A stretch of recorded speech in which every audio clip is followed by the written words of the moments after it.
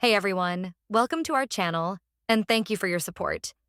If there's a favorite novel on the channel and you want the next part, you're just one step away. Become a Patreon member and I can make it depending on your tier. Thank you for your attention. Excuse me, Mr. Stark. A beautiful woman raised her hand hastily. Do you really think we believe that it was a bodyguard in the armor? Please don't talk about me as a superhero. That's ridiculous. Tony spread his hands. No, I didn't. Okay. Tony started to talk nonsense and Rhodes couldn't stand it anymore and had to remind him, read from the script. Okay, actually.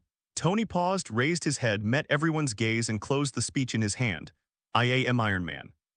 As soon as the words fell, all the reporters stood up instantly, and the entire press conference entered a frenzy. In the hospital, Gwen and Helen are watching the live news with George in the hospital bed. He actually admitted it. There was a note of disbelief in Gwen's voice. Shouldn't a superhero keep his or her identity secret and separate his or her real identity from that of a hero? Isn't Stark afraid of bringing trouble to his own life? It's a little unexpected, but it's no surprise that he's Stark. Compared to the stupid things I did before, I think this is pretty reliable. George commented as he ate some fruit, saying that the injuries he sustained last night were not too serious, but he still broke 3 ribs. He can't get out of bed for at least this month. For this reason, Helen excitedly asked George to resign immediately and not do this dangerous job anymore. Why would you risk your life just for a few $1,000s a month? George could only smile bitterly but did not agree. George looked at his daughter and blinked. I don't think everyone can be as free and easy as Stark. After all, he has a background, he has strength, and he has no relatives. Few people can threaten him. Of course. Gwen nodded obediently. In Wuming's words, Stark is a conspicuous bag. Spider-Woman would never do such a thing. George smiled with relief. Last night's experience made him understand a lot of things. He would not interfere with his daughter's choice but would support her as much as possible. But some necessary advice still needs to be given. Seeing Gwen agree so obediently, George realized that his daughter had really grown a lot. The press conference was still going on. Since it had caused such a big sensation, Tony should have been taken away by Rhodes and Coulson.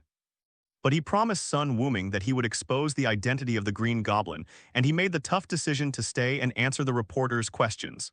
Do you know Spider-Woman? We just met. She's a very good person. In the future, Stark Industries will provide Spider-Woman with as much technical support as possible to help her better fight crime and maintain law and order in New York. I heard that you were only a supporting role in the battle last night, and the main force was Spider-Woman. Slander, this is pure slander. I just used too much force, resulting in a lack of stamina, but without me, can Spider-Woman kill people indiscriminately?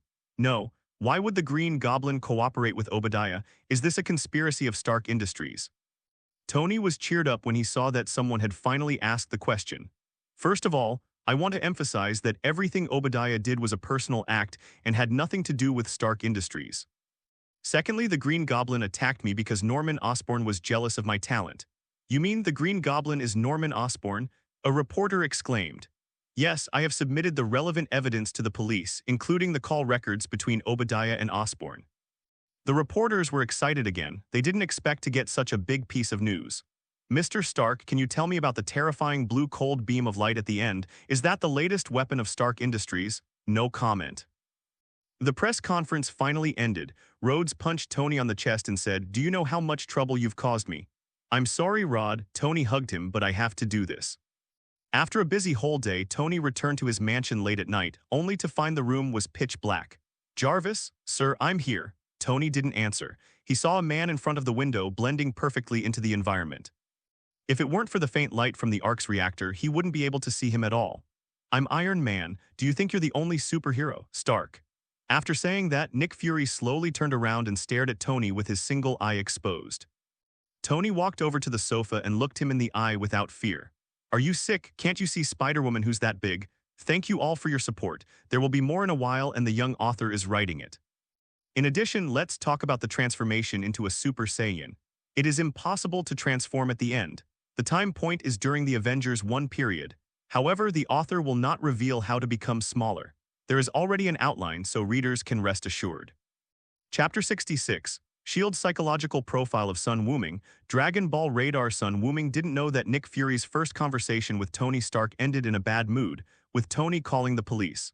As the director of S.H.I.E.L.D., Fury would naturally not be taken away by the police like that. He just felt a little embarrassed. After saying so much to Tony, the other party actually thought he was a liar. Director. Coulson approached cautiously, and although he couldn't see Fury's expression, he was sure it was bad. Fury asked aloud, "How did you complete the task assigned to you? Nothing's going on. Spider-Woman isn't even giving me a chance to talk." Coulson shook his head.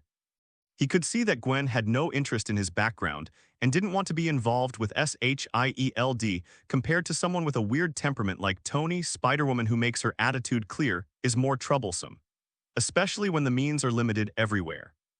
If you act too aggressively, what if you offend Sun Wuming? Coulson said it was too difficult and asked if the task could be handed over to someone else. "I'll deduct 1 month's bonus from you." Seeing Coulson's constipated face, Fury finally felt much better. "Then I thought about what to do now. Ever since that woman left Earth, Fury has been looking for an opportunity to form a super team to deal with crises from all sides. Tony is the one person he values the most. He made armor with powerful combat capabilities, and he also had a genius mind and a rich family background.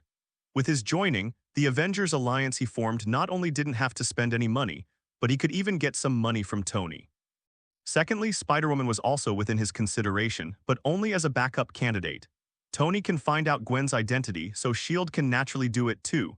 Gwen is too young, but she is kind-hearted and capable. As long as she is brainwashed, no, ideologically educated, she can be trained to be the next Captain America. However, both plans failed, which made Fury very upset. Among them, the one who had the greatest influence was Sun Wuming. Through multiple tests by S.H.I.E.L.D. psychological experts, Fury has gained a good understanding of Sun Wuming's personality. They have the most basic human bottom line and are willing to abide by most rules that do not affect themselves. At the same time, because of his mysterious strength, Sun Wuming lacks respect for the law and authority. Otherwise, he would not have gone to a mainland hotel to work as a killer at such a young age. More importantly, Sun Wuming is extremely indifferent to life. Apart from his relatives and friends, he doesn't care about the life and death of others. He had no intention of intervening in several major events in succession. The only 2 times he took action, the first time was because of an unknown interest relationship between the opponents, and the second time was for his girlfriend. The conclusion given by the psychological expert in the end was very strange. This is a dangerous, ordinary person. He is dangerous because the power he wields and his contempt for the law give him the ability to overturn the table. The reason why we say he is an ordinary person is that once there is no external interference, his life is no different from that of an ordinary person, and he is extremely restrained in his inner desires. Such comments made Nick Fury very conflicted.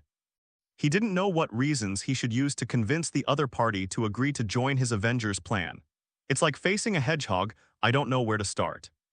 Seeing his director standing on the side of the road, thinking in the cold wind, Coulson did not dare to disturb him. "It took a full half-hour before I received the order. Make arrangements. I want to meet him soon. Use the power of the Continental Hotel and my portion of the funds to acquire enough shares of Osborn.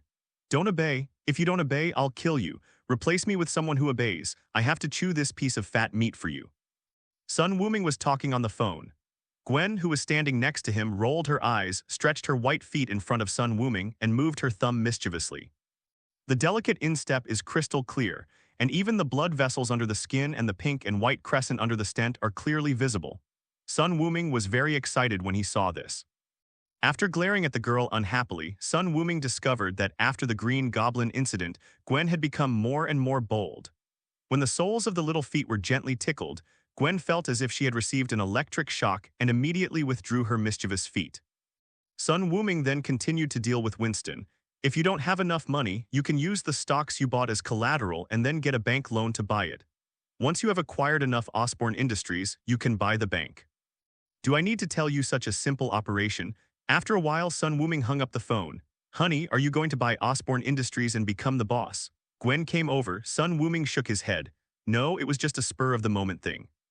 After all, we are 2 big eaters. If we don't make more money, I really can't afford to support us." Gwen bit the boy's shoulder in annoyance. "You are the big eater, I have a small stomach." Sun Wuming rolled his eyes secretly and said, Yes, you have a small stomach like a bird. You can eat 50 Big Macs in one meal. This bird is really small." The two played around for a while and Gwen changed into the spider suit. Stark held a press conference yesterday, and today it is the police's turn. It's easier to get things done if you have someone in the court. Since George found out that Gwen was Spider-Woman, his attitude changed immediately. "What nonsense. Spider-Woman is the enemy of the NYPD. They are vigilantes, righteous people who maintain law and order in New York. At George's strong request, the New York Police Department decided to give Gwen the title of honorary police officer and grant him law enforcement power so that he can help the weak legally and in compliance with regulations. This is double standards at its extreme. If the Spider-Man in this world is Peter Parker, Sun Wuming can guarantee that the other party's attitude will definitely not be so good, and canceling the wanted order will already be the limit. However, he does not object to this double standard as long as he treats his own people impartially and selflessly. Such people are really scary. Gwen was very happy about this. It was not because of the extra power and the title of honorary police officer, but because of her father's recognition of her. Gwen's mentality has changed. Although she will still play the role of Spider-Woman, her dedication and caution are different from before. Now Gwen has completely let herself go. When she encounters a criminal, she will beat him up ruthlessly, not for justice, but just because she doesn't like him.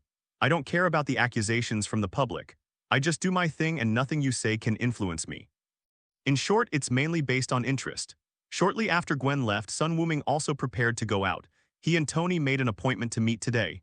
Back in the bedroom, Sun Wuming took out a Dragon Ball, pointed his sword finger at his forehead, and searched for Tony's energy. Disappeared in place. At Tony's house, Tony successfully moved Pepper after a passionate confession, and the two were passionately exchanging saliva with each other. Jarvis suddenly spoke up. "Sir, Sun Wuming has arrived. Tell him to wait, I'll open the door right away. I mean, he's behind you." Tony was startled and turned around suddenly, then he saw Sun Wuming standing behind him with a playful look. When he saw the two of them stop, he shook his head with a look of regret. "Sun, Mr. Sun, thank you for saving Tony. I have something to do first." Pepper quickly straightened her messy clothes and hurried out. "Fuck, when did you come here, Jarvis? Why did you let him in without telling me?" Tony didn't show any embarrassment at all. He was just shocked by Sun Wuming's unexpected appearances and the loophole created by Jarvis. Jarvis spoke again, and if he were a real person, there would definitely be a hint of grievance in his voice. "Sir, Mr. Sun Wuming appeared in the room out of thin air. After calculation, it is most likely a space transfer technology which cannot be cracked under the current conditions. Have you mastered the space wormhole technology? Teach it to me." Tony's eyes lit up. Sun Wuming looked at him suspiciously and said, "Forget it. You haven't even reached the conditions for practicing chi yet. It's just a dream to want to learn teleportation." "Kai, is that the ability you practiced? Chinese Kung Fu?" Tony is knowledgeable and has a good memory. When he mentions chi, he immediately thinks of the ancient and mysterious East. "My fighting teacher taught me some fighting skills, let me show you," Tony said, striking a professional pose. "Exhale, inhale, one whip, two whips, snap, snap, shiver, and call it a day, all in one go." Tony asked excitedly, "How is it?" Sun Wuming covered his face in pain. He was sure that Tony had been deceived by his fighting teacher. "Don't waste my time, Tony, I'm here for business." Sun Wuming took out the Dragon Ball from his pocket and said, "I need you to help me make a radar to search for beads made of the same material as mine." Tony took it, looked at it for a moment and said, "I need to do a detailed analysis before I can give you an answer." Sun Wuming warned him solemnly, "Don't break it. I can't afford the compensation even if I sell you off." "Impossible." Tony muttered, "I am Tony Stark. Is there anything in the world more expensive than me?" Although he said so, his movements became gentle because Tony could hear the seriousness in Sun Wuming's words. This bead must be very important to him. The two came to the underground laboratory. Surrounded by a bunch of professional instruments, Tony started working. Sun Wuming sat beside him, playing with the robotic arm and looking at a bunch of luxury cars connected to the garage. In addition to supercars, Tony also has many classic cars in his collection. Among them, there is a 1973 Ford Capri that fits his aesthetic very well and looks very powerful. "Do you like it? If you like it, just drive away in a moment." Tony came over. "No, I don't even have a driver's license. Flying is always faster than running." Sun Wuming refused. "It's up to you, but you're right. Since I got the battle armor, I rarely touch these cars." Tony nodded in agreement and snapped his fingers. "Well, after 3 hours of research by a genius like me, the radar you want can be made." "Really?" Sun Wuming was a little happy. Okay, Tony, from now on you are my Bulma. I will definitely get it done if I take action." Tony raised his head proudly. He really enjoyed Sun Wuming's shock. "Although I can't beat you when it comes to technological inventions, you are no match for me." Then, Tony explained to Sun Wuming the principles of the radar he made. After testing, it was found that the Dragon Ball itself has a different magnetic field, which is very different from the magnetic field of ordinary objects. It is similar to life, but not quite the same. As long as I make a specific magnetic field detector, with the help of Jarvis and improved computing power, I can make it quickly. Sun Wuming nodded in approval. Although I don't understand, as long as you can make it for me, it's fine. Tony looked disdainful. Sun Wuming asked another question. Can you build a gravity chamber? Gravity chamber, turn it up or down? Tony asked. Turn it up, the higher the better. This is really troublesome. Tony frowned. He has not yet come into contact with alien technology and materials, and his vision is still constrained by traditional physics. It wasn't until the Chitauri invaded the Earth and dropped gold coins that Tony completely started his life of cheating. I haven't sent you a reply yet. Let me think about it. Okay, then you think about it, I'll leave first. Sun Wuming was not in a hurry. If he really couldn't do it, he could wait until the Chitauri came. Leave the Dragon Ball here, I need to analyze its magnetic field. 4. 3. Seeing Sun Wuming was about to leave, Tony quickly said, also, can you tell me what this thing is? Good stuff, but I'm not sure if it can be used, you'll know later. Sun Wuming chose to keep the secret of Dragon Ball, and Tony has strange abilities. He always manages to mess up something that was originally good. The most famous one is Crisis of Ultron.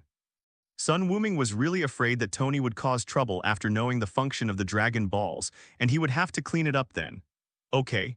Seeing that he was so tight-lipped, Tony had no choice but to give up.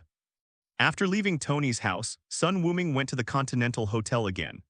Osborne Industries has a market value of tens of billions of dollars and is also connected to the military, so it would be very troublesome to acquire it. Even though the High Table has connections with some government lawmakers, it is not easy to accomplish such a big move. So Sun Wuming thought about whether he could help in any way. Although he doesn't know anyone, he can kill people. Tell him which senior executive is causing trouble and kill him tonight until a sensible one comes in. After hearing Sun Wuming's solution, Winston broke out in a cold sweat and quickly tried to persuade him to stop. Even if he is a killer, he cannot be so lawless. If he does, he will arouse the hostility of most politicians. How will mainland hotels conduct business in the future?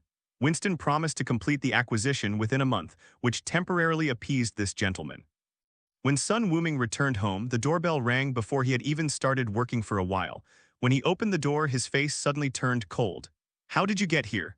Chapter 67. I hate not only black people but also you.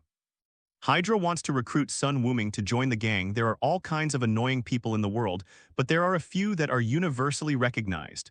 The first type is self-righteous. The second type is the freeloaders who want to take some credit for everything. The third type is black people. The man in front of me has it all. Nick Fury, a man who thinks he is protecting the world, but in fact what he does is just like the Joker, which is ridiculous. The most hateful thing is that such people are unaware of what they are doing. Before doing anything stupid, they always say, I do this to protect the earth. But looking back on this nigger's life, what contribution did he make? Ancient One is not dead yet, and the wizards in the temple are still there. They face invasions from evil gods of various dimensions every day. Who do you think you are? Where on earth did this black guy get the confidence to say that he protected the earth? The most hateful thing is that this guy is a football rapist. He introduced the Skrulls to Earth and trusted the Skrulls much more than the people of Earth and even married a Skrull. After Thanos snapped his fingers, he ordered the Skrulls to transform into his appearance and stay on Blue Planet to continue controlling SHIELD, and I went to heaven for vacation. You are in control of Blue Planet's external defense organization, and you handed it over directly to aliens. How is this different from surrender? This directly led to the secret invasion incident, and countless Skrulls quietly replaced the human top leaders in an attempt to control the Blue Planet. Sun Wuming's fists involuntarily hardened at the sight of this black man. You know me? Nick Fury's one eye shrank sharply. This was a start he had never imagined. Sun Wuming actually knew him. I don't know him, I just hate niggers, get away. You are not welcome here. Nick Fury's face turned darker. Mr. Saiyan, are you being racist? Sun Wuming said impatiently. 17, yes, I am discriminating against you, discriminating against your race. If you are not satisfied, go to court and sue me. I have plenty of lawyers to play with you. Haha, a killer who tramples on the law wantonly and kills people without hesitation actually believes in the law. Nick Fury was humiliated repeatedly, and all the preparations he had made before coming here were wasted. He is known as the king of agents, but once he is called a nigger, it is as if the DNA of these black people is torn apart and their rationality disappears instantly. I'm happy with it, what's it to you? Sun Wuming looked at him coldly. Nick Fury, you can't afford to offend me, so don't make unnecessary attempts. If I see you at my doorstep again, I'll blow up your Triskelion building. Boom. After saying that, Sun Wuming closed the door directly, not wanting to see this annoying guy again. Nick Fury was stunned and took 2 steps back.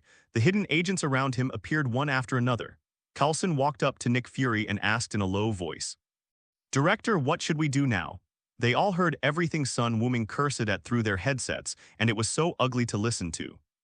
In the United States, you can curse black people with words starting with F, and you can curse their ancestors, but as long as the skin color is involved, anyone who says it will make them furious, except for the jokes they make themselves.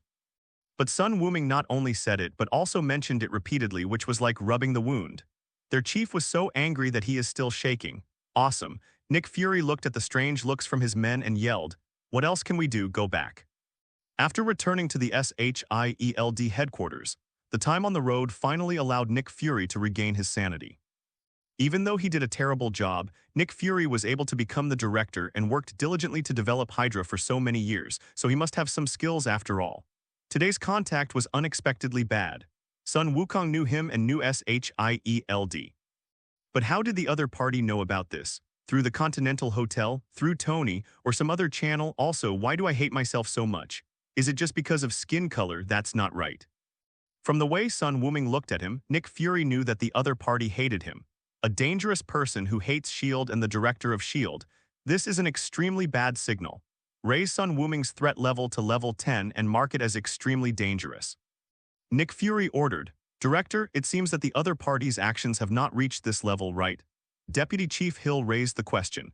Maria Hill is not only the deputy director of SHIELD and Nick Fury's deputy, but also a spy planted by the Security Council to monitor whether Nick Fury has any abnormal behavior. You know, S.H.I.E.L.D. was established with the approval of the Security Council. It has such high authority that it has privileges in most countries on the blue planet. With such great power, the director must be checked and monitored. Now Hill is somewhat doubtful whether Fury's actions were selfish and whether he made the decision without rational thinking.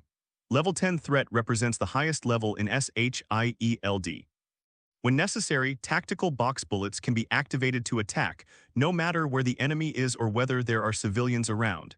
It is an assumption that one would not become an enemy unless absolutely necessary. She had also read Sun Wuming's file.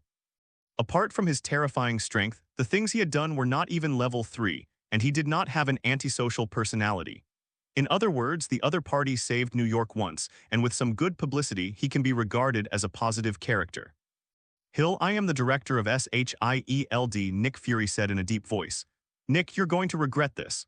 Bang, the door of the director's office was closed and Nick Fury didn't care about Hill's attitude. The most urgent task is to increase SHIELD's power as much as possible in order to have hope of fighting against Sun Wuming. In his mind, a figure holding a shield flashed through his mind, and a gleam of light appeared in his eyes.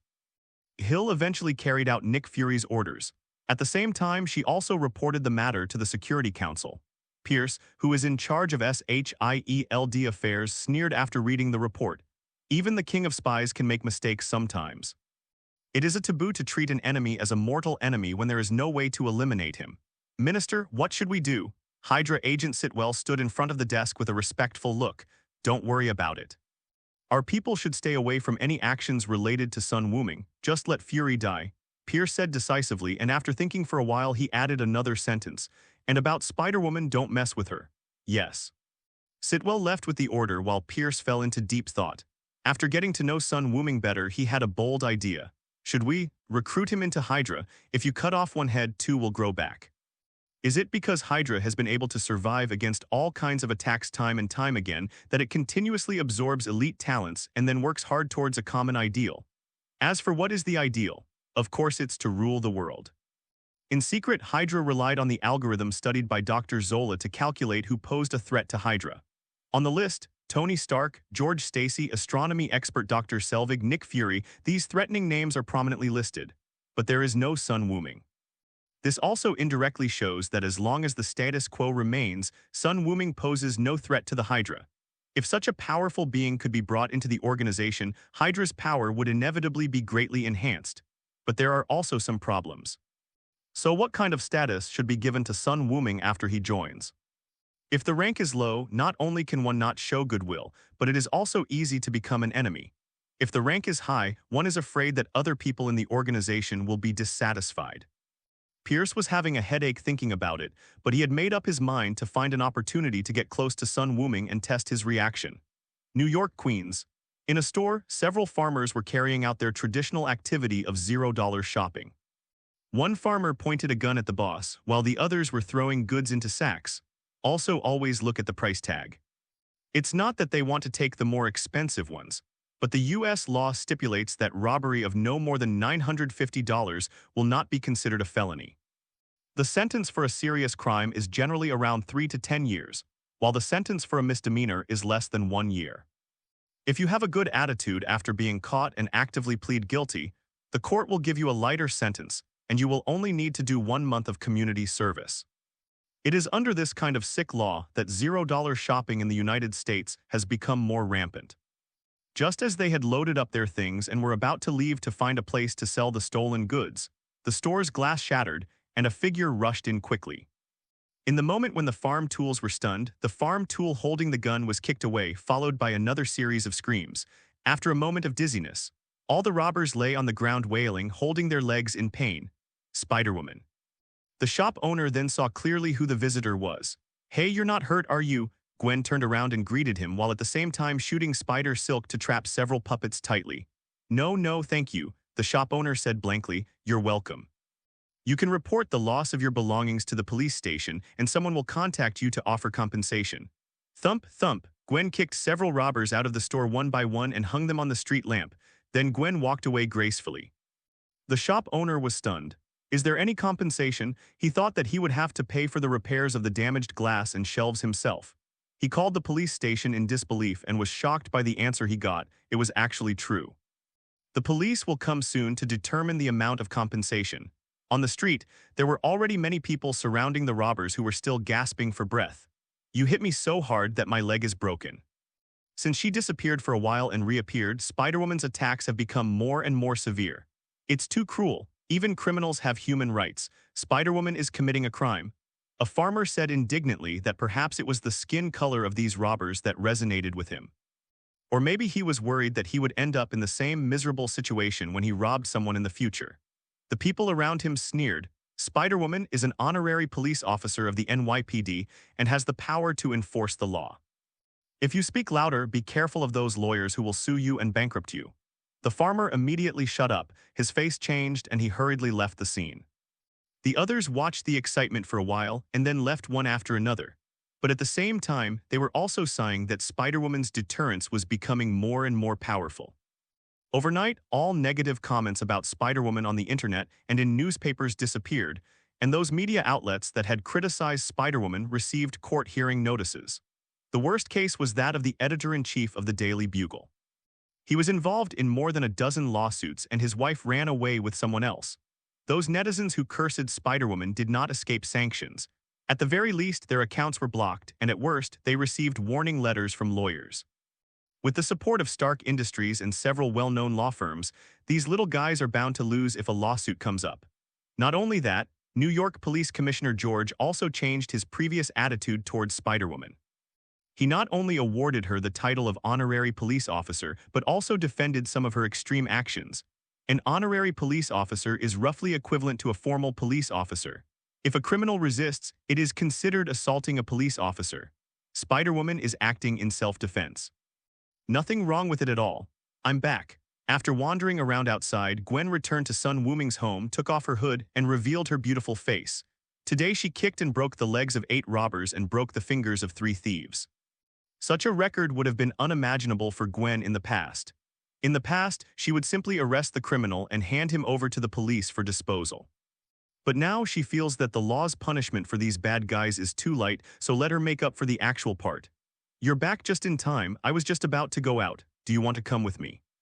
Sun Wuming walked out of the bedroom wearing an orange training suit. Where are you going? Gwen asked curiously. Tony just called me. He has already made the Dragon Ball radar. I'm on my way over. I won't go, hee.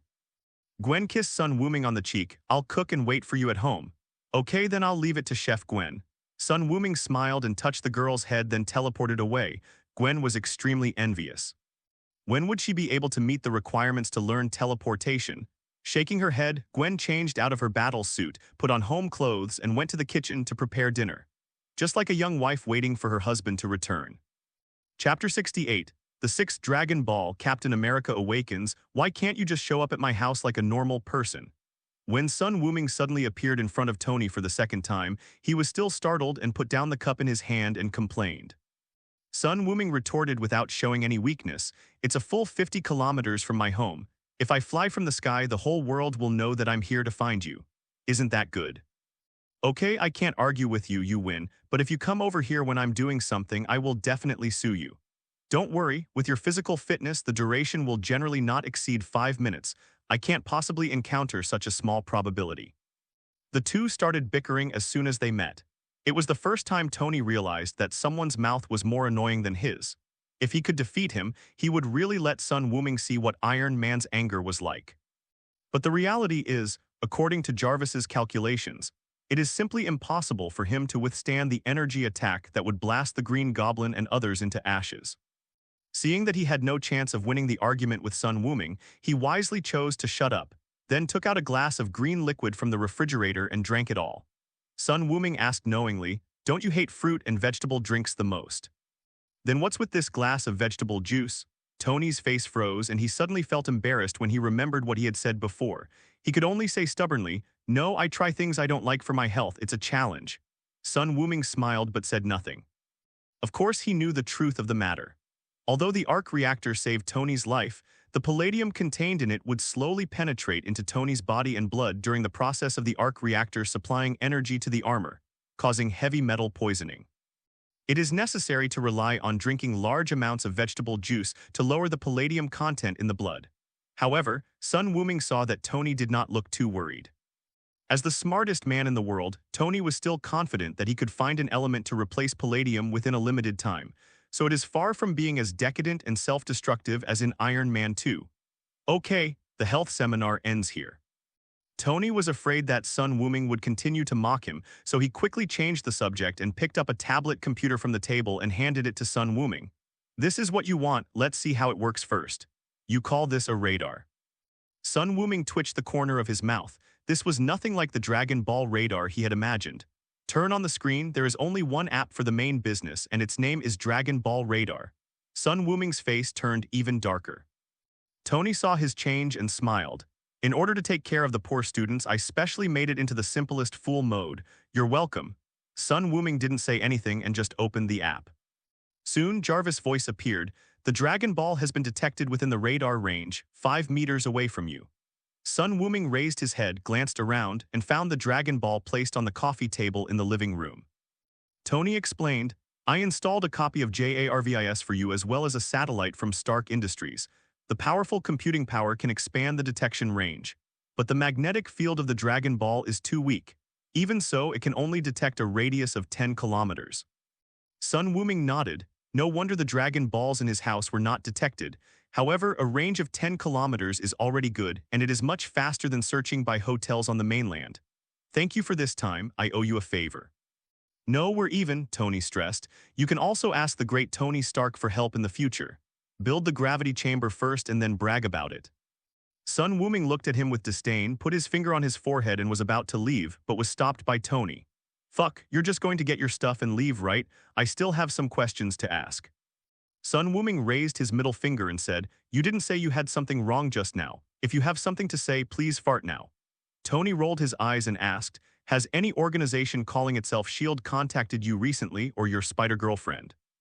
Recently, Tony searched for some intelligence about the Strategic Homeland Defense Attack and Logistics Support Agency, but there was very little information on the internet. When he tried to hack into this department to take a look, he was surprised to find that Jarvis was stopped. Even the Pentagon doesn't have such technology, which naturally aroused Tony's curiosity. "I was here a while ago." Sun Wuming answered casually. "What did you say? The Superboy project? Did you agree to it?" Tony asked a series of questions. If Sun Wuming agrees to join, he should also consider whether to take up a position there. "I don't ask for anything else, just be taller than Sun Wuming. I, Tony, have a big body and am no less capable than anyone else." The guy who came was a nigger and I chased him away. Instead of playing house with them, I'd better help Gwen prepare a few more birthday presents. Okay, I'm leaving first, I'll contact you by phone. After saying that, Sun Wuming disappeared. That director was actually kicked out. Tony couldn't help laughing. But it's just a game. Since this guy doesn't think highly of them, then I'm joining to be laughed at. Because of Sun Wuming's evaluation of SHIELD, Tony gave up the idea of contacting them. If Nick Fury knew this, would he be so angry that he would vomit blood? After thinking about it, Tony called Pepper again. Hey Pepper, help me prepare some weapons and equipment. No, I'm not going to restart the weapons department. I just want to donate it to the NYPD. Oh, and donate another $5 million. Not now, but next month on the 20th. Spider-Woman helped him a lot last time, so Tony naturally wanted to repay her, but the person he chose to repay was George. This is the most suitable gift. After leaving Tony, Sun Wuming first took the Dragon Ball radar and circled over New York. The speed was not too fast, because once his speed exceeded 500 kilometers per hour, the radar would not be able to react. Unfortunately, apart from the few in his home and the one taken from Tony's house, there are no other Dragon Balls in New York City. But Sun Wuming was not so anxious. With the radar, he could slowly search the entire Earth. When he returned home, Sun Wuming saw Gwen busy in the kitchen and couldn't help but smile. He enjoys this kind of life, living an ordinary life with the person he loves without so many messy things. It would be even better if he could find someone who is equally powerful or even stronger than him to compete with. He hugged Gwen gently from behind. With her spider sense, Gwen knew that Sun Wuming had returned, and she pecked him gently on the face. Go wash your hands, you can eat soon. By the time Sun Wuming finished washing his hands, the table was already full of food. Although there were only 2 people eating, Gwen prepared a lot of meat, including steak, lamb legs, and roast chicken. Ever since she started learning the turtle school from Sun Wuming, Gwen finally understood why Wuming could eat so much every day without gaining weight. Of course I won't gain weight. The training is so hard every day, it's good enough if I don't become skinny as a bag of bones. Fortunately, she eats with Wuming every day, otherwise her own wallet would not be able to support her eating so much every day. Does this mean that I am being kept by Wuming? Gwen blushed slightly. Unfortunately, a straight man was busy eating and couldn't see this beautiful scene.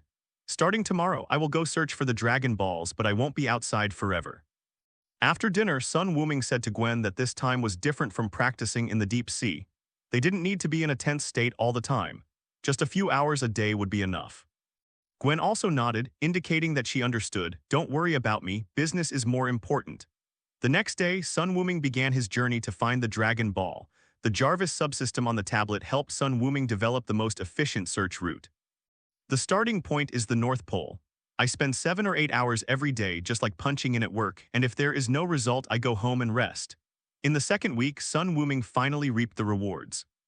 He discovered traces of the 5-star Dragon Ball from a hunter's home in Saskatchewan, within the Maple Leaf Country. He only spent $20,000 and got the Dragon Ball while the Hunter family looked at him as if he was being taken advantage of. Sun Wuming didn't care. Not to mention $20,000, even if he exchanged $20 million for a Dragon Ball, he would still make a lot of money. At the same time, on the ice plain of Greenland, a search and rescue team was cutting the wreckage of an airplane. After breaking open the entrance, several team members wearing winter clothes walked in. In a huge block of ice, a man was sleeping quietly with a shield in his hand. The leader, Carlson, shouted excitedly into the communicator, "Sir, we found him, we found him." After a while, Nick Fury's calm voice was heard. "Bring him back, he has been asleep for too long." Nice pitch, it was really high and far, but it flew out of bounds. The Dodgers are being criticized again, now it's 44. The crowd understands that with one swing of their bat, this guy can change the game again. In an old-fashioned single ward, the radio was broadcasting a fierce bed competition. The man lying on the hospital bed slowly opened his eyes. He had nothing but infusion tubes and life-sustaining equipment. His face was ruddy and his body was strong. His clothes were bulging high with strong muscles, and his chest muscles and buttocks were exaggeratedly large. He doesn't look like a sick person at all. Instead, he looks like someone who has just woken up after a long sleep, with a confused expression on his face. The man slowly stood up and observed the surrounding layout, the radio still chattering. The door was suddenly pushed open, and a lady walked in wearing a white shirt and an old-fashioned army green skirt. The man felt familiar, whether it was the face shape, the smile, or the outfit. The woman smiled and said to him, "Good morning, or should I say good afternoon." "Where am I?" the man asked. "New York Rehab, where am I?" The man repeated the question. The woman's eyes flickered. "I'm sorry, I don't understand what you're talking about." "I was there at this match in May 1941. He stood up with a strong sense of oppression and was about to force the woman to say something else when two agents rushed in. Boom, the special ward was completely destroyed. Two agents flew out with horror in their eyes. They were both experienced warriors, but they were killed instantly in one move. Coming outside, looking at the screens around him and the dim room, the man chose a direction and ran quickly. "Captain Rogers, wait, let us explain." But seeing that Rogers had no intention of stopping, the woman could only say into the intercom, "Warning, warning, the captain has found a flaw, everyone pay attention." A large number of agents surrounded him and tried to trap Rogers, but they were all knocked away. He ran all the way out the door and onto the road. Rogers was stunned. The vehicles, various LCD screens, and neon advertisements in front of him made him feel extremely unfamiliar. "Relax, soldier, we are not your enemy." Several cars gathered around and Nick Fury walked up to Rogers and said, "I'm sorry about the performance just now, but it was for your own good. I just wanted you to be prepared." Preparing for what? Rogers' body tensed up, his eyes sweeping over the agents behind the black man, especially their weapons. "The war is over. You have been sleeping for 70 years, Captain," Nick Fury said in a deep voice. Rogers looked around in shock. Skyscrapers were not uncommon in his time, but there were cars of completely different shapes, all kinds of strange advertisements and mobile phones in the hands of passersby. Finally, there is the one-eyed man in front of him. Finally, Rogers accepted the reality and murmured, "You are right. In my time, it was impossible for a black man to be a leader." Nick Fury's fist stiffened. Looking at Rogers' depressed expression, Nick Fury still asked with concern, "Are you okay?" "It's okay." Rogers shook his head. "I just missed a date." Chapter 69, Gwen's birthday. Tony is beaten. Feel the direction of the chi flowing in your body, just like when you attack, it hits your feet. On a small island in the Atlantic Ocean, Sun Wuming is teaching Gwen the art of flying. With a body that surpasses that of ordinary people, Gwen's internal energy also grew rapidly, fully reaching the standard for practicing the air dance technique. However, Miss Spider does not have a very good talent in breath control and has only been able to use it in a simple and rough way for such a long time. For example, it is attached to the fist when attacking and acts on the feet when jumping. Or you can release it directly in one breath to form a qigong wave. Gwen used her qigong waves very poorly. In Sun Wuming's hands, the same amount of qi could blow up a house, but in Gwen's hands it was only comparable to a bullet. Originally, Sun Wuming didn't want to teach Gwen the flying technique so early, but he couldn't resist the girl's nagging and the threat of not making breakfast. He could only force the issue. Release the energy from your feet slowly, resist the gravity of the earth, and maintain your balance. Gwen tried carefully according to what Sun Wuming said. Try to control the disobedient energy, gather it under your feet, and then boom. She jumped up 50 meters high. Sun Wuming took off with a helpless look on his face and caught Gwen, who was a little flustered. There are no tall buildings here to give her leverage, and if she falls to the ground, it will probably hurt for a while. Seeing Gwen still in fear, Sun Wuming found it a little funny. "You're a physics genius, can't you calculate how much force is needed to resist gravity? They are totally different, okay?" Gwen retorted with a blushing face. "One is science, the other is metaphysics. They are completely different feelings. Besides, if I could control it so precisely, you wouldn't call me stupid." After saying that, she became a little frustrated again. "Am I really that stupid?" Sun Wuming comforted him. "Practice makes perfect. As long as you turn the use of qi into an instinct, you will be able to learn anything quickly in the future." Gwen nodded her head firmly. "Then practice for 2 more hours tomorrow." "Not tomorrow." Sun Wuming shook his head. "Tomorrow is your 18th birthday. You must take a day off at least." Gwen slapped her head in annoyance. "I would have forgotten if you hadn't told me." Sun Wuming smiled wickedly. "Even if you forget, I will never forget. I have been waiting for this day for 6 years." Gwen buried her face in his chest shyly. Early the next morning, Sun Wuming dressed neatly and came to Gwen's house. At noon, they would have lunch with George and his wife, and only in the afternoon and evening would they have time on their own. "Wuming is here, come in quickly." When they arrived at Gwen's house, Helen opened the door for Sun Wuming and warmly invited him in. There were already a few girls in the living room, including MJ, Betty, and several girls from the class. These were all Gwen's good friends at school. It was Gwen's birthday, so naturally she was invited as well. "Happy birthday, baby." Sun Wuming hugged Gwen and kissed her directly regardless of Helen's presence. Gwen also cooperated by hugging his neck. 18 years old is a watershed in life, and from then on Gwen's life will enter a new stage. Let's start by being together with Wuming openly and honestly. Several girls also smiled. In their eyes, Gwen and Sun Wuming were the perfect couple. No one doesn't want to have a boyfriend like this. For a long time, their lips parted. Helen sighed that the child had grown up, and without saying anything, she went into the kitchen and started busying herself, leaving the space for the young man. Sun Wuming opened the small gift he brought. An extremely beautiful sapphire crown sparkling in the sun with a natural blue crystal inlaid in each metal frame. When MJ and others saw this, their eyes turned red with envy. So beautiful. Gwen covered her mouth in surprise, and Wuming put the crown on her personally. The girl with the crown on her head looked like a real princess. This is also Santino's treasured collection and one of the most precious items in the Kimura family's property. It is said to be a collection of the Swedish royal family. It actually ended up in the United States during World War II and was acquired by the Kimura family, who have kept it until now. Thank you, dear. Gwen kissed Sun Wuming again, and then the two of them sat close together. MJ said sourly, "Why don't we just leave? I feel like we are redundant here." Betty nodded in agreement, but it wasn't because she was fed up with dog food. This guy was a lesbian. She just thought Gwen's crown was so beautiful. The more she looked at it, the more she liked it. In response to MJ's teasing, Sun Wuming counterattacked. "If you are envious, you can go to Peter. I think he will be happy to provide you with a warm embrace." Now it was MJ's turn to be embarrassed, and everyone laughed. Since last semester, MJ and Peter have been getting closer and closer and have gone on 3 dates so far. It seems like they should be together.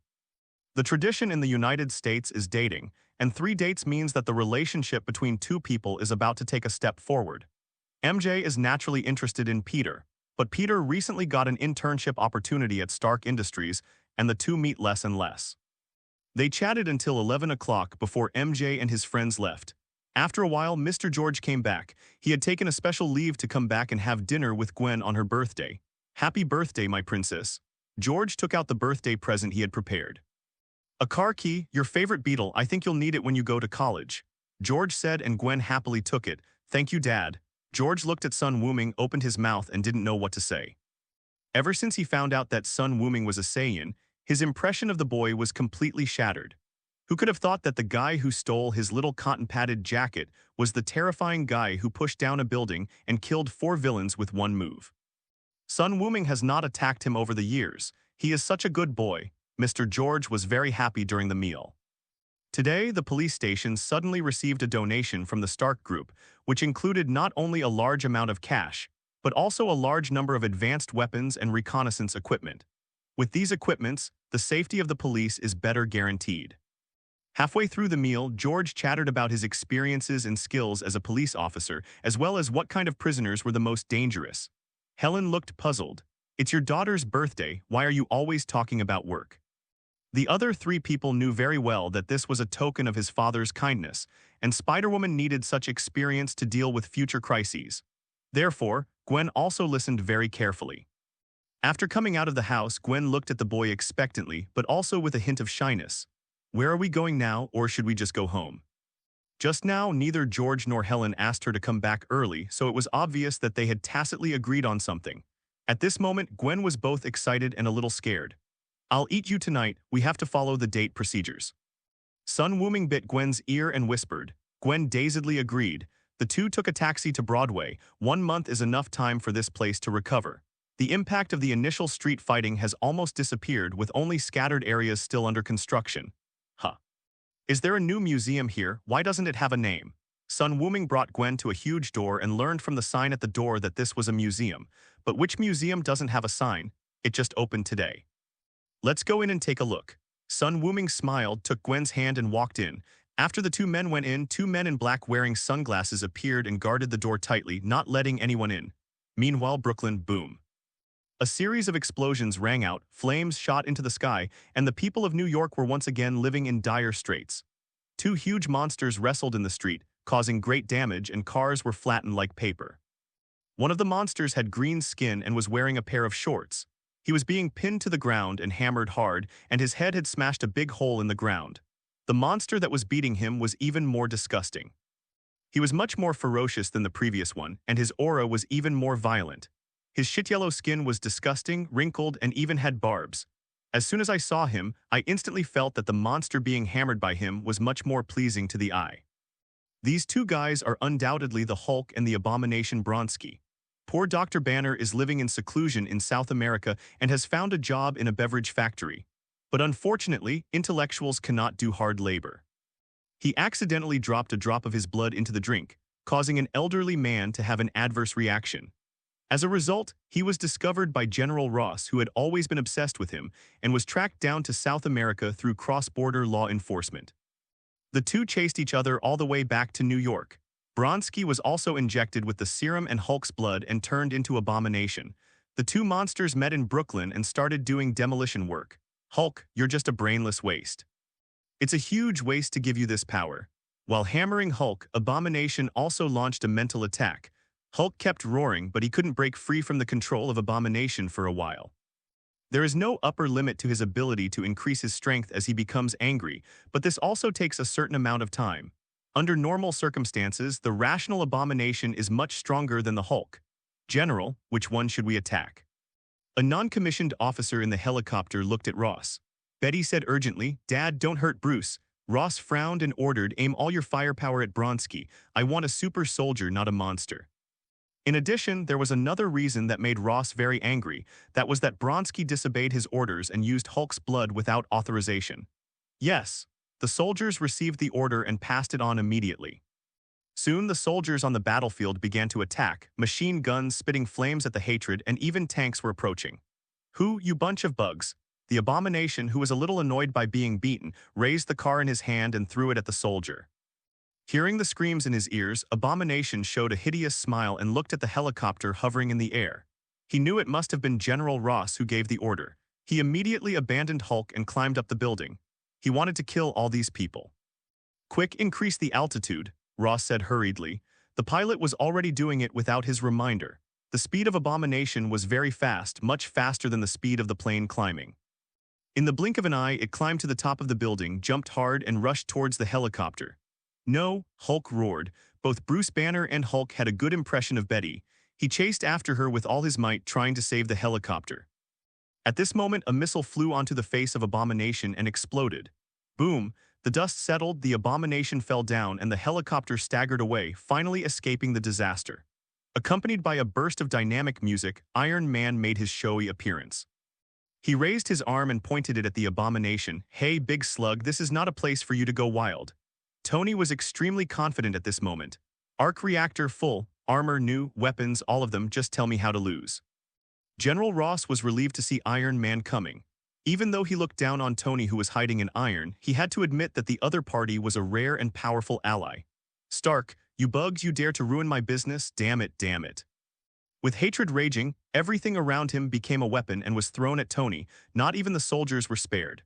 The armor flew flexibly, dodging a pile of garbage and finding an opportunity to launch missiles at the Abomination. Hulk, who was about to rush forward, was also affected and yelled at Tony in dissatisfaction. Sorry, but technically you are also within my attack range, so it doesn't count as accidental injury." Tony was still playing tricks, but his eyes blurred and hatred jumped into his sight. Boom! The MK4 armor was hit hard and flew away, piercing through several buildings before it stopped. Tony inside felt as if his whole body was about to fall apart and let out a painful groan. "Sir, the armor is damaged by 30%. Okay, I know. You want to play, right? Then come on." Tony was completely furious. He rushed over at full speed and unleashed fire without mercy. There were continuous explosions on the streets and large areas of houses collapsed due to the earthquake. "You bastard, don't attack Hulk, he is mine." "My prey," Ross, hiding in the helicopter, roared madly, and Betty was also very anxious watching him.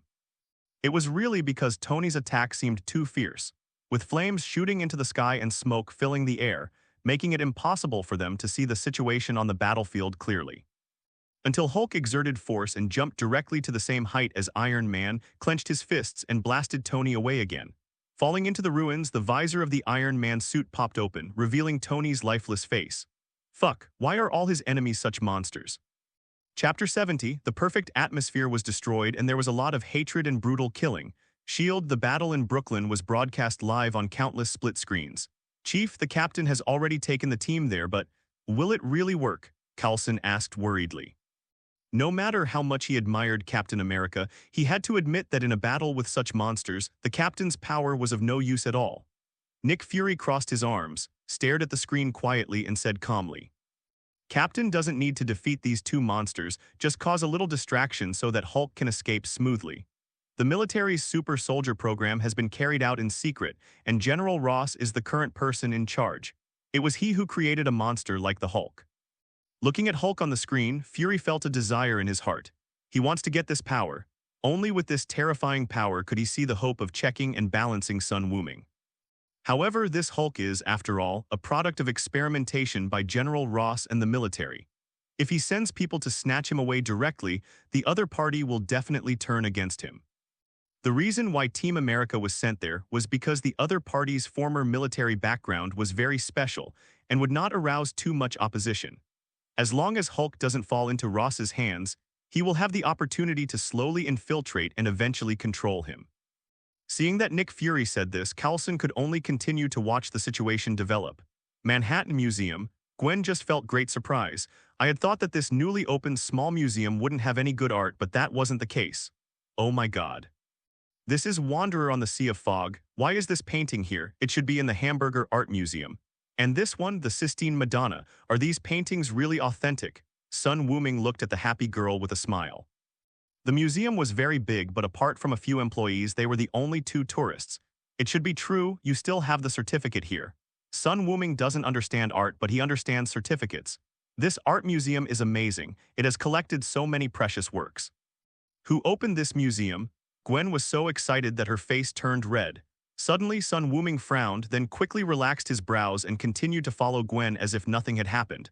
The two came to a painting. Gwen's eyes were obsessed. Girl with a pearl earring, this is my favorite painting, this color tone, the brushstrokes. Sun Wuming was still smiling. This painting was not a collection of the Kimura family, but something he had obtained specially. At first, the curator from Windmill Country was reluctant to sell it. It was only after he went there in person and brought the other party to heaven for a friendly exchange that he reluctantly agreed. It's so nice here, we should come here more often. Gwen took his arm and said coquettishly. Sun Wuming agreed immediately, no problem, you can come whenever you want, even at midnight. The girl chuckled, what museum is open at 12 o'clock? Even if I wanted to come, the boss wouldn't let me. Isn't that just a matter of your words? Sun Wuming smiled mysteriously and clapped his hands under Gwen's confused gaze. A staff member came over with a plate with a contract on it. Sign it, and you can come whenever you want in the future. This. Gwen took it, her eyes widened as if she had thought of something and quickly opened the contract. Is this museum yours? No, I prepared this for you. Sun Wuming corrected him, you are the boss here. Gwen covered her mouth excitedly, her eyes moistened. Sign quickly before they get off work so they can go and handle the paperwork. Yes. Gwen nodded heavily but wrote Sun Wuming's name on the contract. What's yours is mine. It doesn't matter who owns this museum. Let's just leave it like this. Gwen smiled and hugged Sun Wuming. The people around them were very considerate and all disappeared. Just as the two were about to get intimate, Gwen's spider sense suddenly activated and she opened her blurry eyes and woke up instantly. Problem occurs. Sun Wuming's face darkened, but it wasn't directed at Gwen. He was targeting the two big guys causing trouble outside. If you want to fight, just fight. Why come here soon? His phone rang. Sun Wuming answered it and immediately heard Tony's screams. Help, help, I'm dying. Sorry, you dialed the wrong number, I don't know you. Sun Wuming was about to hang up. Fuck, Sun Wuming, if you don't come over here you can forget about your gravity room. I don't believe you made it, goodbye. Sun Wuming hung up the phone, and Gwen took the opportunity to check the news online and found out what had happened.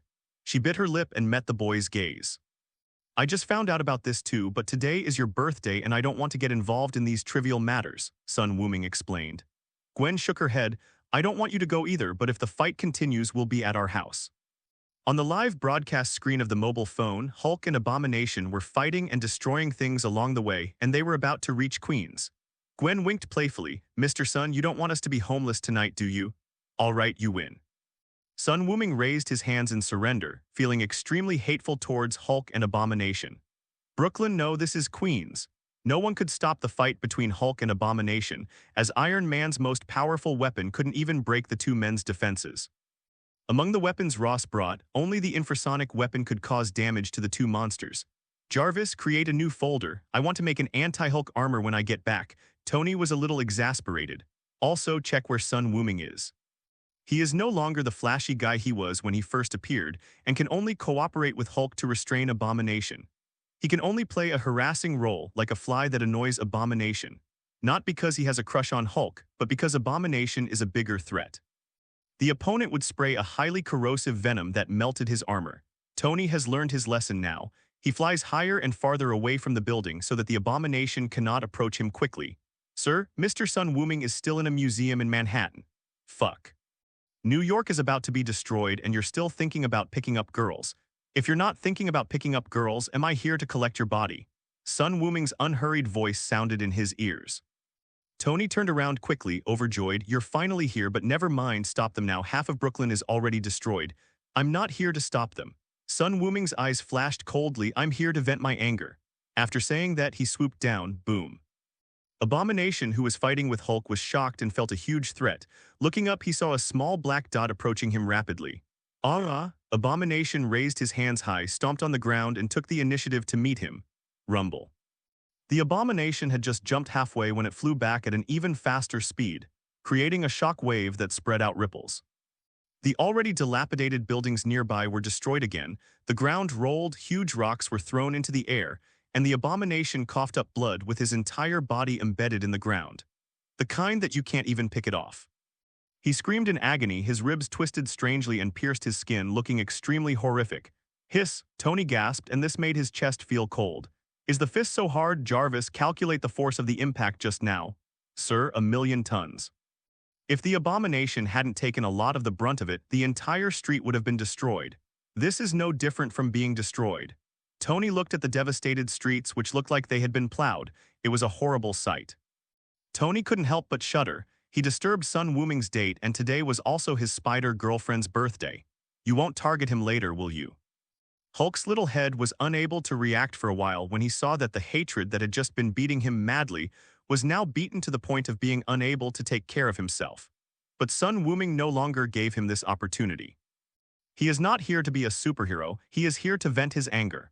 The perfect date with Gwen was ruined by these two little cuties.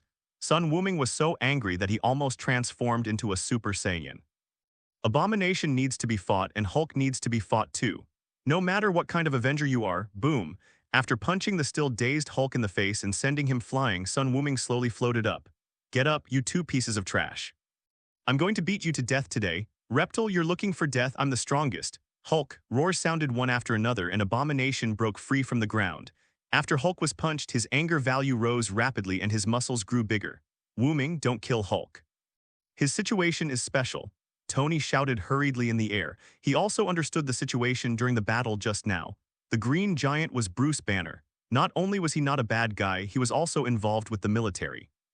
If Sun Wuming beat him to death, General Ross would definitely not give in. There is nothing for you to do here, you can leave. Sun Wuming said lightly that he and Tony had a good relationship, but that didn't mean the other party could control his will. Two giants came at him at the same time. Sun Wuming turned sideways, avoided the hateful fists, and punched him directly in the abdomen. The Abomination possessed a strong recovery ability, and the wound had already scabbed over, but he no longer dared to underestimate the attack on Sun Wuming. This small body hides explosive power, so Abomination rolled his eyes and pulled Hulk over to stand in front of him as a meat shield. The next moment, Hulk's angry expression changed, his facial features were distorted and he spat out green blood. Pain, it hurts so much. His internal organs seemed to be shattered by this punch. Sun Wuming didn't care who he was hitting. Hulk fell to his knees, but he grabbed his head and forced him to look up with a painful face. I'm very angry now. In response, Hulk roared again. Along with the pain is anger. After such a long period of accumulation, Hulk's anger has reached the sky and his power has surpassed Abomination. No, Bruce. On the plane, Betty screamed. Seeing Hulk being beaten, she quickly said to Ross, Dad, stop him. Bruce will be beaten to death. Wait a moment. General Ross said in a steady voice. Things were developing too badly. If he allowed the two monsters to continue causing trouble, his position as general would be in jeopardy. Once this man defeats Hulk and Abomination, it will not be too late for him to stop him. In this way, he can catch the man and make up for his mistake. Ross's eyes were shining, and his gaze towards Sun Wuming was full of greed. Terrifying power, human appearance, and powerful combat experience. This is the super warrior template he has always dreamed of. At this time, Abomination and Hulk were beaten up by Sun Wuming in turns. Each of them was covered in blood, and even Sun Wuming's fists were covered in their blood. The powerful defense completely lost its effect under his iron fist, and the huge body became a burden. No matter how hard Hulk and Abomination tried to dodge, Sun Wuming's attacks were like leeches. Sun Wuming blocked Hulk's fist, grabbed his ankle, threw him back and forth, and slammed him to the ground. Boom, boom, boom, the earth was shaking and holes were smashed under Sun Wuming's feet, and they were constantly getting bigger and deeper. The hateful one suddenly rushed up and took the opportunity to attack Sun Wuming, who was enjoying himself, with a ferocious look on his face and a bloody mouth wide open. He was going to bite off this man's neck and eat his head. Boom. Hulk was used as a weapon by Sun Wuming and thrown at Abomination, and the two monsters fought each other madly. Damn it, get out of my way, Hulk, you big bitch. The disgust was hit so hard that stars appeared in his eyes and his teeth fell to the ground. As for Hulk, he had lost the ability to speak, his eyes were dull, and he allowed Sun Wuming to play with him at will. Although as long as Hulk remains angry, his strength will become infinitely stronger with almost no upper limit. But anger is also conditional. When the strength of the two people is not much different, Hulk can continue to be angry. For example, when he was fighting against the Hulkbuster, he kept getting stronger and stronger, and finally he forcibly dismantled Veronica. But now, Sun Wuming and the base of his power are not in the same dimension, making it hopeless. Under absolute crushing, no matter how strong Hulk becomes, he will still end up being beaten. Gradually the anger dissipated and was replaced by fear. Okay, Sun Wuming discovered that the weight on his hands was rapidly becoming lighter, and Hulk's skin color was also becoming lighter. Is this going to turn back into Banner? He frowned and threw it directly into the ruins on the side. It's so useless that it can't even be used as a weapon. Forget it. My anger has almost subsided. It's time to kill someone. There was a cold light flashing in Sun Wuming's eyes. At this time, Abomination was very weak, with his limbs twisted at strange angles and unable to move. No matter how strong your recovery ability is, it will be useless if you cannot recover as fast as you get injured. If he were given a few minutes, he might be able to stand up, but it was obvious that Sun Wuming would not give him this chance. The index finger was extended, and brilliant golden light condensed at the fingertips. In the terrifying light of concentrated energy, Abomination felt the danger of death for the first time. No, you can't kill me. I haven't killed Hulk yet. I haven't become the strongest yet. Abomination roared repeatedly, but Sun Wuming remained unmoved and slowly pointed his fingertips at his chest. When General Ross saw that Sun Wuming not only won but was also going to kill him, he immediately became unable to sit still. The plane landed quickly, and he shouted into his loudspeaker towards the people below. Stop. This is military property. You have no right to dispose of it. I order you to stop. Noisy. Sun Wuming snorted coldly and released the Qigong wave immediately. For a moment, the sight of everyone present was blocked by the dazzling light. Chapter 71, Double Standard Captain America. If you mess with me, the general will die anyway. After Sun Wuming left, Gwen immediately went home, changed into her spider suit, and quickly rushed to the battle site. She did not rush into the battle, but instead rescued trapped civilians in the nearby streets. Although Gwen is kind, she is not stupid. Those two giants were not something she could deal with right now, so her best option was not to cause trouble for Wuming. As for worrying about whether Wuming would get hurt, Gwen said that she had no such concerns at all. How could a man who could sink a continent with one blow be hurt by these two stinky guys? So Miss Spider just needs to do what she can. Pushing aside the collapsed wall, Gwen rescued several more children buried under the rubble. Not far away, Captain America and the S.H.I.E.L.D. agents rushed over and saw this scene. Is this Spider-Woman? Steve looked at the scene of Spider-Woman, comforting him with appreciation in his eyes. Although society is developing and technology is advancing, he is extremely uncomfortable with it. But now he feels that there are still many similarities between the present and the past. At least there are people with kind hearts. Yes, Captain, Spider-Woman is also a key target of the Bureau, but we cannot contact her without permission. Sitwell on the side whispered. Spider-Woman is not scary. What is scary is the man behind her. Pierce strictly forbade these Hydras to anger Sun Wuming and to contact anyone around them. I understand. The mission is important. Steve nodded, holding the shield tightly in his hand, and continued to move towards the battlefield. Ross's words were like a fart to Sun Wuming. Under his gaze of hatred and despair, the Qigong wave pierced through his chest, leaving a hole the size of a bowl. Not dead yet, this vitality is incredible. Sun Wuming raised his eyebrows and spoke in surprise. Even old Piccolo died after being shot through the chest and could only lay eggs to sustain his life. The hatred still struggled stubbornly. The granulation tissue slowly squirmed and healed at an extremely slow speed. This self-healing ability is not inferior to that of Dr. Lizard. Taking into account strength and speed, he can beat Dr. Lizard so badly that he won't even recognize the horse. Then I'll beat you into pieces and see if you can heal. A fierce look flashed across Sun Wuming's eyes and he spread out his palms and a stronger qigong wave condensed again. Boom, rumble, roaring sounds were heard and the earth trembled. The houses wailed and then collapsed. When the smoke cleared, only a bottomless pit was left in front of them. The hatred had long disappeared and nothing was left. When he was sure that he could no longer sense the hateful aura, Sun Wuming leisurely withdrew his arm. I told you to stop. Can't you hear me? You are disobeying military orders. This is treason. Ross's angry voice was heard again. Sun Wuming turned around, looked at the helicopter in the air, and without saying a word, he fired a qigong wave. The propeller of the helicopter was hit and it stumbled to the ground. Fortunately, seeing that the situation was not right, Ross jumped out with his daughter in advance and thus escaped the disaster. Looking at the helicopter exploding not far from him, Ross was still frightened and then came anger. He was almost going crazy. Concentrate fire, all attack, call for air support. Ross gave the order and the surrounding American soldiers pointed their guns at Sun Wuming. Boom, boom. The two tanks fired howitzers and Sun Wuming was completely enraged. This Ross is definitely a Marvel troublemaker who is no worse than Nick Fury and can be called a modern version of MacArthur. He created two monsters, the Hulk and the Abomination, and almost destroyed half of Brooklyn, but nothing happened to him. He became more and more powerful and finally became the president. What a fucking America. Get back. With a loud shout, Sun Wuming directly knocked back two grenades. The two tanks were destroyed instantly. His eyes were fixed directly on Ross and he walked towards him step by step. Hey, Wuming, don't do that. Tony quickly landed on the ground. Ross is a general in the military. Although I hate him, it will be a big deal if you kill him. Tony also hates General Ross who can't see the situation clearly, but his identity is too sensitive. If he kills him, Sun Wuming will completely fall out with the military and even the government. He doesn't know who will win or lose in a fight between the two sides, but what is certain is that ordinary people will suffer. If you don't want to die together, get out of the way immediately. Sun Wuming stopped in front of Tony, his eyes full of ferocity. The Saiyan's violent gene was aroused and now he only wanted to kill. No, Wuming, okay, I quit. Tony wanted to say something else, but after seeing his eyes, he immediately shut his mouth and gave way. At the same time, he looked sadly at Ross who was still commanding the soldiers to attack.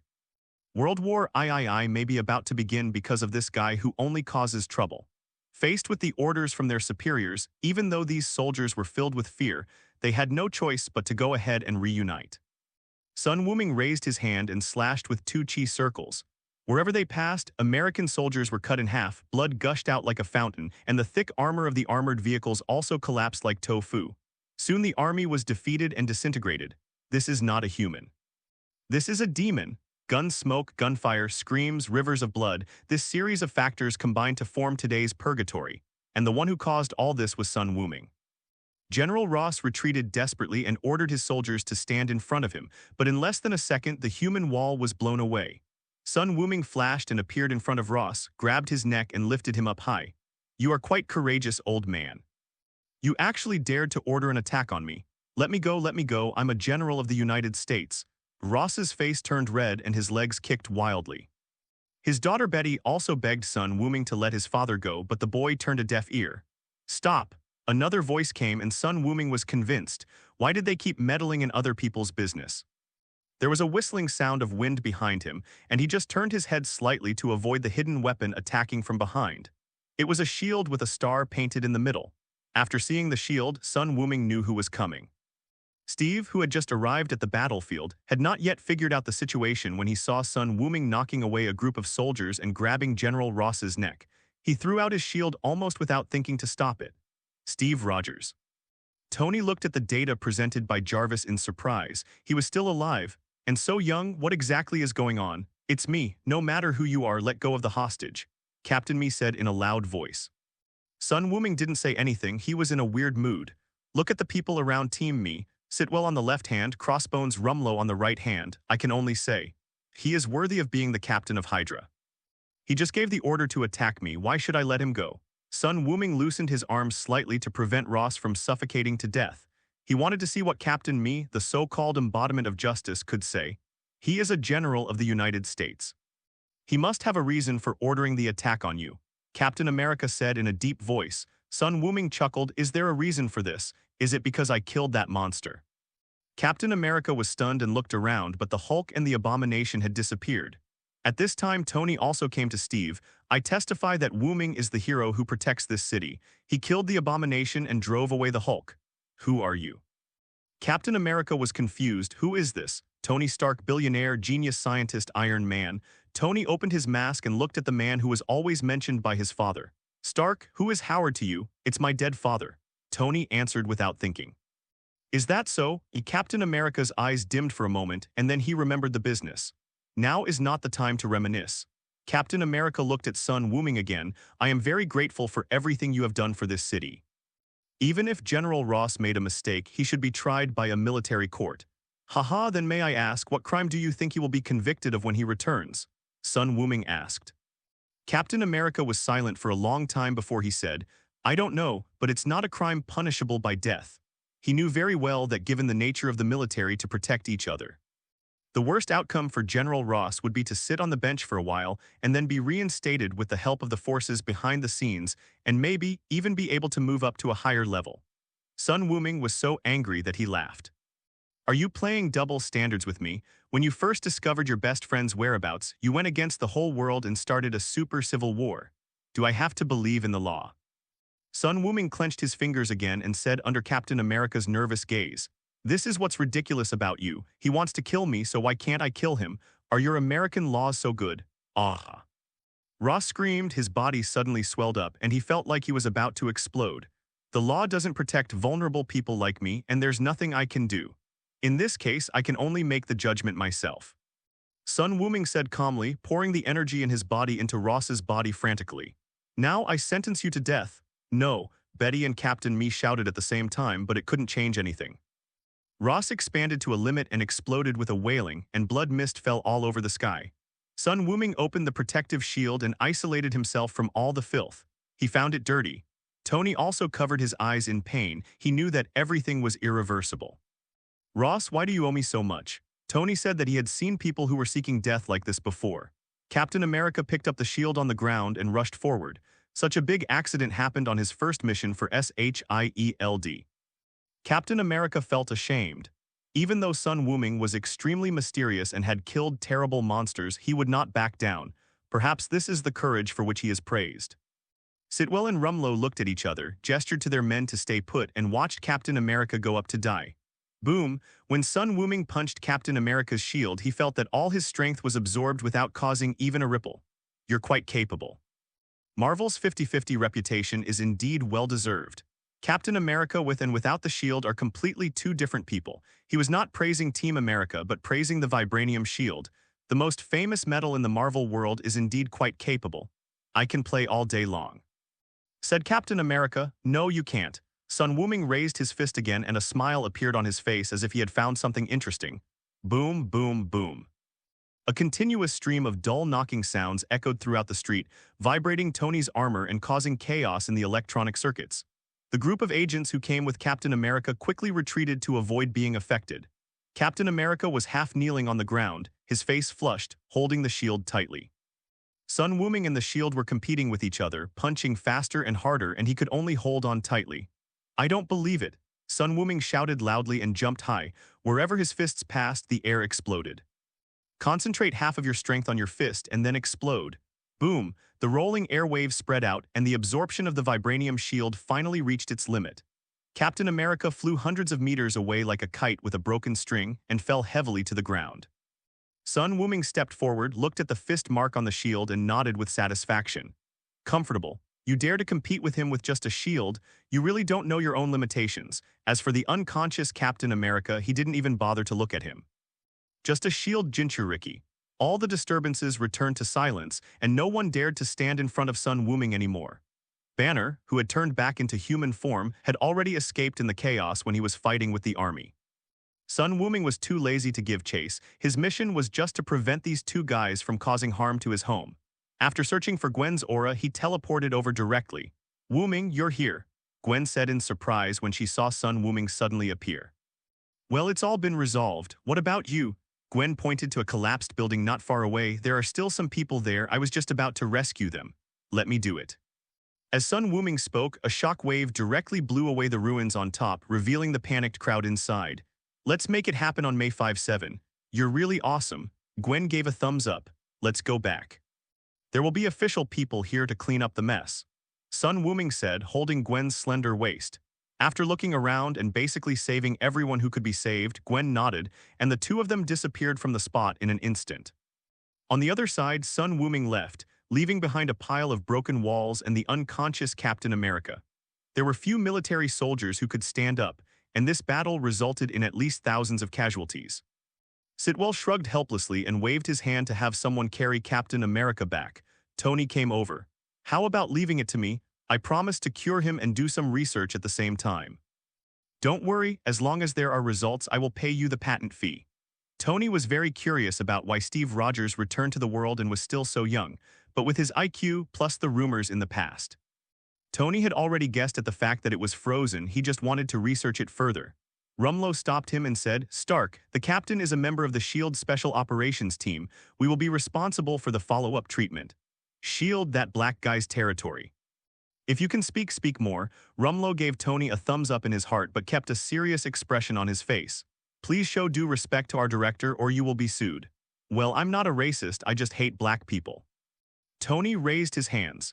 He looked around and found that there was nothing for him to do here, so he flew directly into the clouds. Looking at the steel armor going away, Sitwell pushed his glasses and instructed his men. Come, draw a tube of blood from our beloved captain. Not much, 1000 cc will be enough. Chapter 72, Dragons and Ants, Commanders and the Military Who Face Reality. Flying home with Gwen, Sun Wuming briefly recounted what had happened in the battle. When Gwen heard that Sun Wuming had actually killed a general, her pretty face was immediately filled with worry. Is it really okay? He's a general. In terms of status, although George is the police chief of New York, the world's largest city, there is a huge gap between his military rank and Ross's. Sun Wuming hugged the girl tightly and said nonchalantly, "What's the big deal? He was the one who ordered his men to attack me first. This was legitimate defense, don't worry. But he is a general after all, I'm just afraid." Gwen didn't finish her words because Sun Wuming blocked her mouth. It's a good time to talk about a dead person. Why not do something more meaningful? He had been waiting for this moment for years. Gwen felt the changes in her body and her breathing became rapid. Don't get your clothes dirty. It's okay, there are plenty at home. Sun Wuming picked up Gwen and walked towards the basement. There the clothes he had asked Gwen to make finally came in handy. High silk, fishnet, hollow, super tight. All I can say is that there is still a lot of room for development of the Spider-Man suit. Since Sun Wuming is so studious, he will definitely try them one by one. Just when someone was immersed in the gentle land of happiness, the storm outside was already sweeping in all directions at an alarming speed. Hello, it's me, Senator Hinz, I have something to tell you. After returning home in the Iron Man, Tony immediately started making phone calls, mobilizing all of Stark Industries' connections and trying his best to suppress Ross's death. Because of their military background and Howard Stark's hard work, the Stark family has a huge influence in American politics and has sponsored many congressmen. But when they heard that a general had died, these people turned pale and refused to offer to help. This gave Tony a headache. The more he thought about it, the angrier he became. 19. Why did Sun Wuming just walk away after killing someone while I am busy here? Damn it, I'm going to have to clean up other people's asses one day. Tony scolded Sun Wuming and the already disappointed Ross for 10 minutes, and then he had to continue making phone calls to contact people. He didn't want to see Sun Wuming and the US government fall out. When two tigers fight, one of them will be injured. Whether from a personal perspective or as a superhero, he would not allow such a thing to happen. There was just one thing he got wrong from the beginning. Compared with Sun Wuming, the US government is not worthy of being a tiger. At most, it is an ant that can be easily stepped on and killed. S.H.I.E.L.D. When Rumlow and others brought the unconscious Steve back to the headquarters, Nick Fury's face had turned shiny black. He was not angry about the captain's coma, but was angry about the strength shown by Sun Wuming.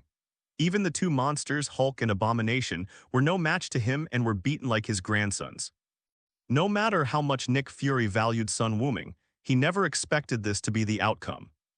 This reminded him of the woman who had smashed space battleships with her head more than a decade ago, holding a pager tightly in her right hand, as if this could give him a sense of security. At this time, Hill walked to his side and whispered, "The commander's office called and asked you to attend the Octagon meeting tomorrow."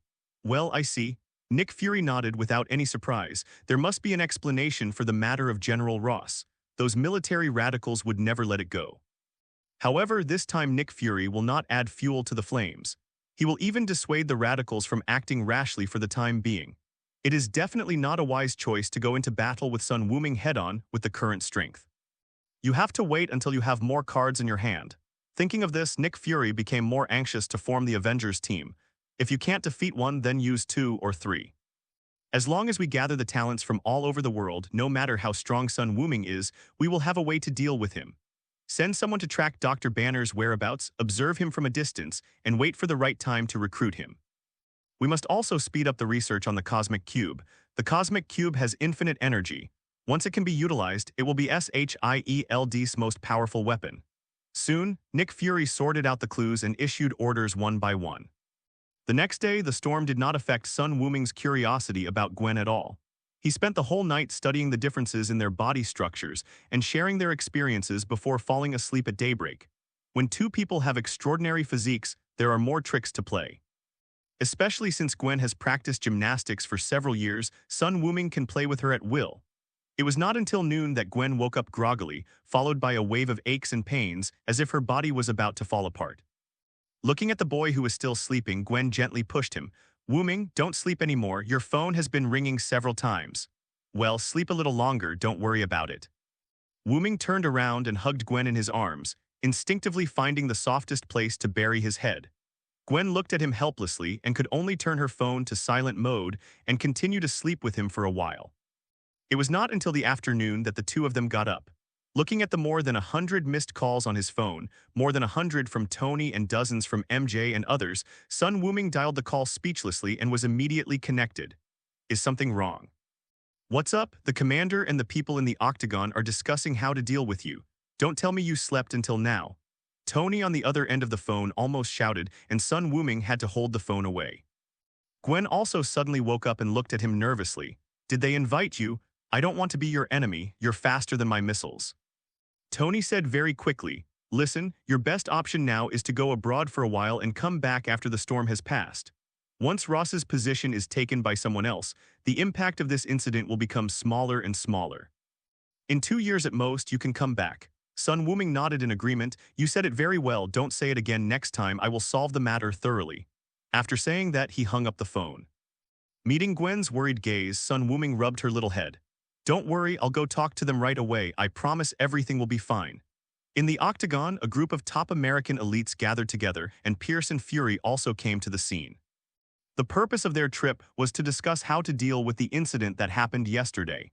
The most fearless profession in the world is journalist. Since the appearance of Abomination and Hulk, the media soon broadcast the entire process live, including the scene where Sun Wuming burst Ross at the end, all of which were broadcast. At this point, public opinion had exploded. Some people were discussing the origins of the two monsters, while others were discussing Sun Wuming's terrifying power that was like that of a god or demon. The topic of killing Ross in the end is actually the least popular topic. It wasn't even as lively as the appearance of that guy who looked like Captain America at the end. Perhaps this is the American people's custom, who worship personal force and despise authority. Many people felt that Ross deserved to be killed for firing at Sun Wuming for no apparent reason. If he keeps silent, there may be many people who will look down on him. This is the right thing to do, but the government cannot swallow this. "I am a general and you kill me just like that. Don't I have any dignity?" Boom, there was a loud thumping of the table and a general stood up. "He must be arrested. This Asian is challenging the dignity of the United States. He must be eradicated." Nick Fury closed his eyes. He knew without even looking at him that this was someone from Ross's faction, a representative of the radical faction in the military. How do we catch them? The enemy's flying speed far exceeds that of the fighter planes. They are very powerful and are not even afraid of missiles. If you want to catch them, you can do it yourself. An elite in a suit retorted that Nick Fury also knew that this was Stark's connection. "HMPH, I'll go if I want. As long as the commander signs the authorization document, I have plenty of firepower waiting for him." The two groups started arguing, and the commander felt a headache after listening to it. He looked at Nick Fury, who had been sitting there watching the show, and frowned. Fury Pierce, this incident involves superpowers. This should be your responsibility. Pierce smiled and signaled Nick Fury with his eyes. I'm sorry, but S.H.I.E.L.D. can't deal with such an enemy with its power. My suggestion is to put it aside for now and accumulate strength. Pierce echoed, Nick is right, that's my opinion too. The commander nodded to show that he understood, and the military representative glared at the two of them, but to no avail. Just when the two sides were about to quarrel again, a voice came floating over. Since you can't make up your mind, do you want me to help you? The young voice was out of tune with the group of old men in the field. Nick Fury almost instantly locked onto the source of the voice and stared at the commander's back. Sun Wuming. Why are you here? When the commander heard someone talking behind him, he turned around subconsciously with a look of horror. I want to hear what you are going to do with me. Sun Wuming tilted his head and grabbed the military representative in his hand. Before that, I would like to invite you to take a trip around the world so that you can make a better decision. After saying that, he disappeared into the conference room, holding one in each hand. The people present were in chaos instantly, with people falling to the ground. Someone come, the general and the commander have been captured. Pierce also opened his mouth wide, looking in disbelief at the place where the three people disappeared. He didn't expect that Sun Wuming would be so bold as to capture the commander in full view of everyone. On the other side, the three people who had disappeared instantly appeared in Gaul. Notre Dame de Paris, familiar, right? The commander and the military representative nodded dully, and the three of them disappeared again and arrived in a Sans country. Taj Mahal, by the way, didn't you visit here just last week? Are you surprised you're here again?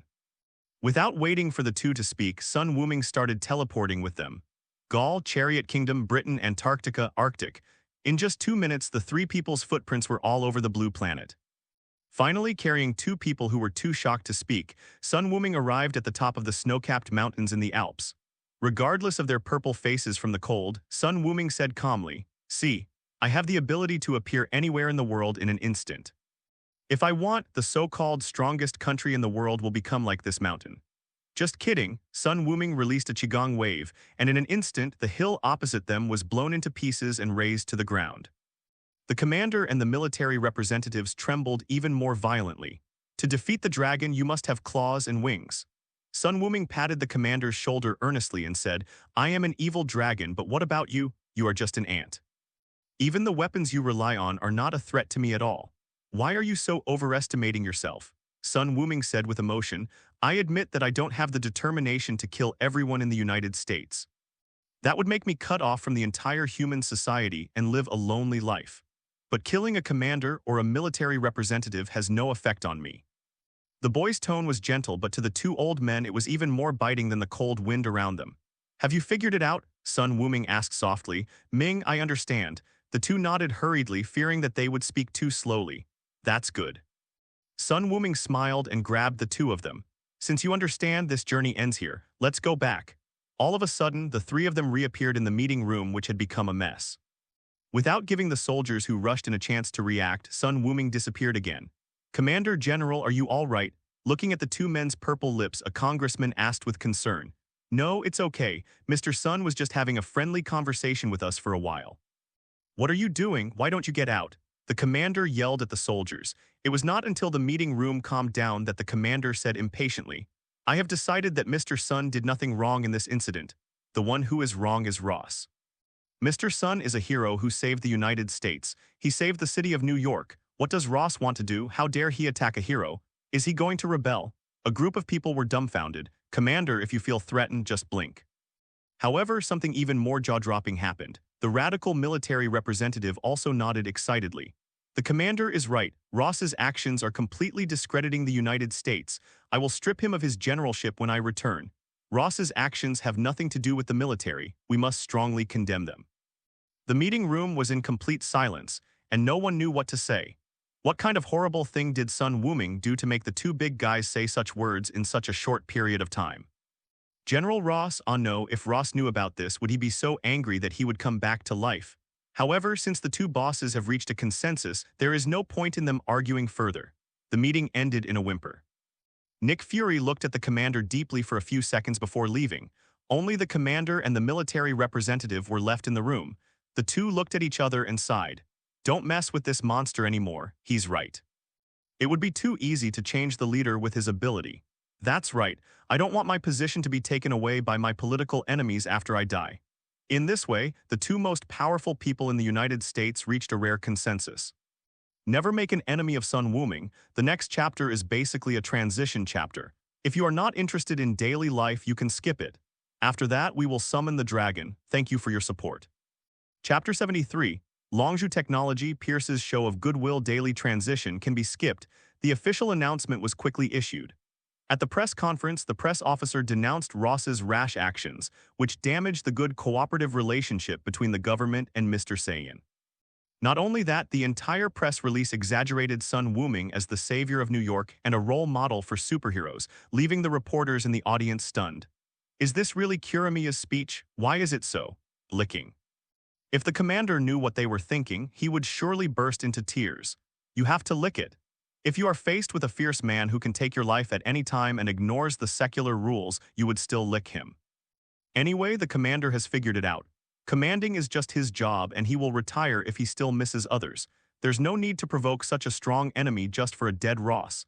As for the military, it is easier to deal with. Just pay compensation. Giving an extra $50 billion to the military budget this year will definitely shut these people up. Not to mention the death of one Ross. Even if another one dies, they won't say anything. Anyway, the deficit belongs to the United States, and the favors are his own. So under the leadership of the enlightened leader, this licking press release was freshly released. The matter of Sun Wuming has been settled, and under the guidance of public opinion, the popularity of the Saiyans has skyrocketed, quickly approaching Iron Man, but there is still a long way to go before Spider-Woman.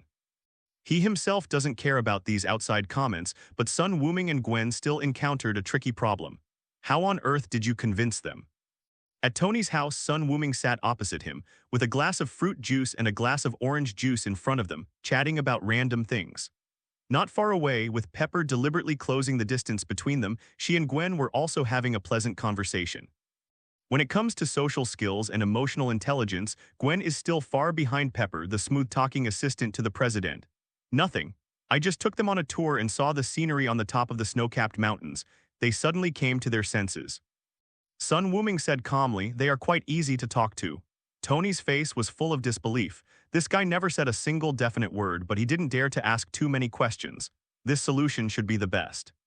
If those politicians don't mess with this gentleman, the two sides can live in peace. If they encounter any crisis in the future, they may be able to ask Sun Wuming for help. The two talked about serious matters. Do you have any houses for sale nearby? Why do you suddenly want to move house? Tony was a little surprised. But it just so happens that I was just about to tell you that the gravity room has been completed and your house is really too big to accommodate it.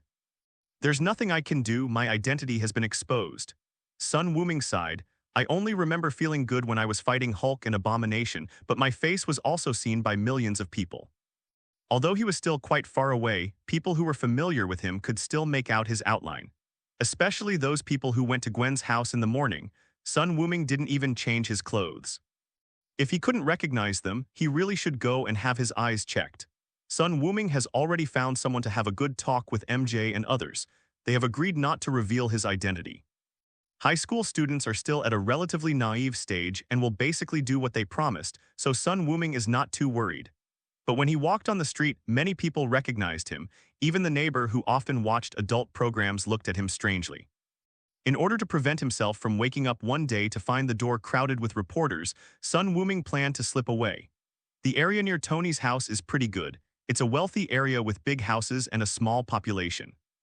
Ordinary reporters don't dare to come and disturb the peace. The key point is that New York is about to suffer a disaster, especially Queens and Manhattan, which are the hardest hit areas. Sun Wuming didn't want to worry about his house being bombed every day, so it was better for him to run away as soon as possible. After hearing his story, Tony laughed so hard that he fell backwards.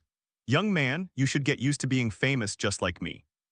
Do I need to pass on some experience to you? I'm not as showy as you. Sun Wuming rolled his eyes. Living under the spotlight every day, what's the difference between me and a monkey in the zoo? Some people are born to be the center of attention like me. Tony snapped his fingers. Pepper, you heard Mr. Saiyan's request. How about I leave this to you? Don't worry, Mr. Sun, I will definitely find a house that you like. Pepper stood up and said with a smile, just call me Wuming, Miss Potts. Gwen, Sun Wuming came to Gwen and said, you can also go with Miss Potts to have a look, mainly because you like it. It is good. Gwen nodded obediently. 2 months passed in a flash, and Sun Wuming moved into his new house. This luxury mansion in Long Island covers nearly 10 acres and has its own beach, which perfectly meets Sun Wuming's needs. Few people, quiet, beautiful scenery. It is about 5 kilometers away from Tony's house and shares the same coastline. Gwen was also very satisfied. She chose the house herself, and her favorite part was the beach behind the house. It was all fine white sand and was very comfortable to walk on. After a simple renovation, Sun Wuming moved in and asked Tony to help him set up a smart system. He no longer goes to school, so naturally someone will help him deal with the aftermath. Besides spending time with Gwen, every day is spent searching for Dragon Balls. What troubled Sun Wuming was that he had traveled around the entire Blue Star according to the route planned by Jarvis, but found no trace of the last Dragon Ball. He once suspected that the detector was broken, but Tony also gave an explanation for this.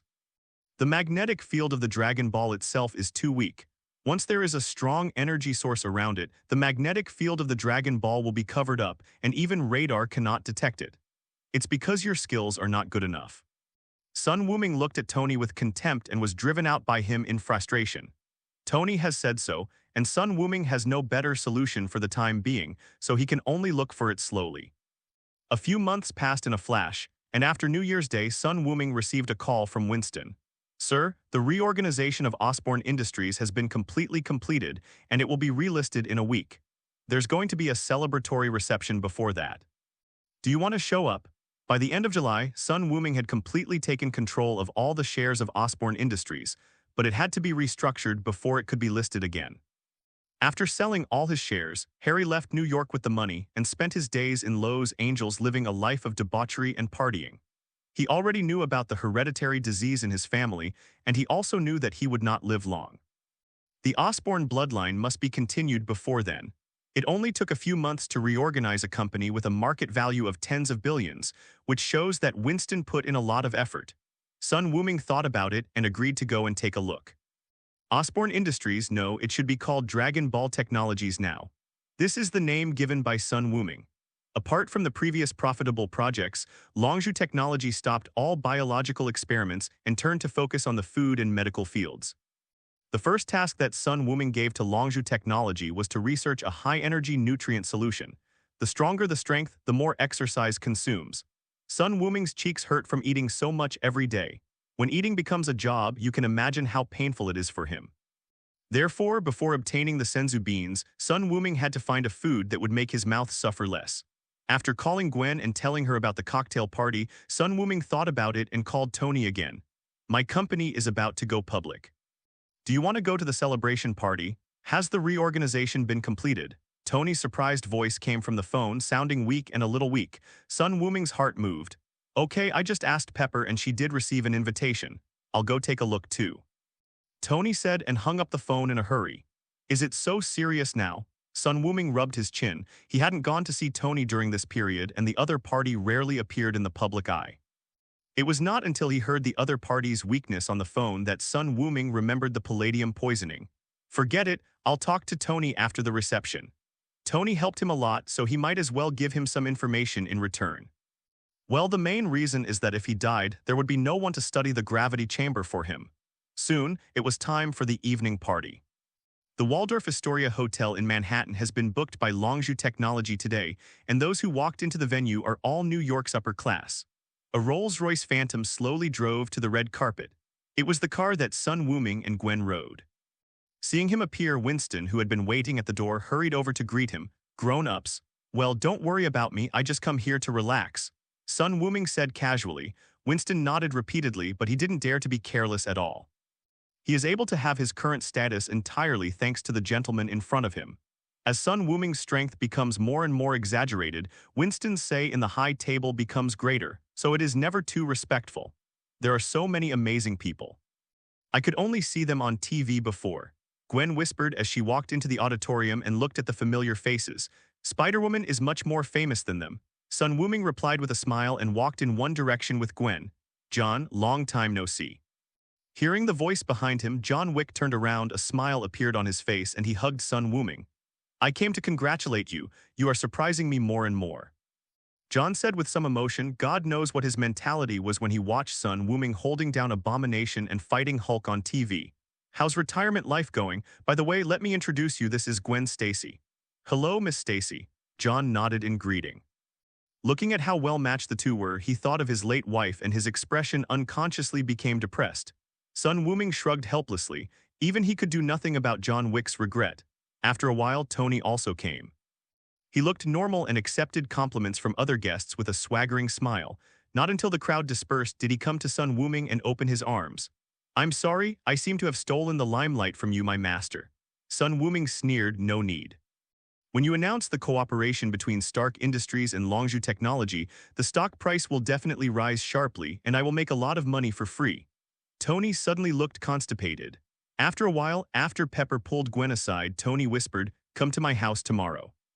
I have something to tell you. Sun Wuming nodded. It just so happens that I have something to talk to you about. The two didn't chat for long, as Tony said. He was the focus of the crowd wherever he was. Many people have already looked in their direction. After Tony left, Sun Wuming felt a little bored wandering around the party and planned to find a place to sit for a while when an unexpected person appeared in front of him. Hi, I'm Pierce. I've seen you before. I was sitting next to the black braised egg that day. Although he was somewhat surprised as to why the leader of Hydra suddenly approached him, Sun Wuming did not immediately show hostility. Who says villains have to be hated? Pierce never caused any trouble for him, nor did he provoke Gwen. Compared to Nick Fury, who always wants to cause trouble, Hydra is so honest and docile that he doesn't even look like a villain. If he hadn't seen Pierce, Sun Wuming would have almost forgotten the true appearance of SHIELD, a large Hydra talent training base. I'm glad that you remember me, Mr. Sun. Pierce sat down next to Sun Wuming. As for the black braised eggs he mentioned, Pierce naturally knew who he was referring to. Inwardly praising Sun Wuming's accurate description, Pierce asked with a smile, I don't know if Mr. Sun is interested in joining SHIELD. I can directly recommend you to be the deputy director. When Nick retires, the position of director will be yours. Okay, what do you want to do? Are you asking me to work for nothing? Sun Wuming looked at Pierce, not understanding his intentions. In fact, Pierce just wanted to pull Sun Wuming into his own camp and slowly infiltrate him, and finally reveal his identity as Hydra and invite him to join. Mr. Pierce, isn't this decision too arbitrary? I'm not fit to be an agent. The other party's attitude was good, so Sun Wuming's attitude was also good, so he answered very tactfully. No, the world belongs to capable people. With your ability, this position is a waste of talent. Pierce's words were full of meaning. Sun Wuming didn't want to keep him in suspense, so he leaned over and whispered in his ear, I won't care about Hydra's affairs and you guys shouldn't interfere in my life. Isn't it good to treat the two as parallel lines? Pierce's pupils were horrified. You. Sun Wuming patted his completely stiff shoulders and said, Relax, I won't tell anyone, let alone Nick Fury. As long as you don't mess with me, this is the greatest help I can give you. Come on, I'm optimistic about you. After saying that, without caring about Pierce's expression, he stood up and went to find Gwen. He was tired of playing it, so it would be more fun to go home and play Spider-Woman. After a night of beatings, Spider-Woman surrendered to the evil Saiyan and begged for mercy. Sun Wuming then went to find Tony with a refreshed mind. Chapter 74, The Whereabouts of the Last Dragon Ball, The Commotion at SHIELD. Wuming, I'm dying. Right at the beginning, Tony revealed a big news, saying it sadly, revealing an air of despair. Since becoming Iron Man, Tony has spent almost all his time looking for new elements to replace palladium, in addition to helping Sun Wuming make some gadgets. But to his despair, palladium is unique, and there is no other element that meets the requirements among all the known elements. Unless he can discover or synthesize a completely new element himself. The periodic table has been around for 150 years. Even the new elements discovered later are closely related to the old elements, and their properties are unlikely to be very different. You can imagine the difficulty involved. Sun Wuming nodded without any surprise. I know your energy has been getting weaker. At this rate, you still have half a year to go. You can see it. Tony has become immune to Sun Wuming's various abilities and is no longer as shocked as he was at the beginning. Now that you know, it will be much easier. Before I die, I have something to ask of you. Tony said as he pulled out a thick stack of documents and a USB drive from the drawer. He first pushed the USB drive in front of Sun Wuming. This is Jarvis's program code. I have removed all information about me. As long as you find a server to install it, it will be your exclusive pseudo-AI and should be able to help you. Sun Wuming nodded and put the USB drive into his pocket. It is indeed very convenient to have your own smart butler. Seeing Sun Wuming accept it, Tony smiled and placed the document in front of the two of them. This is the share transfer document, which contains 30% of Stark Industries shares. I also left a copy for Pepper. Tony looked at Sun Wuming seriously with pleading in his eyes. I only have one request. After I die, please help me protect Pepper. I will be sorry for him. Sun Wuming's expression remained the same. He nodded calmly and signed his name on the agreement without hesitation. Don't worry, I will take care of the company and Pepper for you. Tony smiled with relief, then his smile froze. Why does this sound weird? Fuck, what do you mean? Are you interested in Pepper? Tony's eyes widened. She's almost 40. What are you thinking about? Pepper is not my type. Sun Wuming waved his hands. Pepper is far from being pretty, and he doesn't know why Tony gave up 457 a forest for her. That's good. Tony breathed a sigh of relief. With Sun Wuming around, Pepper will not be bullied by others when she takes charge of the company in the future. By the way, you also said yesterday that you had something to talk to me about. Is it about the gravity room? Sorry, I may not be able to finish it. No. Sun Wuming slowly put the contract into his pocket, for he was afraid that he would regret it later. It's also about palladium poisoning. I have a way to help you solve it. Oh, or rather, your dead father has a way. Sun Wuming said it all in one breath without pausing. Your father prepared it for you decades ago. The city of the future he designed contains clues to new elements. You should still have that model. If you throw it away, you'll die. Tony opened his mouth, unable to utter a word for a long time. His eyes slowly moved to Sun Wuming's pocket. Can I go back on my word? Give me back the contract. Sun Wuming smiled. Sorry, I can't. I'm going to fight you. There was a series of clanging sounds, and Tony was lying on the ground with a look of grief and anger on his face. The armor was crumpled up like paper and thrown aside. They cheated him out of his money, tore off his armor, and beat him up. Is there anyone in the world more shameless than Sun Wuming? Fuck, why didn't you say so earlier? I see that you are very emotional. If you don't express it, I'm afraid you will get sick. So you cheated me out of 30% of my shares. Sun Wuming argued confidently. How can this be called cheating? You gave it to me yourself. Tony rolled his eyes, stood up from the ground, and dusted himself off. Come on, follow me to the company. If you don't have it, I will take the shares back even if I die. Tony, who had been speeding all the way and ran through countless red lights, brought Sun Wuming to Stark Industries and went straight into Pepper's office. Tony, Wuming, why are you here? Little Pepper, who was processing documents, was surprised to see the two people suddenly appear. Sun Wuming pointed at Tony and said, he had to drag me here. As he spoke, his eyes turned to the woman standing next to Pepper. Tony noticed his action and whispered, this is the company's new legal advisor. It's hard to deal with him, but it should be possible if it's you. This woman is the famous Black Widow. She was dispatched by Nick Fury at this time, lurking in Stark Industries and observing Tony's condition closely.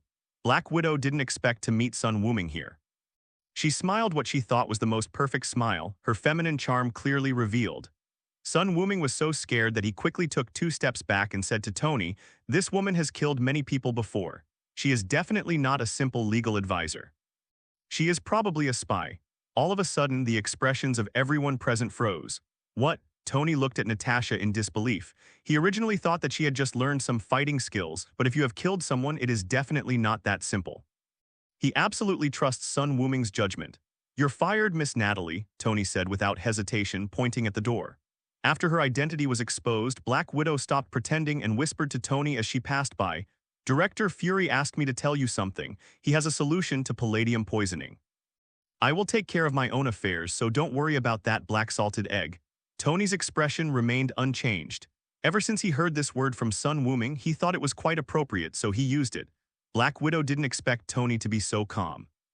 She couldn't help but glance at Sun Wuming, who was watching the show on the side, and left Stark Tower. He walked to a deserted place, took out his cell phone, and called Nick Fury. Director, my identity has been exposed. It was discovered by Sun Wuming. S.H.I.E.L.D. Nick Fury was silent after hearing what Black Widow said. He's seen you before. No, he judged that I had killed someone, so Stark fired me. Nick Fury felt even worse. Damn it, why are you everywhere, Sun Wuming? Taking a deep breath, Nick Fury said calmly, come back first. I will send Coulson to contact Stark. As long as he has not solved the problem of palladium poisoning, he will need us. Black Widow opened her mouth, thinking about Tony's performance. She really wanted to say, boss, are you too confident? However, thinking that she had just started working, Black Widow chose to keep her mouth shut.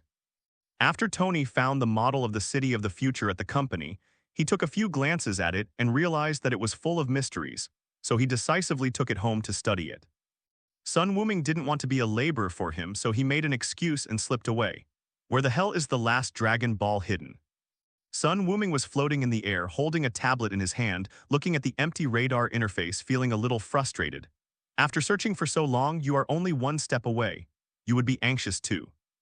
Sun Wuming has searched the Earth again these days, but still found no clues, as if he had disappeared from the Earth. We're not really in outer space, are we? Should I go find Ancient One and ask her to use the time stone to help me? Sun Wuming even thought of such a method. If Guye disagreed, he would use this as an excuse to fight with the other party. Sir, the magnetic field of the Dragon Ball has been discovered. Okay. Sun Wuming's eyes lit up and he quickly looked at the screen in his hand. It was discovered that the last Dragon Ball was actually at the very edge of the radar. Looking in the direction, Sun Wuming realized that he had flown randomly and actually returned to Washington from New York. And in that direction there was a building with a peculiar shape. Trident Building. Sun Wuming's face turned cold. Shield, Nikolai is receiving a payback from Carlson. Director Stark seems to have found a solution to palladium poisoning and has refused to meet with me. He has been at home these days and I don't have any good solution. Nick Fury tapped his finger on the table, his brows furrowed. He didn't understand why Tony had a solution. Was he really so talented that he could discover a completely new element in such a short time? No, that's not right. Thinking about what Natasha had told him at that time, there must be something about Sun Wuming involved. Nick Fury became more and more annoyed. Why was it that ever since he met this guy, everything went wrong for him? Suddenly there was a commotion outside which made Nick Fury even more angry. What happened? Soon, Hill rushed into his office. Director Sun Wuming is calling. What? Nick Fury stood up suddenly. In the lobby of SHIELD, Sun Wuming was standing in the middle at this time. There were agents lying on the ground and more agents were surrounding him, looking at him nervously. These people originally wanted to take action, but they were stopped when they arrived at Sitwell and Rumlow. So, those standing are basically Hydra, and those lying on the ground are the real SHIELD. Sun Wuming looked at them with interest, waiting for the real boss to show up. Soon the person he was waiting for arrived. Fuck. Nick Fury, who was running over in a hurry, couldn't help but swear when he saw the silent agents lying on the ground and looked at Sun Wuming angrily. Sun Wuming, what are you doing? Nick Fury roared angrily, even feeling a little aggrieved. He hasn't provoked Sun Wuming recently, and he even spoke for Sun Wuming at the commander's meeting. How come they were beaten at my door? I just used this method to call you out. I won't kill you. Boom. Sun Wuming kicked the agent in front of Fury, and the agent groaned in pain as he suddenly received a heavy blow. This actually made Fury feel relieved. At least he was not dead. If all the people on the ground died, he really wanted to fight with Sun Ming. Nick Fury calmed down a little. You were the one who said you didn't want to see me again. Why is there suddenly trouble at S.H.I.E.L.D.? Sun Wuming sneered and said, if you hadn't taken the things, do you think I would want to see you? Nick Fury's heart skipped a beat and he tried to remain calm and said, how could I possibly take your things? Did you misunderstand something? Stop talking nonsense, Nick Fury, and hand over the Dragon Ball. Sun Wuming said impatiently. Sure enough, he knew. Nick Fury's heart sank completely, but he still wanted to struggle. You mean the Dragon Ball? I bought it from a collector. How come it's yours now? Although you are also collecting Dragon Balls, it doesn't mean they are necessarily yours, right? That's a bit too overbearing. This is the treasure that a powerful man like Sun Wuming has been searching for. Even though S.H.I.E.L.D. has not yet figured out what it is, Nick Fury does not want to hand it over. I said I don't want to waste time talking to you. Sun Wuming slowly floated up and a destructive aura burst out, shattering the glass of the entire building and causing the steel structure to tremble. Either hand it over or kill everyone here and find it yourself. You have no other choice. I'll give you 3 minutes. Even if everyone knows it, the Dragon Balls belong to him, Sun Wuming, and are the proof that he came to this world. Except for him, no one in this world is qualified to own the Dragon Balls. Sitwell and the other members of Hydra were terrified. Boss, we didn't provoke you. It's okay for you to deal with Nick Fury, but can you please give us a chance to live? For a moment, everyone's eyes were focused on Fury, looking at his face, which couldn't be any darker. Sun Wuming. 2.5 120 seconds. Fuck Hill, go get the Dragon Ball. Nick Fury finally couldn't stand it anymore and yelled. Hill turned around without hesitation and headed for the secret room of SHIELD. How did you know that the Dragon Balls were with me? Nick Fury asked while Hill was getting rid of that thing. He must find out if there is a traitor in S.H.I.E.L.D. Anyone who knows that the Dragon Ball is in his hands must be of high rank.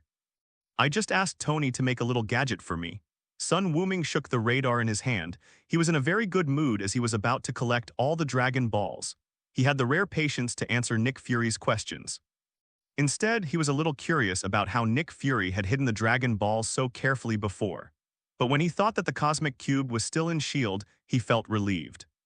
It is estimated that S.H.I.E.L.D. placed the Dragon Balls near the Tesseract, causing them to be undetectable by radar, and the two objects were only recently separated. This is indeed the case. Nick Fury sent the Cosmic Cube to a secret base not long ago but was soon attacked by Sun Wuming. "Stark, you two are bastards," Nick Fury was furious. "Thank you, if you want I can be more of a jerk like kill you." Nick Fury shut up immediately. Soon Hill came back jogging with the Dragon Ball. Sun Wuming's eyes flashed with excitement. Without waiting for her to come to him, he rushed over to grab it, then soared into the sky and opened a hole in the three-wing building. A large amount of debris fell down and there was another round of chaos. Looking at the huge hole that appeared above his head, Nick Fury was filled with helplessness and rage. "Fuck, Sun Wuming, just wait for me." Chapter 75, The Dragon Appears, The First Wish. High in the sky, white clouds exploded.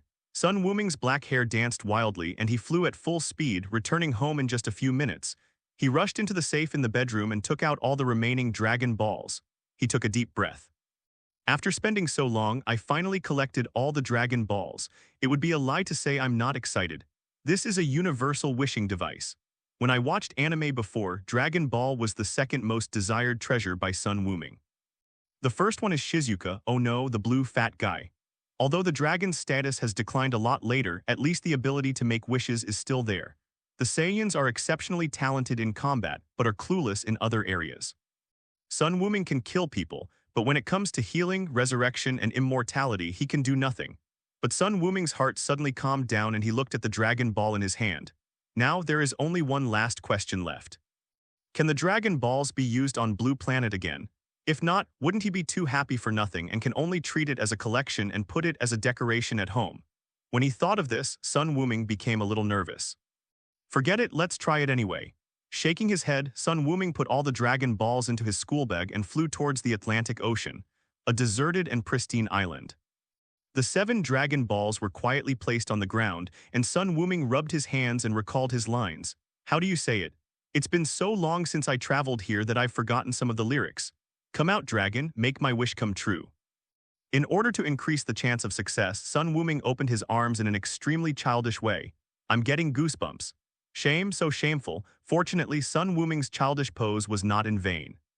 As soon as he finished speaking, the 7 Dragon Balls on the ground burst into dazzling light. Rumble. The sky, which was clear just now, suddenly became gloomy, with rolling dark clouds, lightning and thunder, which was very depressing. The light of the 7 Dragon Balls became stronger and stronger, and finally, they merged together to form a column of light that shot straight into the sky. The golden light gradually transformed into a dragon with a green body. Yes. Sun Wuming clenched his fists and shouted in his heart. "It worked. Come on, tell me your wish, whatever it is. No matter what your wish is, I can make it come true for you." Long Zhu's majestic voice made people feel afraid. Sun Wuming. "Why are you speaking Japanese? I understand what you mean, but why are you speaking Japanese? Shenlong, change it to Chinese for me." As Sun Wuming spoke, a golden light silently lit up at his fingertips. Feeling the breath of death, Shenlong humbly accepted the suggestion and switched to standard Mandarin. "Young strong man, tell me your wish. As long as it exceeds my power, I can make it come true for you." Sun Wuming nodded in satisfaction, but the golden light on his fingertips still did not go out. "No hurry. Before you make a wish, do you mind if I ask you a few questions? Can you please take your hand back first?" The dragon was about to collapse. Why was the person who summoned him so unreasonable? "You are strong, so why bully the dragon? Even if he was a coward, he had to maintain his dignity." The dragon spoke again majestically. "Young warrior, tell me your doubts. I will be happy to answer them for you." Sun Wuming raised his finger and said, "First question, does the restoration time of Dragon Ball in this world still happen once a year?" The dragon nodded. "Yes, any means of time change cannot affect the Dragon Ball. Only after a true blue star year has passed will the Dragon Ball regain its power." Sun Wuming continued, "One wish at a time." Shenlong continued to nod. "Then how strong is your power? What level of wishes can it fulfill?" The dragon was in a dilemma. "Young warrior, I cannot answer your question. I can only judge after you tell me your wish. Then I'll try it first, but even if you can accomplish it, you have to confirm with me again." He was afraid that if he made a wish, the hanging dragon would directly fulfill it for him and then slip away at the speed of light. That would make him dumbfounded. After choosing his words, Sun Wuming began the test. Make me the strongest in the multiverse. I'm sorry I can't improve any of your strengths because you're already far superior to me. Let me transform into a Super Saiyan. I'm sorry I can't do that. Purify my Saiyan blood. This wish is simple, but the improvement is pitifully small. Young warrior, are you sure? Wait, Sun Wuming stopped immediately. This doesn't count. Bloodline is useful to Saiyans, but it's actually not that useful. Except for perverts like Broly, Kakarot, his son, and even his father are all ordinary lower-level warriors. Isn't it through fighting again and again that you become stronger? Sun Wuming has confidence in himself. What about the resurrected people? The dragon hesitated, and just when Sun Wuming was getting impatient, he replied, "It's very simple, but after you fulfill this wish, something extremely terrifying will happen." Sun Wuming was shocked. Are the conditions for resurrection so harsh? What terrible things will happen? In the Dragon Ball world, people go to the underworld after death, and strong people like Kakarot will also appear in the underworld. But in the Marvel world, where do people appear after they die? Hell, heaven, or death to the five gods? The first two are easy to deal with, they are just another dimension. Sun Wuming is not afraid even if he has to snatch people from them. Ancient One will take action tilde, but if the last one, forget it, let's just be timid for now. Thinking of this, Sun Wuming decisively gave up the idea of resurrecting other people. My wish is for Gwen Stacy and I to live forever without dying and without being made sick or weak by any external factors. I'm sorry I can't do that. Sun Wuming's eyes suddenly turned into one of disgust. This won't work, that won't work, this dragon is really lame. After seeing Sun Wuming's contemptuous look, the dragon felt insulted and tried to clear his name.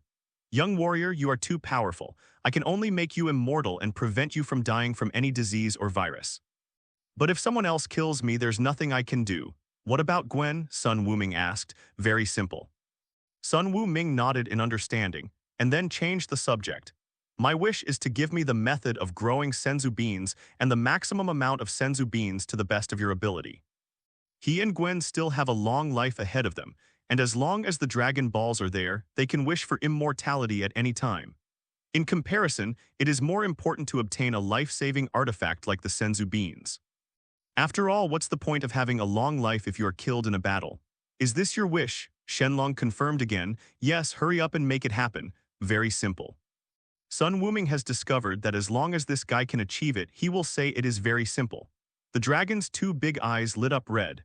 A small bag and a booklet fell from the sky and landed in front of Sun Wuming. Young strong man, see you later. After fulfilling its wish, the dragon immediately slipped away, its body turned into golden light and then exploded with a loud bang. Sun Wuming, who was well prepared, looked fierce and instantly appeared in the air and attacked repeatedly. In the end, he only intercepted 5 petrified Dragon Balls. The speed is too slow, I still need to continue practicing. Sun Wuming shook his head regretfully but did not care too much, just look for it again after a year. If you can't find it, go find Nick Fury, put the blame on him, and then use the power of SHIELD to find it for you. After putting the petrified Dragon Ball back into his backpack, Sun Wuming checked the small bag that the dragon had given him. I opened it and counted them. There were nearly 100 of them, which was not a small number, but not too many either. It is estimated that a lot of the power of wishes was diverted by the method of growing senzu beans. After reading the planting instructions, Sun Wuming twitched the corner of his mouth. I feel like I've lost out. The cultivation of senzu beans is very simple, just like ordinary plants, but the environmental requirements are very high. The soil for growing senzu beans must contain a large amount of vitality. Even so, the yield of senzu beans is not high. If you are lucky, you can harvest 4 or 5 beans from each seed in a year. If the soil quality does not meet the standards, there may not be even a single one, and it will be a complete loss-making business. Where can Sun Wuming get soil with strong vitality? I can only put it away for now and see when I can encounter it again in the future. Shield. They also noticed the drastic changes in the celestial phenomena caused by Sun Wuming's summoning of the dragon. Before he had time to arrange for someone to repair his roof, Nick Fury hurried to the monitoring room and saw the images taken by the satellite. Covered by dark clouds, the screen was blank, but Nick Fury discovered through playback that all this was caused by Sun Wuming. After he said something to the Dragon Balls and made a shameful pose, the Dragon Balls actually turned into divine dragons. Nick Fury was stunned. No wonder it's called Dragon Ball, love really is related to the dragon. Then a bag and a book fell from the sky, and the dragon turned into Dragon Balls again. Sun Wuming intercepted 5 of them, and the other 2 flew to various parts of the world. Because the golden light was so fast that even satellites could not capture it, Nick Fury was unable to find out where the Dragon Balls had gone. After thinking for a while, he immediately ordered, "Coulson, go find Stark and give him all of Howard's things. The condition is to make a Dragon Ball radar for us." Understood. Coulson nodded and immediately began to carry out the mission. "Hill, go find some oral experts. I want to find out what Sun Wuming said to Shenlong." Nick Fury gave Hill another order. The mysterious dragon and the sudden appearance of the objects made Nick Fury completely realize the extraordinary nature of Dragon Ball, and he instantly forgot his fear of Sun Wuming. "Come on, Gwen, I'll give you something good to eat." After school, Gwen worked as Spider-Man for a while, and when she got home, she saw her boyfriend waving at her mysteriously. Gwen walked over curiously, and Sun Wuming handed her a magic bean. Looking at the small thing that was about the same size and shape as a broad bean, Gwen was a little confused. "What is this?" "You'll know after you eat it." Sun Wuming kept it a secret. Gwen could only pick it up and put it into her mouth, chewing it slightly, and found that the beans were quite crispy but had no taste. "Anything else? Give me some more, it's a good snack." "That won't do." Sun Wuming shook his head repeatedly. Just as the girl was wondering why Sun Wuming had become so stingy, she was suddenly stunned. A warm current suddenly appeared from within the body, then flowed throughout the body, making the whole person feel warm.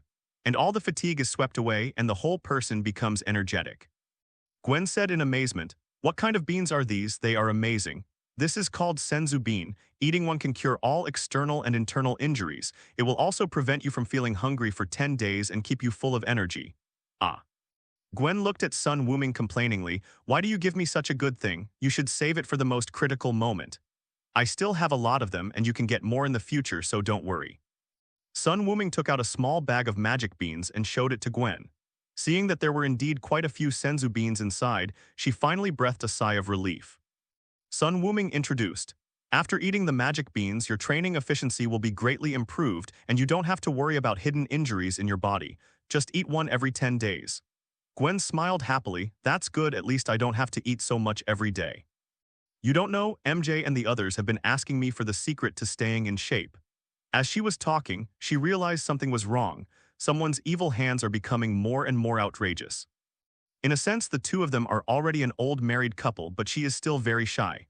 Hey, Sun Wuming whispered in the girl's ear, "Don't go back tonight. Don't waste the magic beans you ate. Let's do something meaningful."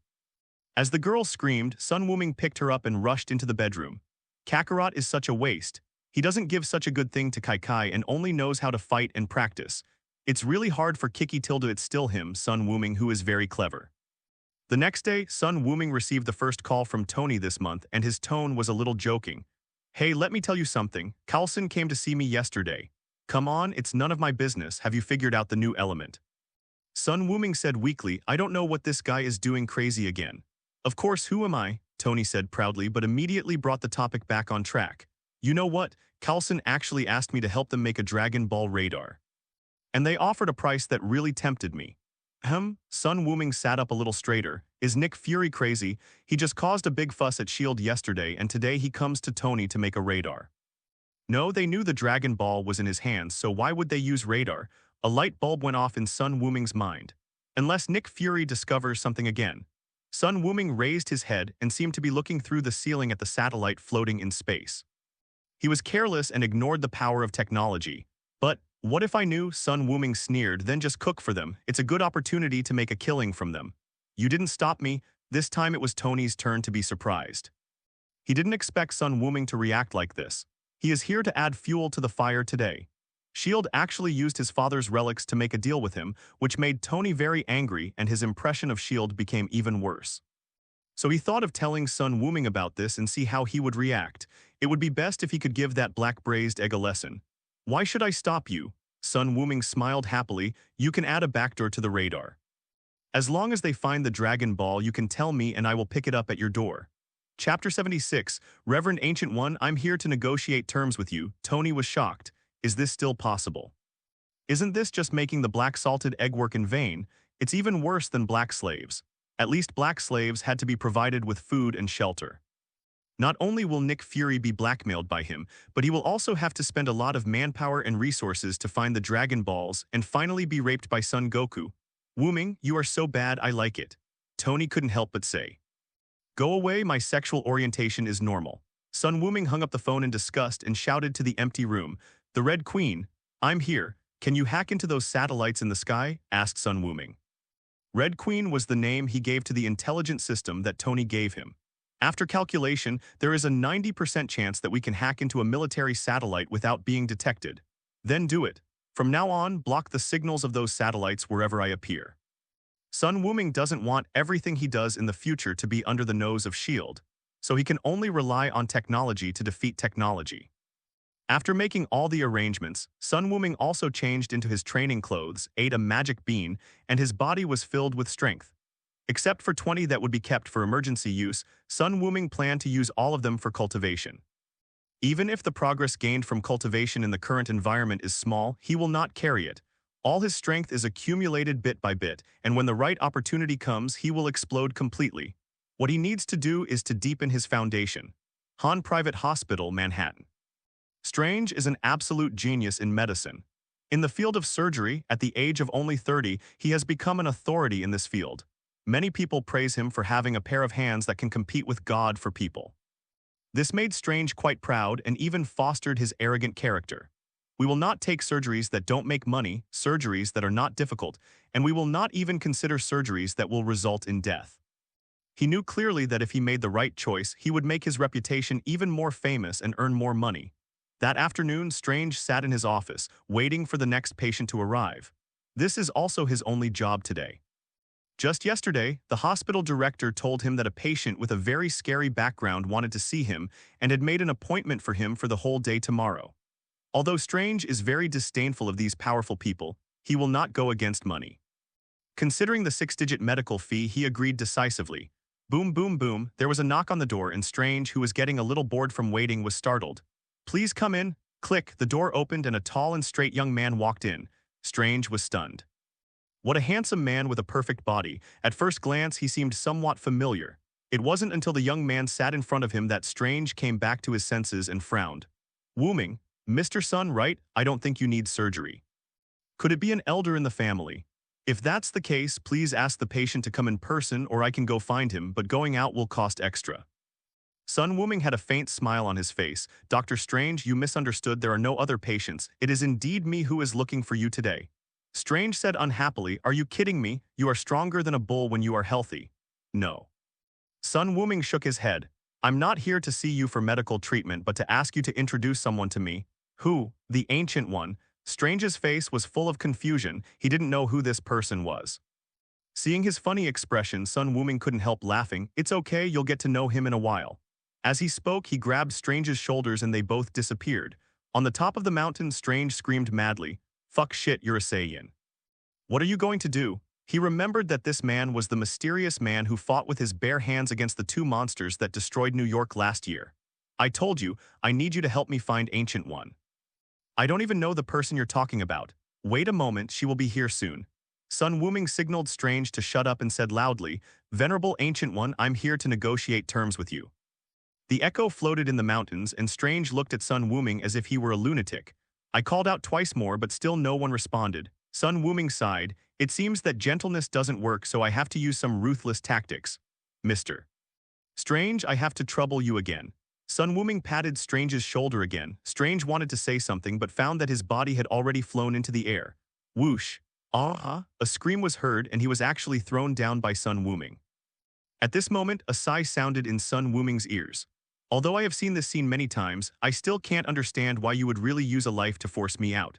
The fire spread and formed a portal, and a bald woman walked out of it. She was the Master Ancient One that Sun Wuming was looking for. In the Marvel world, bald heads are symbols of strength and authority. It's just that some of these big guys are real, and some are exaggerated, such as Nick Fury. But the Ancient One that appeared this time can be considered a real big shot, no matter what standard is used to measure him. With her, according to the gender of the movie version, who has the support of Vishanti and is even the eternal supreme sorcerer among the 5 great gods, countless dimensional demons have been eyeing the Earth for 500 years, but no one has ever succeeded. It can be said that as long as Ancient One is here, the Earth is a forbidden zone for gods. Dormammu, Mephisto, Nightmare, Beholder, and even Odin cannot come to Earth in their true form and can only perform some small actions. At the same time, Strange, who was falling, suddenly stopped and slowly floated towards the top of the mountain. Because I know you will come to save him. Sun Wuming still had a bit of respect for the supreme mage who had been silently guarding Blue Star for hundreds of years and rarely used a respectful title. What if I don't come? Guye asked back. Sun Wuming shrugged helplessly. It's a pity that the Earth is going to lose a future supreme sorcerer. You really know it, Guye's eyes focused. At this time, Strange also floated to the side of the two, his body still shaking, looking at the additional Ancient One, with fear, shock, and most of all, collapse in his eyes. What happened today completely shattered the materialistic values he had built up over the years. It's too early for you to know this now, kid. Master Ancient One waved his hand and Strange fainted, and his memory of this period was also deleted. Then he was thrown back into the office through the portal. This is not a place to chat, Wuming, can I call you that? Are you interested in coming to Camertage and sitting down? Ancient One made an invitation. My pleasure. Sun Wuming nodded and the two stepped into the portal. Camertage, Ancient One took Sun Wuming on a tour first. The mages who were practicing hard in the training field were filled with curiosity when they saw that someone could actually walk side by side with the supreme mage. Mordo, who was in charge of training them, fixed his eyes and said, "Focus, don't be distracted by external factors." The mages regained their composure. Sun Wuming was watching from the side. He knew two of these mages, one was Mordo and the other was Casillas. Now Casillas has not turned evil yet. He imitated the movements honestly and opened a portal very smoothly, which created a clear gap between him and the others. Sun Wuming could feel that when Casillas opened the door, a stream of air or energy squeezed into his body and helped him complete the spell. Is this the legendary power of latitude? Guye just stood there quietly without saying anything, just waiting. I'm sorry, Your Excellency. I was lost in thought for a moment. Sun Wuming came back to his senses and said apologetically, "It's okay, you can come here often in the future." Guye smiled. They came to an antique tea room. Guye waved his hand and teacups were placed in front of them. The aroma of tea filled the air. Sun Wuming slowly picked up the teacup and sipped the tea. Although he didn't know the tea ceremony, he could still pretend to be good at it. When you take a sip of the tea, it is not as hot as you might imagine. It is warm, sweet, and a little refreshing. Your Excellency, this tea tastes quite good. I added some snow lotus in it. If you like it, you can take some with you when you leave. The attitude between the two was as casual as that of old friends.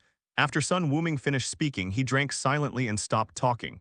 After drinking one cup, another cup appears. Compared to the Saiyans who only use their fists to speak, the mages are much more elegant. Mages have great convenience in terms of food, clothing, housing, and transportation. Sun Wuming and Guye were both waiting for the other to speak, sipping their tea slowly with indifferent expressions. A pot, two pots. Sun Wuming felt that Guye was so powerful that he must know the purpose of his coming here. Guye also felt that since it was Sun Wuming who found her, he must state his intentions first. I can drink this tea all night long. In this endurance competition, Ancient One was the first to be defeated. She was busy all day long with all kinds of demons watching her covetously, but she just sat here and drank tea all night. Wuming, just tell me what you want to talk to me about. If you want some tea, you can go back and drink it slowly. Sun Wuming was startled. You don't know. Guye's eyes changed as if he was looking at a fool. How would I know if you don't tell me? Don't you have the time stone? Didn't you see it? Sun Wuming's eyes revealed clear stupidity. This time, Ancient One was so angry that he laughed. It is true that the time stone can be used to observe the future, but the future has countless possibilities and is changing every second. In the future that I have seen, there are 68 possible scenarios for you to come to me at this time. How can you let me guess? Is that so? Sun Wuming said embarrassedly, I thought you knew. He quickly put down the teacup. After drinking so much tea, he had wanted to go to the toilet for a long time. Sun Wuming looked solemn, venerable. I came here this time to discuss a lot of things with you. Guye nodded and stretched out his hand to signal Sun Wuming to continue. Your Excellency should have known this when I first arrived, right? Sun Wuming stared into Guye's eyes, not wanting to miss any subtle changes. That's right. As soon as you appeared from the unknown dimension, the operation of this universe has changed. Guye nodded, not hiding anything. Are you wondering why I didn't attack you at that time? Yes, Sun Wuming admitted frankly. Haha. Ancient One chuckled. You are indeed from a foreign land, but you have no ill intentions. And from the moment you were born, you already belonged to this universe. The mission of the Supreme Sorcerer is to protect Blue Star from invasion by demons from other dimensions and to guard the Eye of Agamotto. You are neither of these two. After saying this, Guye smiled and blinked, as far as she can observe, no matter which one. 3 future it is, Sun Wuming will stand on the side of Blue Star, even though he does not care about the survival of Blue Star and only cares about the people around him. But having such a result is enough. The rest of the things can be left to Strange to worry about. I see. Sun Wuming looked much more relaxed, otherwise it would be very tiring to always treat a strong man like Gu Yi as an imaginary enemy. If it weren't for the fact that he needed a favor from Gu Yi, Sun Wuming really didn't want to meet her now. However, after confirming that Ancient One had no hostility, Sun Wuming went straight to the point. I would like to ask Your Excellency if I have the potential to learn magic. Learning magic is not to enhance strength, but to know yourself and your enemy, to understand the power of the mysterious side of this world so as to better respond.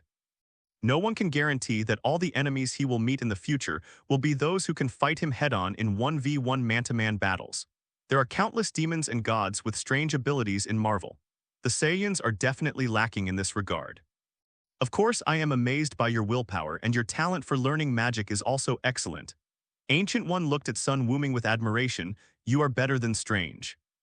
If I didn't know for sure that you would not take over the position of Sorcerer Supreme, I would have made you the next Sorcerer Supreme. Sun Wuming spread his hands. Let's leave these troubles to Strange. Then, there is one last point. Sun Wuming's eyes suddenly became sharp. Your Excellency, if I don't sign a contract with Vishanti, can I use my own power to perform magic? The smile on Guya's face gradually disappeared. Chapter 77, Battle with Ancient One, Mirror Space Collapses. The wizards in the Marvel world may be slightly different from the wizards who throw fireballs that the general public knows. Rather than calling him a mage, it would be more appropriate to call him a mystic. There is no energy stored in the body of a wizard. They will sign contracts with other dimensional spaces to obtain the power of the dimensions in order to cast magic. But everything has a price, and the Latitude Demon is not a philanthropist, so he will not lend you his power for free. It's just like borrowing money. There will always be a day when you have to pay it back. Some companies are more conscientious and their interest rates are not that high, such as the Trinity Vishanti. The spells they cast using their power are called white magic. But even so, white magic can cause pain to the body and mind when it is performed. Some black-hearted companies are so unethical that they not only want the principal and interest, but also the skin and bones. Dormammu is a typical example. He will generously lend money to anyone who borrows dark magic. If you ask for 100, I will give you 1,000. If it is not enough, I will continue to give, leading people into the abyss step by step. When he feels it's about time, he will pull you into the dark dimension and make you a part of him. Unless you can be like the Ancient One, who borrowed money like crazy during his lifetime and then walked away with eternity after his death, Dormammu can only stare in anger and vent his anger on Strange. But for Sun Wuming, he didn't want to choose either one. White magic and black magic are not one's own power after all, and the power of latitude is fundamentally a kind of energy. The energy contained in his body is so huge, why does he need to borrow the power of others? What if one day Vishanti gets upset with him and blocks his account? After listening to Sun Wuming's request, Gu Yi lowered his brows and thought for a moment before replying. I'm not sure if it's feasible, but in the future you did use magic and even.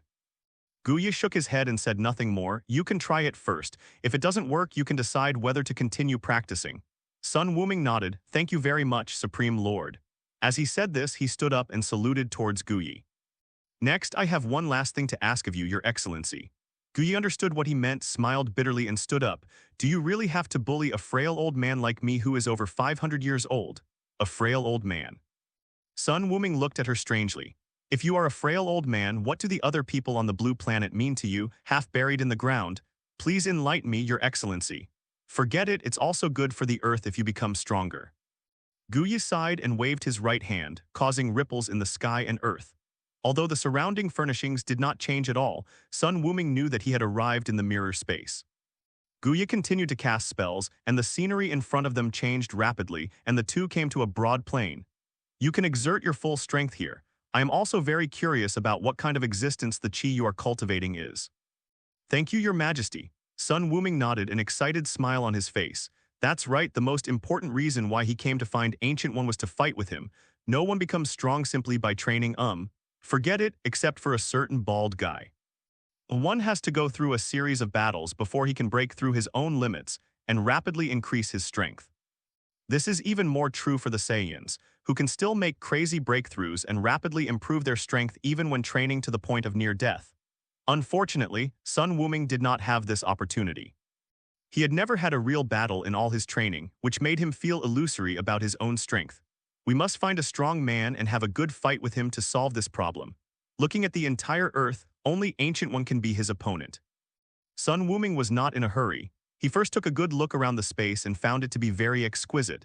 Then he said to Ancient One, "Please wait a moment, Your Excellency. I will first get used to my power. Take your time, don't rush." Sun Wuming untied the wrist guards on his hands, took out the leggings tied around his feet, and even took off his vest. These weights hit the ground with a dull thud, and a big hole was smashed into the ground. Sun Wuming jumped up and down, moving his body, and suddenly his eyes became sharp. Drink boom, following Sun Wuming's roar the whole world became restless.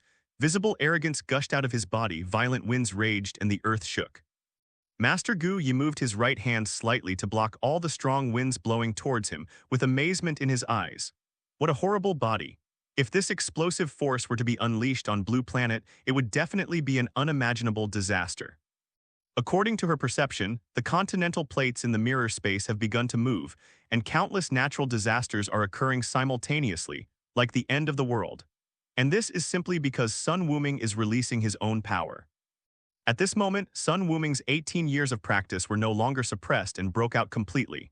Even because of this pressure-free release, the energy in his body was rising wildly. Sun Wuming felt extremely refreshed. It turns out that the feeling of being unrestrained is so relaxing, and it feels so good to use my power unscrupulously. Your Excellency, be careful. Sun Wuming shouted loudly, and his figure suddenly disappeared from the spot, and the next moment he appeared in front of Gu Yi. Fist and overwhelming force rushed towards Gu Yi, trying to tear her to pieces. Ancient One looked calm, the ring of Ragador appeared in his hand, and he held it in front of him. Click. The indestructible ring of Ragador was shattered in an instant, and Ancient One's figure flew backwards and was 1,000 meters away in an instant, revealing a bitter smile. This kid really doesn't hold back. If he doesn't show some skills, he'll be buried here. In an instant, Gu Yi's eyes became sharp and his robes fluttered. At this moment, she recognized the old-time father-level strong man, the supreme master who killed so many demons that they dared not invade. The ring of Ragador appeared again, and this time, Ancient One was holding a sword in his hand. The Sword of Vishanti. As the introductory spell of Camouflage, it is even more basic than the Latitude Gate, but that also depends on who casts it. In the hands of Ancient One, these two spells seem to have truly become the two legendary ancient artifacts. Boom, boom, boom. Before the people arrived, the wave arrived first. Several Qi Yuan slashes came in no particular order and killed in front of Gu Yi. The sound of metal clashing was heard, and the Qi Yuan Zhan shattered, but Sun Wuming's figure had already approached. The two figures flew up to the sky and into the earth, crashing through mountains and rivers and shaking up rivers. In the dimensional space, there are scenes of purgatory everywhere. In fact, the fight between mages is not that exaggerated. Although the special effects are gorgeous, this is borrowed power and every bit of it must be used to the fullest. It is impossible to have such a huge aftermath. The one who caused all this was Sun Wuming, who had entered an excited state. He didn't care about wasting his energy at all and spent it as much as he could. When he ran out of energy, he would just eat some magic beans. The most important thing is to have fun. Therefore, 70% of Sun Wuming's power was directed at Ancient One, and 30% was directed at this innocent world. Ancient One did not use the power of the Time Stone. Although Sun Wuming is now the main attacking party, his strength has not actually reached the level of God. She has to use the power of the Time Stone to deal with a junior. Does she still have the dignity of the Sorcerer Supreme? After being blown away again by Master Ancient One's Wind of Wadam, Sun Wuming did not rush forward again, but shook his neck left and right, making a crisp sound. Your Excellency, the warm-up session ends here. You must be careful next time because I cannot control this power yet. Sun Wuming said seriously, and then the aura outside his body suddenly turned red. King Fist. Currently, Sun Wuming can only use 4 times the Kaioken, which is his strongest state now. Gu Yi's expression also became serious, because at this time Sun Wuming already had the strength to hurt her. Compared to other Godfather-level beings, Ancient One's body is still too fragile. The reason why she is the strongest among the Godfather class is mostly due to her profound magical attainments and superb use of the Time Stone. In the Marvel world, the levels of life seem to be locked, and even if someone mutates, it is still destined. Even as strong as Ancient One, he had to use Dormammu's power in order to prolong his life. With his hands gathering strength at his waist, Sun Wuming's hair was blown upside down by the strong airflow. Koemiai Hoemiai. Ha quadruple Kaioken full power Kamehameha. The dimensional space has shown signs of collapse, which means that Sun Wuming's attack has completely crossed the boundaries of Quasi-Godfather. A huge blue light bullet was fired out, and the dazzling light turned the world blue. Facing Sun Wuming's full-strength attack, Guya did not dare to hide his weakness and used his best skills. The ancient body of hogs. The Vishanti Trinity actually refers to three ancient gods. Osit, the original ancient god of Blue Star, Hogs, the last survivor of a mysterious race in the universe, and Agamotto, who was born from Osit's tears. The three ancient gods helped the ancient Earth to expel a group of evil gods and opened up its own latitude. Since then, white magic has spread. Hog's ancient body is the supreme masterpiece of the ancient god Hogs. It is both a spell and a way of spiritual cultivation. If you continue to practice in this way, you can eventually achieve a spiritual body like Hogs, Vig, and control the material world. Guya spread his hands flat, and a golden magic circle appeared in front of him, along with 6 invisible shields. The Kamehameha wave fell with a loud bang, and when it hit the last shield, both of them shattered at the same time. The blue light waves turned into blue butterflies dancing in the sky, forming a sharp contrast with this cruel battlefield. Interesting. Sun Wuming laughed even louder. Come again. Half a day later in the tea room of Camertage, 2 figures walked out of the mirror space. It looked like nothing serious was wrong, except that the Supreme Sorcerer's whip was broken and there was a large piece missing from the corner of his clothes. Sun Wuming looked even more miserable. His clothes were tattered, but he had no serious injuries. The battle ended with no winner. One reason is that the mirror space can no longer hold on. The attack power of the two has completely surpassed the quasi-god level, and a mere spell cannot last for long. If the mirror dimension is really that powerful, Ancient One might as well just trap Dormammu in it. Secondly, if the fight continues, someone will die.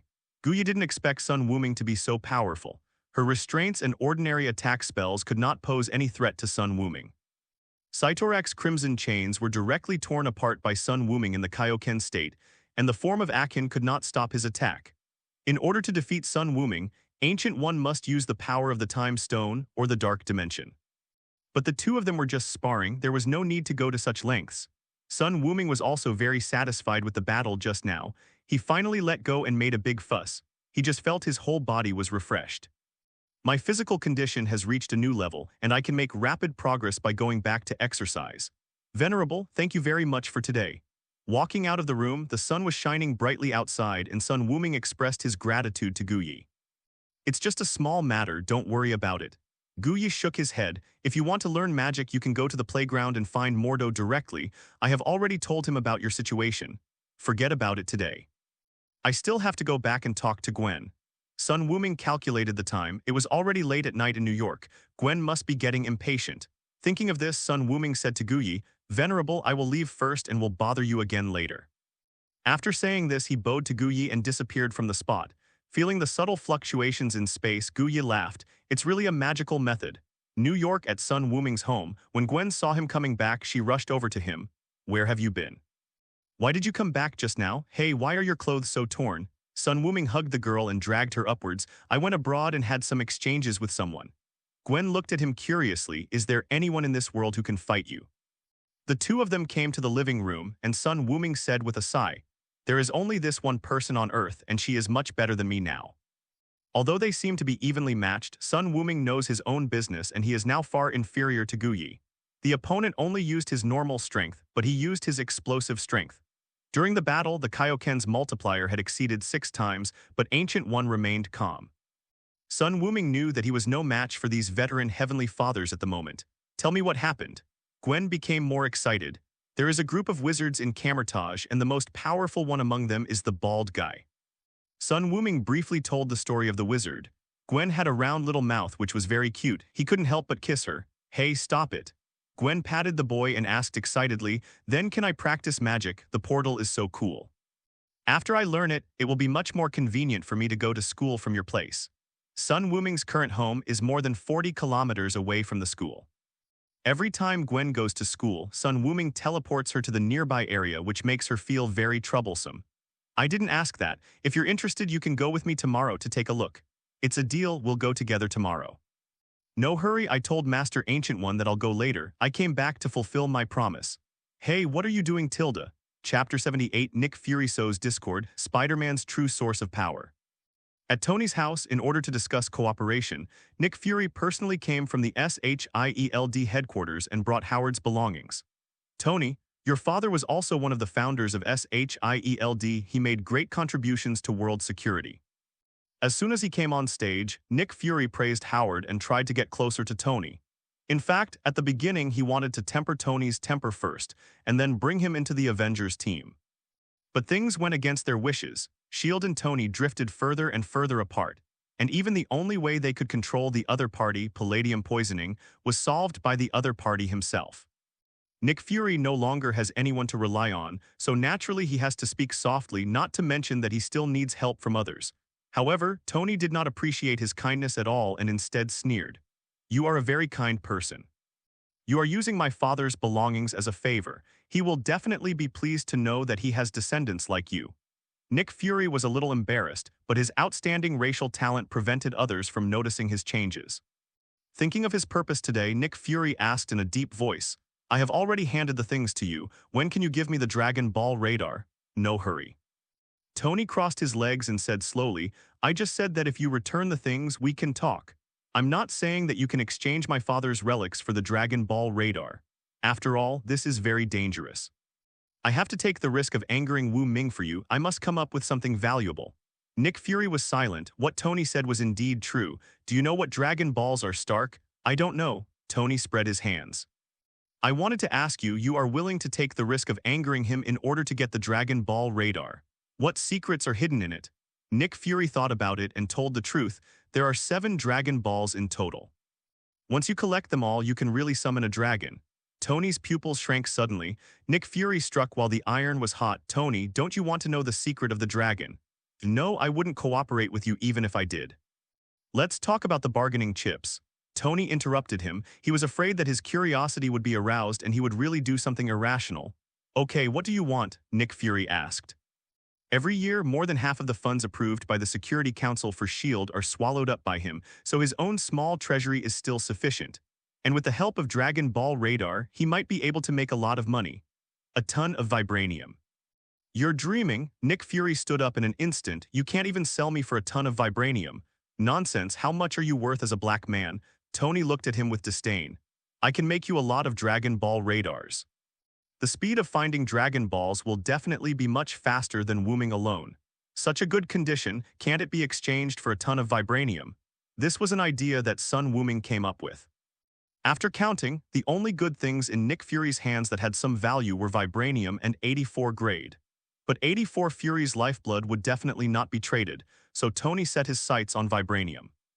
The energy problem for his current iron armor has been solved, and what remains are the materials and weapons. The strongest metal known on Earth is vibranium, which is completely different from other metals. But the output is extremely scarce and there is no market for it. Even Tony couldn't buy much. Stark, I can only give you 50 kilograms of vibranium at most, 500 kilograms, impossible at most 100 kilograms, 150 if you bargain with me again you can get out. Tony issued an ultimatum. Looking at his sharp eyes, Nick Fury gritted his teeth and admitted it. I'll send it to you tomorrow. Deal, you can get the Dragon Ball radar tomorrow too. Tony smiled and held out his hand. I should get to work now, see you later. Nick Fury turned and walked towards the door. He suffered a huge loss on this trip. 1/3 of the vibranium he had collected with great effort was gone in an instant. It hurts so much that I can't breathe. Suddenly, he stopped at the door. Stark, I know Sun Wuming has given you a lot of help and even helped you eliminate a fatal threat. Nick Fury turned around, his voice like the whisper of a demon. But you and he are different after all. We are the same kind, and he is just a god who is high above and playing with the world. You should know which side you're on. The smile Tony had just shown because of the large amount of vibranium he had obtained slowly disappeared. Nick Fury, are you trying to sow discord? No, I'm just stating the facts, Stark, you're a smart man. After saying that, Nick Fury chuckled and pushed the door open. Tony looked at the closed door and fell into deep thought for a long time. On the other side, after school, Gwen couldn't wait to return home. Wuming, can we set off now? Of course. Looking at the time, it should be around 7 in the morning in Himalaya. Sun Wuming took Gwen's hand and with the other hand he raised his sword finger and placed it between his eyebrows, searching for the target's breath. Swish! The two disappeared in the room and instantly came to Mordo's side. Seeing the person suddenly appear, Mordo was startled and raised his staff almost instinctively. Boom! Sun Wuming smiled and pressed the magic wand down. Mordo was horrified to find that he had no power to resist. Hey, we just met yesterday, so there's no need to be so enthusiastic. I'm just lending you a coordinate, so relax. Only then did Madu recognize that Sun Wuming was the transfer student that Guyi had greeted yesterday. No wonder he has such terrifying strength. After all, Sun Wuming was walking side by side with the Venerable yesterday. Sorry you scared me by appearing suddenly. Madu retracted his strength and Sun Wuming let him go. Do you want to learn magic? Then follow me first. Don't worry, I'll go find the Venerable first. Sun Wuming shook his head, said something to Mordo, and took Gwen to where Ancient One was. He didn't suddenly appear next to Guyi because he was afraid that the other party would react to the stress and attack. If the two were to fight in the real world, Camertage would definitely be gone. By then, would Guyi fight him to the death? Come in. Before Sun Wuming could knock on the door, Guyi's voice was heard from inside the house. The two looked at each other, pushed the door open, and Ancient One sat at the first seat, smiling and nodding to Sun Wuming and Gwen. Hello, Miss Stacy. Greetings, Sorcerer Supreme. Gwen said quickly. Don't be so formal, just call me Master Ancient One. Ancient One said and looked at Sun Wuming again. I already know why you brought Miss Stacy here. I'm sorry, but she doesn't have the qualifications to learn magic. Gwen's expression visibly fell. Sun Wuming frowned slightly. Can I ask what the reason is? Ancient One hesitated for a moment, then said softly, Miss Stacy already possesses a mysterious power. Because of this power, she will be repelled by all dimensional demons. Therefore, since she cannot communicate with the power of latitude, she naturally cannot use magic. Spider Totem. A name subconsciously appeared in Sun Wuming's mind. Generally speaking, no matter which universe Spider-Man is from, he will mutate only after being bitten by a spider, and their power comes from this spider totem. Apparently Gwen is no exception. However, Sun Wuming's mind moved and he asked Ancient One, if I can use chi to use magic, doesn't that mean Gwen can do it too? That's true in theory, but... Guyi didn't finish his words because some things would change once they were spoken out. Sun Wuming nodded in understanding. I see. Okay, Wuming, it doesn't matter if you can't practice, I don't mind. Gwen gently shook the boy's arm. Okay, then are you going back or walking around here? Sun Wuming touched Gwen's little head. Let me accompany you, it's a good opportunity to see the magic. However, Gwen was destined to be disappointed. After finding Mordo again, the other party did not directly teach Sun Wuming magic, but took him to the library. If you want to cast spells, you must observe the world with the eyes of a wizard. Reading more books will be good for you. Wang Yi was greeted by Ancient One, and he nodded to Sun Wuming. The Venerable said that you can browse any book here at will, even those banned books. But I personally suggest that you start with the basics. These words were heard by Casillas, who was passing by. He looked deeply at Sun Wuming's back, then looked in the direction of Guyi and left without saying a word. Sun Wuming felt the gazes from behind, but he was too lazy to pay attention to such a small fry. I followed Wang's instructions and started reading the beginner's tutorial. The Book of Lost Days, the new book of the universe, the Supreme Code, the Key of Solomon.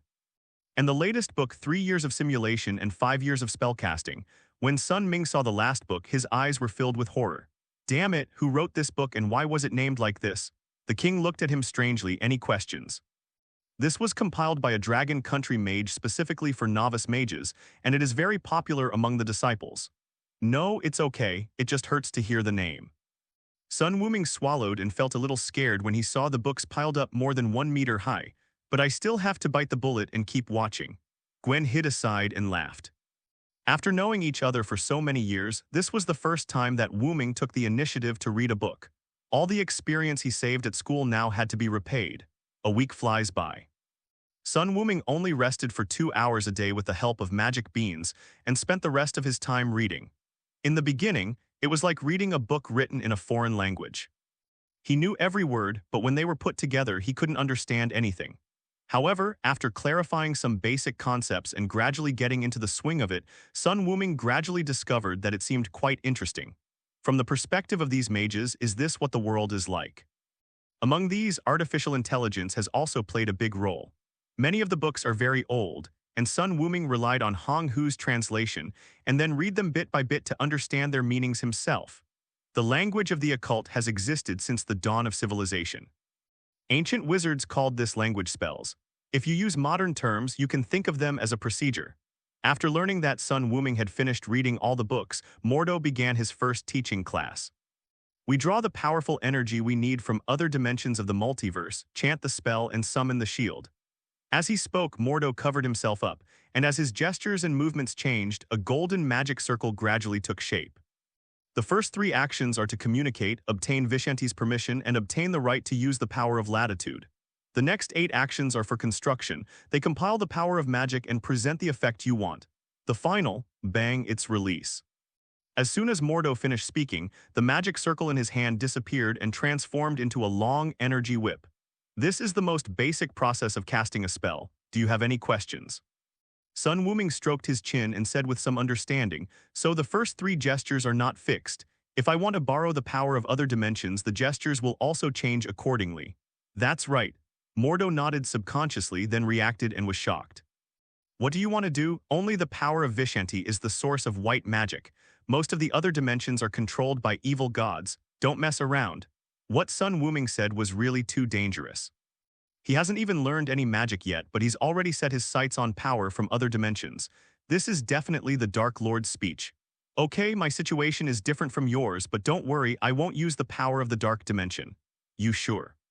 If you keep talking nonsense, I'll beat you up. Mordo decisively backed down. These days, Sun Wuming happened to see Mordo practicing stick techniques, and he was itching to play with him, and this was the result. Okay, you try it first. Don't think about flying before you learn to walk. Mordo decisively changed the subject. Okay, do the moves again. Mordo cast the energy whip spell again, and this time Sun Wuming remembered it well. After confirming that there was no problem, he started moving. Hey, hey, hey. What are you doing? Why did you skip the first 3 gestures? This is useless. Madu saw that Sun Wuming started with the 4th move and spoke quickly, but Sun Wuming had no intention of stopping. I'm not like you poor bastards who have to take out loans just to cast a spell. As Sun Wuming's movements changed, he also consciously stimulated the chi in his body. Mordo's dissuasion quickly turned into screaming. Fuck, gift crab, this is impossible. His 3 views were shattered. Sparks actually appeared at Sun Wuming's fingertips. It actually succeeded. Chapter 79. Are you the Latitude Demon? The Supreme Sorcerer and the God King Odin. Impossible. This is absolutely impossible. You didn't sign a contract with Vishanti and you didn't even communicate with him.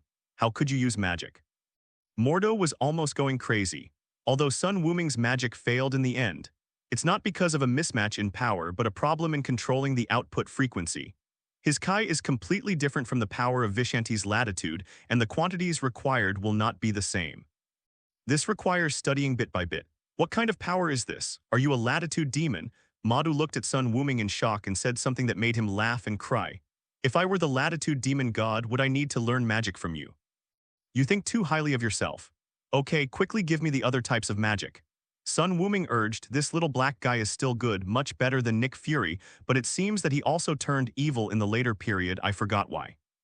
Seeing that Sun Wuming was unwilling to reveal his secret, Mordo had to suppress all his emotions in his heart. He planned to see the Supreme Sorcerer soon and ask him what was going on. Next, Mordo cast all the spells he knew. Ring of Ragador, Gate of Latitudes, Sword of Vishanti, Shield of Seraphim, that's it. After learning that Mordo only knew these types of magic, Sun Wuming's eyes were filled with disgust. He claimed to be one of the greatest wizards in Camertage, but he got a 10% discount on Aquarius. Feeling Sun Wuming's contempt, Modu's face flushed red as he defended himself. How can magic be evaluated by quantity? Don't you understand that quality is more important than quantity? Alright, stop explaining. Sun Wuming waved his hand. It's just that you haven't mastered even these few techniques. Doesn't Ancient One allow you to learn other techniques? After mastering the basic principles of these spells, Sun Wuming began to practice continuously. This is not only a practice of magic, but also a training of controlling one's own chi. Any slight difference will affect the effect of the spell. Ancient One had no intention of flattering at all. When it came to his talent in practicing magic, Sun Wuming was undoubtedly extremely exaggerated. In just 1 month, he had mastered all the magic that Mordo had taught him, and he had also taught himself a lot. And based on his understanding of the world, he simplified many gestures and spells. Of course, this simplification is only useful to him because everyone's understanding of the world is very different. Just like a program, some programmers can achieve their goal with only 10 lines of code, while mediocre programmers need to write dozens of pages. However, As Sun Wuming gained a deeper understanding of the world, more new questions arose in his mind. And Mordo would come to see Sun Wuming every now and then. Master, please teach me how to use magic without the help of latitude power. Mordo was almost kneeling down. As the saying goes, it is better to rely on yourself than to rely on others. Even though he can use Vishanti's magic now, who doesn't want to cast spells freely like Sun Wuming? I've told you many times, little Blackie, you can't practice the power of Qi with your physical condition. You should just practice your white magic. Sun Wuming was also helpless. Although everyone has anger, it also requires cultivation conditions. Strong physical fitness and vitality are the most basic conditions. The rest depends on a person's aura, which is the so-called talent. Mordo's physical fitness is only slightly better than that of ordinary people, which is caused by the erosion of latitude force over the years. As for the aura, this one is even more terrible. Master, what are the conditions for me to follow you in practicing? Mordo asked excitedly. Well, come back to me when you can kill an elephant without relying on magic. Sun Wuming thought about it and gave a standard. After listening to this, Mordo opened the portal without saying a word and headed straight for the Black State Prairie, which left him stunned. If Mordo was beaten to death, Ancient One shouldn't come after him, right? The residence of the Supreme Being. Ancient One sat cross-legged on a cushion with his eyes closed, his soul having left his body. As the supreme sorcerer of this generation, Ancient One's best skill is not super spells such as Hog's ancient body and Ceratok's scarlet chains. It's astral projection. Not only can she make her own soul leave her body, but she can also beat other people's souls to leave their bodies. At this time, Ancient One was in a state of astral projection, his soul traveling through the endless multiverse, feeling the truth of the world. This is her favorite thing to do and the best way to slack off.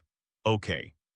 Feeling the fluctuation of space, Gu Yi, who was observing the formation of a wormhole in a fantasy space, suddenly turned back.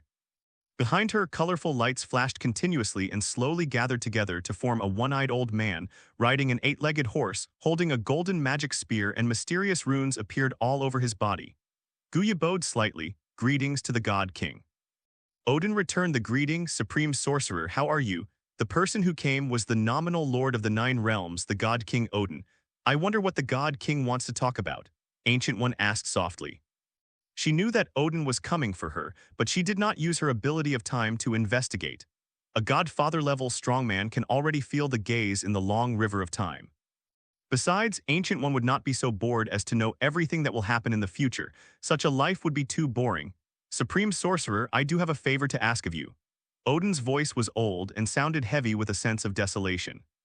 But Gu Yi would never underestimate this dying old man. When Odin was young, he conquered the Nine Realms and even set his sights on the outside universe, but fortunately he came to his senses and became a benevolent king. From then on, the Nine Realms entered a period of peace that lasted for thousands of years. This does not mean that the opponent's strength will gradually decline over the years and be inferior to the King of Gods during the war period. You know, the power of the Aesir will increase with the passage of time, and Odin has been in Odin's sleep for a long time. It is because the divine power in the body is too great that he has to rely on sleep to digest it. His strongest moment was also the moment of his death because his body could not withstand such powerful divine power. God King, please explain the situation first so I can make a decision. Gu Yi asked cautiously. Odin sighed, it's all because of my disappointing son. Odin briefly explained the reason. Because of his son Thor's recklessness, he invaded Jotunheim, the kingdom of the Frost Giants, without authorization and almost triggered a new round of the Nine Realms War. This made Odin extremely disappointed with Thor. That's why he wanted to exile Thor to Midgard to let him understand how to become a true king. But in order to do this, you must say hello to the person in charge in Midgard. What? Are you talking about Shield? Or the United States? That's nothing. Only an old-fashioned god like Ancient One who can be on equal footing with him can get Odin's respect. Even if a quasi-god father comes over, Thor will just throw him away. In addition, Odin also wanted Ancient One to help look after his stupid son. Thor, whose divine power was sealed, had a physical fitness only 4 times that of a blue star human, and there was a possibility that he might be killed. He just wanted to train Thor not to actually lose his son. Gu Yi frowned, but then he thought of something and nodded slightly. Don't worry, God King, I promise in the name of the Supreme Sorcerer that Thor's safety will be guaranteed. Then thank you very much, Supreme Sorcerer. Odin bowed slightly, then his horse neighed and quickly left this space. In reality, Gu Yi suddenly opened his eyes. She did not dare to take Odin's request lightly. If something really happened to Thor on Blue Star, then she would be able to see what the true wrath of the God King was. If it were in the past, Ancient One might have stayed by Thor's side until he left. But now. A smile flashed in the Supreme Sorcerer's eyes. Boom, boom, boom, there was a knock on the door. Gu waved his hand and the door opened and Sun Wuming walked in. Your Excellency, I have some questions I would like to ask you. I'll tell you everything I know. Guya's smile became softer. Sun Wuming felt a little strange. He felt that Guya seemed to be in a very good mood today. Could there be some good news? But he didn't think much about it and just asked his question directly. After listening to them, Guya patiently answered Sun Wuming's questions one by one. What she talked about was not only her experience in magic, but also her understanding of the world. Sun Wuming nodded repeatedly after hearing this, and he was able to draw inferences from his experience. After the discussion, he made some progress in martial arts. Thank you, Master Guyi. Please let me know if I can help you in the future. Sun Wuming said seriously. Guyi really had nothing to say to him. Not only was he taught magic, but all of Kamertaj's collections were also open to him. There were many banned books that even the nation itself could not read, but Sun Wuming was able to browse them at will. Now he is still doing his best to answer his questions, exactly the same treatment as Strange. But Strange became a disciple, but Sun Wuming did not. No need to wait until later, Wuming, there is something I need your help with right now. Guyi smiled and told him about Thor's situation. Sun Wuming had a strange look on his face. No wonder Guyi smiled so happily and enthusiastically just now. It feels like this has been delivered to my doorstep, but he had no intention of refusing. It was just a small matter. It was enough to ensure that Thor did not die on Earth. Venerable, shall we go now? Asked Sun Wuming. No need, it will take a few more days. I will use this time to hand over the mirror space to you. Guya stood up, waved his hand and said, in New York, after receiving the vibranium sent by Carlson, Tony once again entered the scientific research state and used part of the vibranium to build the armor. It is undeniable that Nick Fury's words still had an impact on him. Sun Wuming is too powerful, so powerful that there is no one in this world who can check and balance him. Whether the blue planet can have peace or not depends entirely on his personal decision. Sun Wuming now lives a life no different from that of ordinary people. But who can guarantee that nothing will happen in the future that will irritate his emotions? Once he starts going crazy, who can stop him? Ever since he defeated Iron Monger and announced to the world that he was Iron Man, Tony's thinking pattern has become closer to that of a so-called superhero. He also acknowledged that Sun Wuming was his good friend, but precisely because of this, he should stop him before he did something wrong to avoid an irreparable tragedy. So, Tony started making a series of anti-Saiyan armor. The first is to speed up. The flying speed and combat assistance system of the armor must keep up with the speed of Sun Wuming, otherwise it will all be in vain. The second is defense. Although a big hole was smashed in the vibranium shield by Sun Wuming, it can at least withstand his attack for a while. Other metals can't do this at all. Finally, it's about attack power. The thermal weapons are completely ineffective against Sun Wuming. He needs to develop new energy weapons to enhance his firepower. Sun Wuming didn't know that Tony had actually started researching anti-series armor and it was targeting him. If he knew, he would just laugh it off and say he was looking forward to it. The Marvel world has a famous iron rule. Whoever Iron Man opposes will be dismantled. If given the chance, he really wants to dismantle Tony's anti-series armor with his own hands and then see how wonderful his expression will be. Tony, stop fiddling with your suit. The Stark Expo is about to open. Pepper entered the laboratory and saw Tony busying himself with a pile of metal and said helplessly. Tony said without turning his head, you are the CEO of the group now. You don't need to ask me what I think. It is passed unanimously. Pepper forced a tablet into his hands. No, only you can solve this problem. Hammer Industries has made a big move. Tony had no choice but to watch it, and as the video played, his expression suddenly became serious. Arc reactor? Impossible. Where did they get this technology? Pepper spread her hands helplessly. I don't know. It is said that the military is already preparing to purchase their armor. Even the Patriot you gave to Rhodes is being transformed by Hammer Industries. I understand. I will investigate it carefully. Tony said seriously but not too worriedly. The arc reactor is indeed advanced technology. If he had not discovered the new element, he would have been extremely shocked. But now it's just a reactor, not a big deal. He was just curious about who developed it. If he is a genius, maybe the two of them would have a lot in common. When Pepper saw Tony agreed, she left with satisfaction. The expo was about to open, and she had a lot of things to deal with, so she didn't have time to watch Tony lift weights here. After she left, Tony asked Jarvis to present all the recent intelligence on Hammer Industries and finally locked on a name: Ivan Vanko. Chapter 80. I guarantee you'll want to vomit when you see Tony. Coulson's panic at the top of Mount Everest. Ancient One looked at the young man in front of him with emotion. It only takes 3 days to master the mirror space. Wuming, I want to ask you again, are you really unwilling to become the Supreme Mage? Sun Wuming waved his hands repeatedly. Forget it, Venerable Strange can do a good job, just let me go. Ancient One worked hard for Blue Star for 500 years. He was so exhausted that he found an excuse to die and then went to pursue eternity. The job of Supreme Mage is really not something that a human can do. It's hard and tiring with no salary and no holidays, and it's purely out of a sense of personal responsibility. He thought that the doctor was easy to fool. In order to stop Dormammu, he would remain calm even if he died thousands of times. Sun Wuming said that he definitely couldn't do it. The only thing he can do is to kill Dormammu. Okay, I won't mention it again. Although he had already known the result, Guya still felt a little regretful. Although Strange did a good job, he still has to compare himself with others. With Sun Wuming around, Blue Planet will be the safest place in the entire universe in the future. What's more, borrowed power is borrowed after all. In the future observed by Ancient One, there was a scene where Strange angered Vishanti and was deprived of the ability to use magic.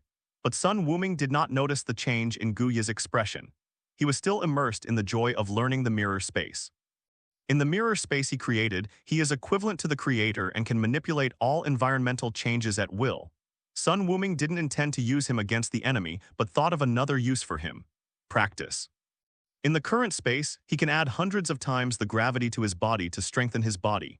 Moreover, air is constantly being consumed in order to maintain gravity. It can be said that you can exercise both your body and inner self without neglecting them, and you can double the joy by exercising at the same time. Now Sun Wuming just wants to go back and experience the effect of this portable gravity chamber. However, Ancient One looked towards the west. Here it comes. Sun Wuming was startled. Thor. Ancient One nodded silently. The son of Odin will arrive in Mexico State in 3 days. I understand it will pass in time.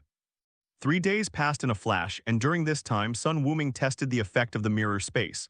I can only say it is very useful. The end of science is theology, and this statement does make some sense. What kind of man is cursed by knowledge?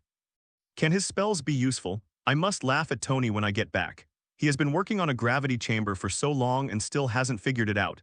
It's really cured chicken. Just move 2 small hills over, and combine with 100 times the gravity. Sun Wuming can train to the point of near death every day, and then recover quickly with the help of the magic beans. But these Senzu beans don't last long. How come half of them are gone in an instant?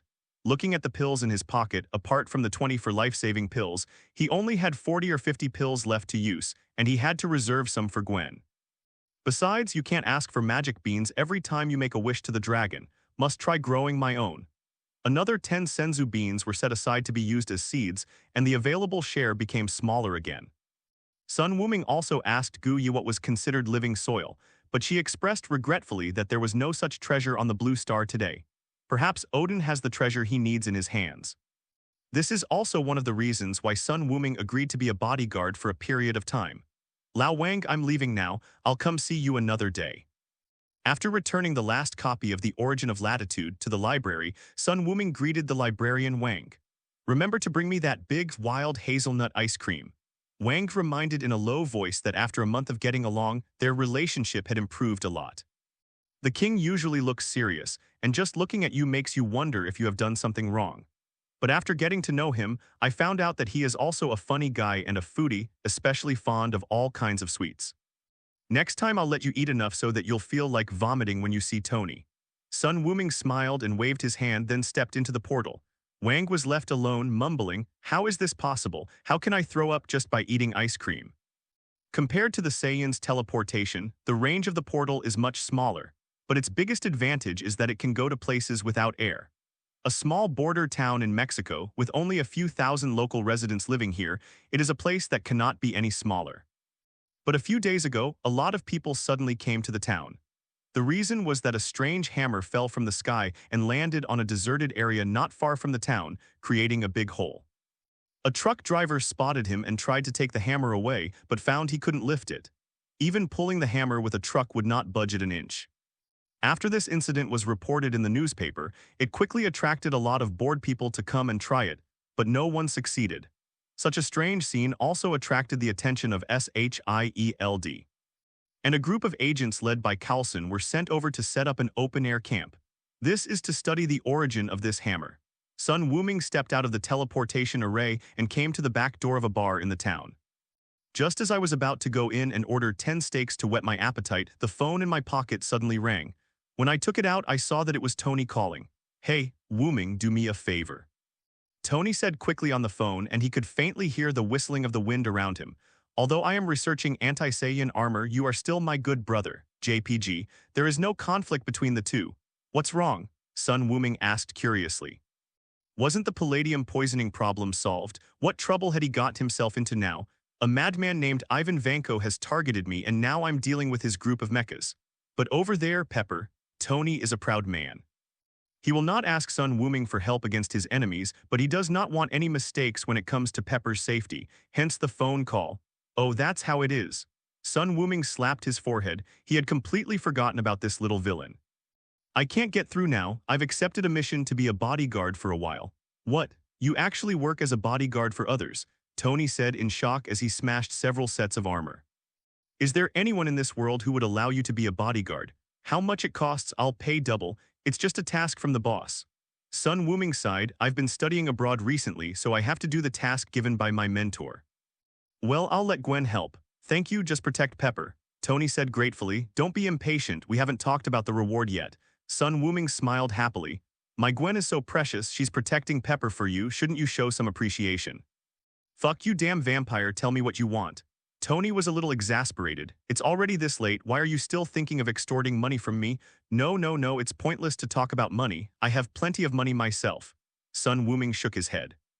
"Gwen will help you protect Pepper tonight, and you go and get Mr. George to become a city councilor, okay?" Logically speaking, George has performed very well in many major events recently, and the NYPD's approval rating continues to rise, so it should be a natural thing for him to want to become a city council member. But this is the United States, and it is basically impossible for George, an ordinary person who has climbed up from the grassroots, to get promoted without the support of a big corporation. Gwen had talked to him before and didn't want George to be so active on the front line. Taking advantage of this opportunity, Sun Wuming asked Tony to get the job done. "No problem, I promise to get it done within a month." Tony agreed decisively. It was just a small matter for him. "Okay, boss, please wait a moment." Sun Wuming's attitude immediately became amiable. After hanging up the phone with Tony, he called Gwen. At this time, Gwen was doing homework at home. After understanding the situation, she immediately changed into her battle suit and rushed towards the expo. After arranging everything, Sun Wuming walked into the bar, finished his steak, and left in front of the shocked eyes of others. In the camp where Thor's hammer is located, Coulson stayed in the tent and watched a group of scientific researchers analyzing the hammer. There was still helplessness on his face. This group of people analyzed it for a whole day, but they couldn't figure out the hammer's origin, let alone what material it was made of. However, he had no intention of rushing. Compared to staying in New York, this mission could be regarded as a vacation. He was already planning on going into town a little later to have a drink. At this time, Sitwell walked into the house and whispered, "Someone is approaching our base." Coulson was stunned. "Why not just send him away? What are you talking to me about?" Sitwell looked embarrassed. It was the one who caused a scene at the headquarters last time. "Zero request flowers, fuck." Coulson jumped up from his chair. "You said Sun Wuming is here." Sitwell nodded and Coulson immediately ran out as if his butt was on fire. "How did this guy get here? Is this hammer his?" "Hello, Mr. Sun Wuming. I am Phil Coulson, a level 7 agent of SHIELD. I have heard of your name for a long time." Coulson greeted Sun Wuming with almost the friendliest smile he had ever given his life. Although the two have never met formally, he has taken on many missions regarding Sun Wuming as the most dangerous enemy of SHIELD. He dare not be careless at all. The headset was already connected, and the person on the other end was Nick Fury. The appearance of Sun Wuming also scared him. His first thought was that the other party might have known about the Dragon Ball radar and came to settle the score. But when I calm down and think about it, that shouldn't be the case. If Sun Wuming wants to settle the score, he should go to the SHIELD headquarters. Instead of coming for this hammer, the other party must know something. Looking at the famous chief of the novice village in front of him, Sun Wuming also felt a little emotional. Did you still fail to escape from this novice guidance mission? Sun Wuming said earnestly, I'll recommend you a shampoo when we get back. Bowing, you've heard of it, right? The one that says Duang Tilda. Carlson subconsciously touched his extremely high hairline, and then he understood something, and his smile suddenly became uglier than crying. Mr. Sun Wuming, why are you here this time? Carlson has made up his mind that if the hammer belongs to Sun Wuming, he will take his men and leave immediately, even if Hai Lu Dan wants to deduct his social security. I've been asked to be the bodyguard of the owner of this hammer for a few days. Do you mind leaving a tent for me? No, I don't mind. Several people walked towards the blocked Thor's hammer and Sun Wuming suddenly looked up. Let that little bird come down, I won't be polite if you keep pointing at me. Carlson was sweating profusely and he almost shouted, Barton, put away your bow and arrow. On a sentry tower, Patton, who was hidden in the darkness, froze but slowly put down the weapon in his hand. I'm sorry, Barton has been out on field trips lately and didn't know about your deeds. Carlson defended his colleague, but Sun Wuming waved his hand indifferently. He has a pretty good temper. As long as he is not as stupid as Ross and fails to recognize the situation, he will not become a murderer. We came to a simple little mound of earth, where a mysterious pendant was placed diagonally. Thor's hammer, originally named Mjolnir, is made of precious Uru metal and the core of a dead star. There are only two ways to lift this hammer. One is to get Odin's approval. The second is to rely on brute force. If your strength can counteract the restrictions left by Odin on the hammer, you can lift it. As for the qualities required to lift Thor's hammer, they are also part of Odin's words. Watching Sun Wuming looking around, Carlson asked tentatively, Can you tell us about the origin of this hammer? We have tried various methods to move it, but nothing works. Is this really a hammer? After a brief contact, Carlson found that Sun Wuming was not as difficult to get along with as he had imagined. Just as those psychologists concluded, he is a dangerous, ordinary person. As long as you approach him with kindness or sincerity, there should be something to talk about. Well, except for our own director, who seems a bit racist. After listening to Carlson's words, Sun Wuming nodded. Have you read Norse mythology? I listened to it as a bedtime story when I was a kid. Carlson said honestly, but I always fell asleep halfway through it. Sun Wuming pointed at the hammer and said, It's called Mjolnir, or you can call it Meow Hammer. Do you understand now? Mjolnir. Carlson murmured, trying hard to recall this somewhat familiar name, and soon his eyes widened. You mean this is Thor's hammer? Yes, this is Thor's hammer. Sun Wuming flexed his wrist. The owner of the hammer is the legendary god of thunder, Thor Odinson. He will be here soon, and my acquaintance was to serve as his bodyguard for a few days. After saying that, he waved to Carlson and the other agents. Stand back, I'll try to lift this hammer. As soon as the words fell, a group of agents ran faster than rabbits and came directly to the edge of the blockade area. And Sun Wuming also slowly grasped the handle of the hammer and entered. Chapter 81, a 3 good student for 6 years, 3 bars for 2 years, but still can't lift a broken hammer. In the open-air camp, a group of agents looked nervously at the center of the field. Sun Wuming grasped the handle of the hammer but did not exert force right away. Instead, he lifted it casually. Sure enough, it didn't move at all. Tusk. Odin is indeed blind in one eye. He was a 3 good student for 6 years and had 3 bars for 2 years. With such a luxurious resume and pure character, he can't even lift a broken hammer like you. If he had the chance to meet, he would definitely talk to Odin. Sun Wuming's eyes suddenly became sharp. Since I can't get recognition, I'll try brute force. Hiss. Sun Wuming exerted force suddenly, and the top of his training suit burst into pieces, revealing his knotted muscles and bulging veins.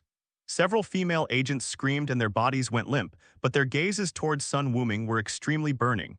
Chief. We apply to use the honey trap, and we will definitely take down our target. Sun Wuming had not yet realized that a group of female agents had already set their sights on his body. All his attention at this moment was focused on the hammer. Even though he used all his physical strength, the hammer remained motionless. How powerful is Sun Wuming now? Just relying on your body and finding the fulcrum, pushing a mountain will definitely not be a problem, but still no use. I just don't believe it. You can't even lift a broken hammer. Sun Wuming became furious and flames exploded. Boom, the earth shook violently and the people nearby were knocked off their feet by the sudden noise. When they stood up straight, they found that the ground was sinking. Get out.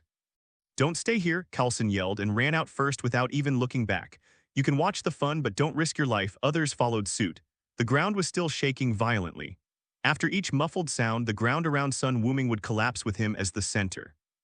The loose soil has been pressed into lumps of earth harder than marble. Finally, under Sun Wuming's outburst, the hammer shook slightly twice. Far away in Asgard, Odin, who had fallen into a deep sleep, also trembled his eyebrows. Seeing hope, Sun Wuming's eyes flashed with joy. He worked even harder, and even a red aura appeared around him. Double Kaioken, quadruple Kaioken, 6 times the Kaio Fist. Finally, after activating the sixfold Kaioken, his strength broke through a vague boundary and Mjolnir stopped trembling as if accepting his fate and was lifted up obediently. Click, click. The sky was suddenly filled with lightning and thunder, dark clouds rolled in, and a bolt of lightning fell from the sky and hit Sun Wuming along the hammer. Coulson, who was far away, saw this scene through a telescope and couldn't help but swear. Fuck, Coulson. What's going on? Nick Fury's anxious voice came from the headset. All the surveillance videos around were destroyed when Sun Wuming just exploded. He couldn't see what was happening at the scene. Commander, I now believe that hammer is really Thor's hammer. Sun Wuming lifted him up and was struck by lightning. Far away in Washington, Nick Fury stood up. Sun Wuming was struck by lightning. Can you just kill him with one blow? Upon hearing that Sun Wuming was struck by lightning, Nick Fury was so excited that he wanted to give out year-end bonuses. If he could kill this scourge, he would immediately take out his own small treasury to give out the money. Keep a close eye on Sun Wuming and report the intelligence to me at any time, Nick Fury said in the headset. Unfortunately, Sun Wuming, who was bathed in the lightning, did not turn into charcoal as Nick Fury had imagined. On the contrary, it is very comfortable. These thunders had no intention of hurting him at all. After entering his body, they continued to strengthen his cells. Broken, rebuilt, stronger. This process lasted for 10 minutes before the lightning in the sky slowly dissipated. Sun Wuming appeared to be unharmed. Good stuff. Looking at the Meow Meow hammer in his hand, Sun Wuming was delighted. The short moment of being struck was equivalent to 2 or 3 months of hard training. Again. Sun Wuming shouted loudly, and thunder fell from the sky again, but the strange thing was that although Sun Wuming was aiming at himself, it missed the target. Instead, it scared Coulson, who was jogging over, and the lightning struck less than 5 meters in front of him. It was as if these thunders no longer wanted to hurt him. Mr. Sun Wuming, are you okay? Coulson asked with concern. After hearing his words, Nick Fury, who was far away in Washington, sat back in his chair angrily. It's okay. Sun Wuming said, throwing the hammer back to its place without any reluctance, just like a scumbag who would not recognize anyone once he pulled up his pants. This hammer belongs to Odin. The fact that he can resist the restrictions left in the hammer by Odin does not mean that he can defeat Odin. There is really no need to offend the God King just for the sake of the hammer. If he could always summon thunder to help him practice, maybe Sun Wuming would have really succeeded. At worst, I can use the Senzu beans to fight the other party or ask Ancient One to help. Unfortunately, the plan didn't work. The thunder was a one-time thing. After strengthening his body for a while, it refused to strike him again. Mr. Sun Wuming, Coulson wanted to say something, but Sun Wuming had already walked away slowly. I'm going to take a rest. If someone comes to steal this hammer later, remember to tell your men to be polite. After all, you don't want to cause alien strife, right? It was late at night and it suddenly started to rain heavily. Surveillance equipment was installed around Thor's hammer. Coulson stood motionless in front of the monitor. When Nick Fury learned that Thor would really come to take his hammer, he gave a strict order to make Coulson pay attention and not cause any misunderstanding. The rainstorm was getting heavier and heavier, and thunder appeared again in the sky, making the listeners feel depressed. Just when Coulson was about to go out for some fresh air, the alarm in the camp suddenly sounded. An unexpected guest broke in. Everyone stay at your post. Don't stop him, see what he wants to do. Coulson gave the order into the communicator and then said to Sitwell beside him, go call that person over here. Could this be the legendary Thunder God? On the monitor, the heavy rain blurred the image, but Yixi could see clearly that it was a tall, blonde man with bulging muscles, and he looked very strong. Swish. No, I came here by myself. Sun Wuming yawned and appeared in the tent out of nowhere, startling everyone. Coulson quickly asked, Sir, is he Thor? Yes, just watch. Coulson forced a smile and nodded. In the scene, Thor saw the tight guards around him and thought he would encounter many enemies, but his infiltration was surprisingly smooth, and he arrived in front of Thor's hammer without any effort. Mjolnir, I'm here to find you. You must be waiting impatiently. Looking at his old friend, Thor smiled and then grasped the handle of the hammer. Coulson was already sick and holding his breath, waiting for the thunder to come, but for a long time nothing happened. The smile on Thor's face froze and he quickly convinced himself. Well, it must be the wrong posture, Mjolnir, I understand you. He flexed his wrist and shouted in a deep voice. I am Thor. The hammer remained motionless. Next, no matter how he tried, Mjolnir gave him no feedback. No. A flash of lightning streaked across the sky, illuminating Thor's terrified face. He finally understood what his father meant before he exiled him. The moment his divine power was sealed, he had already lost his qualifications as a king and the god of thunder. Inside the tent, Coulson had a confused look on his face. He looked at Thor, who was crying and yelling on the monitor, then turned to look at son Wuming, who was silent. Is he really the god of thunder? Why do I feel like a fool? Sun Wuming asked suddenly. Coulson nodded subconsciously before he reacted. No, it's not. I just think you're more like Thor than him. Forget it, little thunder god is not worthy of me. I want to at least be a Super Saiyan god. Sun Wuming curled his lips in disdain. This guy angered his father, and now his divine power has been sealed, so I came to be his bodyguard. Coulson suddenly realized and then became a little muggle. So what should we do next? Send someone to bring him here so I can talk to him. You go, but don't hurt him. Coulson said into the communicator. Soon Thor, who was deeply shocked, saw a group of mortals surrounding him. Filled with anger, he wanted to resist, but after knocking down several people in succession, he was shocked by a high-voltage electric baton. He immediately fainted, trembling and rolling his eyes. After watching the whole process, Sun Wuming shook his head helplessly. Thor was knocked unconscious by the electric baton. Who is Thor? No wonder Odin threw him down to train him. With the help of Thor's hammer, Thor has forgotten that he is the god of thunder, not the hammer. Since you need a hammer to generate lightning, you might as well just call him the god of hammers. It was not until the next day that Coulson came to find Sun Wuming again and told him that Thor had woken up and asked him to come over and take a look. The two came to the medical room, and Thor was trapped in the bed and still yelling. Let me go, what are you going to do? I am Thor, the god of thunder, for the glory of the northern god. After entering the door, Sun Wuming answered without hesitation. Thor was stunned for a moment, then he showed his 2 rows of white teeth. Someone actually knows my slogan, mortal, you are pretty good. Sun Wuming chuckled and asked Coulson to drive the other people out, leaving only the 3 of them in the room. Thor, haven't you come to your senses after last night's experience?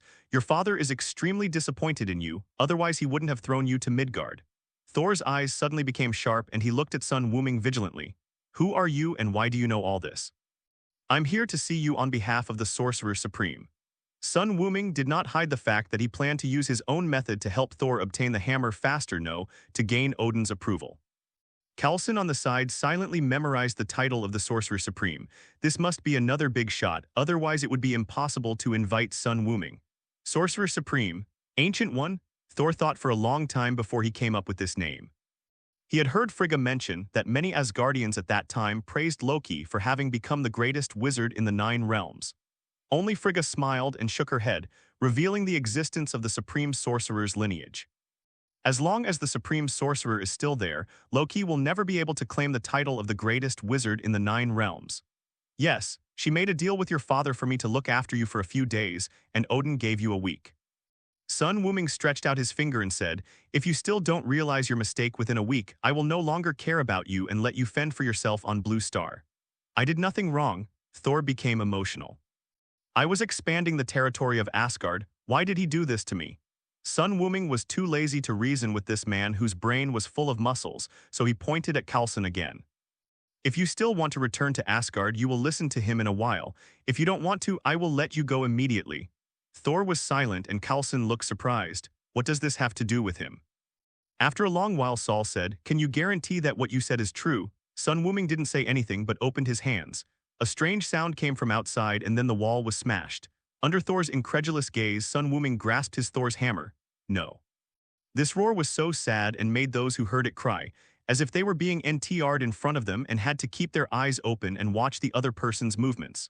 Sun Wuming said righteously, with my quality recognized by the thunder gods too. 8 hammer, shouldn't you believe what I say? Thor looked at Thor's hammer, then looked at Sun Wuming, who had a better figure than him, nod vigorously. Apart from me, Thor's hammer will only recognize people of high moral character. Midgardian, I believe in you. That's pretty much it. Sun Wuming nodded in satisfaction and turned to look at Coulson, who was already dumbfounded. He didn't understand how Sun Wuming became a person of noble character in the blink of an eye. The rest is up to you. Coulson looked at him in confusion. What can I do? This is what happened. Sun Wuming recounted the entire story in detail, from Thor's rampage in Jotunheim to his quarrel with Odin. After Coulson understood the situation, he immediately looked at Thor with a strange look. This guy is just a naughty kid who is thousands of years old. No wonder even the king of gods could be so angry that he didn't want the child anymore. At the same time, he also understood Sun Wuming's thoughts and nodded seriously.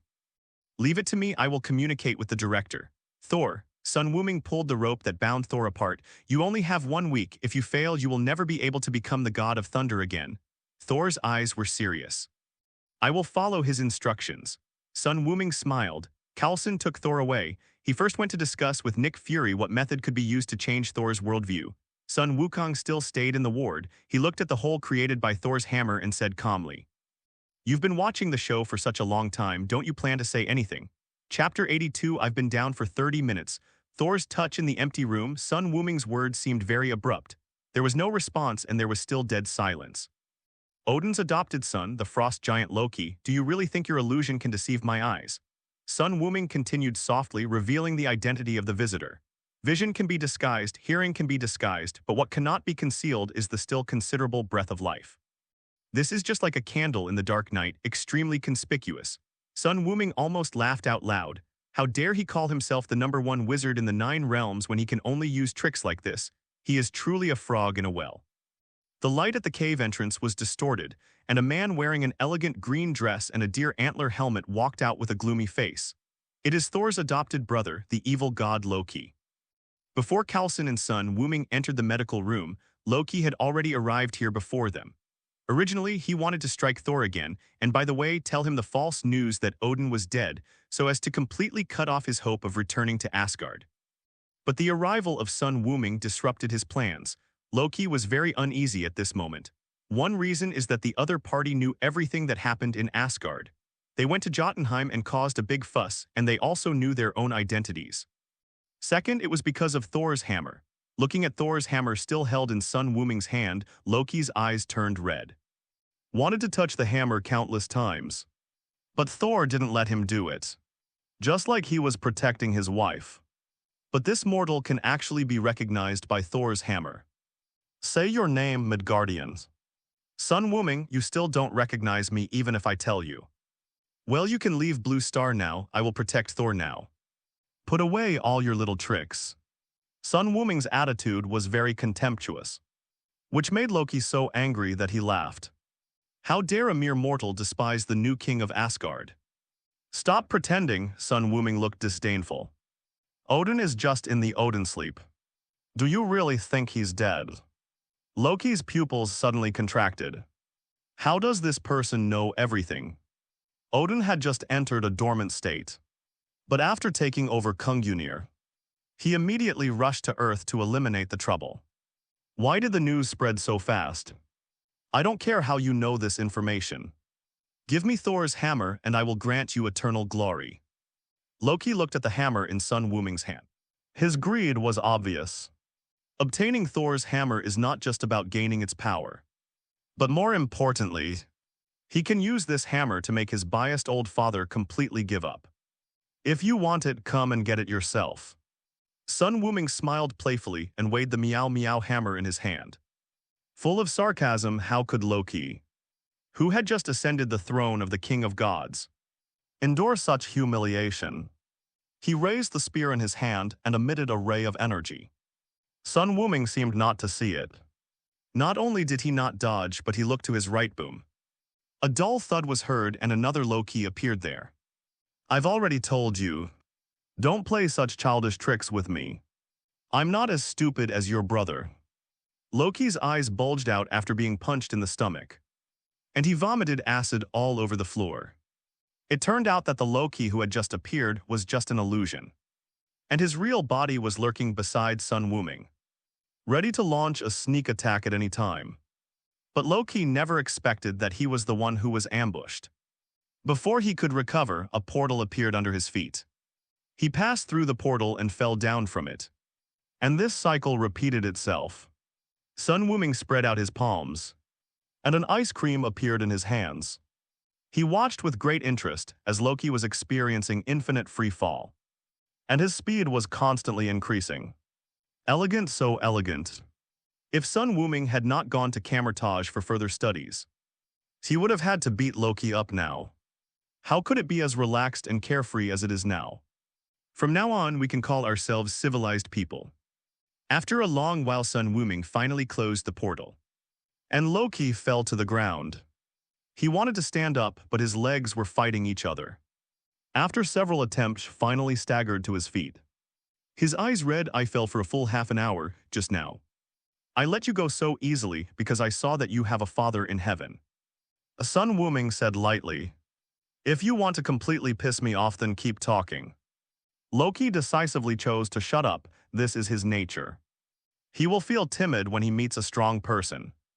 It's not that he's completely giving in, but he's thinking about how to retaliate from behind. As long as he can achieve his goal, he doesn't mind any means. Like now, after realizing how difficult Sun Wuming was, Loki decisively changed his strategy and smiled kindly. Midgard strong man, I was reckless just now. Since Thor's hammer has recognized you, it should belong to you. I apologize for the conflict just now. Loki's idea was simple. Since the hammer was in Sun Wuming's hand, he would keep it as long as he didn't return it to Thor. Sun Wuming nodded indifferently. Okay. Then you should leave Blue Star as soon as possible.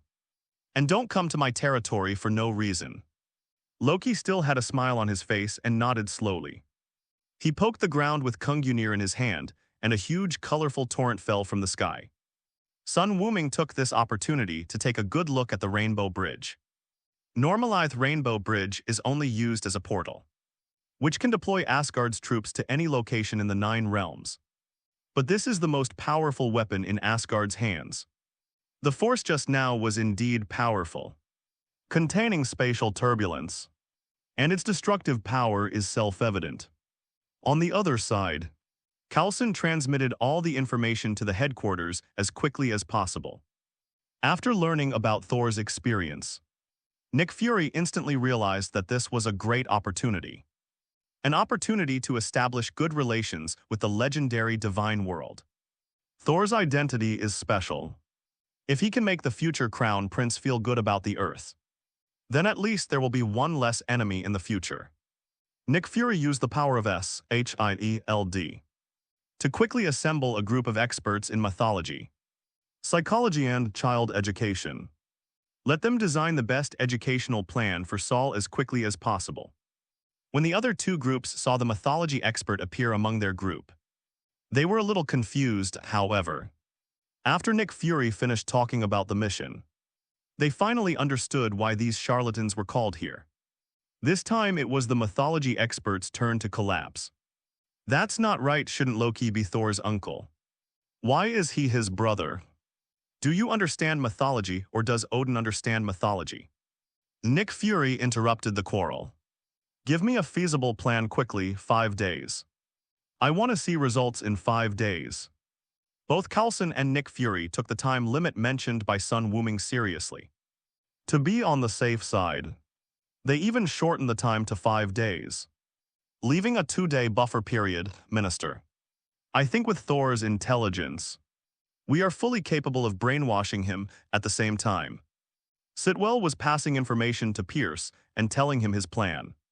Thor, a naughty kid with no worldview at all, is Hydra's favorite type. They are professionals when it comes to brainwashing, as long as they seize the opportunity in the next few days to control Thor's mind and wait for him to recover his divine power. Hydra will have its own god. When Sitwell excitedly told Pierce about his grand plan, he was met with a scolding. Are you freaking crazy? That's the person Sun Wuming wants to protect. I'm Odin. How dare you say you're going to brainwash a god? Pierce wanted to run over and strangle Sitwell to death immediately. How dare you have such a big mouth like that, and you dare to think about the prehistoric Tyrannosaurus Rex? Ever since Sun Wuming revealed his identity, Pierce hasn't slept well for a long time, fearing that his identity would be known by others one day. It wasn't until recently that things got a little better, because he discovered that Sun Wuming really didn't care about his identity. What Pierce is thinking now is that he doesn't want to have any contact with Sun Wuming until the plan is completed. Sitwell has simply walked into trouble. Put away your little tricks and hide your identity honestly. You do whatever Coulson tells you to do. Even if it means eating shit, you have to do it. And then blame it on Fury. After a fierce rant, Pierce hung up the phone abruptly. When Sitwell heard the busy tone on his cell phone, beads of sweat appeared on his bald head. Half a day later, S.H.I.E.L.D. sent the final plan to Coulson. Prince Thor, come with me, just call me Thor. After being given a KFC meal by Sun Wuming, Thor became much more obedient. The two of them found Sun Wuming, who was playing games. Mr. Sun Wuming, in order to avoid wasting time, could you please take us to this location? Coulson gave Sun Wuming a coordinate. He looked at it, then asked, are there any photos of the nearby buildings? Coulson immediately showed his phone to Sun Wuming. Okay, go ahead. When the portal appeared, Coulson was extremely shocked. He came to find Sun Wuming because he knew that Sun Wuming had the ability to teleport and fly at high speed. But this time it's a new approach. What exactly is there that he can't do with deep shock? Coulson pulled Thor over there, where a fully armed S.H.I.E.L.D. team was already waiting for them. As soon as he landed, Thor frowned. He smelled a strong smell of blood. There must have been a war not long ago, and many people died. Where is this? Zhanghe, one of the most chaotic areas on the Blue Star. Coulson didn't say much. He just took Thor for a ride and arrived outside the dilapidated town. Gunfire could still be heard faintly. Coulson introduced, there are two warlords fighting each other here. They have been confronting each other for more than half a year. The ownership of the town changes hands several times every day. Thor showed an excited look on his face. Are we going to fight? Although I have lost my divine power, I am still a warrior of Asgard, and I am never afraid of war. Coulson shook his head. No, we are only responsible for observation. Under Thor's somewhat disappointed gaze, he added, please make sure you follow my instructions in the next few days, so that you can get the forgiveness of King Odin. Hearing Odin's name, Thor nodded reluctantly. After a while, the gunfire gradually died down, and Coulson took Thor into the town on the street. A half-naked little boy was holding a corpse and crying bitterly, speaking an indigenous language that no one could understand. Seeing Thor's somewhat touched eyes, Coulson said softly, 13,653 people. This is the number of deaths in this town this year. But this is the fate of warriors and their honor. Thor understood what Coulson meant and retorted in a deep voice. What about the child? He lost his father and many innocent civilians. Coulson pointed at the child and asked again. His country will provide for his support. The 693 country has perished and only the warlords remain. This kind of thing won't happen in our Asgard. It's a kingdom of eternity, Coulson shrugged, not expecting to be able to convince Thor immediately. After touring the town full of ruins, the two boarded the plane and headed for their next destination. This time their destination is the Middle East. There Thor witnessed another gunfight with his own eyes. One side used civilians as human shields, which made him roar in anger, despicable. War is a battlefield for soldiers, why hurt civilians? He volunteered. Coulson said calmly, the civilian is from this country. In order to repel the invaders, he is willing to sacrifice himself. Thor was speechless. He saw the calmness and determination to die in the eyes of the meat shield, as well as the deep hatred for the invader. Did you harm any civilians when you invaded Jotunheim? Coulson asked. Thor didn't say anything because he wasn't sure. When they saw him, the looks in the eyes of all the frost giants were almost the same as those of this civilian. He could no longer tell whether they were civilians or not. Immediately afterwards, Coulson took Thor to other places. The war on the blue planet has never stopped, and traces of war can be found in many places.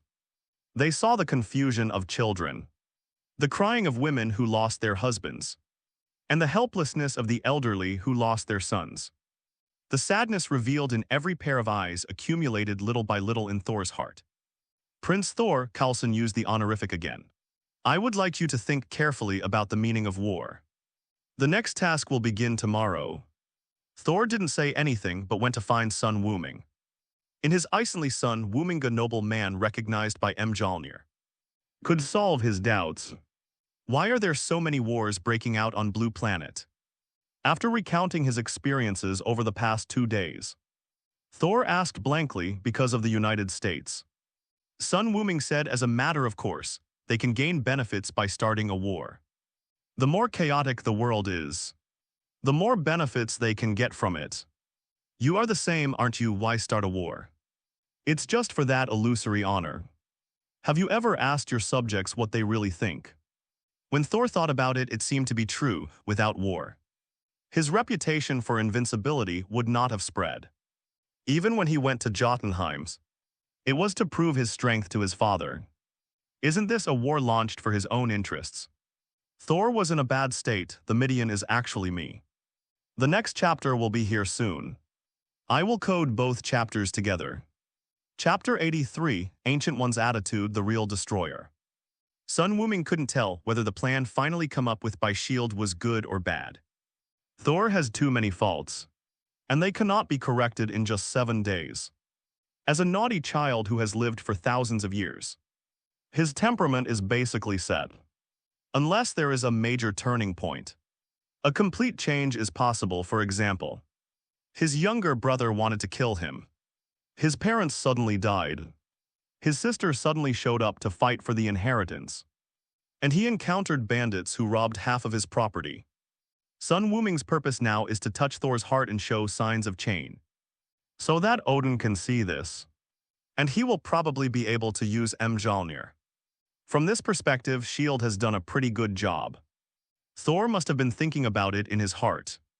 Otherwise, he wouldn't have asked such a question. The next day, Thor found Sun Wuming again early in the morning and wanted to try whether he could lift Thor's hammer. The result was obvious. The hammer did not respond at all. Thor, who had already had a premonition of such an outcome, was not too disappointed.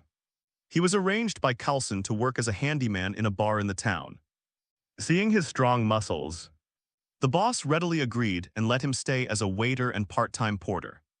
Jane Foster, who had been controlled by S.H.I.E.L.D., and Dr. Eric were also released. They found Thor immediately.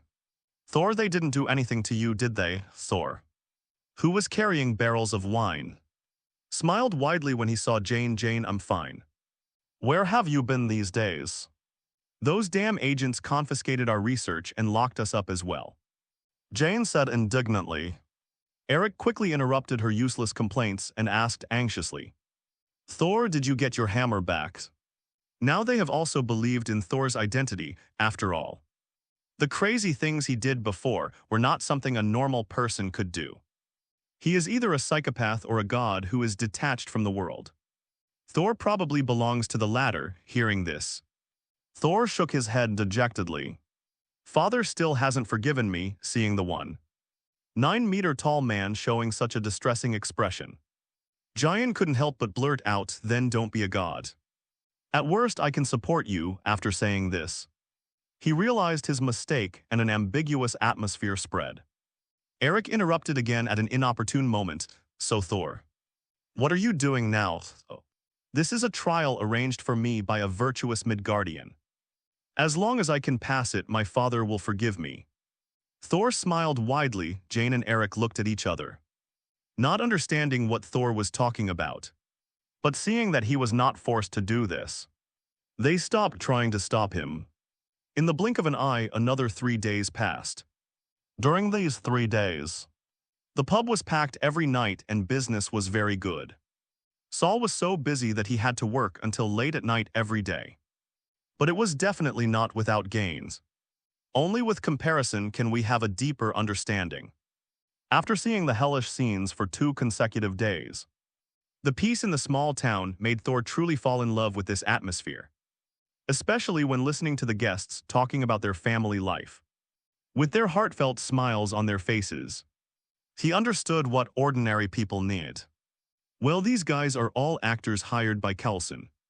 Ordinary people have to deal with the daily necessities of life and have a lot of troubles. How can there be so many people with happy families and harmonious lives who go to the pub every day to brag and chat about life? This is done to make the contrast stronger. But looking at Thor's changes, it is obvious that this trick is very effective. Far away in Asgard, There are also a group of people who are worried about Thor's safety. The throne of Asgard is now temporarily held by Loki. The three warriors of Asgard and the goddess Sif all think that there is something strange about it. But even the Queen Frigga approves of Loki's behavior. So they can't say anything more. Several people found Heimdall and asked him to send them to Thor through the Rainbow Bridge. Heimdall shook his head and refused no. Thor is living a good life, no, don't interfere with him. If we wait any longer, Loki will become the real king. Hogun, one of the three warriors, said impatiently. If you want to gain experience, you can do so anytime. But Thor must return to Asgard now, after some persuasion. Heimdall was finally shaken and secretly let a few people live. This scene was seen clearly by Rocky, who came rushing over. Loki was completely furious. He had clearly left Thor away to survive. Why were these people unwilling to accept the fact that he became the king? The current Loki has lost his former cunning and slyness. All he wants to do now is revenge. Kill Thor and take revenge on Odin. Kill son Wuming and wash away the humiliation of being driven back. Loki came all the way to the treasury of the God King, used Kungunir's authority to enter the gate, and came to a huge metal figure. This is the Destroyer. The Destroyer is a super armor forged by Odin and also an extremely powerful weapon. The entire armor was made of Uru metal by the dwarf masters of Nivida, and it was also mixed with various precious treasures from the 9 realms. Originally, Odin created this armor with the intention of using it to fight against the gods in his guise as the Father. Although it ended in failures, there is absolutely no denying the power of the Destroyer armor. The authority to control the Destroyer armor, or the key to activate Idus Kungunir in Loki's hand. The spear of the God King's authority flashed with dazzling light. And corresponding to it, the red light slowly lit up in the Destroyer's body. Kill them, Thor, son Wuming, Sif. Don't leave any of them alive. Loki's roar echoed in the empty treasury on Blue Star. Son Wuming, who was resting with his eyes closed, suddenly opened his eyes suddenly. Guya's shadow walked out of the floor-to-ceiling mirror in the room. The Destroyer is coming. Odin's youngest son is really crazy. Ancient One said with a smile. This behavior can already be seen as a provocation. Dropping Asgard's most powerful war weapon on Blue Planet is a signal of invasion. So there will be no problem even if Ancient One takes direct action. But she had already promised Odin to show mercy to the 2 younger men. So it was difficult for her to intervene in this matter. The 500-year-old Ancient One is actually considered the elder of Loki and Thor, who are more than 2,000 years old. Although it sounds weird, it is normal. The strong never use age as a criterion for judgment. Son Wuming was a little confused. Isn't that armor pretty rubbish? Thor smashed it to pieces with just one hammer. Thor's move and your move are 2 completely different concepts. Ancient One shook his head slightly. If you are interested, you can give it a try. If you find it troublesome, you can leave it entirely to Thor. Odin will give us an explanation afterwards. What if it breaks? That's his own fault. If you want to blame someone, just blame his son for being ignorant. Guya said with full confidence. Son Wuming also smiled. Then let's have some fun. It's too boring to spar with you, Your Excellency. I still prefer a fist-to-flesh fight. Guya nodded. You decide everything. Having said that, he disappeared outside. On the streets of the town, a strange metal armor has arrived on Earth, with its face wide open revealing a hole. After a brief period of charging, a terrifying beam of light blasted out directly. Wherever it passed, houses collapsed instantly and a deep gully appeared on the ground. Why is the Destroyer here? Is Father really going to kill me? Thor, who was originally happy to reunite with the 3 warriors of Asgard, came to the street and looked at the Destroyer, who was wreaking havoc. His eyes full of shock and disbelief. It's Loki. His Majesty has fallen into a deep sleep. Loki has obtained Kungunir, and he can also control the Destroyer. The 3 warriors and Sif explained the situation in a few words, which made Thor feel even worse. His brother really wanted to kill him. Seeing the once peaceful town destroyed by the destroyer, Thor finally understood something. An unjust war can only bring deep harm to innocent people. Apart from that, there is nothing, while he was in a daze. Several of his companions had already rushed forward to fight with the destroyer. But even the destroyer controlled by Loki was not something that a few small characters could deal with. I have to stop Loki, no one else can be sacrificed. Thor suddenly realized something and rushed forward recklessly. The destroyer discovered the target of this trip, and the hollow face lit up aiming directly at Thor. Kill me, Loki. If you can leave Midgard, use my life to end it.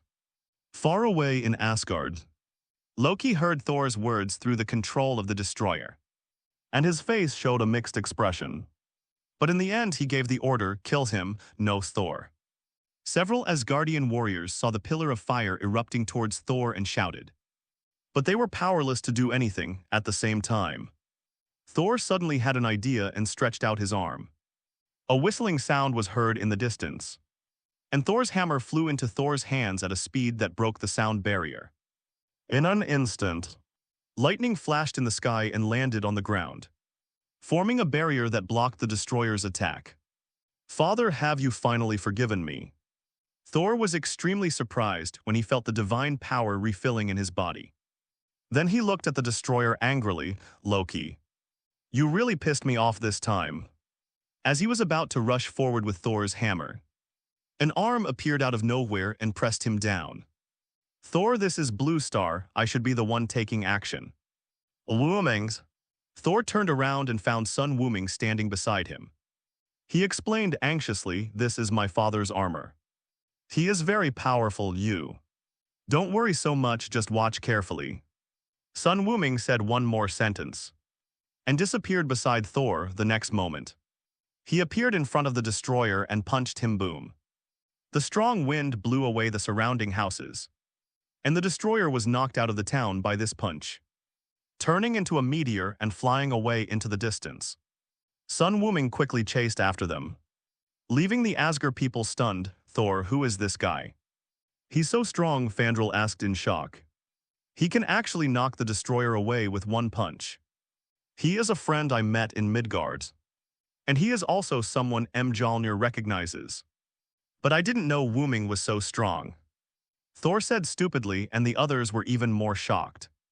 Midgard, which seemed extremely weak in their eyes, actually had such a powerful person outside the town.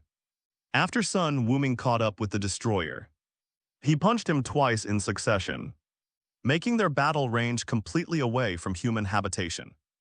In the desolate next door, two moves have appeared on the destroyer's body. But strangely, the metal around him rose up like liquid. And Loki was extremely angry in Asgard. Thor was not killed, but his divine power was restored. Son Wuming comes out to disrupt things again. Do you really have to come with me? Why can't you just die in peace? With his full strength pushing, the size of the destroyer armor expanded a little more, now exceeding 10 meters, and an energy cannon that was several times thicker than the one just now was fired. It's just a target. If it gets this big, what's the point? Son Wuming shook his head, stretched out his palm, which was filled with chi, and took the energy cannon steadily, and then slashed with 2 chi circles, splitting the destroyer into 4. It's useless. The destroyer's energy is endless, and he can repair infinitely. Loki seemed to be talking to Son Wuming through the air, using the Kungunir in his hand as a remote control to continuously launch terrifying attacks. But the speed was too slow, and Son Wuming was able to dodge it easily without even taking off his weight. Facing the scorching flames, Son Wuming rushed directly to the top of the destroyer's head, and the terrifying energy in his hands was gathering. Drink, the Qigong wave was released, and the blue light enveloped the huge body. After 2 seconds, the light dissipated. The destroyer was broken into pieces and fell to the ground. Loki wanted to activate the destroyer's recovery, but was shocked to find that the scepter in his hand was ineffective. On the ground, all the parts gathered together, just like before, but Son Wuming's expression became serious. The destroyer's aura became completely different. A powerful pressure that only belongs to the gods from above swept over. The god King Odin took action. Chapter 84, Magic Light Penetrating Cannon. Heading to Asgard. As Odin's trump card against the Celestials, the destroyer armor cannot be so vulnerable. The situation just now was due to Loki's weak bloodline. Even though he held Kungunir in his hand, he still could not unleash the power of the destroyer. The second is that the level is not enough. This is equipment for a god-level warrior. Giving it to a wizard who can only perform illusions is a complete waste of talent. But now things are different. After following Odin for so long, the destroyer armor has long been tainted with a hint of Odin's divinity. If facing Thor, the other party's bloodline would not be able to arouse this divine hostility. And it might even have a suppressing effect. He is a prince of good family background. This is also the important reason why Thor can destroy the destroyer armor with one hammer. But when the enemy is Sun Wuming, things are completely different. Who was Odin in his early years, he fought in all 9 realms, trampled across half of the starry sky, and even sealed his own daughter away. How could such a ruthless man with his pride allow his armor to be removed by a mortal? Even though he was in Odin's sleep, his divinity had been stimulated to react instinctively, and the armor was slowly reviving. Dark clouds gradually gathered in all directions, and countless whirlpools appeared faintly in the sky. The violent tornado enveloped the battlefield belonging to the 2 people, causing Sun Wuming's clothes to flutter. He was not surprised but happy, thinking that this was now interesting. The previous battles were really boring. The rainbow bridge reappeared, and the Kungunir in Loki's hand broke free from his control, plunged into the colorful torrent, and was teleported into the hands of the Blue Star Destroyer. He could only watch all this unfold, although he could observe the situation on Blue Star through the destroyer's perspective. He had lost control of the destroyer boom. A wave of air burst out, and the momentum of the destroyer armor finally reached its peak. Kungunir, also known as Gungnir, has runes engraved on the tip of the spear, and the gun body is made of branches of the world tree. As long as it locks on to the enemy, it will definitely hit the enemy at this moment. Sun Wuming had a feeling that he would definitely be hit by this shot, and he would not be able to escape no matter how hard he tried. The destroyer raised the spear in his hand, the rune flashed, and then it was thrown out violently. Click. A streak of light flashed across the sky, and Kungunir had just escaped from the hands of the destroyer 510 and arrived in front of Sun Wuming. Pointing directly at his heart, drink Red flames burst out. Sun Wuming directly raised the Kaioken to the highest 8 times. Facing the destroyer, he couldn't just exert force bit by bit like he did when dealing with Ancient One. This is a real life and death battle, PFFT. Drops of blood fell. Sun Wuming's fist shook off the Spear of Eternity, and he himself was injured. Looking at the bright red blood falling on the ground, he was a little stunned. There are still 35 days before Sun Wuming celebrates his 18th birthday. This was the first time in the past 18 years that he was injured and bleeding. The bloody red blood did not make him feel a bit scared, but instead excited. Come again. Sun Wuming shouted loudly, and rushed forward with a red aura to engage in close combat with the destroyer. Logically speaking, using flesh and blood to go head-to-head with the destroyer armor made mainly of Uru metal is undoubtedly the most unwise choice. But what's that? The feeling of hitting the right spot with every punch and kick fascinated Sun Wuming from the bottom of his heart. It is said that enduring pain, ignoring pain, and enjoying pain is a standard process, but now, Sun Wuming jumped directly to the last step and began to enjoy the pain. Every time a punch is thrown, a blood mark will appear on the fist. The eternal spear in the destroyer's hand is extremely sharp, and the wide-open whole helmet will shoot out energy rays from time to time.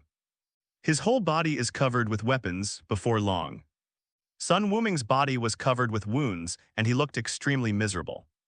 However, even though his body was injured, his aura became stronger and stronger. At the edge of the battlefield, along with the three warriors of Asgard and Sif, rushed over and saw the battle between two men and armor in the distance, as well as the aftermath of the disaster. Haljan swallowed and said, "Thor, are we going to go?" Originally, they wanted to support Sun Wuming, but looking at the current situation, they estimated that if each of them got hit by a punch, the result would be a big loss. "Maybe there will be two in a row." Thor was silent for a moment, then said firmly, "I can go by myself. This is a mistake made by Asgard, and I can't let Wuming bear the consequences for me." The power displayed by the destroyer armor was far beyond his imagination, and even reminded Thor of his father. But now that he understands his responsibilities, it is impossible for him to choose to retreat. Just as Thor was about to fly up, he was pressed down in place by the pressure that suddenly appeared in the sky, and a melodious voice entered the minds of several people. "This is Wuming's battle. Don't interfere and cause trouble for him." Who? After searching all around, they still couldn't find the figure who was speaking. After trying a few more times, Thor found that he could not get out of this area. He had to give up and keep his eyes fixed on the development of the battle. Using Kamehameha to offset the destroyer's energy cannon, Sun Wuming took the time to swing his arms. "It's so fucking hard." He threw a magic bean into his mouth and swallowed it without even biting it. His injuries quickly recovered, and Sun Wuming's condition improved a lot. And in the next moment, the destroyer's big foot stepped down again. Boom. He placed his hands above his head, holding on tightly, then exerted force suddenly, flipping over the destroyer armor, and followed up with two chi-circle slashes, cutting off his limbs. But soon, the armor returned to its original state and pounced on him again like an indestructible cockroach.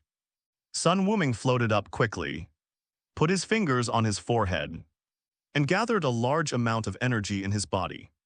"The battle has ended here. If it continues, Blue Star will be affected. There is no breath of any living creature within 100 miles. This is the result of Sun Wuming's intentional restraint of his power." But the destroyer armor would not do that. Every attack he made was with full force, which meant that Sun Wuming could not dodge and could only fight head-on to offset the attack. This guy's energy is almost unlimited, and it would be a huge loss to consume it further.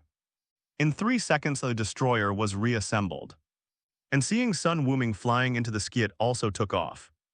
However, the few seconds he wasted were enough for Sun Wuming to complete the charging of his moves, and an astonishing light condensed on his fingertips. Magic light penetrating cannons. A beam of energy surrounded by spiral airflow shot out and instantly hit the center of a circle on the chest of the destroyer armor. Chinese letter. After a moment of stalemate, the destroyer's armor was pierced. The spear that was originally swinging froze in place, and the light in the helmet suddenly went out. The energy beam continued to move forward and soon reached outer space. Passing by the moon, this made Sun Wuming feel relieved. Fortunately, the moon was not destroyed. Otherwise, the next wish would be to ask the dragon to create another moon. I don't know if the dragon has such ability. Gu Yi, who was hiding in the mirror space, was also moved when he saw Sun Wuming's attack. What terrifying penetrating power. This kid has gotten stronger again. Even she couldn't think of a way to counter the attack just now and could only dodge. Such a powerful move could probably even penetrate the mirror space. Thinking of this, Guya smiled with satisfaction. From this perspective, Sun Wuming is still respectful to the elderly and loving the young. At least he did not use such a move when the two of them were sparring last time. Boom! With a dull sound, the destroyer fell to the ground and broke into pieces. After half a day, there was no sign of recovery. Win-win. Thor and others, who had witnessed this unprecedented battle, finally came to their senses. Sun Wuming also fell to the ground and looked at the fragments in front of him. This result is not surprising during the battle just now. Sun Wuming discovered the core of the destroyer armor. The defense there was several times stronger than other places, and even the Qi Yuan Zhan could not break it. You can only rely on the magic light penetrating cannon, which is the strongest single-point blasting move. I have to say that the ultimate move of Nobita's biological father Piccolo is quite powerful. A beam of light directly consumes 70% of the energy in Sun Wuming's body. Call out a ray of golden light streaked across the sky, and the eternal spear Kungunir disappeared from this world. It seemed that it was recovered by Odin. So these pieces of armor on the ground are his, Wuming. Thor hurried over, his face full of admiration. You are so strong. You can even destroy the destroyer armor. It's still a long way to go. Sun Wuming waved his hands, showing no sign of happiness at all. This is just one of Odin's armors. But it's so difficult to deal with. How strong is he himself? Sun Wuming felt itchy and suddenly wanted to challenge this god king. Well, know that you have regained your powers. It's time to end your journey to Blue Star. Sun Wuming patted Thor's shoulder, and his bodyguard mission was successfully completed. Thor will never forget your help, my friend. Thor said solemnly. This exile did make him learn a lot. He originally wanted to stay for a few days, have a drink with Sun Wuming, and express his feelings to Jane. But the current situation in Asgard did not allow him to consider personal feelings now. He simply told Sun Wuming that he would be back and raised his hammer. Heimdall opened the rainbow bridge. Take me back, boom. A colorful beam of light fell and enveloped Thor and his group. Wait, Sun Wuming stopped Thor. Can you take me with you? I want to see the god King Odin for something, of course. Are you willing to come to Asgard? Thor was overjoyed and motioned for him to quickly walk into the range of the light column. Wait for me for a moment, I need to take care of something. Sun Wuming said and then opened a portal. Fuck. What is this? Tawny, who was lifting weights, was startled when he saw a spark halo suddenly appear in front of him. Sun Wuming stuck his head out. Hey Tony, let me give you something. See if you can figure out something. He threw the fragments of the destroyer into Tony's house, making big holes in the floor. Damn it, Wuming. What kind of ability is this of yours? Some magic troop trick? Tony was shocked when he saw that the person opposite him was Sun Wuming. He didn't care that his house was smashed into a mess and asked hurriedly. This is a spell. I'll talk to you in detail when I get back. I have something urgent to do, so I need to go out for a while. After saying that, he closed the portal regardless of Tony's screaming on the other side. Then he sent a message to Gwen telling her not to worry. And then he walked into the area covered by the rainbow bridge. Sun Wuming was not at all worried about whether he could come back. He had already asked Ancient One whether there would be any accidents when he went to Asgard this time. Ancient One's answer was also very affirmative. No matter which timelines, Sun Wuming would not stay in Asgard for too long this time. Sun Wuming mainly wanted to ask Odin if he had any soil suitable for growing magic beans. After all, the Asgardians once reached the World Tree and should have brought back a lot of good things. Standing in the middle of the rainbow bridge, Sun Wuming felt the space around him constantly changing. After a dizzying spin, he finally landed on solid ground. When they looked up, they saw a black man standing in front of them with a sword in his hand. It was Heimdall, who was in charge of guarding the rainbow bridge. His condition was not very good at this time, and his lower body was completely frozen when he saw Thor. He didn't bother to say hello and immediately said, Loki stole the ice box, and a large number of frost giants broke into Asgard. Thor, go and help. Loki, look what you've done. Looking at the continuous explosions coming from Asgard in the distance, Thor rushed over with his hammer swinging behind him. The three warriors of Asgard and Sif followed closely, which made Sun Wuming look very upset. This person is almost frozen to death. Why don't you try to save him? Boom.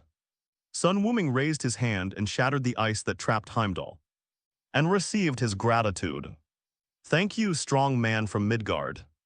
Sun Wuming nodded without saying anything and directly activated the 10 times Kaioken, which was the limit he had just broken through in the battle. With the all-round amplification, he quickly felt Gwen's aura and felt much more at ease. Now he doesn't even have to worry about the rainbow bridge. Loki can blow it up if he wants, it won't affect him anyway. Heimdall looked at Sun Wuming, then turned back to look at the receding backs of Thor and the others. Feeling a little embarrassed, He wanted to go over to help, but Sun Wuming was still there. Don't worry about me, I can just look around by myself. I don't need a tour guide, Sun Wuming said considerately. Heimdall was speechless. He is the caretaker of the Rainbow Bridge, not a tour guide. But considering that he helped Thor a lot on Earth and even lifted Thor's hammer, he should not be a bad guy.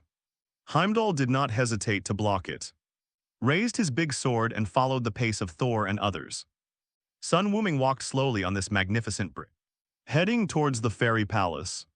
Chapter 85, The Land of Eternity. The promise between Odin and Sun Wuming. Because Odin was asleep, Frigga had not been in battle for a long time, and the frost giants caught her by surprise. The situation in Asgard was very bad at this time. The guards were shocked to find that this group of frost giants came out from nowhere and came directly to the heart of Asgard. The hastily assembled defense line was quickly shattered, and many Asgard warriors were seriously injured or even killed. In fact, this is also Odin's fault if you want peace. It doesn't mean you have to abolish Asgard's military force. The Valkyries have all been dead for so many years, and no one has tried to train new ones. Apart from Thor and his subordinates, there are really few capable fighters in the entire Asgard. The title of Lord of the Nine Realms is held up by Odin alone. Without him, it would be the true Ragnarok. Fortunately, Thor and others arrived not too late. With a thunder from the sky, a large number of frost giants fell to the ground. It's His Highness Thunder God Tilda, His Highness is back. His appearance also boosted the morale of the Asgard side, and many injured soldiers returned to the battlefield. An Asgardian who looked like a commander came to Thor. Your Highness, don't worry about us. I just saw Loki taking Laufey to the place where the God King is sleeping. Queen Frigga is also there. When Thor heard this, he immediately became anxious. He asked Sif and others to stay and help, and he chased after them when he arrived. The sound of weapons clashing was heard in the hall. At this time, Frigga was struggling to resist the attack of the frost giant Laufey, and Loki stood aside and did not interfere with the fight between the two. Thor rushed in and swung his Meowth hammer at Loki. The two were like the positive and negative poles of a magnet. Attracted to each other when they met, Loki, who had been hesitant just now, made a decision in an instant and raised his dagger to meet Thor. They have been fighting each other for thousands of years. Even though Thor has an absolute advantage in military force, he is stupid without Kungunir. Loki was able to trick Thor with just illusions. The small dagger stabbed back and forth in his body. Loki, you stabbed my waist again. Thor roared, swung his hammer backwards. Loki's face changed slightly, bent down to avoid it, and continued to enter stealth mode. But Thor was completely furious, and the Meowth hammer in his hand unleashed lightning, launching a large-scale, indiscriminate attack. Soon Loki was electrocuted into his original form, and his body was charred. Just when Thor was about to subdue him completely, a scream came from Frigga not far away. She was knocked far away by Laufey's axe, and there was no longer any obstacle in front of Odin. Laufey excitedly raised the axe and chopped at the coffin. Father! Thor threw out the Meowth hammer without thinking, but he was still a step too late. Laufey's axe blade was already close at hand. A blue energy wave cut through the sky and knocked the axe out of Laufey's hand. Under the surprised, angry and relieved gazes of several people, Sun Wuming walked in with a solemn expression on his face. Sensing his breath, Odin's divine power is like a vast ocean, unfathomable. Beneath the calm surface is a force that is enough to turn the world upside down and destroy the galaxy. Wuming! Thor hugged him excitedly with tears in his eyes. From now on, you are Asgard's most distinguished guest. Just say yes, Sun Wuming complained in his heart. He knew that Odin had actually woken up, but he didn't expect him to be so patient and wait for him to make a move. He was unwilling to move at all, sure enough. At this time, Odin slowly opened his eyes, and his unique divine power flew into the distance, allowing every citizen of Asgard to perceive it clearly. Under this encouragement, the Asgardians' fighting power increased greatly. while the frost giants were defeated. The name of the god King Odin is too famous. The reason they dared to invade the fairy palace this time was because the other party was in a sleeping state. Now that everyone has woken up, is there any point in continuing to fight? For a moment, many frost giants turned around and ran away. Inside the palace, the moment Loki discovered Odin had woken up, he rushed out. And Thor followed him. As for Loki, no matter how good Odin's temper was, he couldn't swallow the fact that the other party had come to his doorstep and wanted to chop him alive. The golden light in his hand turned into the eternal spear, which pierced through Loki's chest like a bolt of lightning, leaving a big hole. He wanted to say something, but he could only utter one word before he collapsed. Sun Wuming's pupils shrank slightly. That attack could not be dodged or blocked, and the gun was bound to hit the target. 3 points stronger than in the hands of the destroyer. Dear guest who has come from afar, thank you for your help to Thor and Asgard. After dealing with Loki, Odin slowly looked at Sun Wuming. Although they both have one eye, this one is much more classy than the boiled egg. Sun Wuming shrugged and said with a double meaning, even without me, everything will be under your control. Odin did not refute and turned his gaze towards the direction of the Rainbow Bridge. Please wait until I finish my housework before I treat you properly. After saying that, he flew out of the hall. When Sun Wuming saw Odin again, it was already the second day in Asgard time. The old man looked much older than yesterday. Sun Wuming could also understand. The trajectory of fate remained unchanged. Loki tried to launch the Rainbow Bridge as an attack to completely destroy Jotunheim, but was stopped by Thor, who followed closely. In order to stop the attack of the Rainbow Bridge, the prodigal boy smashed the bridge directly. At the last moment, Loki let go of Odin's outstretched arm and fell into the turbulence of the void. Although he was adopted, Odin really treated Loki as his own child. The sudden loss of a son was definitely a huge blow. Frigga also had a sad look on her face, but she still tried hard to comfort Odin. The two stopped talking until Sun Wuming arrived. Under their throne, Thor saw Sun Wuming, greeted him warmly, and stood beside him. Thank you, Mr. Sun Wuming. You saved this country. Odin spoke again, and Frigga also smiled kindly. They had a very good impression of Sun Wuming. Father, mother, you don't have to be so polite. From now on, Wuming will be my best brother. Thor patted Sun Wuming's shoulder loudly, and Frigga looked at her silly son unhappily. Is this something you should say? I originally thought that Thor should have grown a lot on Blue Star, but now it seems that he still lacks experience. Odin narrowed his single eye and said with a smile, Asgard never treats its friends unfairly. If you need anything, just tell me. Compared to Frigga and others, Odin is the one who knows Sun Wuming's potential and background better. There is no need to talk about the background. With Ancient One around, Sun Wuming is one of the people with the strongest background in this universe. Even if he faces Ancient One who uses the Time Stone, he doesn't have much chance of winning, and the strength, which is able to destroy a fully activated destroyer armor, is enough to make one famous in all 9 realms.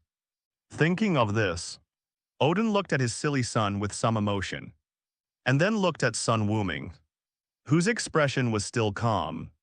Why is there such a big gap between people? If Thor was as reliable as Sun Wuming, would he need to worry so much even now? He wanted to make friends with Sun Wuming to pave the way for Thor in the future. During this slumber, Odin foresaw the coming of Ragnarok and the destruction of the entire Asgard. But the arrival of Sun Wuming was the only thing that did not appear in his prophecy. Maybe he is the one who breaks the impasse. After hearing Odin's words, Sun Wuming did not refuse. After a few polite words, he asked about the purpose of his trip. Does the God King know what kind of soil contains powerful vitality? Odin frowned thought for a moment, and said slowly, I don't know how you define strong vitality. But in my memory, if we talk about the quality of the soil, only the eternal soil that gave birth to the world tree best meets your requirements. Sun Wuming raised his eyebrows, then where can I find it? During the days in Camertage, Sun Wuming not only read books about magic, but also browsed a lot of introductions about this world. According to legend, the 9 realms including Asgard were born from the world tree. They are like fruits on a tree, connected to each other yet separate. But this is just a myth in ancient times. Some people claim to have seen the world tree. But as time went by, the 9 realms became more like 9 different planets with inexplicable connections in the vast universe. For example, the actual distance between Asgard and Jotunheim is more than tens of thousands of light years. But through some specific space cracks, one can quickly travel back and forth between the two. The world tree has long disappeared from this world and has transformed into an unknowable, invisible, and inaudible forms. Odin smiled when he heard that Sun Wuming really wanted to find the world tree. Don't bother, I have some eternal soil in my hands. Most of it was given to Frigga to grow flowers. If you need it, I can give it to you. Thank you very much, God King, Sun Wuming bowed slightly. The eternal soil was very important to him, and being polite was not the right thing to do now. Soon, Odin ordered someone to come with a tray. When the red cloth was lifted, a small handful of reddish-brown soil was revealed, with very large particles. Frigga introduced the usage to Sun Wuming. Put the eternal soil in ordinary soil, and it will assimilate the nearby soil. If you want to plant something, just place one at a certain distance. After Sun Wuming put it away, Odin asked again, "Is there anything else you need? This little fact is really insignificant and cannot match your kindness to Asgard." Sun Wuming's lips moved slightly, but neither Thor nor Frigga could hear what he said. Only Odin's face gradually became serious. "Are you sure?"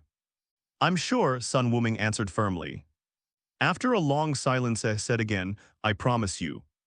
But you have to do one thing for me and I will tell you later." "It is good." The other two looked at Sun Wuming and Odin in confusion. How did it become that Sun Wuming owed Odin? As soon as he walked out of the hall, Thor couldn't wait to ask, "What did you just say to your father?" "If I could let you know, I wouldn't have hidden it just now." Sun Wuming stretched and looked at the blue sky and white clouds above the fairy palace. "The air and scenery here are much better than those on Blue Star. It would be a good thing if I could retire here in the future." "Okay," seeing that Sun Wuming was unwilling to say it. Thor didn't want to force him. Everyone has their own secrets, and he understands such a simple truth. "I will ask my father to find a way to repair the Rainbow Bridge as soon as possible. You can stay in the fairy palace during this time, by the way. If you feel bored, we can have some sparring or go to other places in the 9 realms to play. Loki told me a lot of secret passages," Thor said enthusiastically, swinging his hammer excitedly when he mentioned the sparring. Sun Wuming shook his head and refused. "No. I have a way to return to Blue Star." Thor was stunned. After thinking about it, Sun Wuming took out a magic bean. Odin's favor was a big one. So big that Sun Wuming felt that it was not enough for him to just agree to one thing, and he had to do something else. Sun Wuming remembered that Frigga died in the invasion of the Dark Elves several years later, and he rescued her. So the value between the two should be equal. "What is this?" Thor asked puzzledly. "Senzu beans. As long as you still have a breath, I can save your life. But I can't cure diseases, I can only heal injuries," Sun Wuming said as he threw the Senzu bean over, and Thor quickly caught it. "Don't use it carelessly, it might save a life." "Well, I won't use it until the last moment." Thor nodded seriously. As a warrior, he naturally understood the value of Senzu beans. It can even turn the tide in some desperate situations. But what he didn't know was that the life saved by Sun Wuming was not referring to him, but to Frigga. "Okay, I won't bother you anymore. See you sometime." Sun Wuming waved his hand and activated Kaioken mode. "I must fight you next time." Thor was full of fighting spirit. Forget it, you're too weak," Sun Wuming laughed dumbly, activated instant movement, and disappeared in front of Thor. "This guy really underestimates me," Thor muttered, holding the Meowth hammer in his hand. Mjolnir. "If Wuming and I fight, you can't betray me, hammer." Chapter 86, Tony's Inner Anxiety. Coulson's arrival transition chapter can be skipped. After returning to Blue Star, the first thing Sun Wuming did was to check how long he had been in the Immortal Palace. On the Rainbow Bridge, he could hardly feel the passage of time. But in fact, it was not the case. It was only because the spatial transfer of the Rainbow Bridge passed through different latitudes, blurring the concept of time in addition. A day in the Fairy Palace is not equal to a day on the Blue Star. Sun Wuming was really afraid that a month would pass by while he was away. Fortunately, the numbers given by Red Queen are not exaggerated. Only 7 days had passed since he left Blue Star, Wuming. Gwen, who was sleeping soundly, felt a familiar breath and woke up in a daze. "Well, I'm back."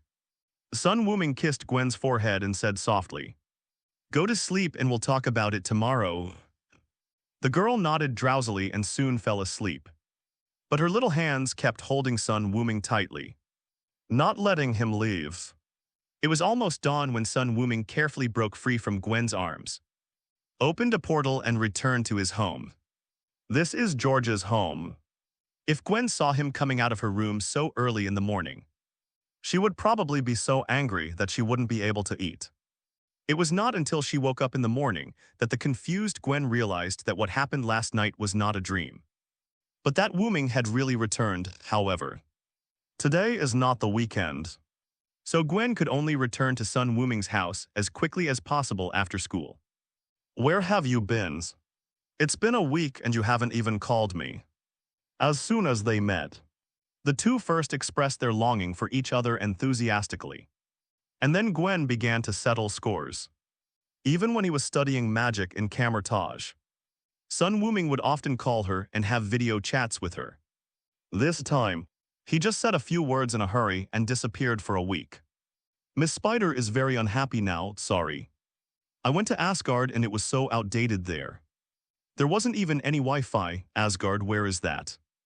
Gwen frowned and thought about it for a long time, but couldn't figure out which country this place name was. "The one in Norse mythology is." Sun Wuming briefly recounted his previous experiences. Gwen's pupils gradually dilated, and after a while he said, "Those gods really exist. I always thought they were fairy tales. Odin is the only one who can truly be called a god." Sun Wuming shook his head. The others can only be considered powerful aliens.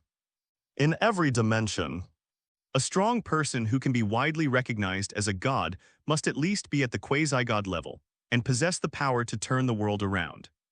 The current Asgard that is Odin, and the goddess of death Hela who is sealed by him are at this level. Thor is not yet good enough. He has not yet fully awakened his divine power and is still a planetary-level minion. Is there really a god? Gwen looked at Sun Wuming expectantly. That's true. Sun Wuming said honestly, God is actually a very vague concept. Not a specific person, but Zeus does exist. Okay. Gwen was a little disappointed, but she recovered quickly. It doesn't matter whether she has it or not, as long as it doesn't affect her current life. However, Sun Wuming became restless. He had been fasting and studying in Camertage all this time. Now that he had a beautiful woman in his arms, he naturally became restless. Gwen's pretty face flushed, but her eyes were seductive. I'll help readers skip 30,000 words of action scenes. In the spacious bedroom, Gwen collapsed on Sun Wuming's chest. Drawing circles weakly, "You are such an animal." Sun Wuming said he was innocent. "You can't blame me. It's you who didn't exercise well. Have you been lazy again during this period?" "Nonsense." Gwen hit him twice in anger. "I'm trying my best, okay? It's just that I've been busy lately. I'm about to graduate, and I'm so busy with applying to schools." Sun Wuming suddenly realized that it was time to graduate. He had completely forgotten about this matter, and it seemed that his high school career was almost over. The next day, Sun Wuming made a rare visit to school, filled out a form to apply for university, and left under the teacher's complicated gaze. He didn't really want to go to college. He just wanted to experience college life with Gwen occasionally. As for whether he could go up That was not within Sun Wuming's consideration. The worst that can happen is that we can just donate a few more buildings. Fortunate Lithas is the United States. And we can do whatever we want with money. After leaving school, Sun Wuming prepared to look for Tony. I don't know how this guy's research on Uru metal is going. A portal opened in front of Tony the second time he saw it. He was still very curious and even wanted to reach out and touch it. If you don't want this finger anymore, just touch it. It was not until Sun Wuming's warning came that Tony put it back awkwardly. Jarvis, record the data just now and create a new research file. Don't waste your time, magic is not your thing. Just focus on studying the armor. Although in some parallel worlds, Tony became the Sorcerer Supreme and created an iron armor that can use magic. But as long as Strange can become the Sorcerer Supreme, Tony will never have magical talent. After hearing what he said, Tony was still a little unconvinced. But when he thought about the pile of projects he had on hand, he realized that there was nothing he could gain by arguing now. He planned to give Sun Wuming some surprises after he had studied head magic. Is Asgard fun? Why didn't you tell me such an interesting thing earlier? If it weren't for Coulson, I wouldn't have known that there was a Thor on Blue Star. What do you want me to do? You can't help me. Why are you causing trouble? Sun Wuming snorted. Okay, where's my Uru metal? Is that thing called Uru metal? Tony brought Sun Wuming to his laboratory. Piles of destroyer fragments were piled in the corner, and a small piece was placed in a huge cabin. It's amazing. This metal, like vibranium, can absorb and store energy. But I have no idea how to release it. Sell me the metals. You won't be able to use them anyway, you can't afford it. The Sun Wuming shook his head. Uru metal is also very rare in the universe. I guess Odin doesn't have much stock left. But I can give you half the conditions. We'll talk about it later, Odin's. The legendary king of gods. Did you meet him when you went to Asgard this time? Tony's eyes lit up. Is he good? Pretty powerful. At least I am no match for him right now. Sun Wuming was not embarrassed and directly said that he was inferior to the other party. Tony remained silent, feeling an inexplicable pressure in his heart. This was the first time he learned about the power of extraterrestrial civilization. Even Sun Wuming admitted that he was no match for Odin. If he had any ill intentions towards Blue Planet, how could they resist? Tony, if the sky falls, there are tall people to hold it up. You don't need to worry about so much now. When you become stronger, you will naturally know what you need to know. Sun Wuming understood Tony's thoughts very well. From the outside, he still looked like a cynical playboy. But deep down, Tony's sense of responsibility grew stronger and stronger, even far beyond his ability. This has both advantages and disadvantages. The advantage is that it allows Tony to maximize his potential and continuously research various incredible black technologies. The disadvantages are also obvious. Tony is anxious all the time and bears tremendous pressure. Tony smiled and said, I'm just curious. After all, he is a mythical figure. Odin is not an enemy. On the contrary, it is because of him that we are able to resist many ambitious people who have ideas about Blue Star. Sun Wuming gave one more piece of advice and said nothing more. Only one can untie the knot in one's heart, and others can only play a guiding role at the same time. S.H.I.E.L.D. also received news that Sun Wuming had returned to Earth. Can I ask for some information about Asgard? Nick Fury called Coulson over. Through their interactions in the small town, he found that Sun Wuming did not have much aversion to S.H.I.E.L.D. Instead, he had a more normal and indifferent attitude. As for why I don't get along with him so well, Nick Fury can only be attributed to racial discrimination. Director Coulson smiled bitterly. I still want to remain useful and make more contributions to the Bureau. What are you talking about? I'm not sending you to die. Nick Fury was very dissatisfied. This is related to the survival of the Blue Planet. We must find out Asgard's attitude. What he wanted to find out more was what Sun Wuming had done in Asgard and whether he had reached any agreement with the Aesir. But he knew whether Sun Wuming would tell him these things or not. He just hoped that Coulson could get some useful information indirectly. Faced with Nick Fury's death order, Coulson had no choice but to go to Sun Wuming's mansion. The result was a rejection. Phil Coulson, Level 7 Agent of SHIELD. You do not have the permission to visit the Master. Please state your purpose and leave immediately. Coulson, standing at the gate, looked confused. Who's talking? I am the Master's artificial intelligence housekeeper. Red Queen. Coulson raised his head, looked at the flashing red dot on the monitor, and organized his words. I would like to thank Mr. Sun Wuming for his help and ask about Asgard. Do I need an appointment? The reason why Coulson is able to be successful in the spy industry and have good relationships with a group of superheroes is because of his sincerity. The sincerity of ordinary people is already very valuable, but the sincerity of an agent is more likely to make people feel good about him. Even Sun Wuming couldn't say anything bad about Coulson. Soon, Red Queen sent the message to Sun Wuming's mobile phone.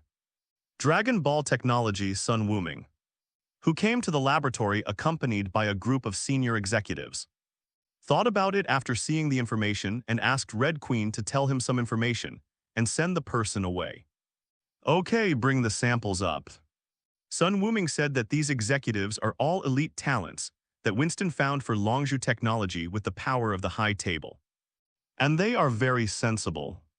They were all half underground and knew the style of the high table.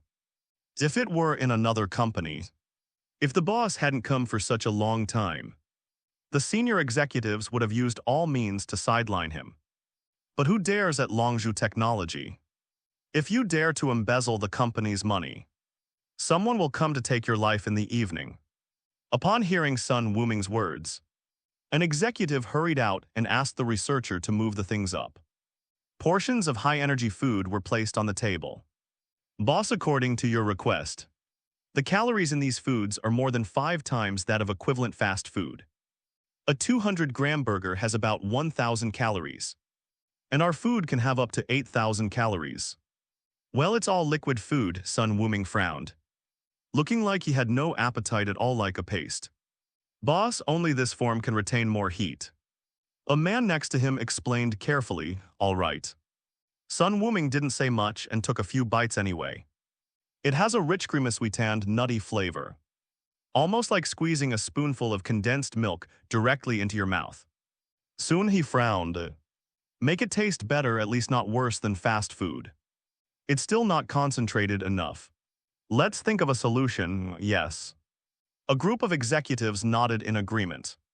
Although they didn't know why Sun Wuming was so obsessed with the research and development of energy foods, they didn't ask too much. A month passed in a flash. Ever since Hulk Abomination wreaked havoc in Brooklyn, New York had a rare period of peace. Even Spider-Woman has lost her role.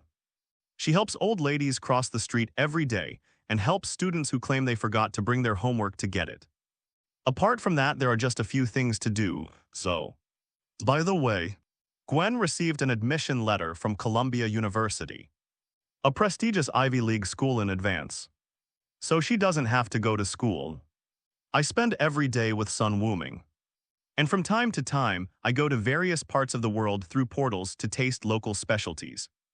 Tony was almost jealous when he saw the two of them relaxing like they were on vacation.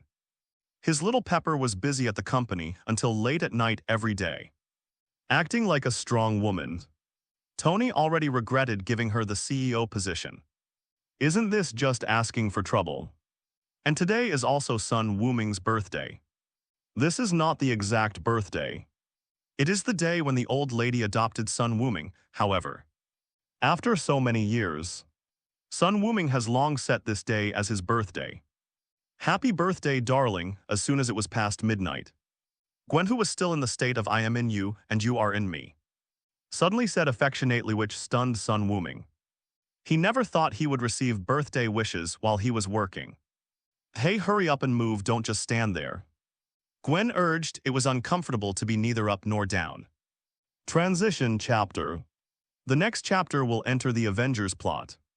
Chapter 87, Nick Fury is so angry that he spits blood, and the dragon becomes stronger. Because today is son Wuming's birthday, Gwen seemed to be particularly cooperative, and even several pieces of her battle suit were torn into pieces. As close-fitting clothes were all made by her bit by bit. When she woke up in the mornings, looking at the scraps of cloth on the ground, Gwen looked at the boy with some resentment.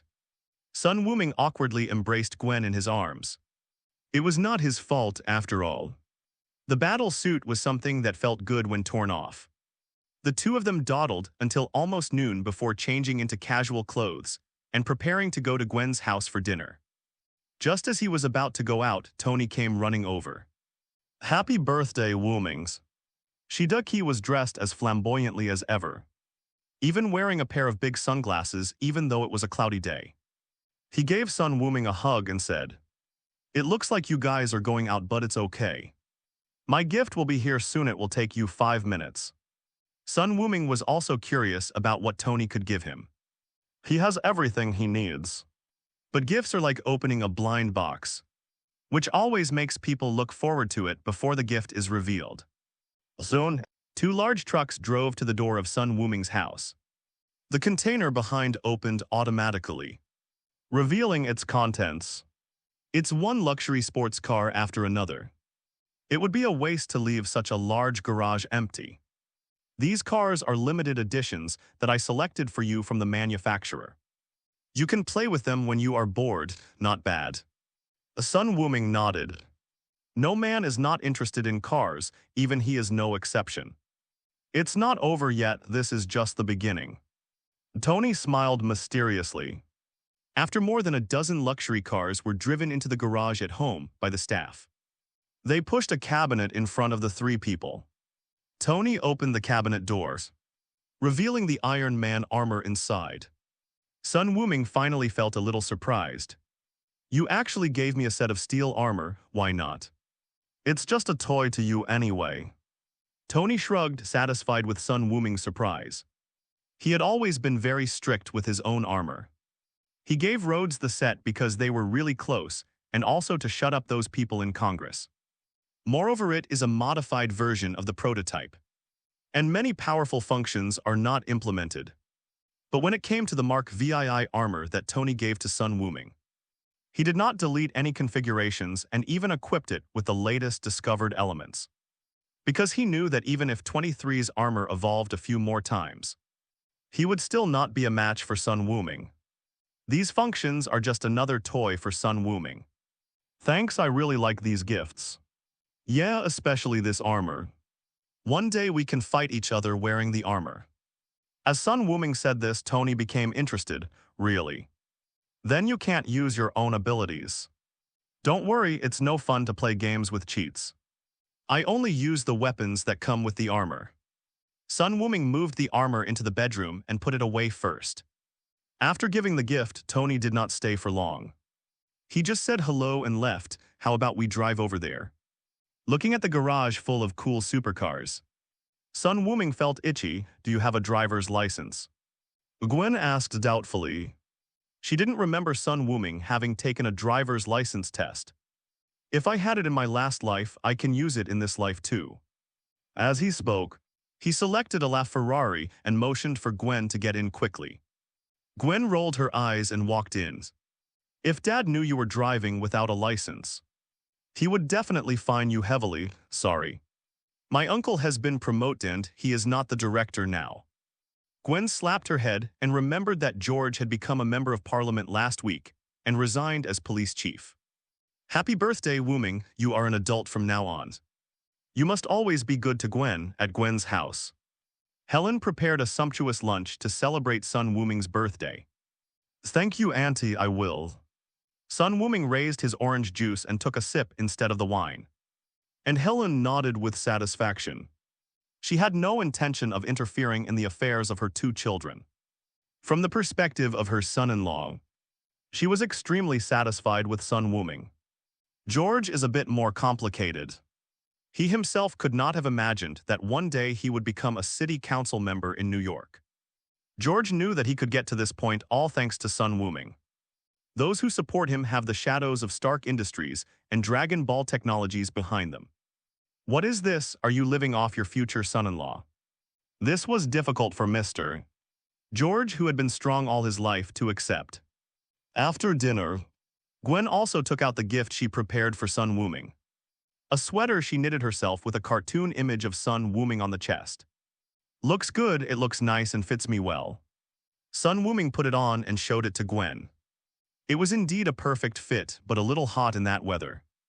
Hee, then you can wear this in the winter. I will knit you one every year from now on. Gwen nodded with satisfaction, which made George feel sad. My daughter, your dad also needs a warm and caring little cotton-padded jacket. Spring goes and autumn comes. And in the blink of an eye another year has passed. On a private island near Hawaii, Sun Wuming, wearing flowery shorts, lay on a beach chair and enjoyed the sea breeze. Life this year was so comfortable. There were no big villains causing trouble and no aliens arriving. It was so comfortable that Sun Wuming felt like he had come to an ordinary world. If we have to talk about a major event, it would be that not long ago, Ancient One asked him for help to deal with a monster that entered Blue Star through a loophole in the temple's magic circle. This is a monster from the dark dimension. It is not very powerful, and that is why it can come to Earth. When Sun Wuming found him, Casillas had already been turned against him. Sun Wuming wanted to take action directly to deal with Casillas as well, but was stopped by Guye. According to Guye, he had finally encountered an opportunity for death, and he couldn't let it be ruined like this. Sun Wuming was quite puzzled by this. If he didn't want to be the supreme sorcerer, why didn't he just retire? Why did he have to kill himself?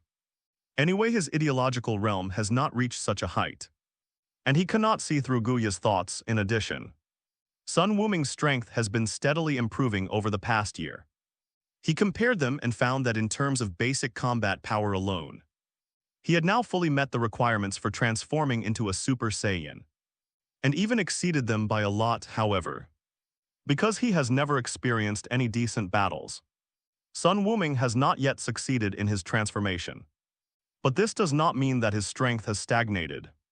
Transforming into a Super Saiyan is a state of amplification, and the amplification of the first stage of a Super Saiyan is fixed at 50 times.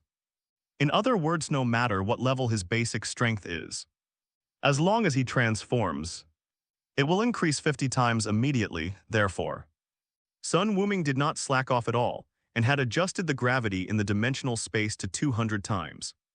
A ringtone sounded. Sun Wuming picked up the phone on the table and answered it. And Gwen's voice came, Hey Wuming, I just found out that your Dragon Ball has returned to its original state.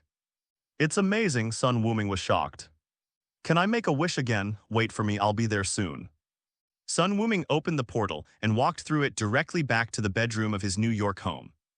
The Dragon Ball in the cabinet that had turned into stone has returned to its original state and become round and shiny again. Can we go find the remaining two now? Gwen said excitedly. Sun Wuming had already told her the function of the Dragon Balls, which could summon a dragon to make a wish. It was simply incredible.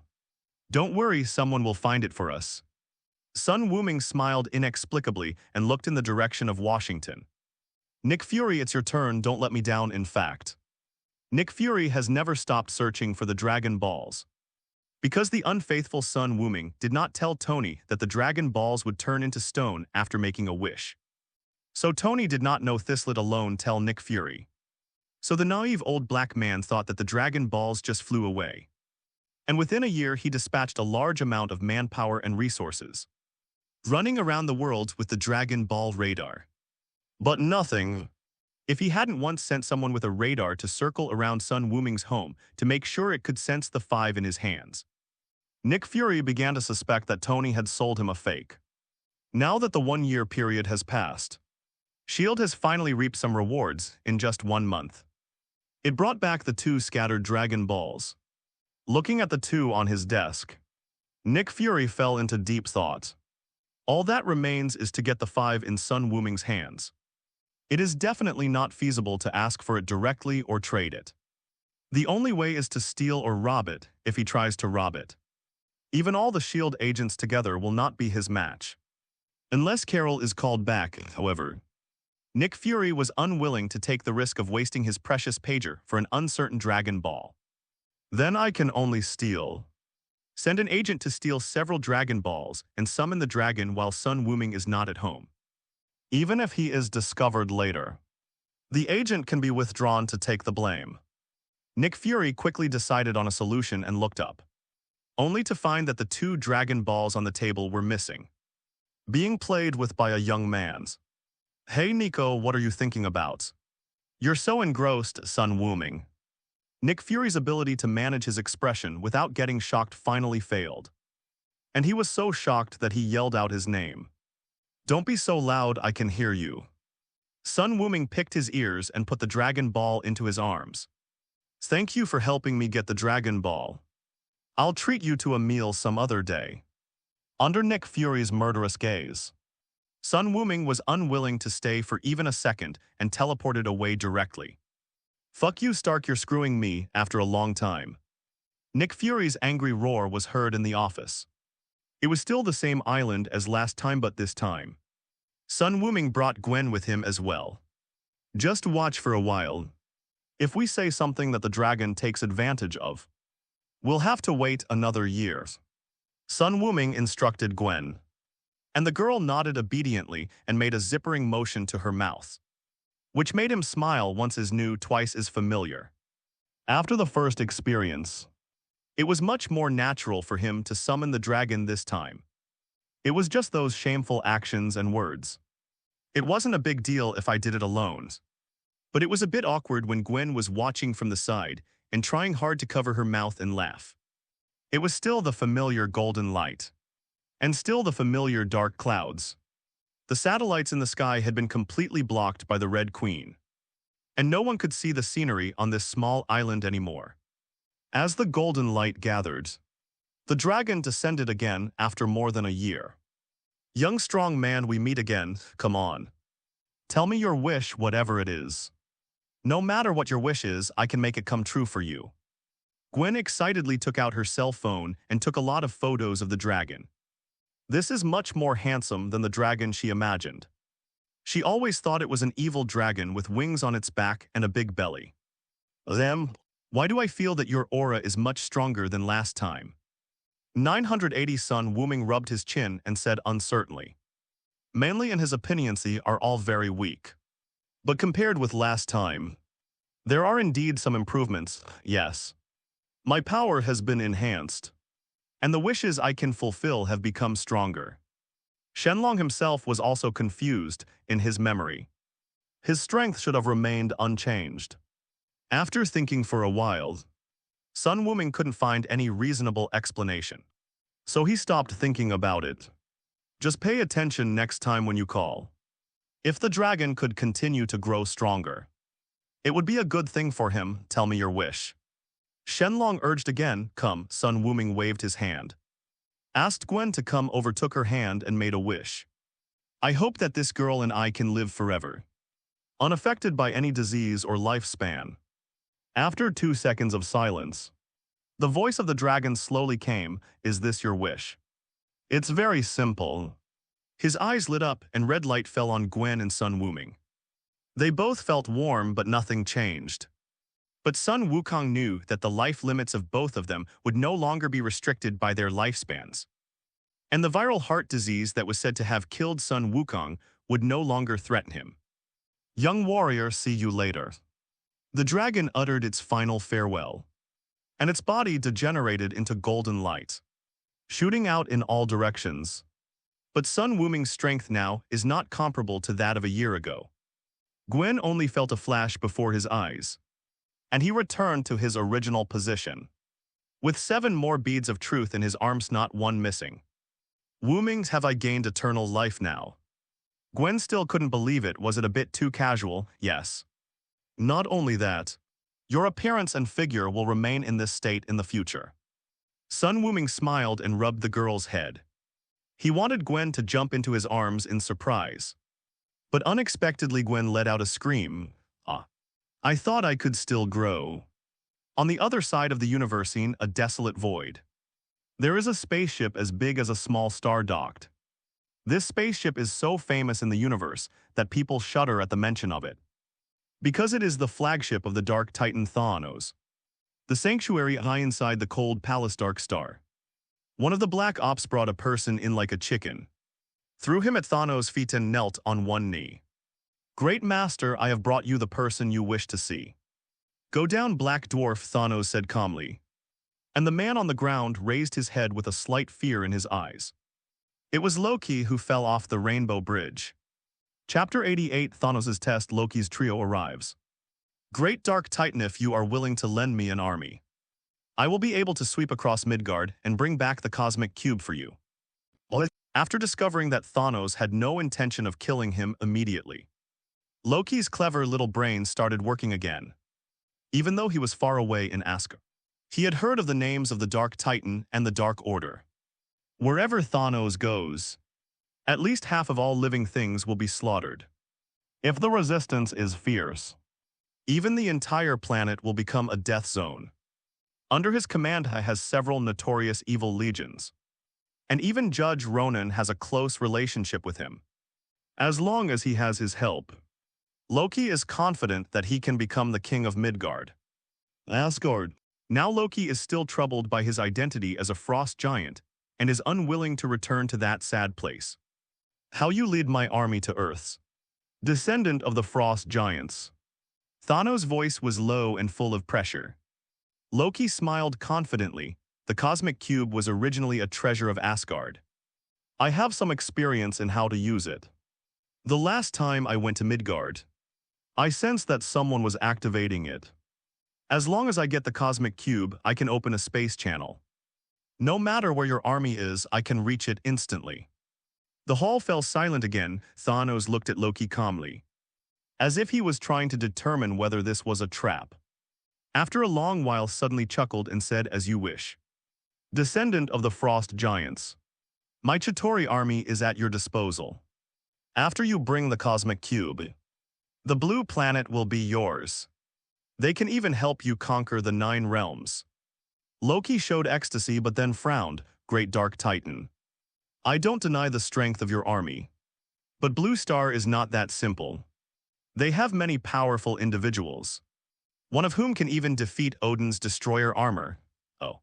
Thanos was a little surprised for the first time, and asked some more questions. After thinking for a moment, he waved his hand and a scepter slowly floated towards Loki. "Ebony Maw, tell Supergiant and Black Dwarf to follow him." "Yes, Master." Beside Thanos, a strange-looking octopus man bowed slightly, very elegantly. It was only after Loki was taken away to gather the Chitauri army that Ebony Maw raised his questions. "Supreme Master, I have no intention of questioning your wisdom and strategy, but this Asgardian is unreliable. Isn't it arbitrary for you to hand over the scepter of mine to him?" Thanos raised his hand, and Ebony Maw obediently closed his mouth. "Of course I don't believe Loki. His reputation in Asgard is the god of trickery. From his eyes I can only see deceit and betrayal. Then why do you still, because of his identity?" Thanos' gaze looked outside the temple, straight into the void and landed on Asgard. "He is Odin's son. Odin will not personally fight in the war he started. An Ancient One will also wait and see for the time being. This gives us room for maneuver. If he can bring the cosmic cube back, that would be the best scenario. If he can't bring it back, that doesn't matter. It's just a test. Whatever the outcome, Thanos can accept it. As long as Ancient One and Odin are there, he will not set foot into the 9 realms. Thanos knows this very well, even if he gets 1 or 2 gems. He will not be a match for these two. Loki is just a chess piece, which he uses to test the status of these 2 players and can be discarded at any time. As for the Mind Stone, before he collected all 6 gems, he didn't care about any single gem. It would be better if he put it on Blue Star. When the time comes, he can go there and get 3 gems directly.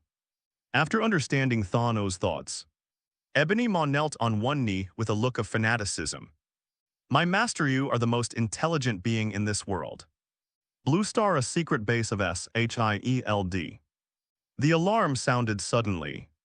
and all the staff immediately stopped their work and evacuated in a hurry. Carlson stood at the door, waiting for a Black Hawk helicopter to land with a strong airflow. And Nick Fury and Hill walked down quickly. How bad is it? Nick Fury asked as he walked quickly inside. Commander, the worst thing is that we don't know anything. Nick Fury froze for a moment after hearing this, then quickened his pace again, taking the elevator. The three of them descended nearly 100 meters and entered the core area of the research base, where a huge hole had been dug out 4 hours ago. Dr. Eric detected a huge burst of energy emitted by the cosmic cube. I didn't give him authorization to experiment, no. The doctor wasn't with the cube at the timer even here. Carlson shrugged. The cube awakened on its own. Nick Fury looked at him with his one eye. This joke is not funny at all. I hope it's a joke too. Carlson laughed helplessly. What level is the energy now? Nick Fury asked again. It's still rising. Dr. Eric can't shut him down. I have no choice but to order an evacuation. How long will it take for everyone to evacuate? Half an hour, then hurry up, Nick Fury said. Carlson nodded and went to arrange the personnel. Hill said at this time, Director, evacuation may be useless. If we can't control the energy of the cosmic cube, it will be useless for them to hide anywhere. So let them sleep. Immediately transfer all the data and equipment. This is our hard work. Hill could only follow orders. Nick Fury said as he came in front of Dr. Eric. Doctor, what's going on now? Director, the cosmic cube is not very serious. It not only does it do what it wants, it is very active and it acts on its own. You could try unplugging it. Nick Fury finished speaking, and Eric looked at him as if he was a fool. This is not your refrigerator or TV. It is a source of energy itself. Nick Fury was not embarrassed at all after being despised. He looked around and asked, where's Hawkeye? Where did he go? He's hiding in his bird's nest. The doctor pointed behind him and started working on the relic again. Hawkeye quickly came over to the two of them. What do you see? No one came in or out. The doctor is innocent. If there is a problem, it should not be on our side. Our side? What do you mean? Nick Fury's expression became more serious. The Rubik's Cube is the door to the other side of the universe. The door should be able to be opened from both sides, right? Hawkeye stroked his chin and said his inference. He didn't understand high technology, but the door. If it can only be opened from one side, can it still be considered a door?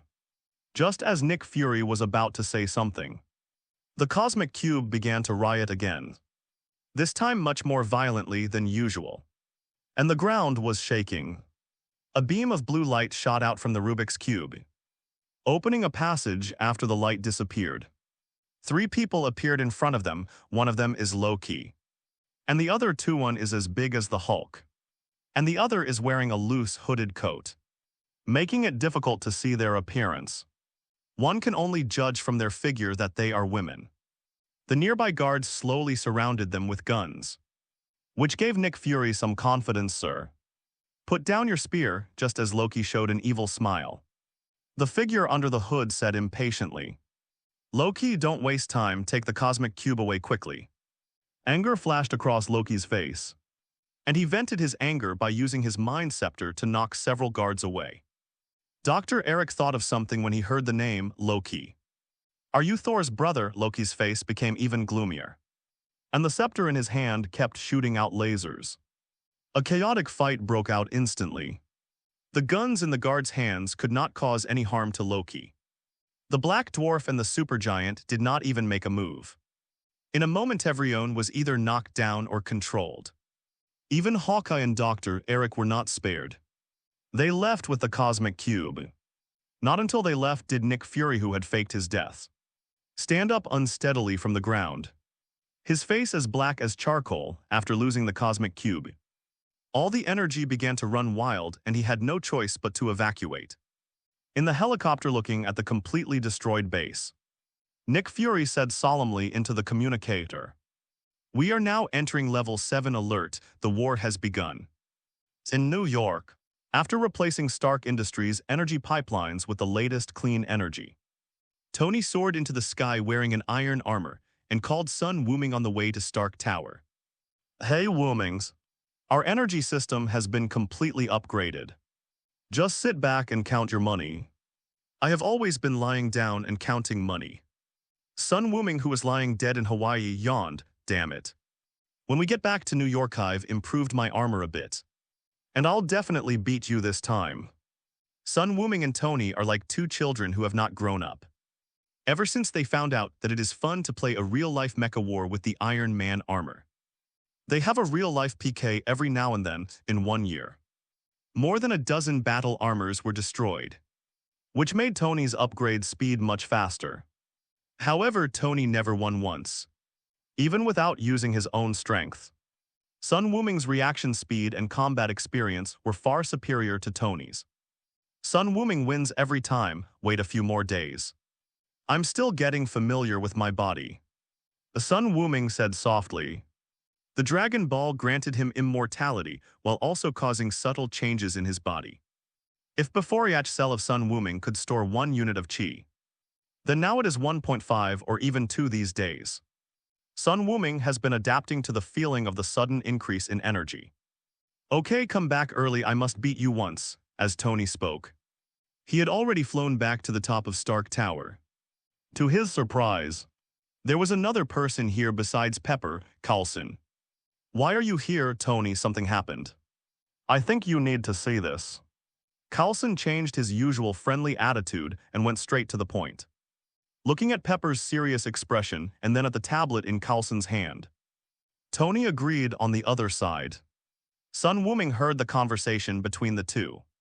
His mind moved slightly, and instantly his aura perception spread across the globe. And he found low-key there were 2 strong auras around him.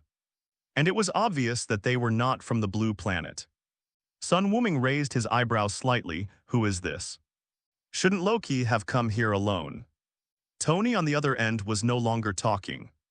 So Sun Wuming hung up, opened the portal and returned to New York. Seeing that Gwen was not at home, he picked up his phone and made a call. Gwen, where are you? I'm at school, what's wrong? Gwen, who had just finished a class, asked confusedly. Let Uncle George and Aunt Helen go on vacation to Hawaii. Things are not going well in New York. Gwen's expression immediately turned serious. I'm going home now, in a sand country after some induction. Natasha successfully met Dr. Banner.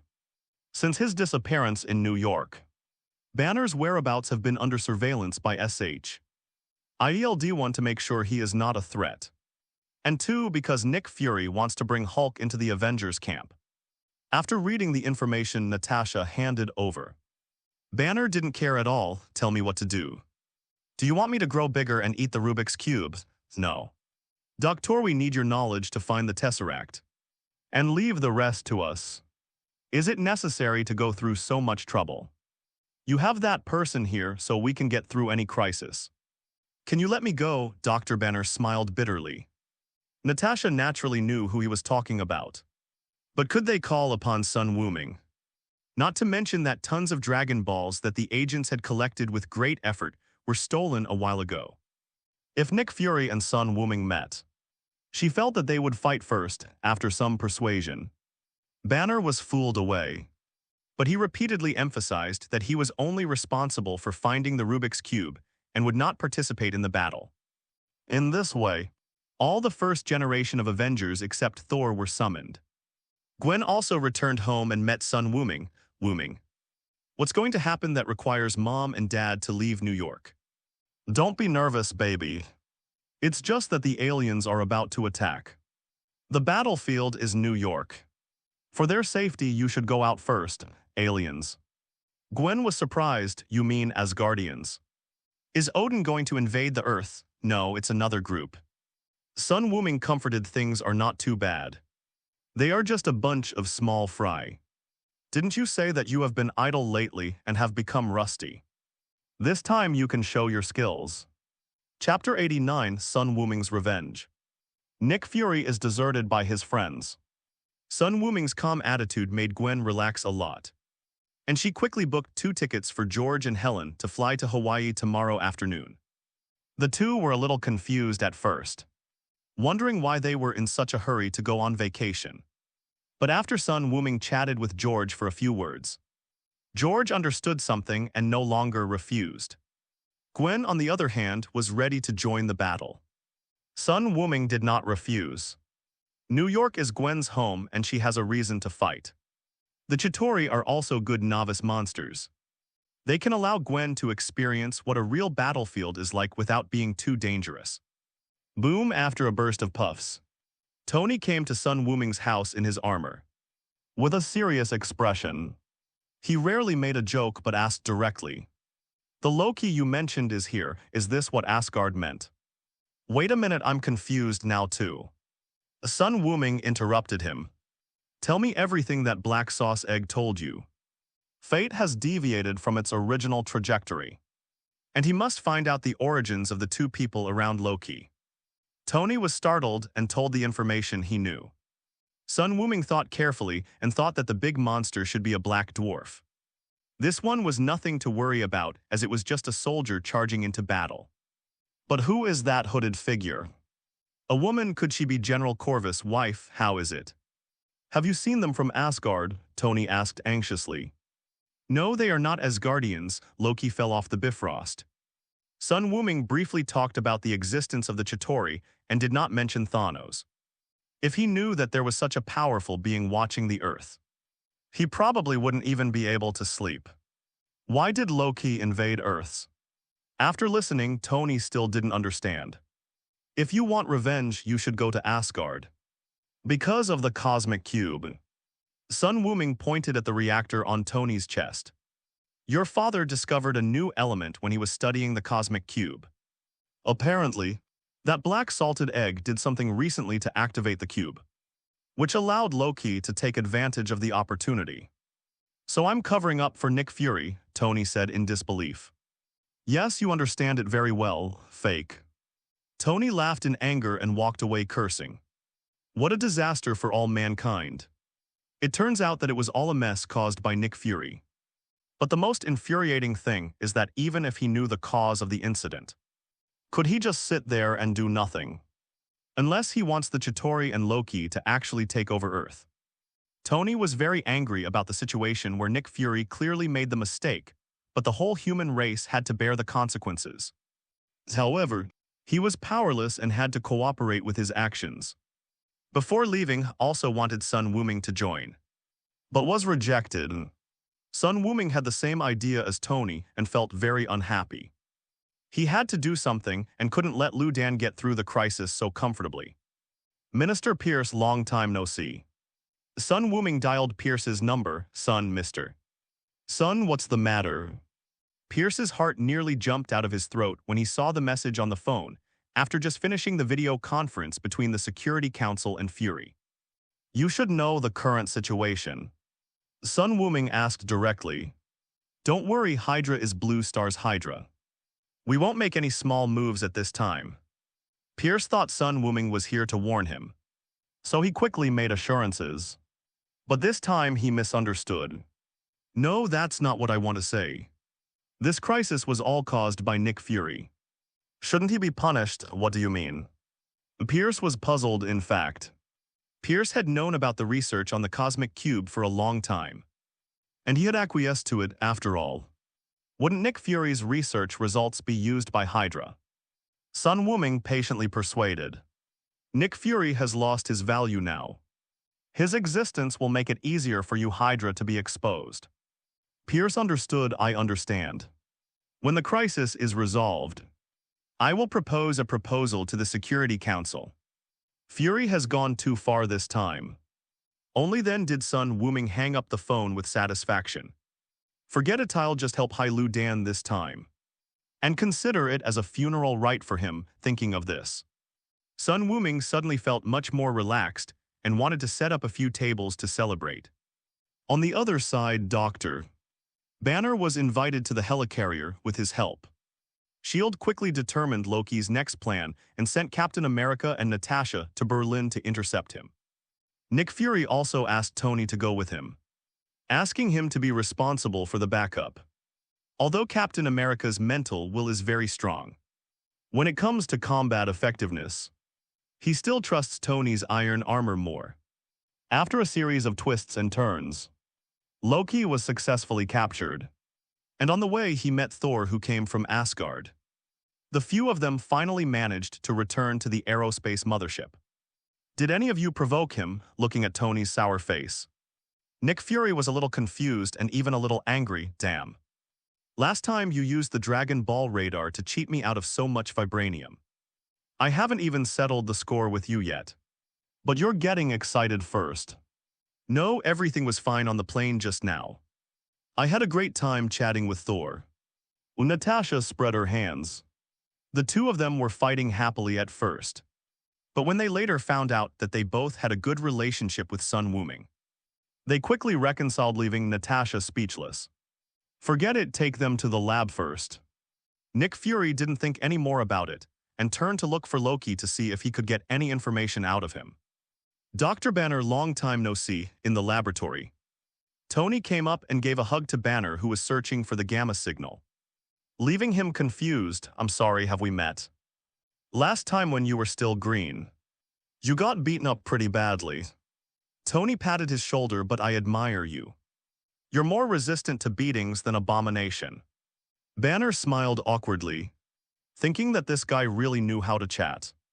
Tony laughed and patted his shoulder. Don't mind, it's just a joke. I've read your paper and was deeply inspired. We can work together if there's a chance. The last sentence Tony said was very meaningful, Doctor. Banner was one of the few scientific researchers he admired. And his anti-Saiyan armor project needed such talent, Doctor. Banner changed the subject, why isn't that? Saiyan here. Didn't Fury say he had gathered the strongest forces?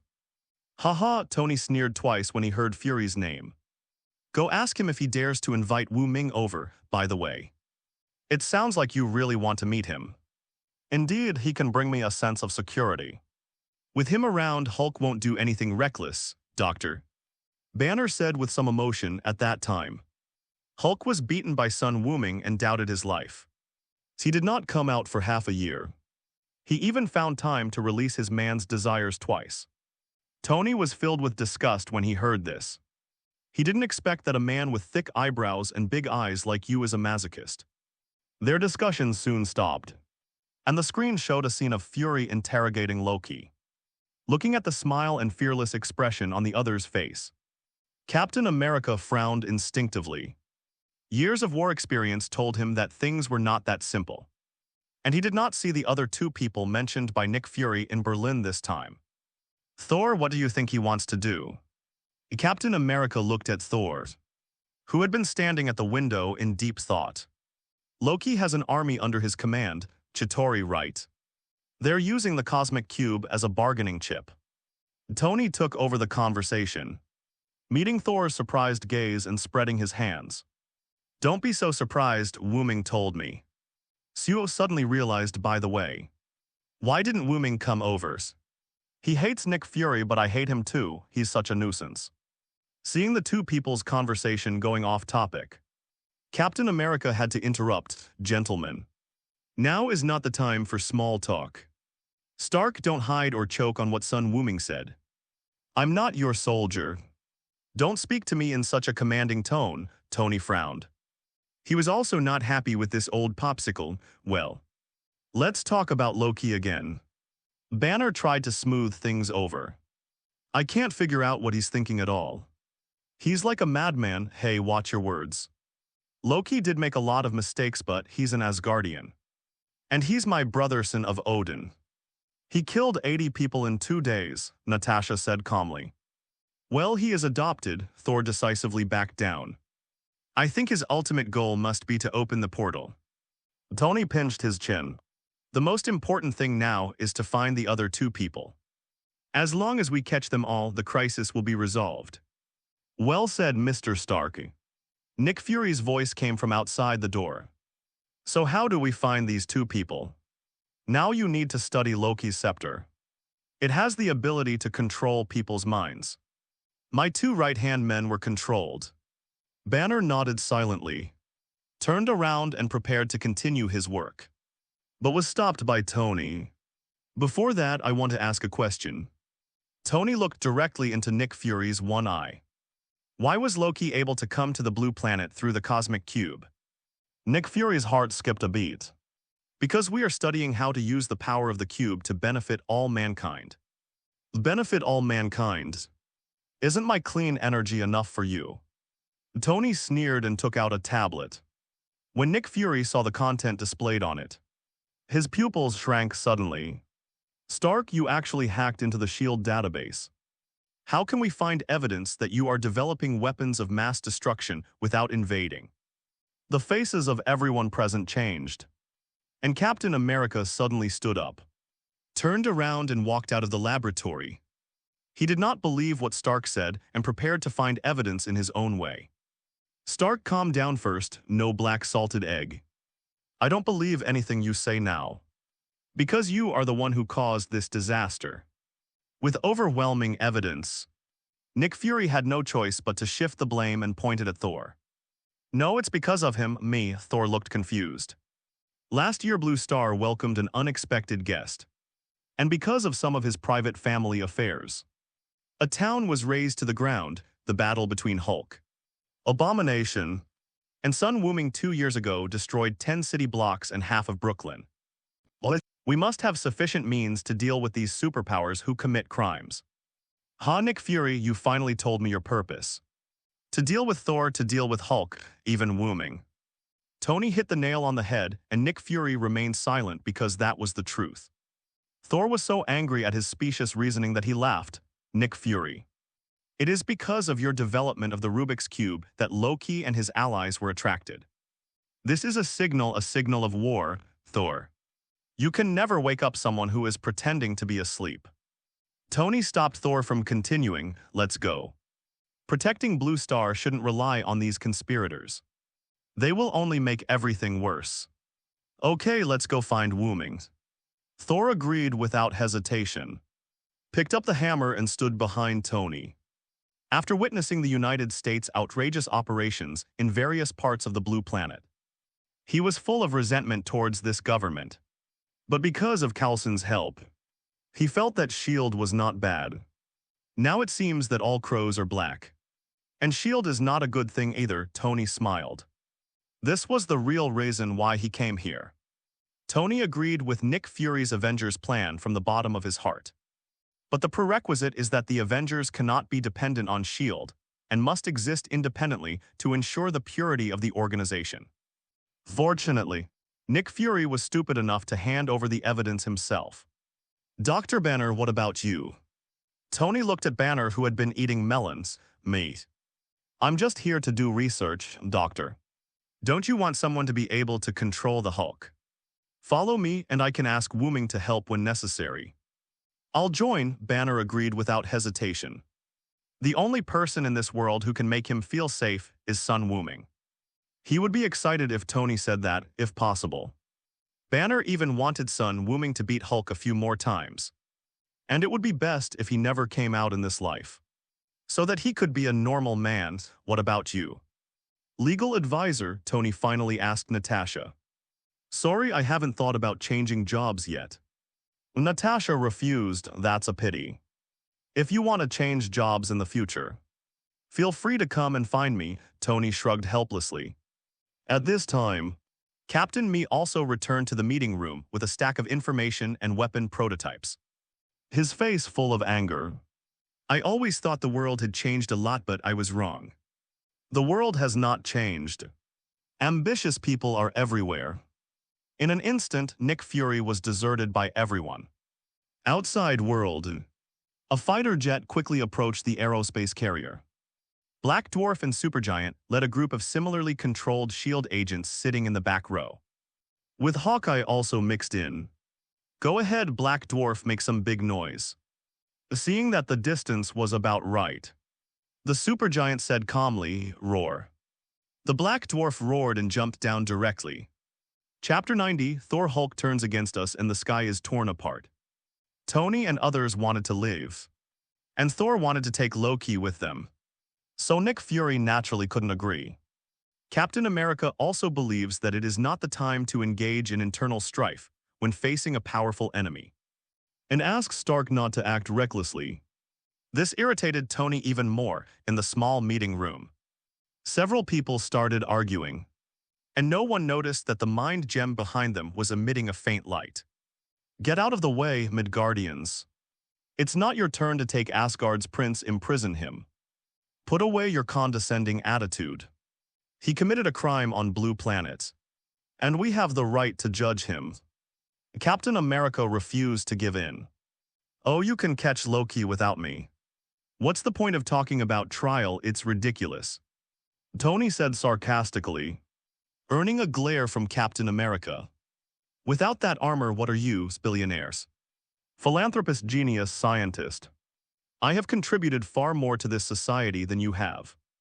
Soldier, then put on your armor and try it. Boom. There was a loud explosion, followed by flames and heat waves that swept into the sky. People in the house were thrown to the ground, and Banner and Thor fell to the lower deck. Without the influence of the Mind Stone, Captain America regained his composure and realized how bad the argument just now was, and quickly spoke to Tony, right, old man. Tony didn't dare to delay and quickly ran into the next room. At the same time, he also discovered the shortcomings of the armor. He can only go find iron armors, but he cannot let iron armor come to find him. In the main cockpit, Black Dwarf took the lead.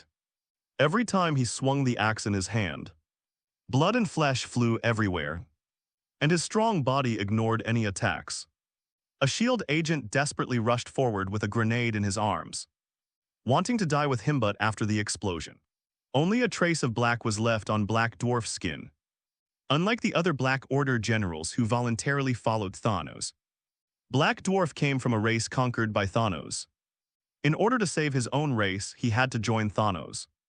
Over the years, has undergone many transformations, and his consciousness has basically dissipated, turning into a creature similar to a biochemical beast. Therefore, Black Dwarf has the lowest status among the 5 Obsidian generals, and anyone can order him around. But this does not mean that Black Dwarf is weak. After multiple biochemical transformations, Black Dwarf's body is extremely strong, even stronger than the normal Hulk. Facing these agents, it is a complete massacre. And behind him, the superstar was still hiding under the huge hood. She just stood there quietly, occasionally looking at several agents with deep eyes. Then, those agents turned their guns on their former colleagues. Call the wind whistled past. Black Dwarf looked up and saw a hammer coming towards him, and subconsciously wanted to reach out to catch it. As a result, as soon as he touched it, he was taken away. After smashing the Black Dwarf away, the hammer flew back into Thor's hand. A wall was broken with a loud bangs, and Banner had transformed into Hulk. Thor's expression changed. I don't want to fight you now. Banner. Interesting, are these the 2 targets this time? The superstar's mouth curled up, and Thor felt dazed for a moment. And when he came back to his senses, the hooded woman had come in front of him with her hands open. The raised Thor's hammer gradually fell down, and Thor's eyelids became heavier and heavier. Take me to see Loki, the superstar said lightly. And Thor immediately took a step forward. The Hulk also rushed forward, but with a mental age of less than 6 years old. He was even more vulnerable in the hands of the superstar. Just a slight flick and it can be easily controlled.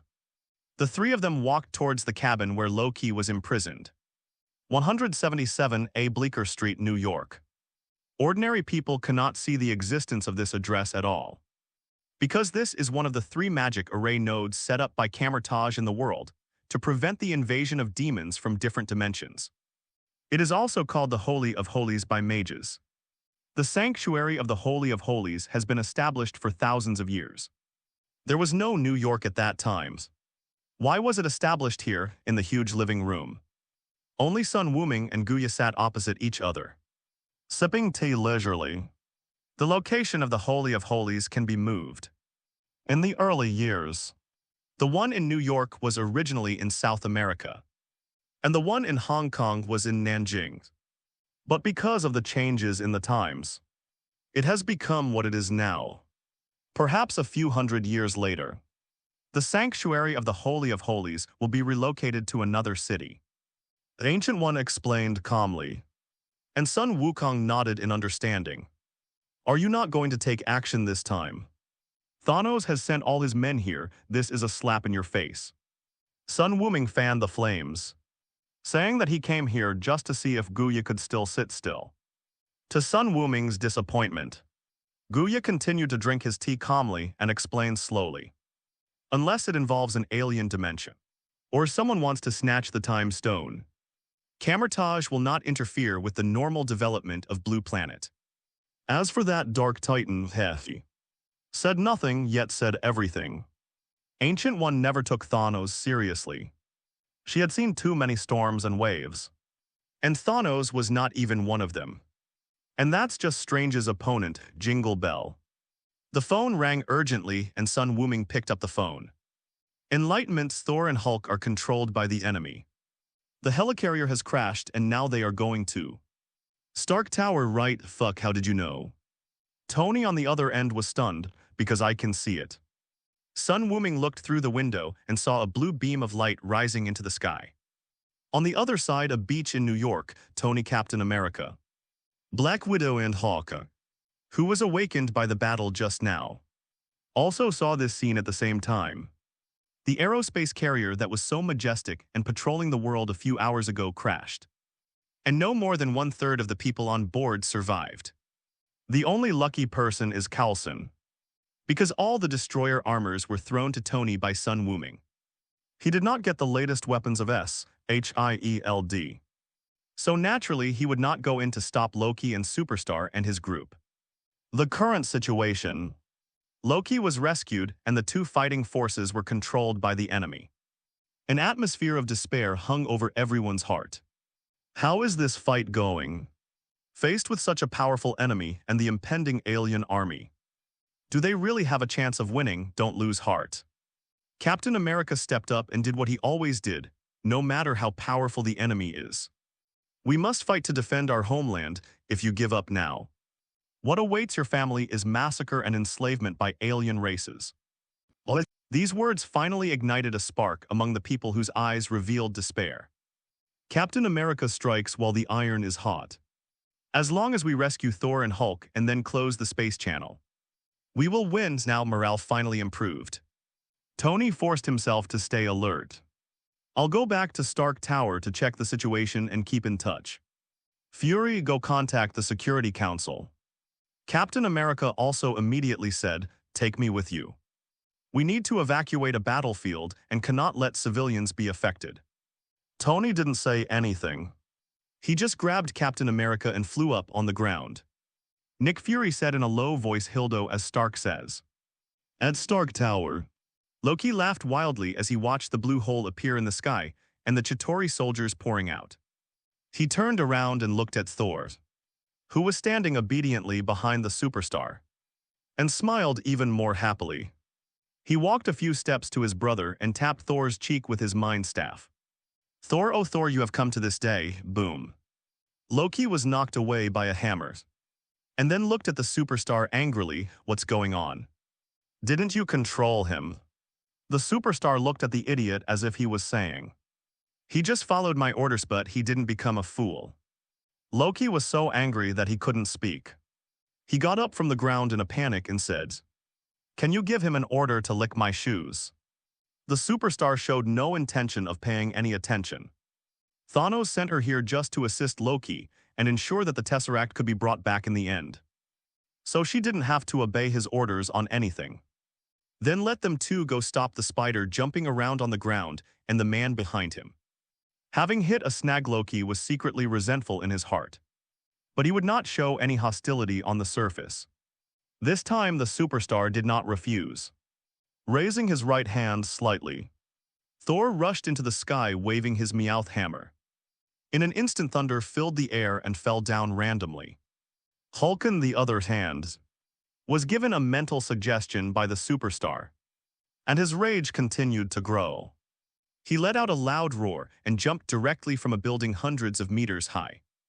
Both humans and Chitauri were within his attack range, destroying everything he could see. Hey. Don't run around, go hide in the basement, rumble. Gwen pulled the Chitauri off the aircraft, and the aircraft lost control and crashed into the building, causing an explosion. Gwen shouted loudly to the panicked crowd. As soon as Sun Wuming told her what happened, Gwen tried to evacuate the crowd, but it didn't have much effect. Alien invasion sounds ridiculous, we all have to go to work.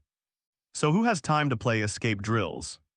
Only a few people listened to Spider-Woman's advice and temporarily left the area.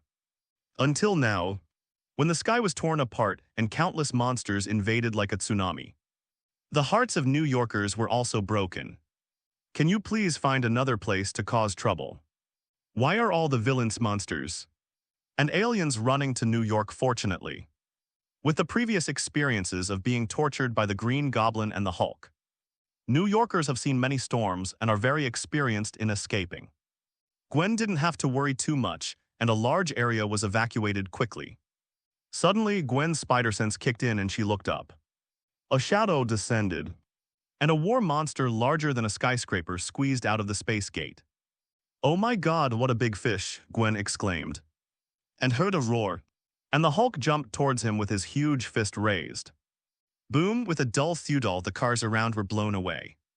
But Gwen's petite body actually took the punch steadily. "HMPH, do you think I trained for nothing?" Gwen snorted complacently, grabbed Hulk's finger and threw him out. Gwen is now much stronger than when she first became Spider-Woman. Although she has no talent in manipulating energy, her physical fitness and the regeneration of cells in her body after making a wish to the dragon, Gwen holds a great treasure within her. According to Sun Wuming's judgment, she is now stronger than the old Piccolo, of course.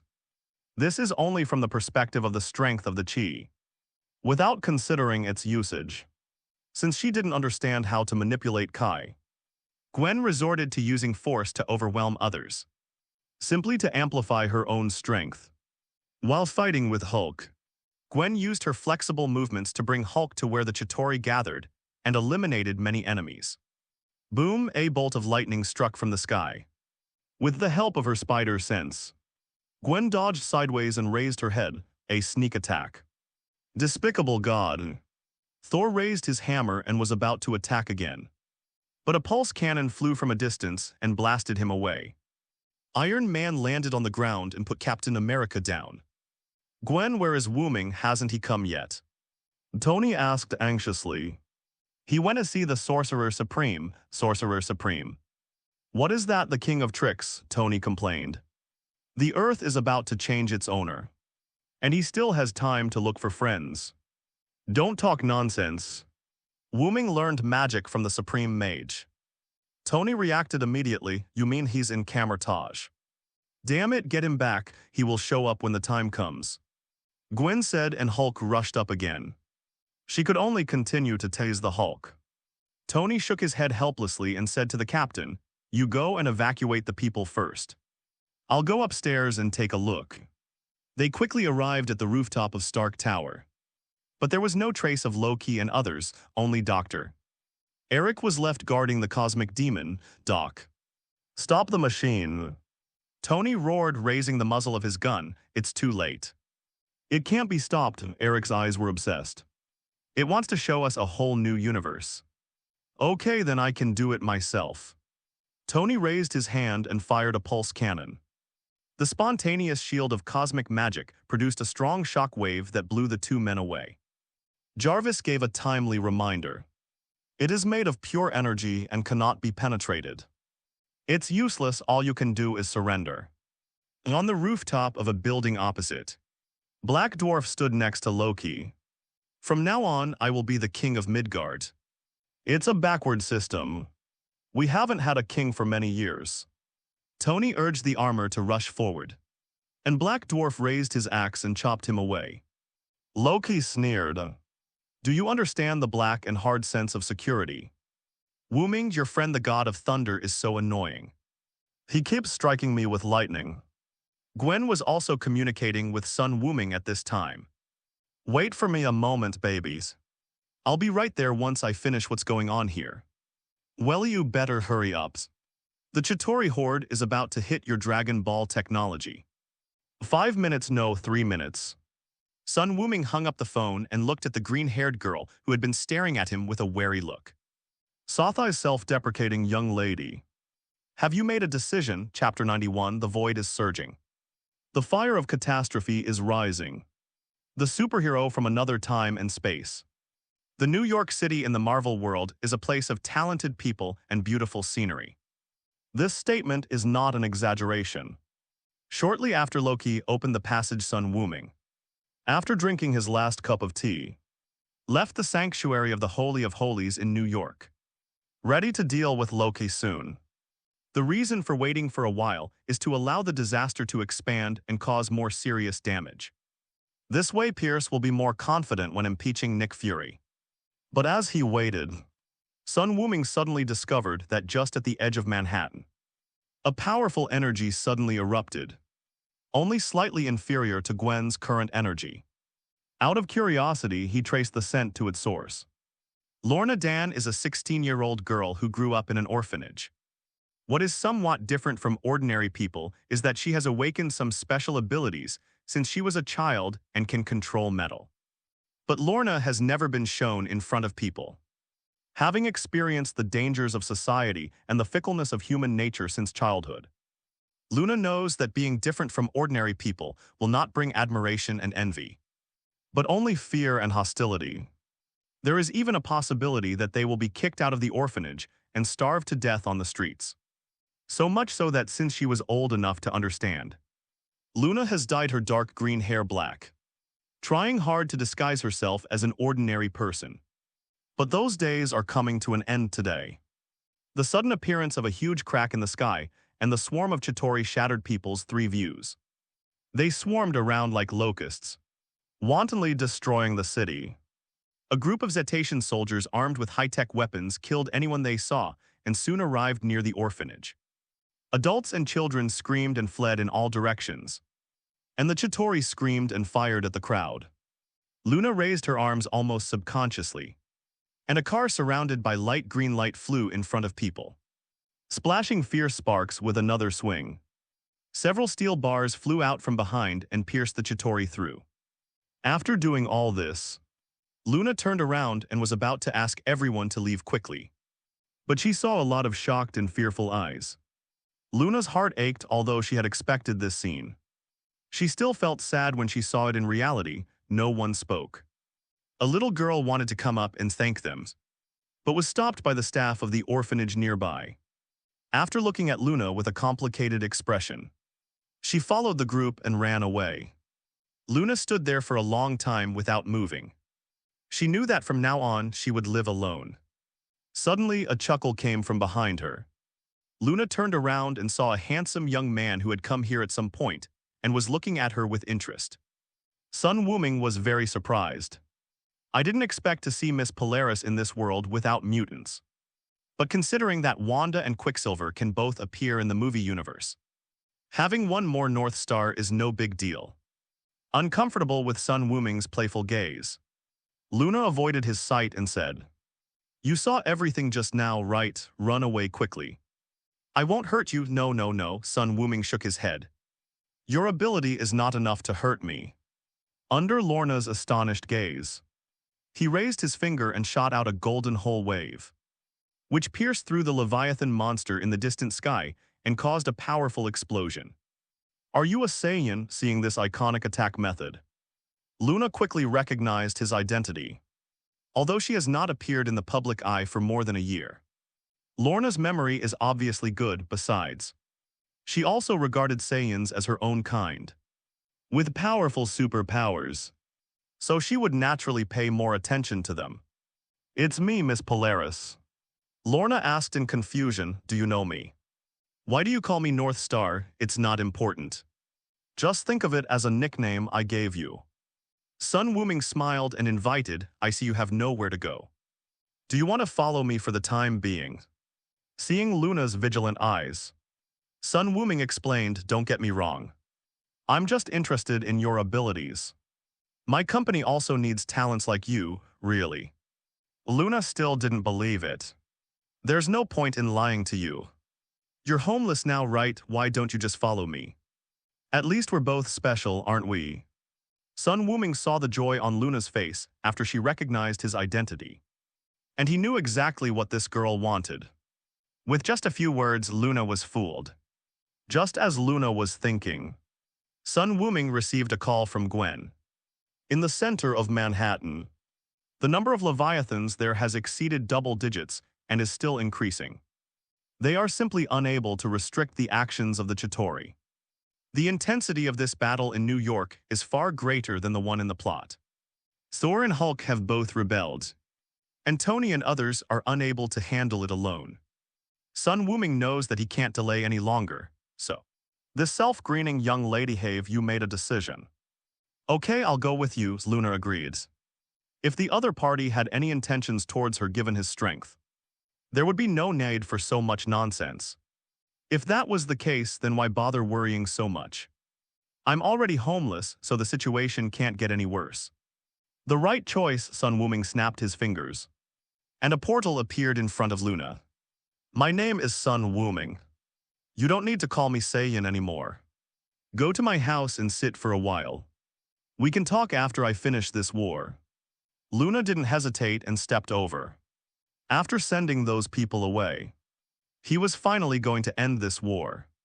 The first thing to do is to turn Thor and Hulk back to normal. The void is rumbling and the fire of catastrophe is rising high. The once prosperous Manhattan has become a thing of the past after the big chrysanthemum appeared in the sky. The taller the skyscraper, the first target it will be attacked. There were sounds of explosions and gunfire everywhere. Sun Wuming flew to the center of the thunderstorm and threw the Qi Yuan Jan in his hand without hesitation. The Leviathan Jukun along the way was cut into pieces and fell powerlessly on the street. Captain America and Natasha, who were cooperating with the guard team to rescue the personnel on the ground, breathed a sigh of relief. He finally took action. I thought there was no hope. Natasha held her aching waist. Hold on a little longer. As long as the channel is closed, we will win. Although Captain America does not like Sun Wuming's attitude of disregarding laws and rules, he has to admit that he is the only hope of Blue Planet at this time. Center of a thunderstorm, Thor was using his lightning to madly attack Tony and Gwen. Fuck, where have you been? I've charged my armor 3 times.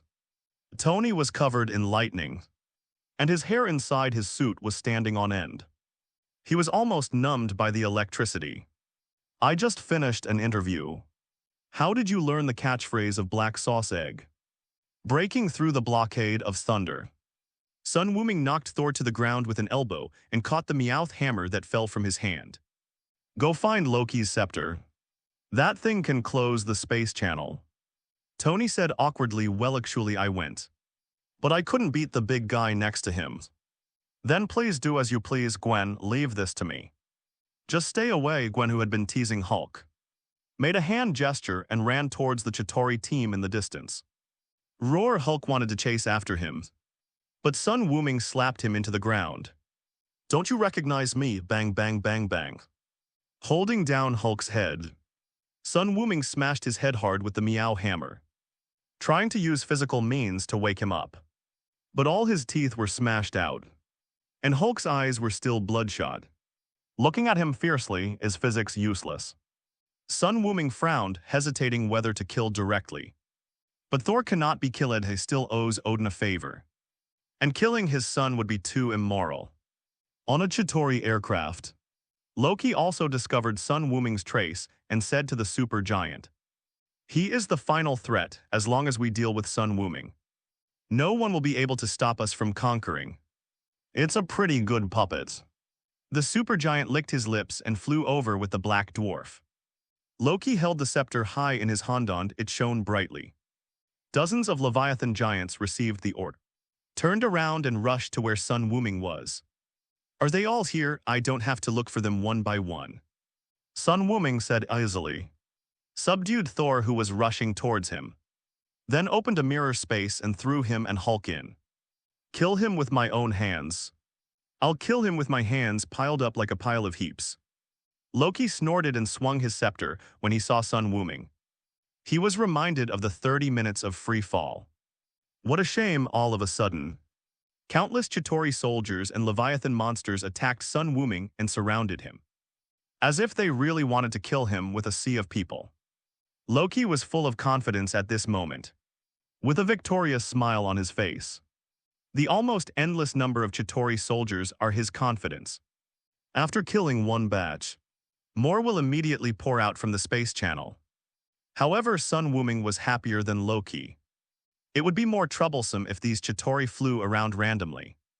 So wouldn't it be a relief if they came together? What? Sun Wuming roared, and a super large Kamehameha wave came out, like a beam of light that pierced the sky and the earth, even brighter than the light of the space gem. At this moment, the smile on Loki's face disappeared. The supergiant looked Siriaoshi's lips slightly opened, and he said something softly. The black dwarf immediately jumped off the spacecraft. Soon the light disappeared, and more than half of the Chitauri soldiers and Leviathan turned into the most primitive particles. Floating between heaven and earth, the remaining Chitauri, for the first time, felt an unprecedented emotion called fear. Blue star. So scary call.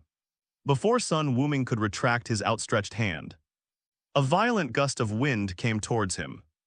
It turned out to be a black dwarf, who took the opportunity to launch a sneak attack under the arrangement of the supergiant. The sharp axe blade carried his extraordinary power and wanted to split Sun Wuming into two. The movements are too slow. The sneak attack makes such a big noise. Sun Wuming's expression remained unchanged, and the aura around his body exploded, shaking the black dwarf away. The huge axe fell into Sun Wuming's handsend with one swipe. He was split in half from top to bottom. The tenacious vitality allowed the black dwarf to live for another 2 seconds. In the last period of time, his sanity seemed to have returned. There was relief in his eyes, and gratitude towards Sun Wuming. Finally, it's over. What? Loki's face changed drastically, and he quickly ran to the superstar's side. All of a sudden, half of his army was gone. Black dwarf. One of the 5 obsidian generals was also dead. He had already begun to think about retreating. How could a monster like Sun Wuming appear in such a small place like Midgard? What should we do now? Should we retreat first? He looked at the superstar. The woman still had a smile on her face. Retreat? Why? Since we killed Black Dwarf, why not let him be the replacement? Oh. You want me to work for the Family Planning Commission? Sun Wuming's voice was heard, and he flew in front of the 2 men, scaring Loki so much that he stepped back. On the other hand, the superstar showed no fear at all. She has seen too many people in the universe who are physically strong and possess special abilities. But so what? Such people are often not mentally strong. And what she is best at is mind control. Kaoplot looked at Sun Wuming in front of him and activated his ability without making any expression. 1 second, 2 seconds, Sun Wuming blinked.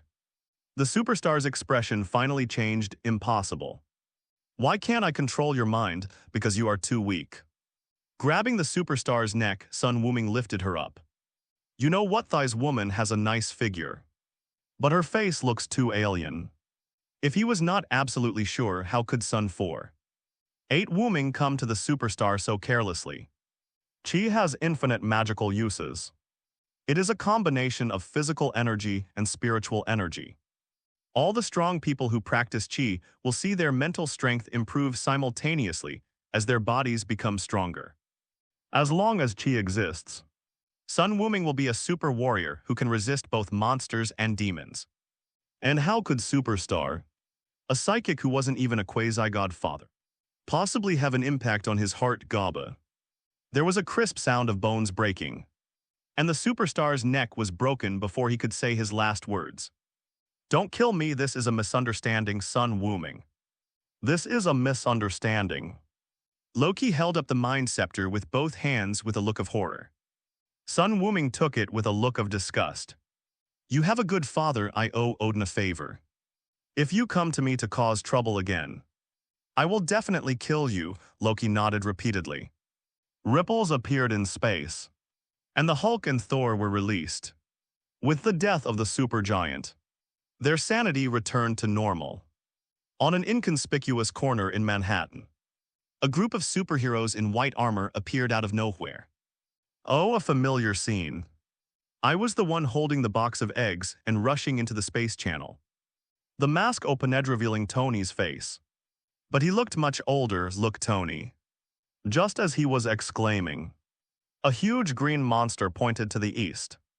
Everyone witnessed the shocking scene of Sun Wuming clearing the area with one burst of Kamehameha. Fuck is this blue star, who is this hunk? Friday, I'll give you 3 minutes. I want all his information. Chapter 92, The Battle of New York ends. Time travel. The battle between Texas and New York did not affect the home turf of the Western Cowboys. However, people also learned from television that a group of strange-looking aliens were invading the Earth. And many people were watching the live broadcast at home that reporters risked their lives to broadcast. So much so that the streets became deserted. An old man dressed as a gentleman walked on the street, looked up in the direction of New York and took a deep breath. So many fresh souls, and this one is so special and powerful, what a pity. We can't go over now. The old man seemed to have thought of something, and his eyes suddenly became gloomy. Ancient One, humph, I wonder how long you can hold on. No, this special soul must be in my hands. The old man stabbed the ground heavily with his cane, which turned into a puff of black smoke and disappeared. Tony, don't forget our mission this time. Captain America reminded. They are the Avengers who have returned from the future to the past. Their goal is to collect the Infinity Stones and revive those who died in Thanos' snap. Now is not the time to worry about where this person came from. We must hurry and get the space gem and the mind gem, I know. But it seems like the battle will take some time to end. Tony nodded. The Battle of New York had become something he didn't recognize. The chrysanthemums in the sky were much larger than he remembered, even after being cleared out by the tough guy in the air. The remaining Leviathans were several times larger than before. Let's do this first, let's go get the space stone. Banner, you go find Dr. Strange and get the time stone. The captain made quick arrangements. Banner nodded, and first found a scrapped car to practice on so that no one would notice the difference. Tony, Captain America, and Ant-Man moved towards Stark Tower along the way. Tony also found out about Sun Wuming's information with the help of technology that was ahead of his time. Saiyan, are they so fierce? Banner should really watch this video. This world Spider-Man appeared so early. Peter should still be in elementary school now. He actually has a good relationship with me. So he must be a good person. Great. Tony hacked into his own database and read many records about Sun Wuming. His eyes became brighter and brighter. A hunk descended from the sky. Okay. Sun Wuming seemed to sense something and turned his head, but found nothing. Then he didn't care and continued to deal with the problem at hand. There is basically no difference between Hulk regaining his sanity and not regaining it. Being controlled by someone does not mean that his memory has disappeared.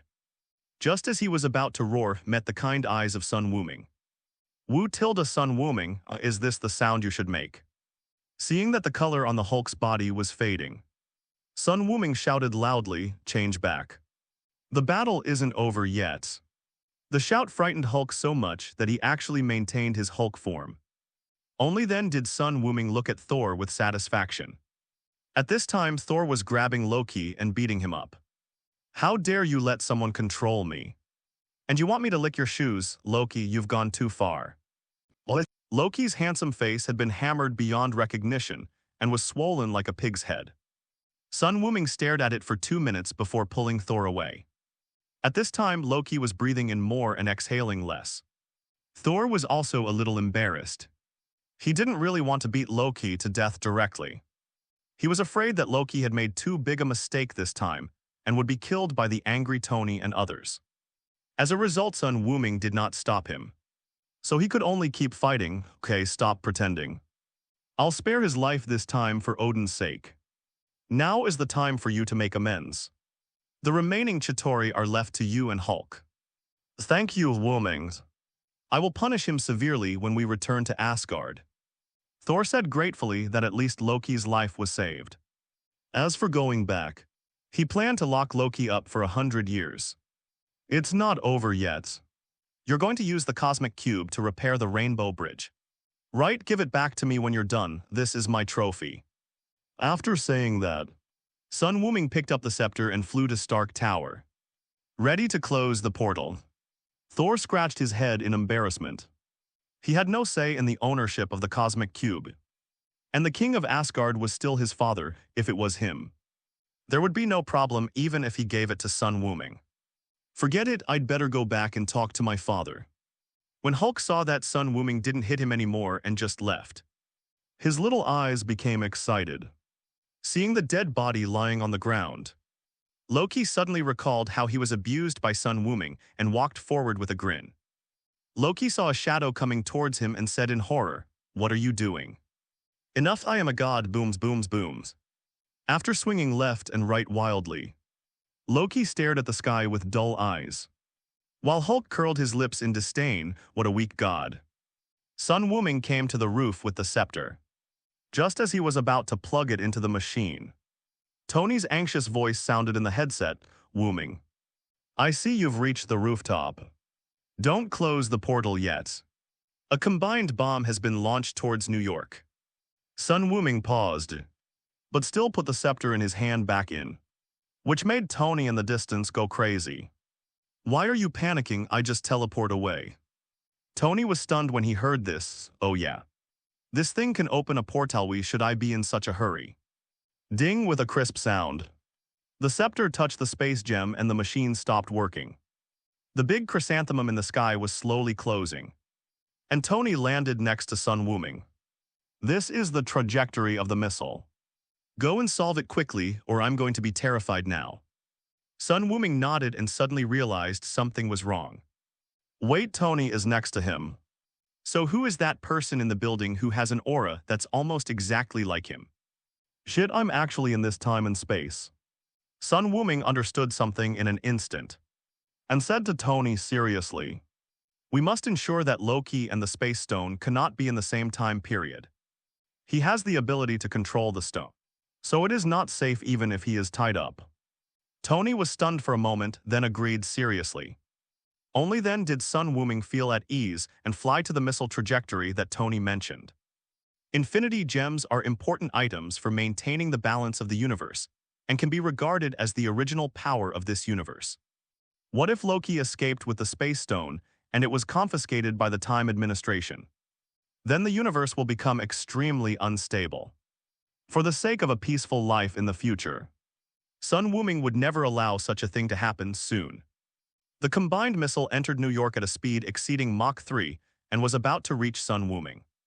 He calmly drew a circle in front of him, and the other side of the portal was Mount Fuji in a certain cherry blossom country. Anyway, this country is used to nuclear stuff, so it doesn't matter if it explodes again. You don't have to discharge the sewage, I can do it in one step. Call out. The missile passed through the portal smoothly, and Sun Wuming clapped his hands to remove the spell. Seeing this scene, Captain America Black Widow and Tony all breathed a sigh of relief. The crisis was finally resolved. "You mean Strange?" On the rooftop of the Sanctuary of the Holy of Holies in New York, Ancient One is communicating with Banner in soul form.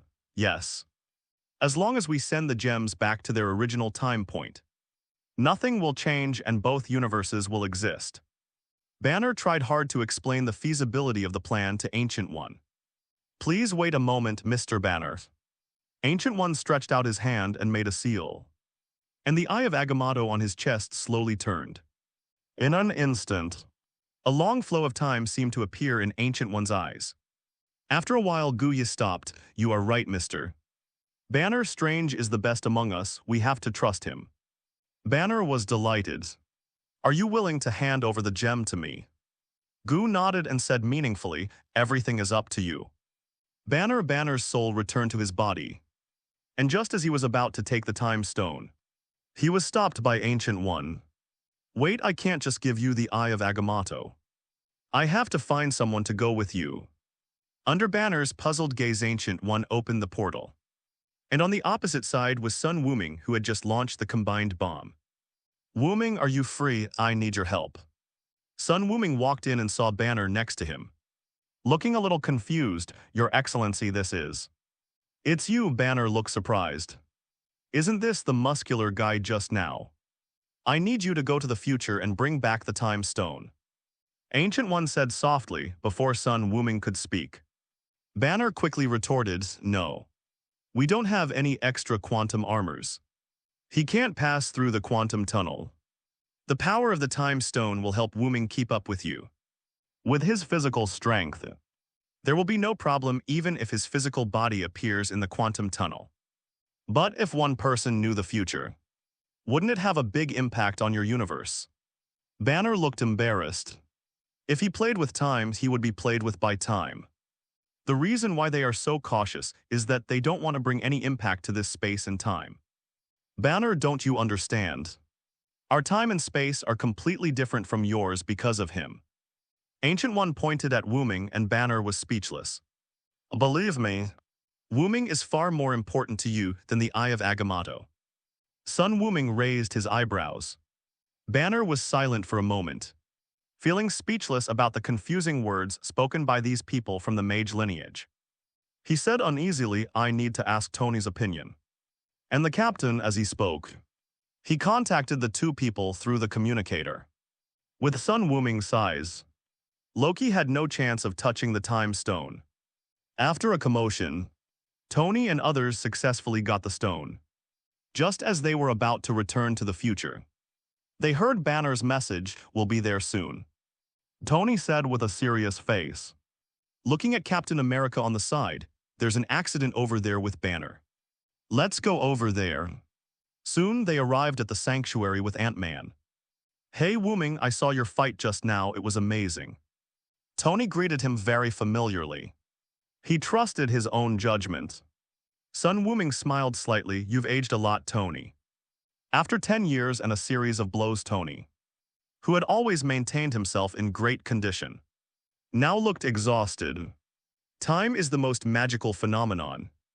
Tony shrugged and didn't continue talking about this topic. Master, are you sure Wuming can survive in the quantum space without the quantum suit? I'm sure, Ancient One said calmly, okay then. Tony took a deep breath and looked at his companions. Things have gotten so bad that we have no choice. Since this wizard has made a promise, we should trust them. This is our only chance. Captain America thought about it and reminded Sun Wuming, you can go. But don't reveal too much after you come back, or it will affect this space and time. I have studied in Camertage for a while, so I know more about time than you do, that's good. The two leaders reached an agreement, and Banner and Ant-Man didn't say anything else. Ancient One smiled and handed the Eye of Agamotto to Sun Wuming.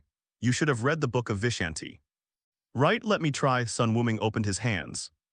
The Eye of Agamotto floated in the air, and a green beam of light connected him and Ant-Man together. That's good, I've locked onto your time as an anchor. Ant-Man Scott looked at the green line on his waist and said, well, okay, if something unexpected happens, I won't be convicted of manslaughter. No, I won't die even if you die, thank you. Ant-Man rolled his eyes and closed his mask, set off. As soon as the words fell, the five people instantly shrank to the point where they could no longer be observed within the field of vision and entered the quantum tunnel. The colorful quantum tunnel is like the capillaries in the human body, with countless exits and passages. If you take a wrong step, you may end up in an unknown world. Sun Wuming did not dare to be careless at all and followed Ant-Man with full concentration. The strange cells that appeared from time to time were ruthlessly smashed by the aura around him. This shocked Tony and the others. There is no concept of time in the quantum world. Sun Wuming didn't know how long he had been flying. It seemed like only 1 second. But it also seemed like a year had passed, finally. The group turned into a passage with no forks and squeezed into a bubble. Avengers 4 Worlds boom on the huge machine. At the same time, several people staggered onto the huge platform. Sun Wuming rubbed his swollen temples and cut off the time anchor with Ant-Man. Why do I still feel a little carsick? Did everyone get the gems? The Hulk asked excitedly. Rocket Raccoon looked up and was about to praise himself when he saw the extra son Wuming. Holy fucks, who are you? Where did you come from? Chapter 93, let Tony give birth to a daughter as soon as possible. The final battle begins. The raccoon's scream scared everyone, seeing son Wuming, whom he had never seen before. Thor excitedly raised his axe and hammer. So much so that they didn't realize that, although there were still 10 people now, that was when son Wuming was counted. Don't get excited, Thor, he's not an enemy. Tony quickly stepped forward and stood between Thor and son Wuming. This is someone sent by Strange's teacher. Without him, Ancient One would not give us the time stone. Thor still didn't believe it. But he wasn't wearing a protective suit. And he didn't have any Pym particles. How did he get here? Thor, this is very complicated. You just need to know that he is very strong. It seems that he has a good relationship with you in that time and space. But of course it is definitely not as good as with me. Tony's explanation finally made everyone let down their guard temporarily. Only then did he notice Hawkeye kneeling on the ground with a look of sorrow on his face. Clinton, where is Natasha? Where did she go? Banner had a bad feeling in his heart. Hawkeye said nothing, hot tears streaming down his cheeks. There was a moment of silence. Natasha stayed on Vormir forever and exchanged her life for the Soul Stone. The Avengers who lost their comrades were depressed for 3 days before they barely cheered up and chose to move forward. The memory of Natasha turned into motivation and a funeral was held for her. The Avengers then moved forward to the next stage. Now that all the gems have been collected, all that remains is to create a pair of gloves that can hold the gems and inlay them. In the small conference room, Tony showed the glove model of his own design. Thor, you know the Infinity Gauntlet and the gems best. Please give me some advice. Everyone here has more or less come into contact with a few Infinity Stones, or even the Infinity Gauntlet. But in terms of understandingly, Thor, who was born in Asgard and has a long heritage, can barely be called ones. Thanos' Infinity Gauntlet was made by the dwarves of Nivida, and there is even a replica in Odin's treasury. Thor also understood this, so he stood at the front and cleared his throat. Son Wuming looked at him with interest and took out his mobile phone to take 2 photos. Wumings, what are you doing?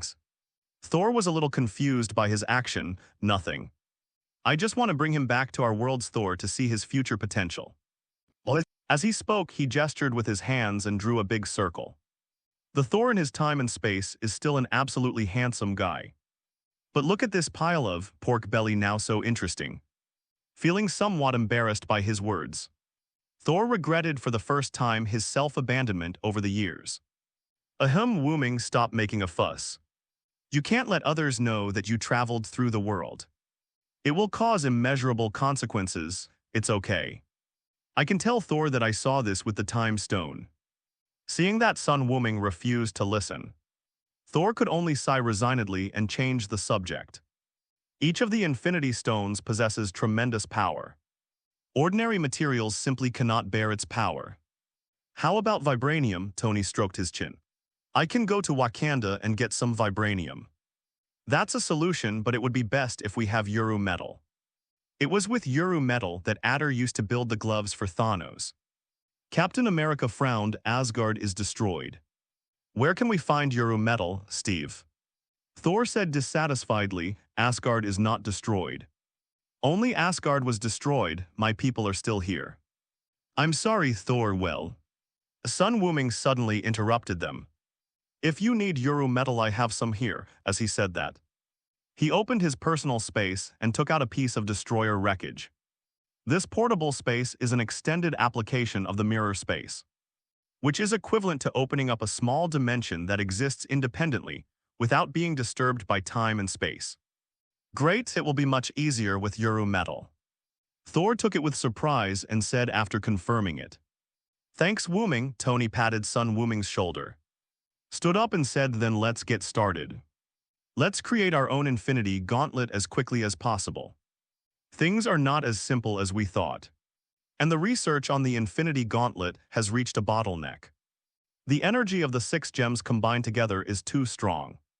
And the gloves they make can only withstand 2 or 3 of them before they disintegrate and explode. However, Tony was really ruthless. He worked so hard late into the night that he developed a new alloy based on the characteristics of the Infinity Stones, which release powerful gamma rays. This alloy cannot compare with vibranium or Uru metal in terms of hardness, but in terms of compatibility with the Infinity Stones, it is even better than the two. With several people staying in the laboratory every day, Sun Wuming felt a little bored, but he soon found new pleasures. You should call me Uncle Wuming, not brothers. In Tony's house, a little blonde girl was sitting in front of Sun Wuming. Her little face was as delicate as a piece of jade and a little chubby, which made her very cute. The Stark family must have some good genes to be able to give birth to such a lovely daughter. But you look like brother Peter in the photo, little Morgan said innocently, pointing to a picture frame in the kitchen. Inside was a picture of Tony and Peter. Sun Wuming picked up little Morgan and held her high, making the little girl giggle. That's because I came back from the past and I'm friends with your father. So you have to call me uncle. Really, I don't believe it. Don't imitate that host. Pepper couldn't help but smile as she watched the loving interaction between the two. This friend who suddenly appeared from the past seemed to really like little Morgan. Okay, let's have lunch quickly. Uncle Wuming will go look for Daddy soon. Little Morgan blinked his big eyes. Then can you take me there? It will take a while. Dad will be back to accompany you when he is done with his work. Sun Wuming stroked the little girl's blonde hair. Go wash your hands. Morgan ran away, but Sun Wuming's smile never disappeared. When I get back, I will definitely persuade Tony to have a baby with you as soon as possible. This is a gift from God to me and him. Pepper said softly, looking at Morgan's back. Moon stars are rare. Sun Wuming sat on the top of the Avengers' headquarters, looking at the bright full moon in the sky, with no intention of transforming into a giant ape. Because half of the population is gone, the air quality of the entire blue planet has improved a lot. However, it must be said that Thanos has a poor understanding of mathematics and human sociology. What's the point of killing half of the people? It won't be long before Blue Star returns all of them to you. These days when he watched the news, he saw all kinds of public service advertisements everywhere. After the Xiaomi event, the global fertility rate has exceeded 3% every, and within 30 years it will return to its peak again. Why aren't you sleeping? Why are you still in the mood to look at the stars? Just when Sun Wuming was complaining about Thanos in his heart, Tony flew to his side wearing armor. You are really sick. Flying around in armor in the middle of the night. Sun Wuming rolled his eyes, but Tony didn't mind. He took back the nano armor set casually next to Sun Wuming and handed him a cup of coffee. How's the progress on the gloves? The Sun Wuming took it and took a sip. He was a little uncomfortable with the taste. He's never been able to drink this stuff. It should be almost done in the next 2 days, Wuming. Do you think we can succeed? There was some confusion in Tony's voice. The greater the hope, the greater the disappointment. It took Tony several years to calm himself down. But now that he saw hope, he became anxious and worried. Thinking of Peter who disappeared from his arms. He would wake up from his dreams these days and then stay awake until dawn. You are just under too much pressure. Since the Sorcerer Supreme agrees to lend you the Time Stone, it means she is sure to get it back. The ending is self-evident. Sun Wuming did not explain it in too much detail, but only hinted at it indirectly through Guya's actions. But this also made Tony feel much more at ease. Strange said that out of more than 14 million endings, they only had one winning endings. And now it seems that they are on the right track. Patting Tony on the shoulder, Sun Wuming looked at Minju. Take a good rest these 2 days, everything has just begun. 2 days later, slow down slower, Tony Banner and Rocket Raccoon, 3 of the top scientists, squatted in front of a small glass box, watching Tony operate the robotic arm and put the raw stones into the red gloves one by one. They even held their breaths, fearing that they would cause the slightest impact. Pat. As the last gem was inserted, the three of them stared at the red gloves. There was no change for a long time, yes, success. The little raccoon punched hard. 15 minutes later, everyone gathered in the lab. Except for the nebula. Sun Wuming took a quick look and had no intention of reminding Tony and the others that the nebula had been replaced. Compared to Xingyun, he is an outsider. If he says that the other person is an undercover, probably no one will believe him, and more importantly, didn't he come to this time and space to find Thanos? So who's going to put on the gloves and snap the fingers? The final question is before everyone, I come. Thor rushed forward excitedly, and Captain America and Tony quickly stopped him. Thor, you are not suitable now. Why? I am the god of thunder, the son of Odin, the lord of Asgard. Do you know what's flowing in my body? Cheese and cheese, Rhodes interrupted suddenly. And everyone's mouth twitched. And Sun Wuming almost laughed out loud, so heartbreaking. No, Thor, after my test. It seems that your body simply cannot withstand such a great force. Tony wanted to explain something but was interrupted by Banner. I'll do it, you've all seen what happened to Thanos. Hulk walked up to the gems, these stones release gamma rays. Just like I exist for this moment. Tony did not refuse. When he discovered the properties of the Infinity Stones, he already had a candidate in mind. Banner is well aware of this, remember. After you put on the gloves, always think about bringing back the people who were killed by Thanos 5 years ago. Other than that, don't change anything. While Tony kept instructing Banner, Nebula quietly approached the huge shuttle. After a series of operations, the Nebula award time was set to 2014 and the shuttle was activated again.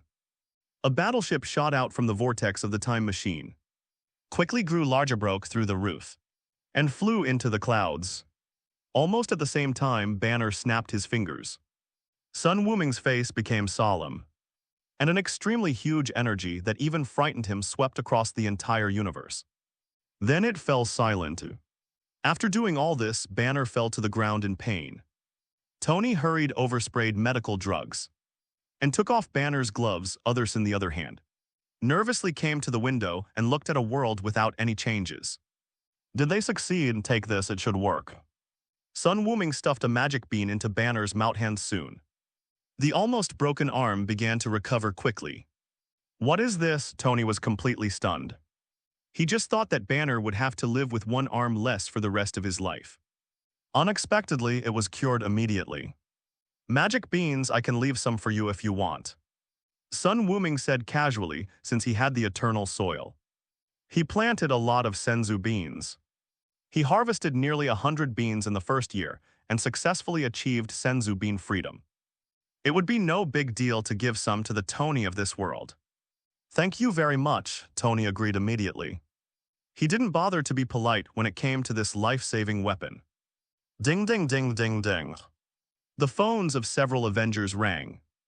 Hawkeye and Ant-Man almost cried when they saw their names reappearing on the phones and quickly answered the calls.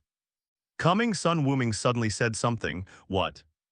Tony, who was immersed in joy and wanted to drive the spaceship to Titan to pick up Peter, was stunned. Boom boom boom in the Sky Temple II, which had returned to its full size, aimed all its guns at the ground and fired energy bombs one after another. In an instant, the sky collapsed and the earth broke apart. And the waves surged, the Avengers building collapsed. And seawater poured in, spreading along the ruins. A blue beam of teleportation dropped from the spaceship, and a purple figure wearing golden armor and holding a double-edged sword appeared on the ground. Thanos, here he comes. Chapter 94, Sun Wuming vs 5 Gems. Thanos. Doctor Strange, run away. In the desolate ruins, Sun Wuming lowered his raised arms. Under his protection, the laboratory remained intact. You play with time and time will play with you. Tony muttered to himself, as if he already knew what was happening. The final war has begun, Tony, Sun Wuming said to him. You're right, the last battles. Tony found the unconscious Captain America, and the three of them walked out, stood on the ruins, and looked at Thanos, who was sitting on a small stone pier not far away. Sun Wuming also came out. Thanos raised his head. Unknown human, I have never seen you before. Sun Wuming smiled and said, like you. I came from another time and space, before I came here. I just killed your black dwarf and super giant in New York. Thanos paused in playing with the stone. If Tony hadn't suddenly appeared, you in that universe might have died. Sun Wuming said this casually. And Thanos crushed the stone in his hand into powder. My sad arrogance, countless people wanted to kill me. But they all fell on my way to my ideals. Blue Star is very special. Your resistance is very tenacious. You have made it this far, but everything should end here. Though, then why didn't you dare come to Blue Star when Ancient One and Odin were still alive? Sun Wuming walked forward and came to a place not far from Thanos. The two looked at each other and the air became solemn. The three Avengers followed closely behind. Thor summoned his armor again. Tony was fully armed. And Captain America held the shield tightly. Why don't you say anything? Weren't you quite pretending just now? Sun Wuming continued to question. Meaningless arguments will not change your outcome. Thanos shook his head and put on his helmet. At least it's me who's standing here now. And it's me you're going to face. I thought that destroying half of all life would bring prosperity to this universe. But you proved to me that it is impossible. Thanos seemed to be reflecting on himself. As long as there are still people who care about the past, they will never be able to accept the future. Sun Wuming reminded, it's not us, it's me. Wuming, don't be impulsive. Thanos is not that easy to deal with. Tony reminded him quickly. He still couldn't forget the other party's overwhelming strength on Mars. No, that's what I came here for, Tony. Sun Wuming stretched his arms and legs, of course. Not the you now, Thanos, you are too weak. Boom 657. Thanos slammed his sword down heavily. And Temple II teleported out the Black Order and a large number of biochemical beasts and Chitauri. I'll leave these miscellaneous soldiers to you. Sun Wuming said, and a strong aura burst out from his body. The ruins on the ground were shattered into pieces. And the huge energy created a huge wave. The strong airflow forced Thor and the others to retreat again and again to avoid Sun Wuming's attack. Thanos looked solemn and clenched his sword. Sun Wuming's figure flashed. And the next moment he appeared in front of Thanos. And his fist wrapped in arrogance rushed straight to Zishu's head. Thanos reacted extremely quickly, holding the knife in his backhand and chopped down hard. Clang, the dull knocking sound created a huge shock wave. And what stunned Thor and the other two was that Thanos was actually blown away by just one punch. Sun Wuming refused to give up and chased after him again. This time a huge deep pit appeared on the ground. Too weak, too weak. How can you put pressure on me when you are like this? Sun Wuming shouted in dissatisfaction. Why are you so weak? Sun Wuming has met two powerful godfathers and a quasi-godfather. The Destroyer armor is one of them. But the Destroyer armor's weaknesses are too obvious. And it relies entirely on divine instincts to fight. It didn't cause him any trouble in addition. Another year has passed. And Sun Wuming's strength has far exceeded that of before. Among the quasi-gods, Thanos is definitely the top one. But even such a person could only rely on his powerful racial talent to hold on when facing Sun Wuming's attack. Thanos is born into the Eternal Titan family. He possesses extremely powerful strength, recovery ability and durability, and is highly resistant to all kinds of damage. Especially since Thanos is the best among the Eternals. His ability to withstand attacks is maximized, however. Thanos, who had roamed the universe for many years, had never suffered such humiliation. He was pressed to the ground and rubbed, and he let out a furious roar. He found the right moment and hit Sun Wuming on the head with a headbutt. Sun Wuming was stunned, but returned the attack with a headbutt without showing any weakness. Boom, the ground sank several meters again. Thanos, why are you so weak without the gem? He is here to find an opportunity to break through and successfully transform into a Super Saiyan. How could such a weak Thanos possibly bring him pressure? Seeing Sun Wuming's great power, Tony and the other two immediately put their minds at ease and focused on dealing with the 5 black generals and the dark cult. In the ruins, A battle for the Infinity Gauntlet is unfolding. Not long after the recovered Banner joins the battle, but still can hardly hold on, the Chitauri Leviathan, the Black Order, and those war beasts that are tens of meters tall cannot be stopped by just 4 people. And the Temple No. 2 in the sky is not a vegetarian either. They have to carefully dodge every energy bomb. At this critical moment, a fire portal opened behind Captain America, on your left. Falcon flew out first, followed by Black Treasure in battle suit and tens of thousands of Wakandan people. The Wizards of Camertage acted together, illuminating the dark sky. Captain America looked at these comrades who had disappeared for several years, and his emotions surged violently and his nose felt sore. I'm back, everything is back, another portal opened. And Strange returned to the hungry blue planet with several people who had disappeared on Titan.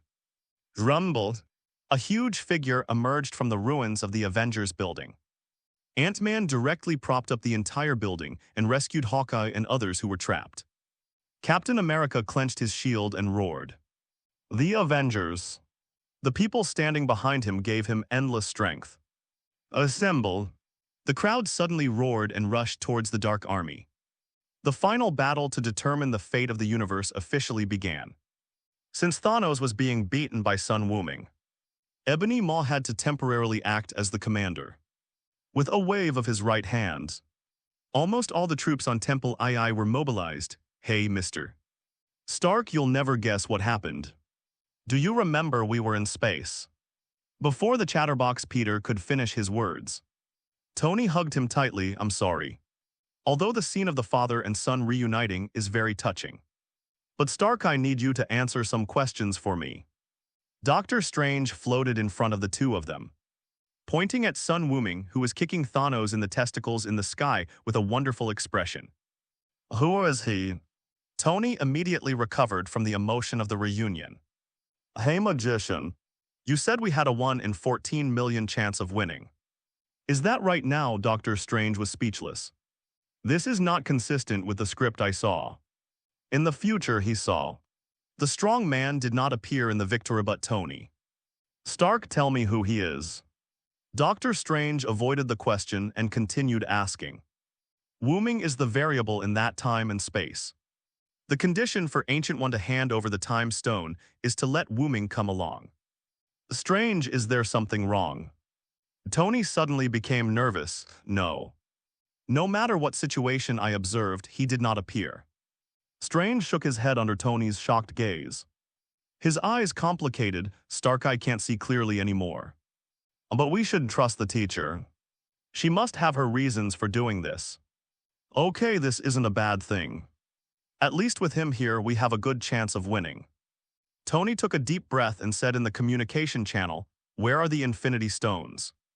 Hawkeye ran around like a headless fly holding the glove, avoiding the enemy's fire, in my opinion. Nebula is a traitor. He is the Nebula of that time and space. And he has been dealt with by Gamora. Take the gem away from the battlefield. The farther the better, Hulk quickly said. No, Tony. We have to send the gems back. There's no chance. The machine has been destroyed by Thanos. Tony shook his head and then he heard Ant-Man's voice. We have another time machine, but it will take 10 minutes to repair it. Ant-Man pressed a button, and the cheerful little horn stood out in the fierce battlefield. Okay, Scott, go and fix the machine, Hawkeye. Deliver the gem over. As for Wuming, we will send him back after the battle. Captain America gave the order quickly. In the center of the battlefield, because of the battle between Sun Wuming and Thanos, there was no one around, for fear of being accidentally injured by the two. At this time, Thanos was in a very miserable state. His originally golden armor was smashed into pieces, with less than half of it left hanging on his body.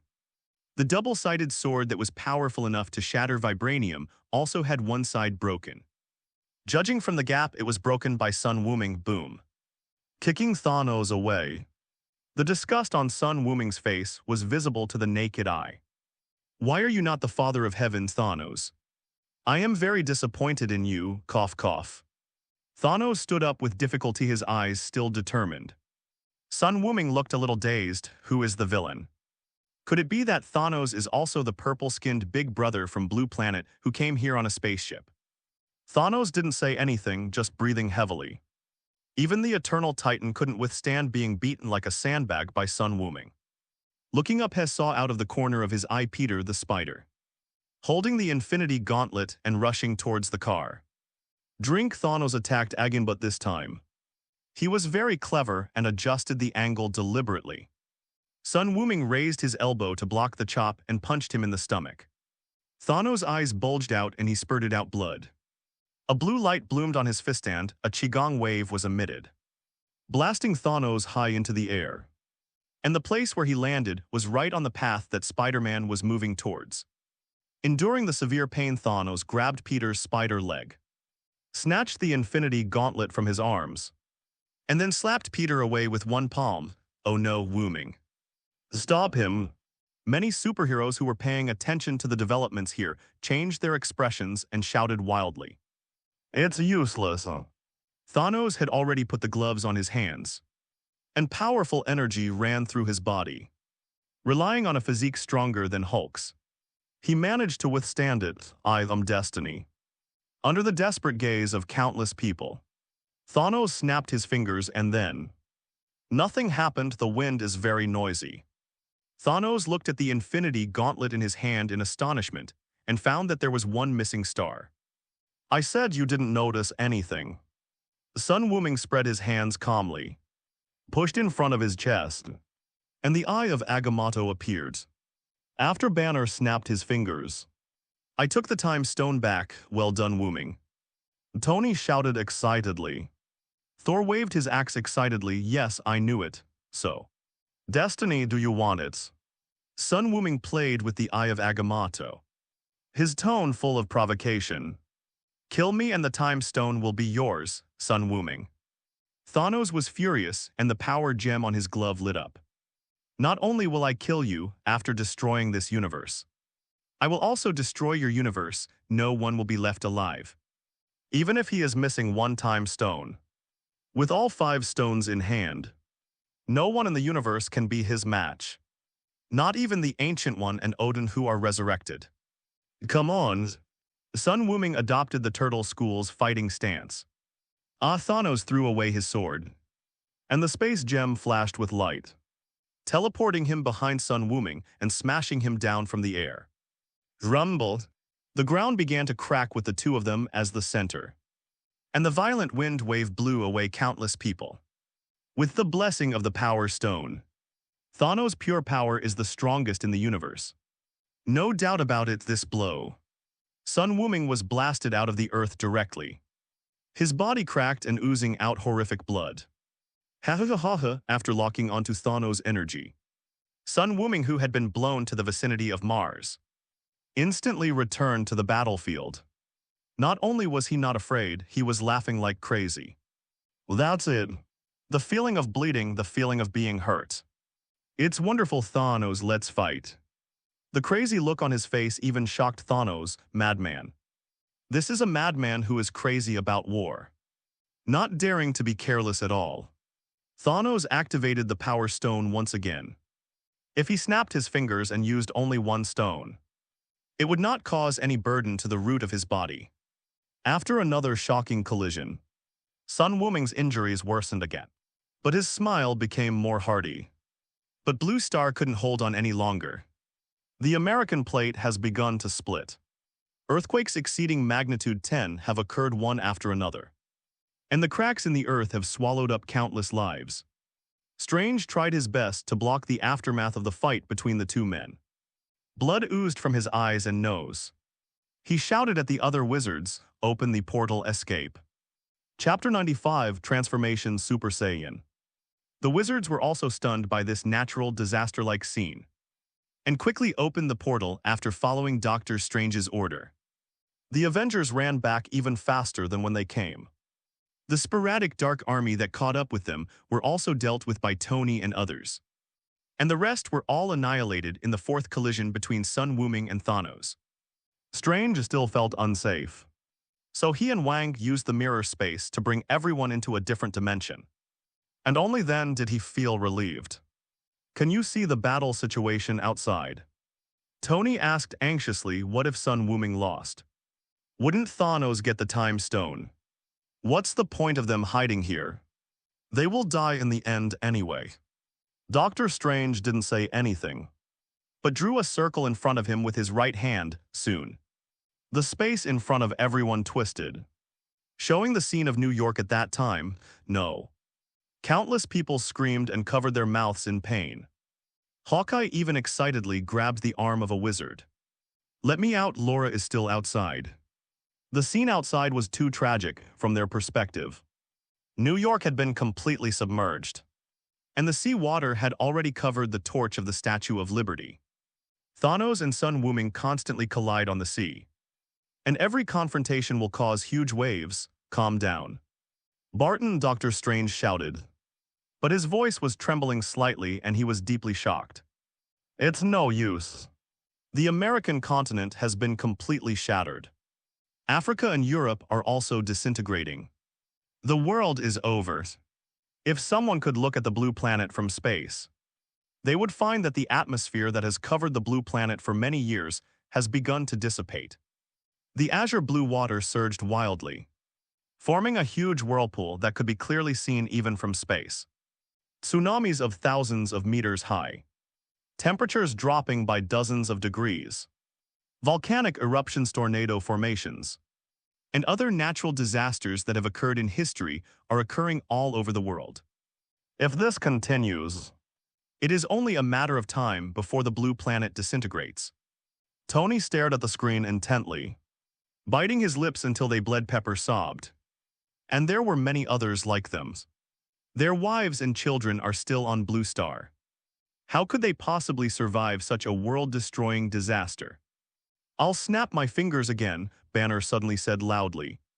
And countless people looked up. Everything will come back.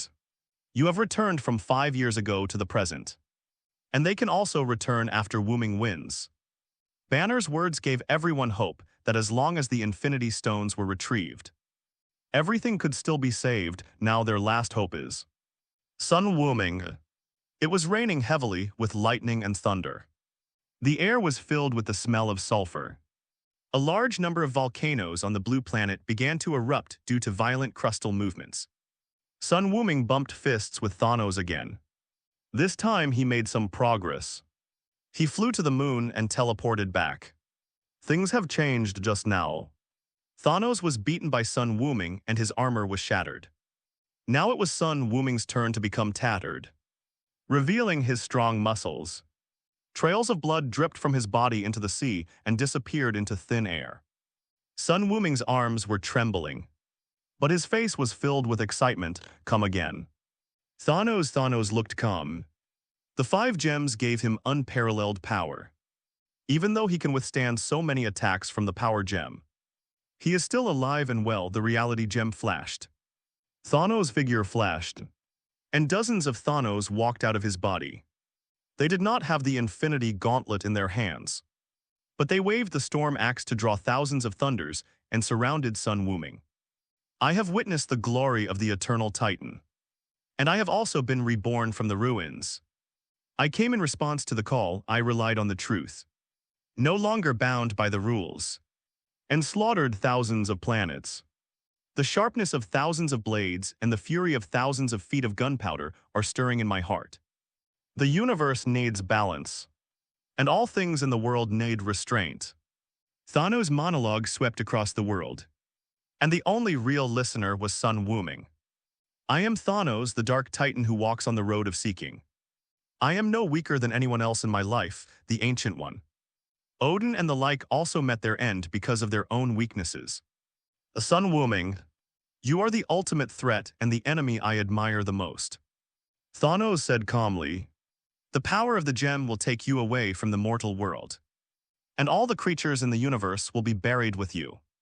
Sun Wuming slowly raised his right hand and said, come on then. Click. Almost at the same moment, all the thunder axes on the field worked together, drawing down thousands of thunders from the sky and striking Sun Wuming directly.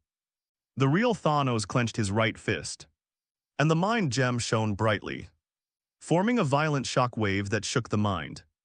Afterwards, the space gem shone brightly, and the surrounding space shattered instantly, introducing turbulence into the void. In the end, everything is left to the purest power gem.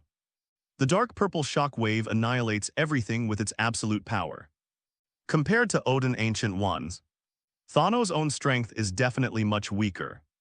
But he has his own unique advantage, which is to make good use of the power of gems. Odin treats the space stone as if it were a piece of trash. An Ancient One rarely uses the power of the time stone. Only Thanos, in order to accomplish his own great cause, has conducted in-depth research on each gem. Even though the Infinity Gauntlet can only be used one by one, his use of it has reached perfection. Sun Wuming's eyes were more solemn than ever before. Sensing his aura, Thanos around him seemed to be real, and their attacks were naturally real as well. The biggest threat is the rays emitted by Thanos' true body using the Power Stone. King Fist 12 times red flames shot up into the sky, and the nearby sea water was evaporated, revealing the ground 10,000 meters below. Sun Wuming put his hands on his waist, Kamihami. The huge Kamehameha met the attack without showing any weakness, and began to wrestle with the shock wave of the Power Stone. Being defeated step by step, Sun Wuming uttered a muffled groan, blood oozing from the corner of his mouth. He relied on his body to withstand the bombardment of dozens of thunder axes, and his eyes became brighter and brighter. He felt it. The blood in the body was boiling and roaring. The muscles were constantly torn and healed, and the bones were creaking under the huge pressure of the power gem. But a strange factor in Sun Wuming's body slowly awakens, bringing his entire condition to its peak. Drink The full power Super Kamehameha was pushed back, and Sun Wuming was blasted into outer space. He took out a Senzu bean, stuffed it into his mouth, and then rushed back immediately. Boom, boom. The Space Stone of the Power Stone of the Mind Stone, and the Reality Stone. Thanos used the power of the 5 gems to continue suppressing Sun Wuming. But he felt uneasy in his heart. He is getting stronger, madly stronger. From being crushed by the power of the gem at the beginning to being at an absolute disadvantage now. Sun Wuming's progress in just a few dozen minutes of fighting is jaw-dropping. This can't go on any longer. The murderous intent in Thanos' eyes became even more intense. Sun Wuming entered a strange state, knowing only to attack. Get knocked away, attack again, and get seriously injured. At this time, a stream of light appeared in outer space, flashing with gold and silver light, like 2 entangled stars in the stratosphere. This is a blonde woman wearing a tight combat suit, and it is Captain Marvel Carol. Seeing the miserable state of Blue Star now, anger appeared on Carol's face. She continued to land and saw Sun Wuming constantly harassing Thanos. Let me help you. Carol chose to help Sun Wuming without hesitation. The power of the binary star mode was fully activated, and the whole person swooped down in front of Thanos. Go away. The first one to attack was not Thanos but Sun Wuming.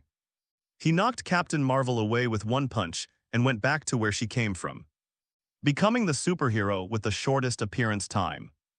This is my fight. The red aura grew stronger and stronger. Sun Wuming felt a rage in his heart. Hate. This day is hopeless. Hate. There is no ring in this land. Why am I so weak? A streak of golden lightning appeared in the flames. The thunder in the sky kept roaring and striking, and the ocean cooperated very well to raise huge waves. At this time, the blue star has completely turned into a blue star, and all the continents have been swallowed up by the ocean. The powerful aura prevented the waves from falling, causing them to float strangely in the air, and then, under the powerful pressure, Rethi directly vaporized. Drink Sun Wuming's voice shook the sky and pierced the clouds. In an instant, the sky and the earth lost their color, and Thanos' pupils shrank sharply. A violent golden airflow rose from Sun Wuming's body, and every strand of his standing hair was dyed golden. Super Saiyan, this, what kind of posture is this? In the mirror space, Tony's voice was trembling, even though he was not at the scene. Separated by an alternate dimension, Tony could still feel the suffocating feeling of oppression. Doctor Strange's face flushed. A golden disc appeared in his hands, and he raised his hands to the sky. King, come and help me. The mirror space is about to collapse. Wang quickly cast a spell and supported Doctor Strange together. Wuming, we must win. The thunder axe in Thor's hand was almost crushed, and he wished he could rush out and fight side by side with Sun Wuming. But he knew that in front of Thanos, who possessed 5 gems, he was not even a dish. Thank you, Thanos. Your mission is accomplished, Sun Wuming spoke slowly. His voice became even deeper, his eyes were as sharp as a knife, and his golden aura was like an invisible flame, just like his dancing golden hair, rushing straight into the sky. Click. Just by clenching his fist, cracks began to appear in the surrounding space. Strength. Unparalleled power. Sun Wuming's strength increased 50 times in an instant. Super Saiyan first stage completely completed. When Thanos saw a flash of golden light, accompanied by a dull sound, he felt pain in his body and flew backwards. Immediately afterwards, Sun Wuming flew up again and met his eyes, which made Thanos feel terrified. Boom. Another punch, half of Thanos' body was blown apart. He endured the pain and activated the Reality Stone to repair his body, then used the Space Stone to escape. What exactly is going on? Why did he become so much stronger all of a sudden? The power gem was activated, and a purple beam of light broke through the air. Sun Wuming still chose to use Kamehameha to block it. What shocked Thanos this time was that the two forces were actually in a stalemate. It is no longer like before, where it collapses at the slightest touch. What does this represent? It means that Sun Wuming already has the power to compete with the Power Stone. Sun Wuming's arm muscles swelled suddenly, and he pushed the purple light beam back little by little. You must not lose. Thanos' eyes turned fierce, and he took out the Power Stone and the Reality Stone. The Infinity Gauntlet can only activate the power of one gem at a time. But no one gem is no match for Sun Wuming. He has to rely on his own physical body to activate the 2 gems at the same time. Roar holding the 2 gems unprotected in his hands. Even the Eternal Titan would find it difficult to endure such pain. In just 1 second, Thanos' left hand began to fester. His eyes remained firm. Thanos knew that even if he defeated Sun Wuming with the power of the gem, his body had already been severely damaged. If he snapped his fingers again, he would most likely die on the spot, but he has no regrets. This is the path he pursues, raising the arm holding the gem. Thanos swung it ferociously. Sun Wuming raised his hands high, and Qigong bullets appeared in both palms at the same time. And then he suddenly put his hands together, rumble. The final competition has finally arrived. This is Thanos' fatal blow and also Sun Wuming's maximum power Kamehameha. The dazzling blue and the dark purple became the only 2 colors in the world. At first, the 2 occupied half of the space respectively. The purple one took the lead and pushed forward slowly, while the blue one was constantly shrinking. But this momentum was quickly curbed. There was despair in Thanos' eyes. It's not that the gems aren't strong enough, but he is not strong enough. His right arm was slowly disintegrating and disappearing, no longer able to mobilize the power of the 2 gems. Without any follow-up force, the Kamehameha pressed forward inch by inch, percent, 70%, 80%, 90%. Finally, it was about to swallow him up, Sun Wuming. Thanos let out his last sad roar before being swallowed by the energy torrent and turned into smoke. And at the last moment, the soul gem that he had never used before shook and emitted a faint light. Endless dimensions, infinite universe. Almost at the same time, all the Thanos stopped what they were doing. Mouthing in his mouth, Sun Wuming finally transformed.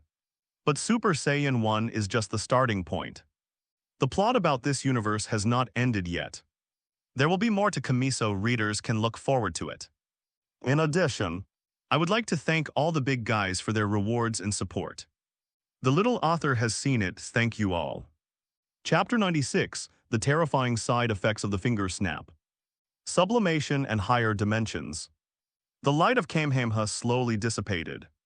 Thanos returned to nothingness, and the Infinity Gauntlet could not withstand such terrible energy collapse. Only 5 gems slowly fell down. Sun Wuming quickly stretched out his hand, wrapped them with his energy, and slowly flew them to his side. At this moment he felt a burst of joy in his heart, finally. After paying the price of the entire blue planet and the moon, he successfully transformed into a Super Saiyan, and his strength entered a new dimension.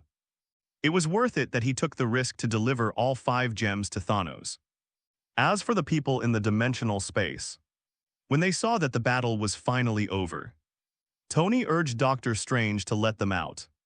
After finding a floating continent that was barely big enough for people to stand on, Doctor Strange deactivated the mirror space and opened the portal. Sun Wuming looked up and saw a portal appear. Without waiting for the people on the other side to come over, he flew over booms. People standing closer to him were blown away by the strong airflow around him. I'm sorry. I just learned this state and I can't control it yet. Sun Wuming scratched his head, his tone a little stiff. After undoing the transformation, returned to normal, revealing his usual sunny smile. The pressure in everyone's hearts also dissipated. Sun Wuming was so scary just now that they almost thought he was here to kill them. Although transforming into a Super Saiyan can increase one's strength 50 times without limit, it is not without side effects. Extreme anger can cause S-cells to grow explosively in an instant, thus successfully transforming during the battle. Sun Wuming's emotions were very unstable. Waves of anger coming from nowhere were stimulating his brain, but he had to remain absolutely calm in order to maintain the transformation. In addition, he was unable to perfectly control the sudden surge of energy, and his physical energy consumption also increased tremendously, making it impossible for him to use his body's strength accurately. Wuming, give the gem to Hulk and restore everything to its original state, Tony said quickly. When he thought of the pain his Morgan had just suffered, Tony felt heartbroken, but he also knew that Sun Wuming could not control all of this, because Thanos, who possessed the gem, was too powerful. Wait a moment, Sun Wuming raised his hand. The space in front of him became blurred, and he took out a little girl from his personal dimension. Who else could it be if not Morgan? Pepper exclaimed Edrin over quickly, took her daughter and started crying. Only little Morgan didn't know what was going on. He saw Tony and Pepper clapping their hands happily. Daddy, Mommy, there's so much water. Sun Wuming looked at the happy little Lolita with a smile. He had anticipated the current situation and even imagined worse situations. How could he bear to watch such a cute little princess suffer? Long before the war started, Sun Wuming took Morgan into his own dimension and used the Time Stone as a support to ensure that this space would not be affected by his battle with Thanos. Thank you. Tony hugged Sun Wuming and patted his back hard. I don't like men, especially old men. Fuck, I don't like it either, Tony cursed with a smile. Morgan's appearance finally made the atmosphere a little more relaxed. But the finger snap still had to happen. Banner squeezed in front of Sun Wuming with a smile on his face. It was just snapping his fingers he had experience, although the process of putting on gloves was painful. As long as he snapped his fingers and ate the bean, he would be fine, but Sun Wuming rejected him. Why? Banner looked at Sun Wuming in disbelief. I am the only one here who can withstand the side effects of the gem. Do you want to let that guy whose body is full of cheese come? Thor's face darkened.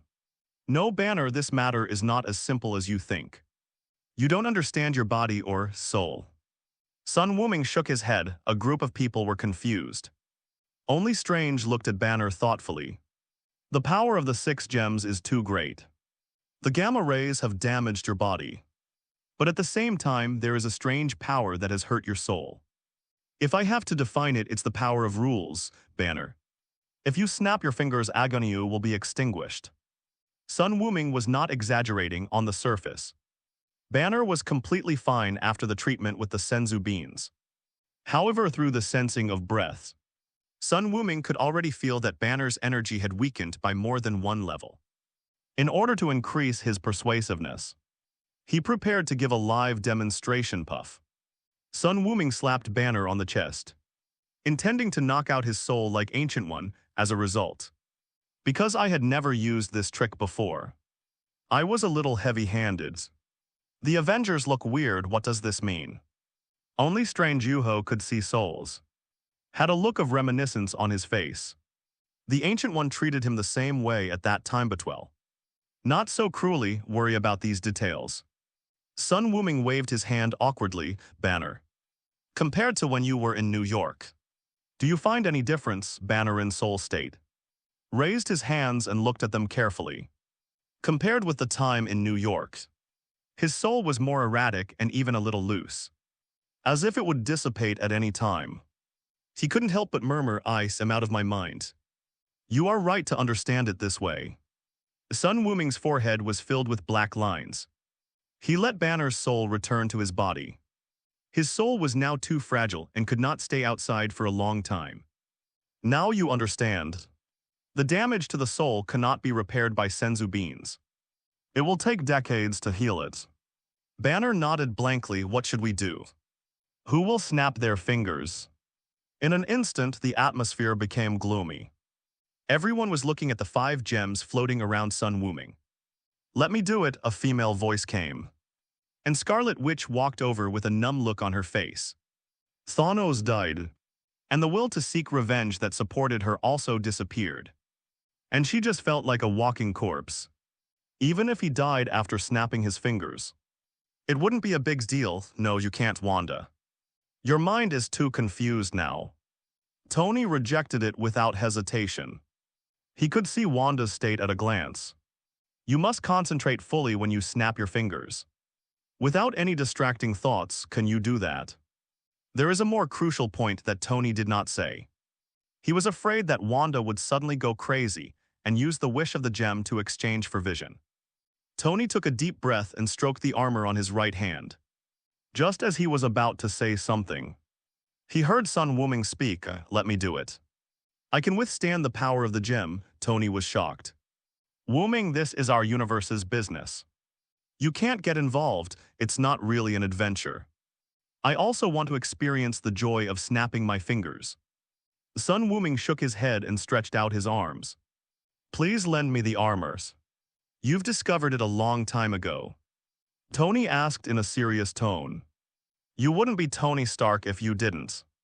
No wonder you are my friend, Tony smiled with relief.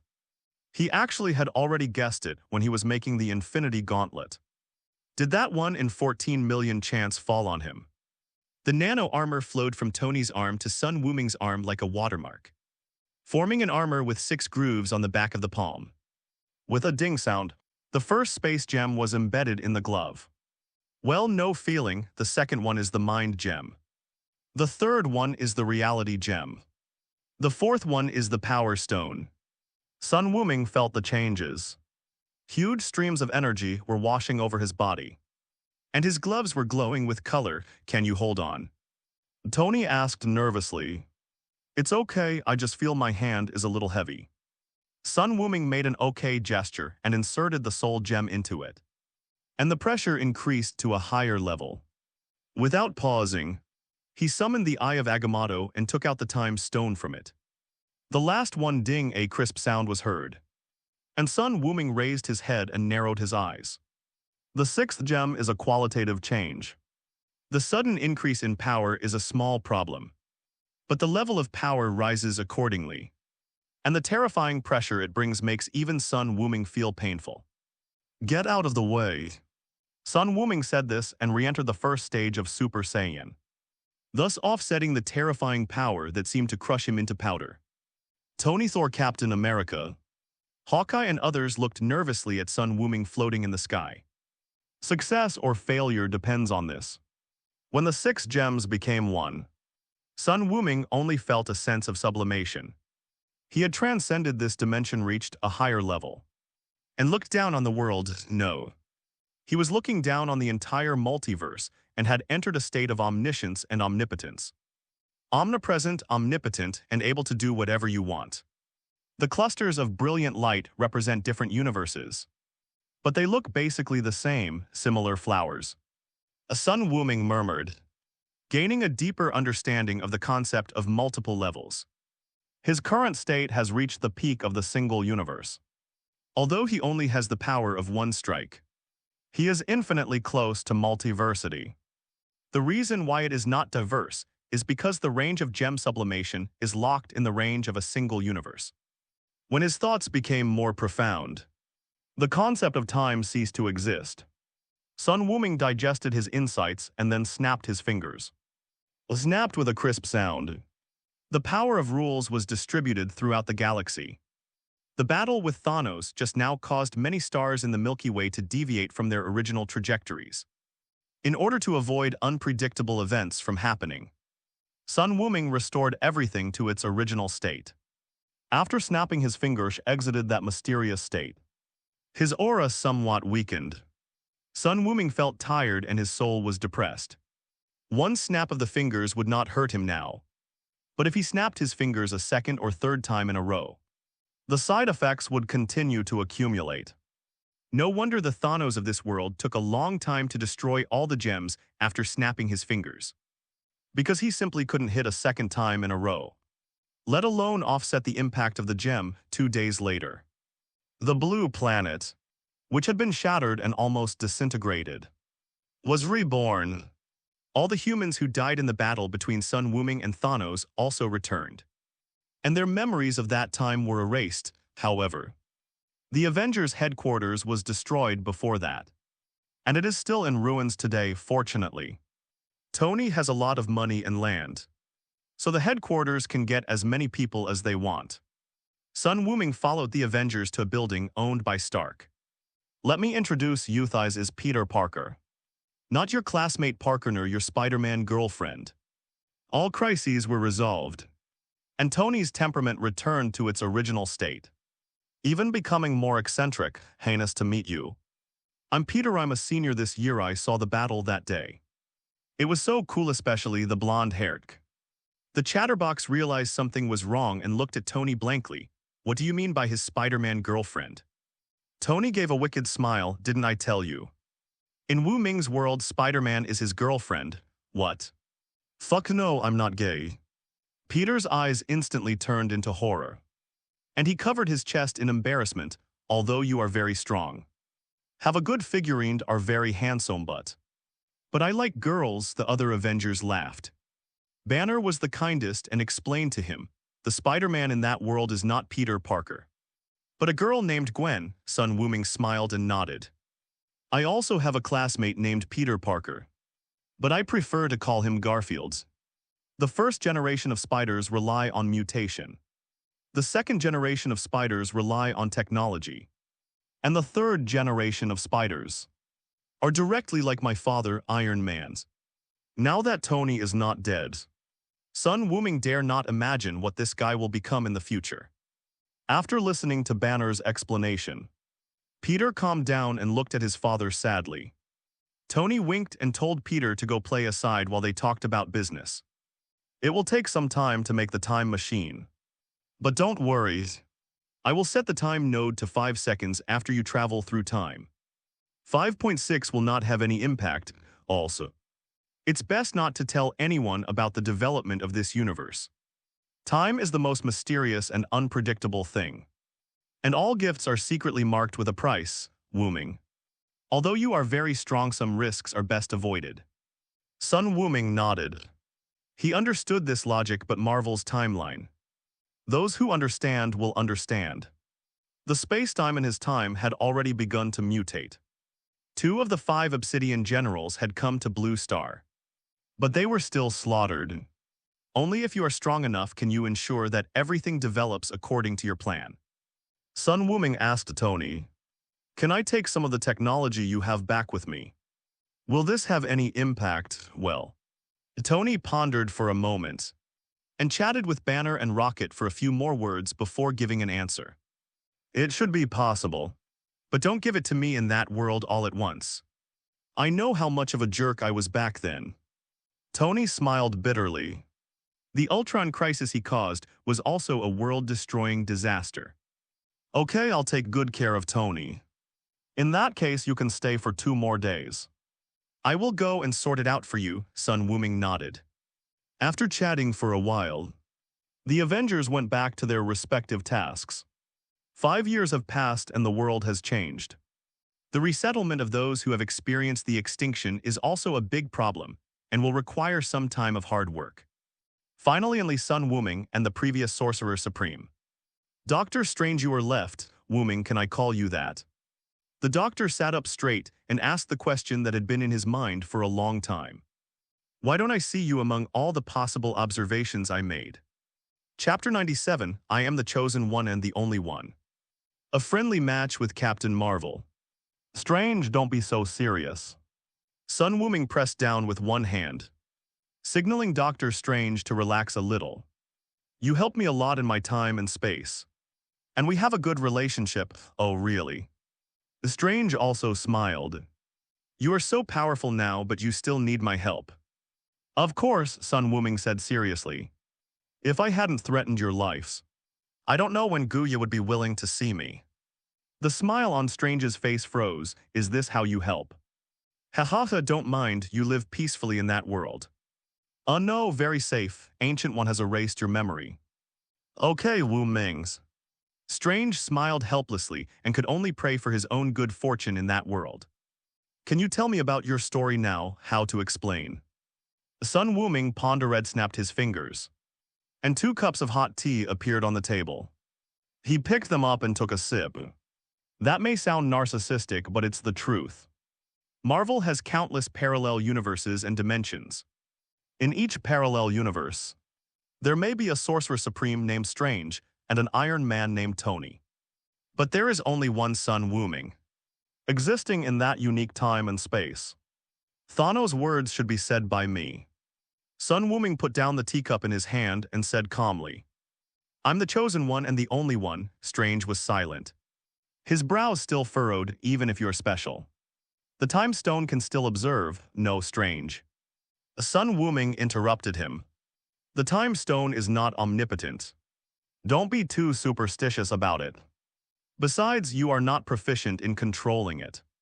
Strange was a little dissatisfied. He had negotiated with Dormammu so many times. How could this be considered unexperienced? But Sun Wuming's next words completely silenced him. Even if 26 Ancient One wants to observe me, she has to observe from the side, from the perspective of others. As my strength increases, she can see less and less. What about you? Okay, you're the boss and you're awesome. Strange decisively admitted defeat. The more he learned magic, the more he understood how big the gap was between him and the Ancient One. It's no wonder that he can't see anything, since even Ancient One can't do it. Thinking of this, Strange felt a little envious of himself in that world. At least with the existence of Sun Wuming, we don't have to go through the pain of extinction again. It was not a pleasant feeling to watch yourself die, especially when you returned to find that Christine had been engaged 5 years earlier. He felt even more uncomfortable. Will you become the Supreme Sorcerer? He suddenly looked at Sun Wuming expectantly.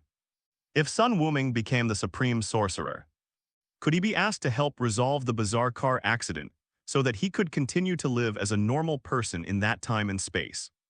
No, the Supreme Mage will only be you. Sun Wuming said decisively, such a tiring, sacred job can only be done by someone as gifted as you. Strange was filled with black lines on his face. He heard clearly. Okay, Strange, don't worry about your fate. There is a greater crisis before you now, you mean. Strange's expression suddenly became solemn. Wow. Sun Wuming waved his hand and the whole room darkened. The vast starry sky appeared, and 6 gems shone with strange light. The Infinity Stones are formed from 6 singularities that concentrated infinite energy before the Big Bang. They are part of this universe and are the key force in maintaining the stability of the universe. And now, all the gems in your universe have been destroyed by Thanos and turned into subatomic state. Although they will recondense in a corner of the universe, it will take tens of thousands of years. As the words fell, the gems in the sky slowly dissipated, and the light of the endless galaxy also dimmed. Before this, the universe will be in an extremely unstable state. Any crisis may occur even more frequently than before. After Sun Wuming finished speaking, Strange's expression changed. Now that he has lost the time stone and cannot observe the future timeline, he has no idea whether his words are alarmist or not. Wuming, I need to go back to Camertage to confirm. Strange couldn't sit still anymore after saying hello. He opened the portal and went straight back to Camertage to read a book. It seems that the days ahead will be even more tiring. I thought it would be easier after Thanos died. A female voice came from behind, and Captain Marvel walked to Strange's previous position and sat down, lifting her long legs and looking at Sun Wuming. It made him feel a little embarrassed. When fighting with Thanos before, the timing of Captain Marvel's intervention was too subtle. It happened to be when the S-cells were stimulated, and the anger in Sun Wuming's heart reached its peak. If he had come a little earlier or a little later, he would not have been so unlucky if he had waited for his transformation to succeed. Carol, it was my fault last time, I apologize. Captain Marvel smiled brightly, not caring at all. It's okay, you were in a very delicate state at the time. And I was a little reckless. But that punch was powerful enough that it took me 2 days to recover before I flew back to Blue Star. Her generosity made Sun Wuming even more embarrassed. If you encounter any problems in the future, you can use the time machine to ask me for help. I will never shirk my responsibility, it's a deal. Captain Marvel applauded. Now I have something I want to talk to you about. Sun Wuming was stunned. At the deepest part of the Pacific Ocean, 2 figures stood in the void. They were Sun Wuming and Carol, who was killed instantly by Sun Wuming's punch, was a little unconvinced at that time. Her attention was all on Thanos, and she never thought that her trusted comrade would attack her. The punch was so solid that there was no defense at all later. After hearing about Sun Wuming's final deeds, she also wanted to prove herself, even if I am no match for him. I have to hold on for a few more moves, boom. The surging waves rose up again, and Captain Marvel entered the binary form. Her combat power instantly soared to a level comparable to that of normal Thanos. Or even better, aren't you going into that blonde state? Captain Marvel asked, no need. I'm not proficient in that form yet. Sun Wuming shook his head and signaled her to just come at him. Even if he doesn't transform into a Super Saiyan, his current strength is several times greater than before the battle with Thanos. If he were to fight Thanos again, he would have to kneel down and beg Thanos not to die after one punch. It would be no different when dealing with Captain Marvel. All right. Captain Marvel's eyes sharpened and she rushed forward. In New York, as soon as the 2 men fought, the energy monitoring system instantly detected the battle breaking out in the Pacific Ocean. Tony and others hurried to investigate the cause. After seeing the 2 fighting parties clearly, they first breathed a sigh of relief, and then became nervous again. Is Carol here to seek revenge on Wuming? Call Wuming quickly and don't kill him. Carol is not an enemy, Captain America said hurriedly. Tony shook his head, probably not, you see. Wuming was always on the defensive, and Carol's attack was not aimed at the vital points. It was more like a sparring match. When everyone looked over, they saw that this was indeed the case. And although the fight was lively, it lacked the hostility of a murderous act. Only then did they breathe a sigh of relief, and immediately stopped paying attention to it, and went about their own business. The 2 fought from the afternoon to the evening. The last attack was easily taken by Sun Wuming, and Captain Marvel also withdrew from the binary star form with a wry smile. You're such a monster, thank you so much. You are also very strong. Your defense is stronger than Thanos. After a round of business exaggerations, Carol suddenly asked, are you interested in traveling the universe with me? Although Thanos is dead, new crises are bound to come. No, I just want to take care of myself. I don't have any interest in helping others. Sun Wuming refused. We have different pursuits, in fact. Sun Wuming has always felt that Captain Marvel's thinking is too Americanized. He hasn't even cleaned up his own little piece of land yet. But he's already rushing to maintain peace in the universe. The scope of the tube is really too broad, okay. Seeing his firm attitude, Carol no longer forced him. She just felt it was a pity. She thought someone as powerful as Sun Wuming should shoulder greater responsibilities. Okay, we'll see each other again if we're lucky. Sun Wuming was about to leave but was stopped by Carol. Would you like to come to my house to start the second half? Carol raised his eyebrows and made an invitation. Okay. He won't be sleepy anymore if you say this.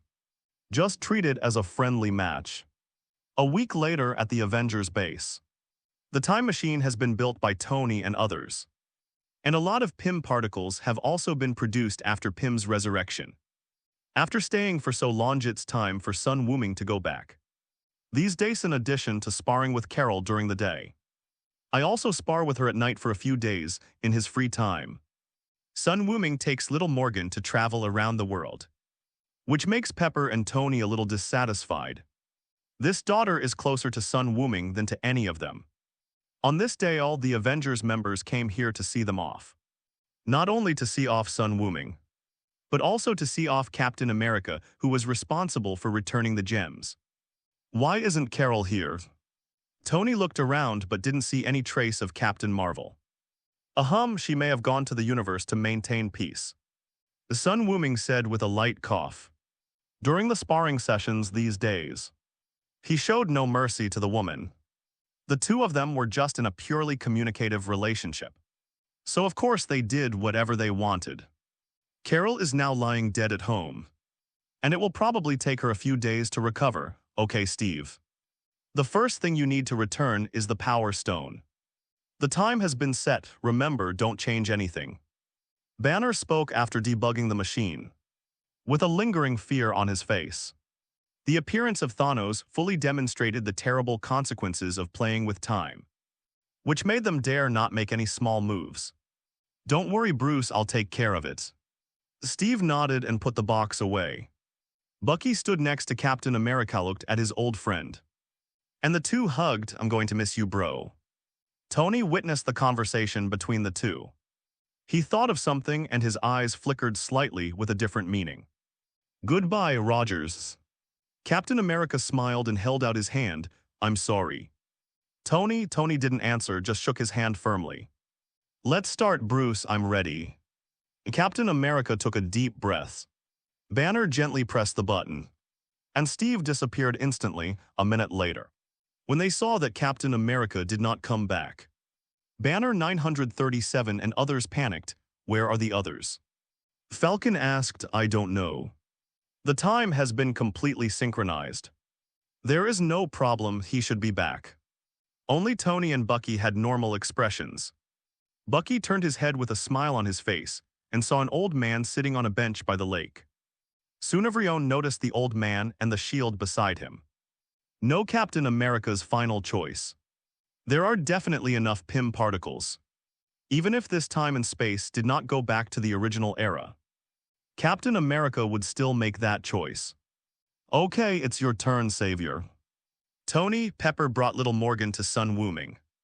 He hesitated for several times and finally said softly, Thank you for allowing me to grow up with Morgan. Until the death of Thanos. Tony's sense of destiny disappeared. And he knew very well what the appearance of Sun Wuming meant. We can't let the little guy be without a father at such a young age. Sun Wuming took Morgan with a smile. The little girl patted Sun Wuming's cheek reluctantly. Uncle Wuming, please come to see me in the future. Of course I will, Sun Wuming assured.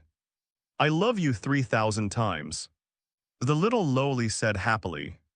Hey Morgan, you promised to only say this to me. Tony pretended to be angry, but Morgan was not afraid at all. He bit his fingers and thought about it. That's 3,001 times. Sun Wuming and Pepper both laughed. But Tony was the only one who didn't know whether to laugh or cry. After returning Morgan to Pepper, Sun Wuming put on the nano armor and stood on the time machine. See you later then, Tony, then he disappeared. Looking at the disappeared Sun Wuming, Tony and others understood that things were coming to an end. What to do with this machine, Tony? Banner looked at the time machine hesitantly. He really wanted to destroy it. The ability to travel through time at will is destructive to the world. Put it away, I hope we won't need it. Tony pondered for 2 minutes and slowly made a decision. Tony, Banner looked at him in confusion. Bruce, our world needs it and it needs him. Without the Infinity Stones, no one knows what kind of disaster will happen in the future. These days, Doctor Strange has confirmed Sun Wuming's statement from the ancient books of Camertage. Tony looked at the machine in front of him and said, "When the time comes, Wuming will be the only strong reinforcement we can ask for." What Tony didn't say was that he had already handed over the manufacturing method of the time machine and the synthesis process of the PIM particles to Sun Wuming. This is the trump card he left for the world. Chapter 98 Loki, I didn't do anything. Tony's Avengers are established on the other side. Sun Wuming also returned to his main universe through quantum space. This journey through time was quite rewarding. Not only did he successfully transform into a Super Saiyan, but by snapping his fingers, he also gave Sun Wuming a deeper understanding of the existence of the universe. And all this happened in less than 5 seconds in the main universe. Welcome home, Wumingit, seems you have made a good harvest. Reappearing on the balcony of the Sanctuary of the Holy of Holies in New York. Sun Wuming had just stood firm when he heard Guya's voice. Obviously, this venerable knew that his journey would not take long. So he waited here in just the blink of an eye. Guya already felt that Sun Wuming was completely different from before. He was just as powerful 5 seconds ago. But Ancient One felt no threat to his life, but now. Hidden beneath the calm appearance is like an active volcano that can spew out hot magma at any time and turn him into ashes. Your Excellency, you should have expected this. Sun Wuming took a few seconds to recover and turned around with a smile. Ancient One denied. I knew this trip would be very helpful to you, but I didn't expect it to change so much. She looked at Wuming with satisfaction and said, "Please consider my proposal again. If you can become the Supreme Mage, I can retire tomorrow." Please don't say anything. Sun Wuming took out the Eye of Agamotto and threw it to Guyi without any reluctance. Infinity gems are pretty cool. But that's after you collect them all. A single gem can no longer provide any help to Sun Wuming's current strength. He did have the idea of collecting the Time Stone of this universe. But he decided to leave the Time Stone to Strange first. The two of them have such a good relationship. So it's not a problem to borrow it if needed.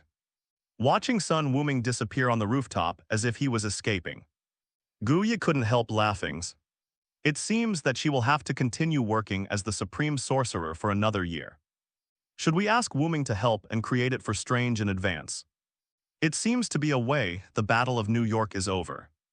Inside Stark Tower, Tony and others had an argument with Pierce over the ownership of the Cosmic Cube. During the arguments, the arc reactor in Tony's chest suddenly short-circuited, and he collapsed to the ground. The two sides were about to start a fight. What are you doing? It's so lively. Sun Wuming's words came out in a light voice. Hulk, who had just walked down the stairs, was about to vent his anger about not being able to take the elevator.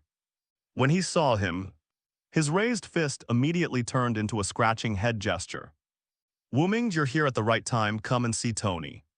Thor was overjoyed and said quickly, Don't worry, it's a small matter. The Sun Wuming stretched out his hand, and the hammer in Thor's hand flew into his hand. He also tied Loki up. A small burst of electricity came from the hammer and hit the reactor in Tony's chest. Reactivating it, that's the feeling. Thanks, Wuming. Tony let out a long sigh. Where's the Cosmic Cube? Yes, where is the Cosmic Cube? Thor then realized.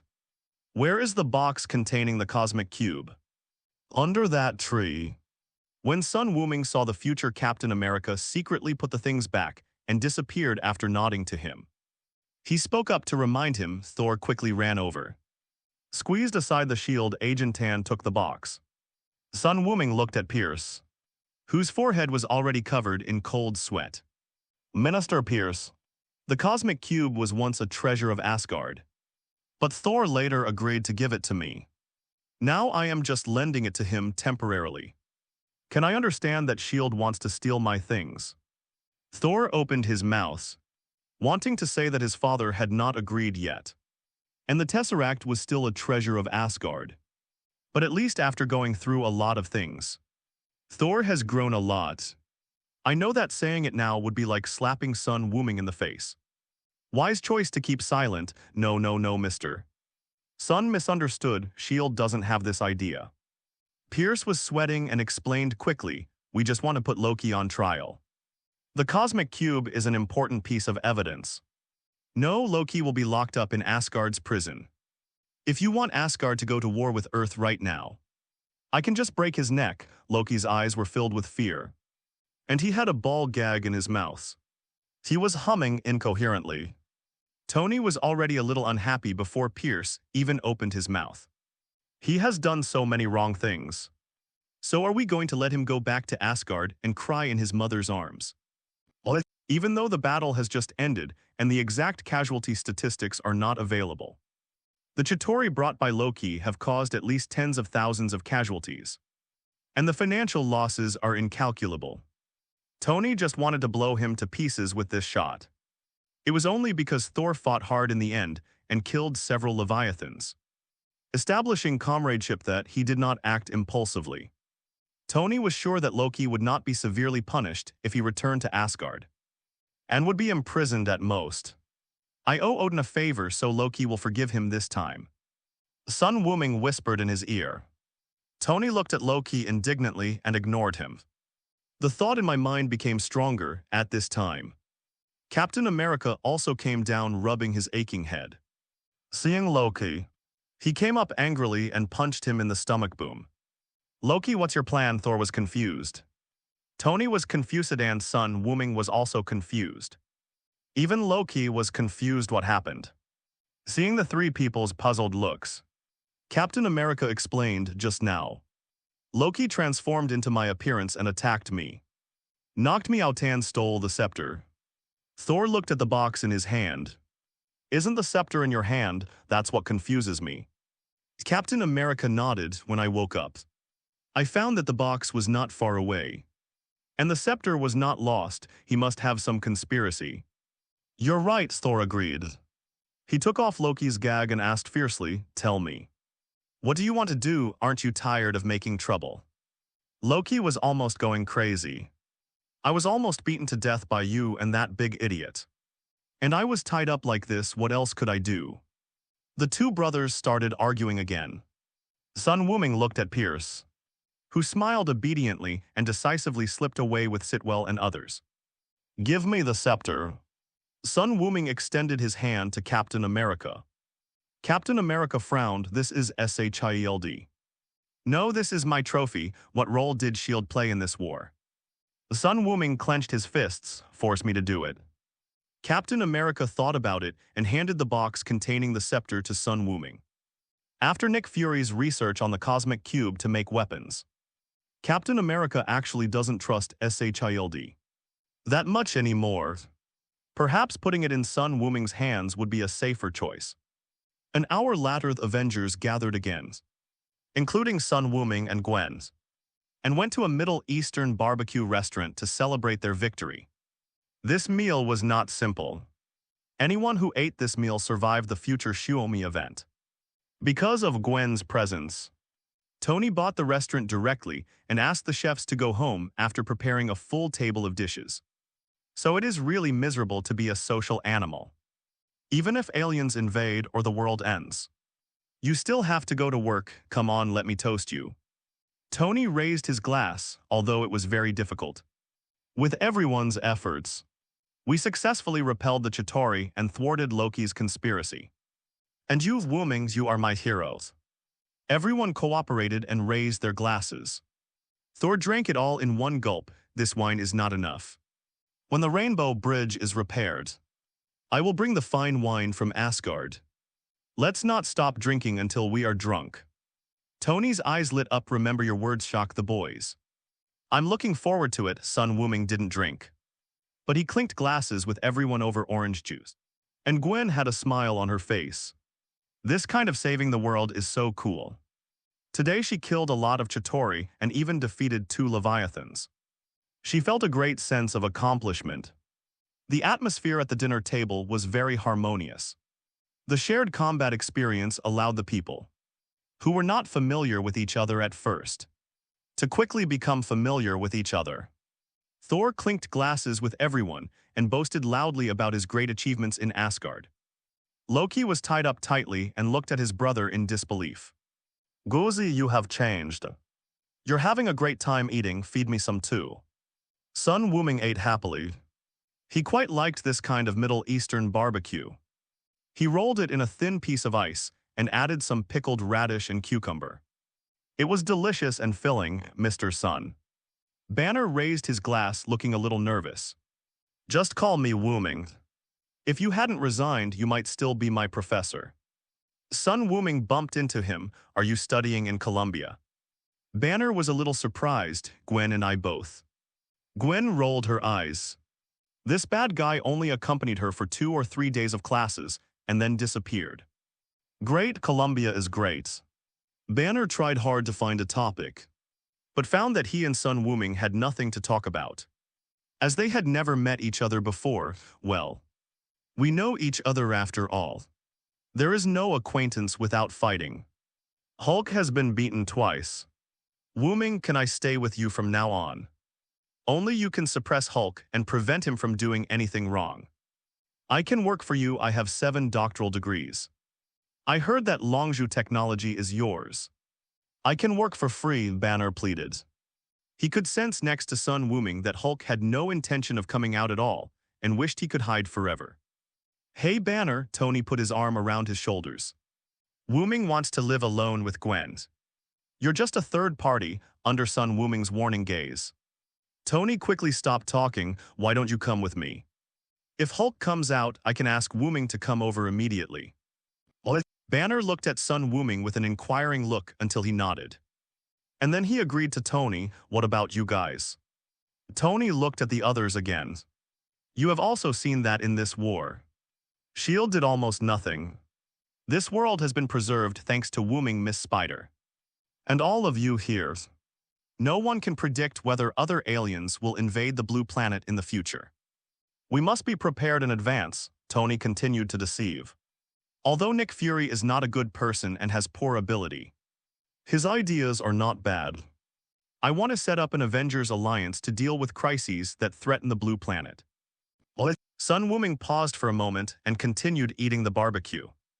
Although there are some changes, will the Avengers still be established? I'll join. I'm willing to protect Blue Star and Jane. Thor said generously, but I can't stay here forever. I'll let Heimdall observe the situation on Blue Star for a long time. Oh great. With you I don't have to worry about energy problems anymore. Tony clapped his hands and continued to look at others. Forget it, I'm just an ordinary person. Hawkeye shook his head. Besides, I'm an agent of S.H.I.E.L.D. It's not appropriate. Legolas, don't deny yourself so much. You are a very accurate shooter. I will make a brand new bow and arrow tailor-made for you. And you, Natasha, Nick Fury is such a black-hearted boss. After some persuasion, Banner, Captain America, and Black Widow all joined Tony's plan. Only Hawkeye kept refusing. Tony had no good solution and could only wait until later.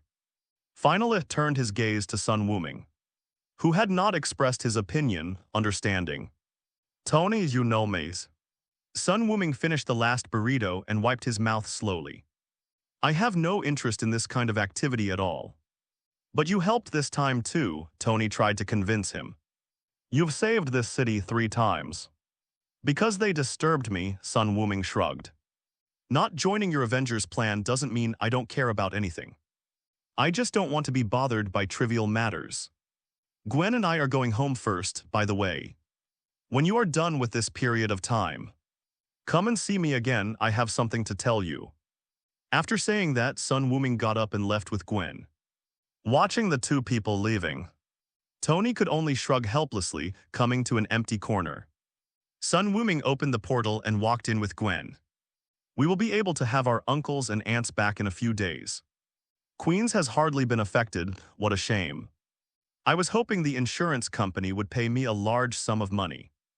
Just enough to buy a new house. Have you picked a location? We can buy it first. Real estate prices in New York must have plummeted recently. As the two were talking as they passed through the portal, they heard a sad voice, finally back. Chapter 99, North Star's Arrangement. Black-hearted Sun Wuming. The sudden voice startled Gwen and Sun Wuming. Sun Wuming suddenly had an idea and finally remembered something and patted his head. Wuming, who is she? Gwen asked in disbelief. She had already seen the person who spoke. She was a beautiful girl with green hair. She was not very old and had very delicate features. I went out to fight a wars. And Wuming dared to bring a woman home. No, Gwen listened to my explanation. Seeing that Gwen was showing signs of turning evil, Sun Wuming quickly explained Luna's origins. It seemed that less than half a day had passed. But Sun Wuming had actually stayed in another time and space for almost half a month. He fought Thanos, snapped his fingers, and sparred with Carol for several days. After going through so much, he had long forgotten about Lorna when he saw this. He remembered that he had just kidnapped a little girl in the afternoon. Are you sure you're not attracted by his beauty? Gwen looked at the boy suspiciously. The two have known each other for such a long time. And Gwen is very familiar with Sun Wuming's personality. This guy is a complete face control, how could I lie to you? I really just admire her ability. Sun Wuming vowed, Leona, show me a show, Lorna. I'm not a street performer. Under Sun Wuming's half-threatening, half-eager gaze, Luna sighed and still stretched out her hand. Luna's impression of Sun Wuming has undergone a drastic change. Originating her understanding. Saiyans should be the kind of people with very domineering personalities. On TV she saw him beating up the Hulkling, the Abomination, and fighting against the US Army. You can tell at first glance that he is decisive and ruthless. But now it seems that is not the case at all. This made Luna even more curious about Sun Wuming. A faint green light emanated from his right hand, and the metal cutlery in the restaurant floated up and flew to Luna. The two forks melted and combined into an iron ball. So amazing, Gwen opened her mouth slightly. The ability to manipulate metal is absolutely top-notch in modern society. She even envied Lorna a little, as her spider abilities looked cooler than his. Now you believe it, right? Sun Wuming spread his hands. His innocence finally preserved. HMPH, you've passed. Gwen snorted, took Lorna's hand, sat on the sofa and started chatting. She was intrigued by Lorna's abilities. I got angry at first because Sun Wuming brought the person into the house without saying a word and without even doing any preparation. She had already prepared herself mentally for the appearance of other women around Sun Wuming in the end. After all, her man was too strong and she couldn't handle it alone. Now that the misunderstanding has been resolved, she naturally won't have any prejudice against Luna. And because Lorna was of the same kind as Gwen, she was not afraid of her abilities and was very happy. The two women started chatting and left Sun Wuming aside. He didn't care as long as he could pass this level. After chatting for a while, Luna remembered a question and looked at Sun Wuming, who was sitting nearby playing with his mobile phone. Do you need to bring me here for anything? Of course. Sun Wuming put down his phone. Florida. New York State doesn't keep idle people. I think you can do a lot with your abilities. There was a flash of anticipation in Lorna's eyes. And Gwen also became interested. They were both very curious about how Sun Wuming would arrange things for Luna. Especially Luna. She was already imagining that Sun Wuming assigned her an extremely difficult task, which she would have to overcome numerous difficulties and obstacles to complete, and ultimately save the world. Sun Wuming said seriously, Manhattan is now in ruins. This is your chance to show your talents. I have already received dozens of construction companies. They need a large amount of steel bars and various alloys. With your help, Lorna, I will definitely make a lot of money. Gwen was stunned. Luna was also stunned. You asked me to be a construction worker.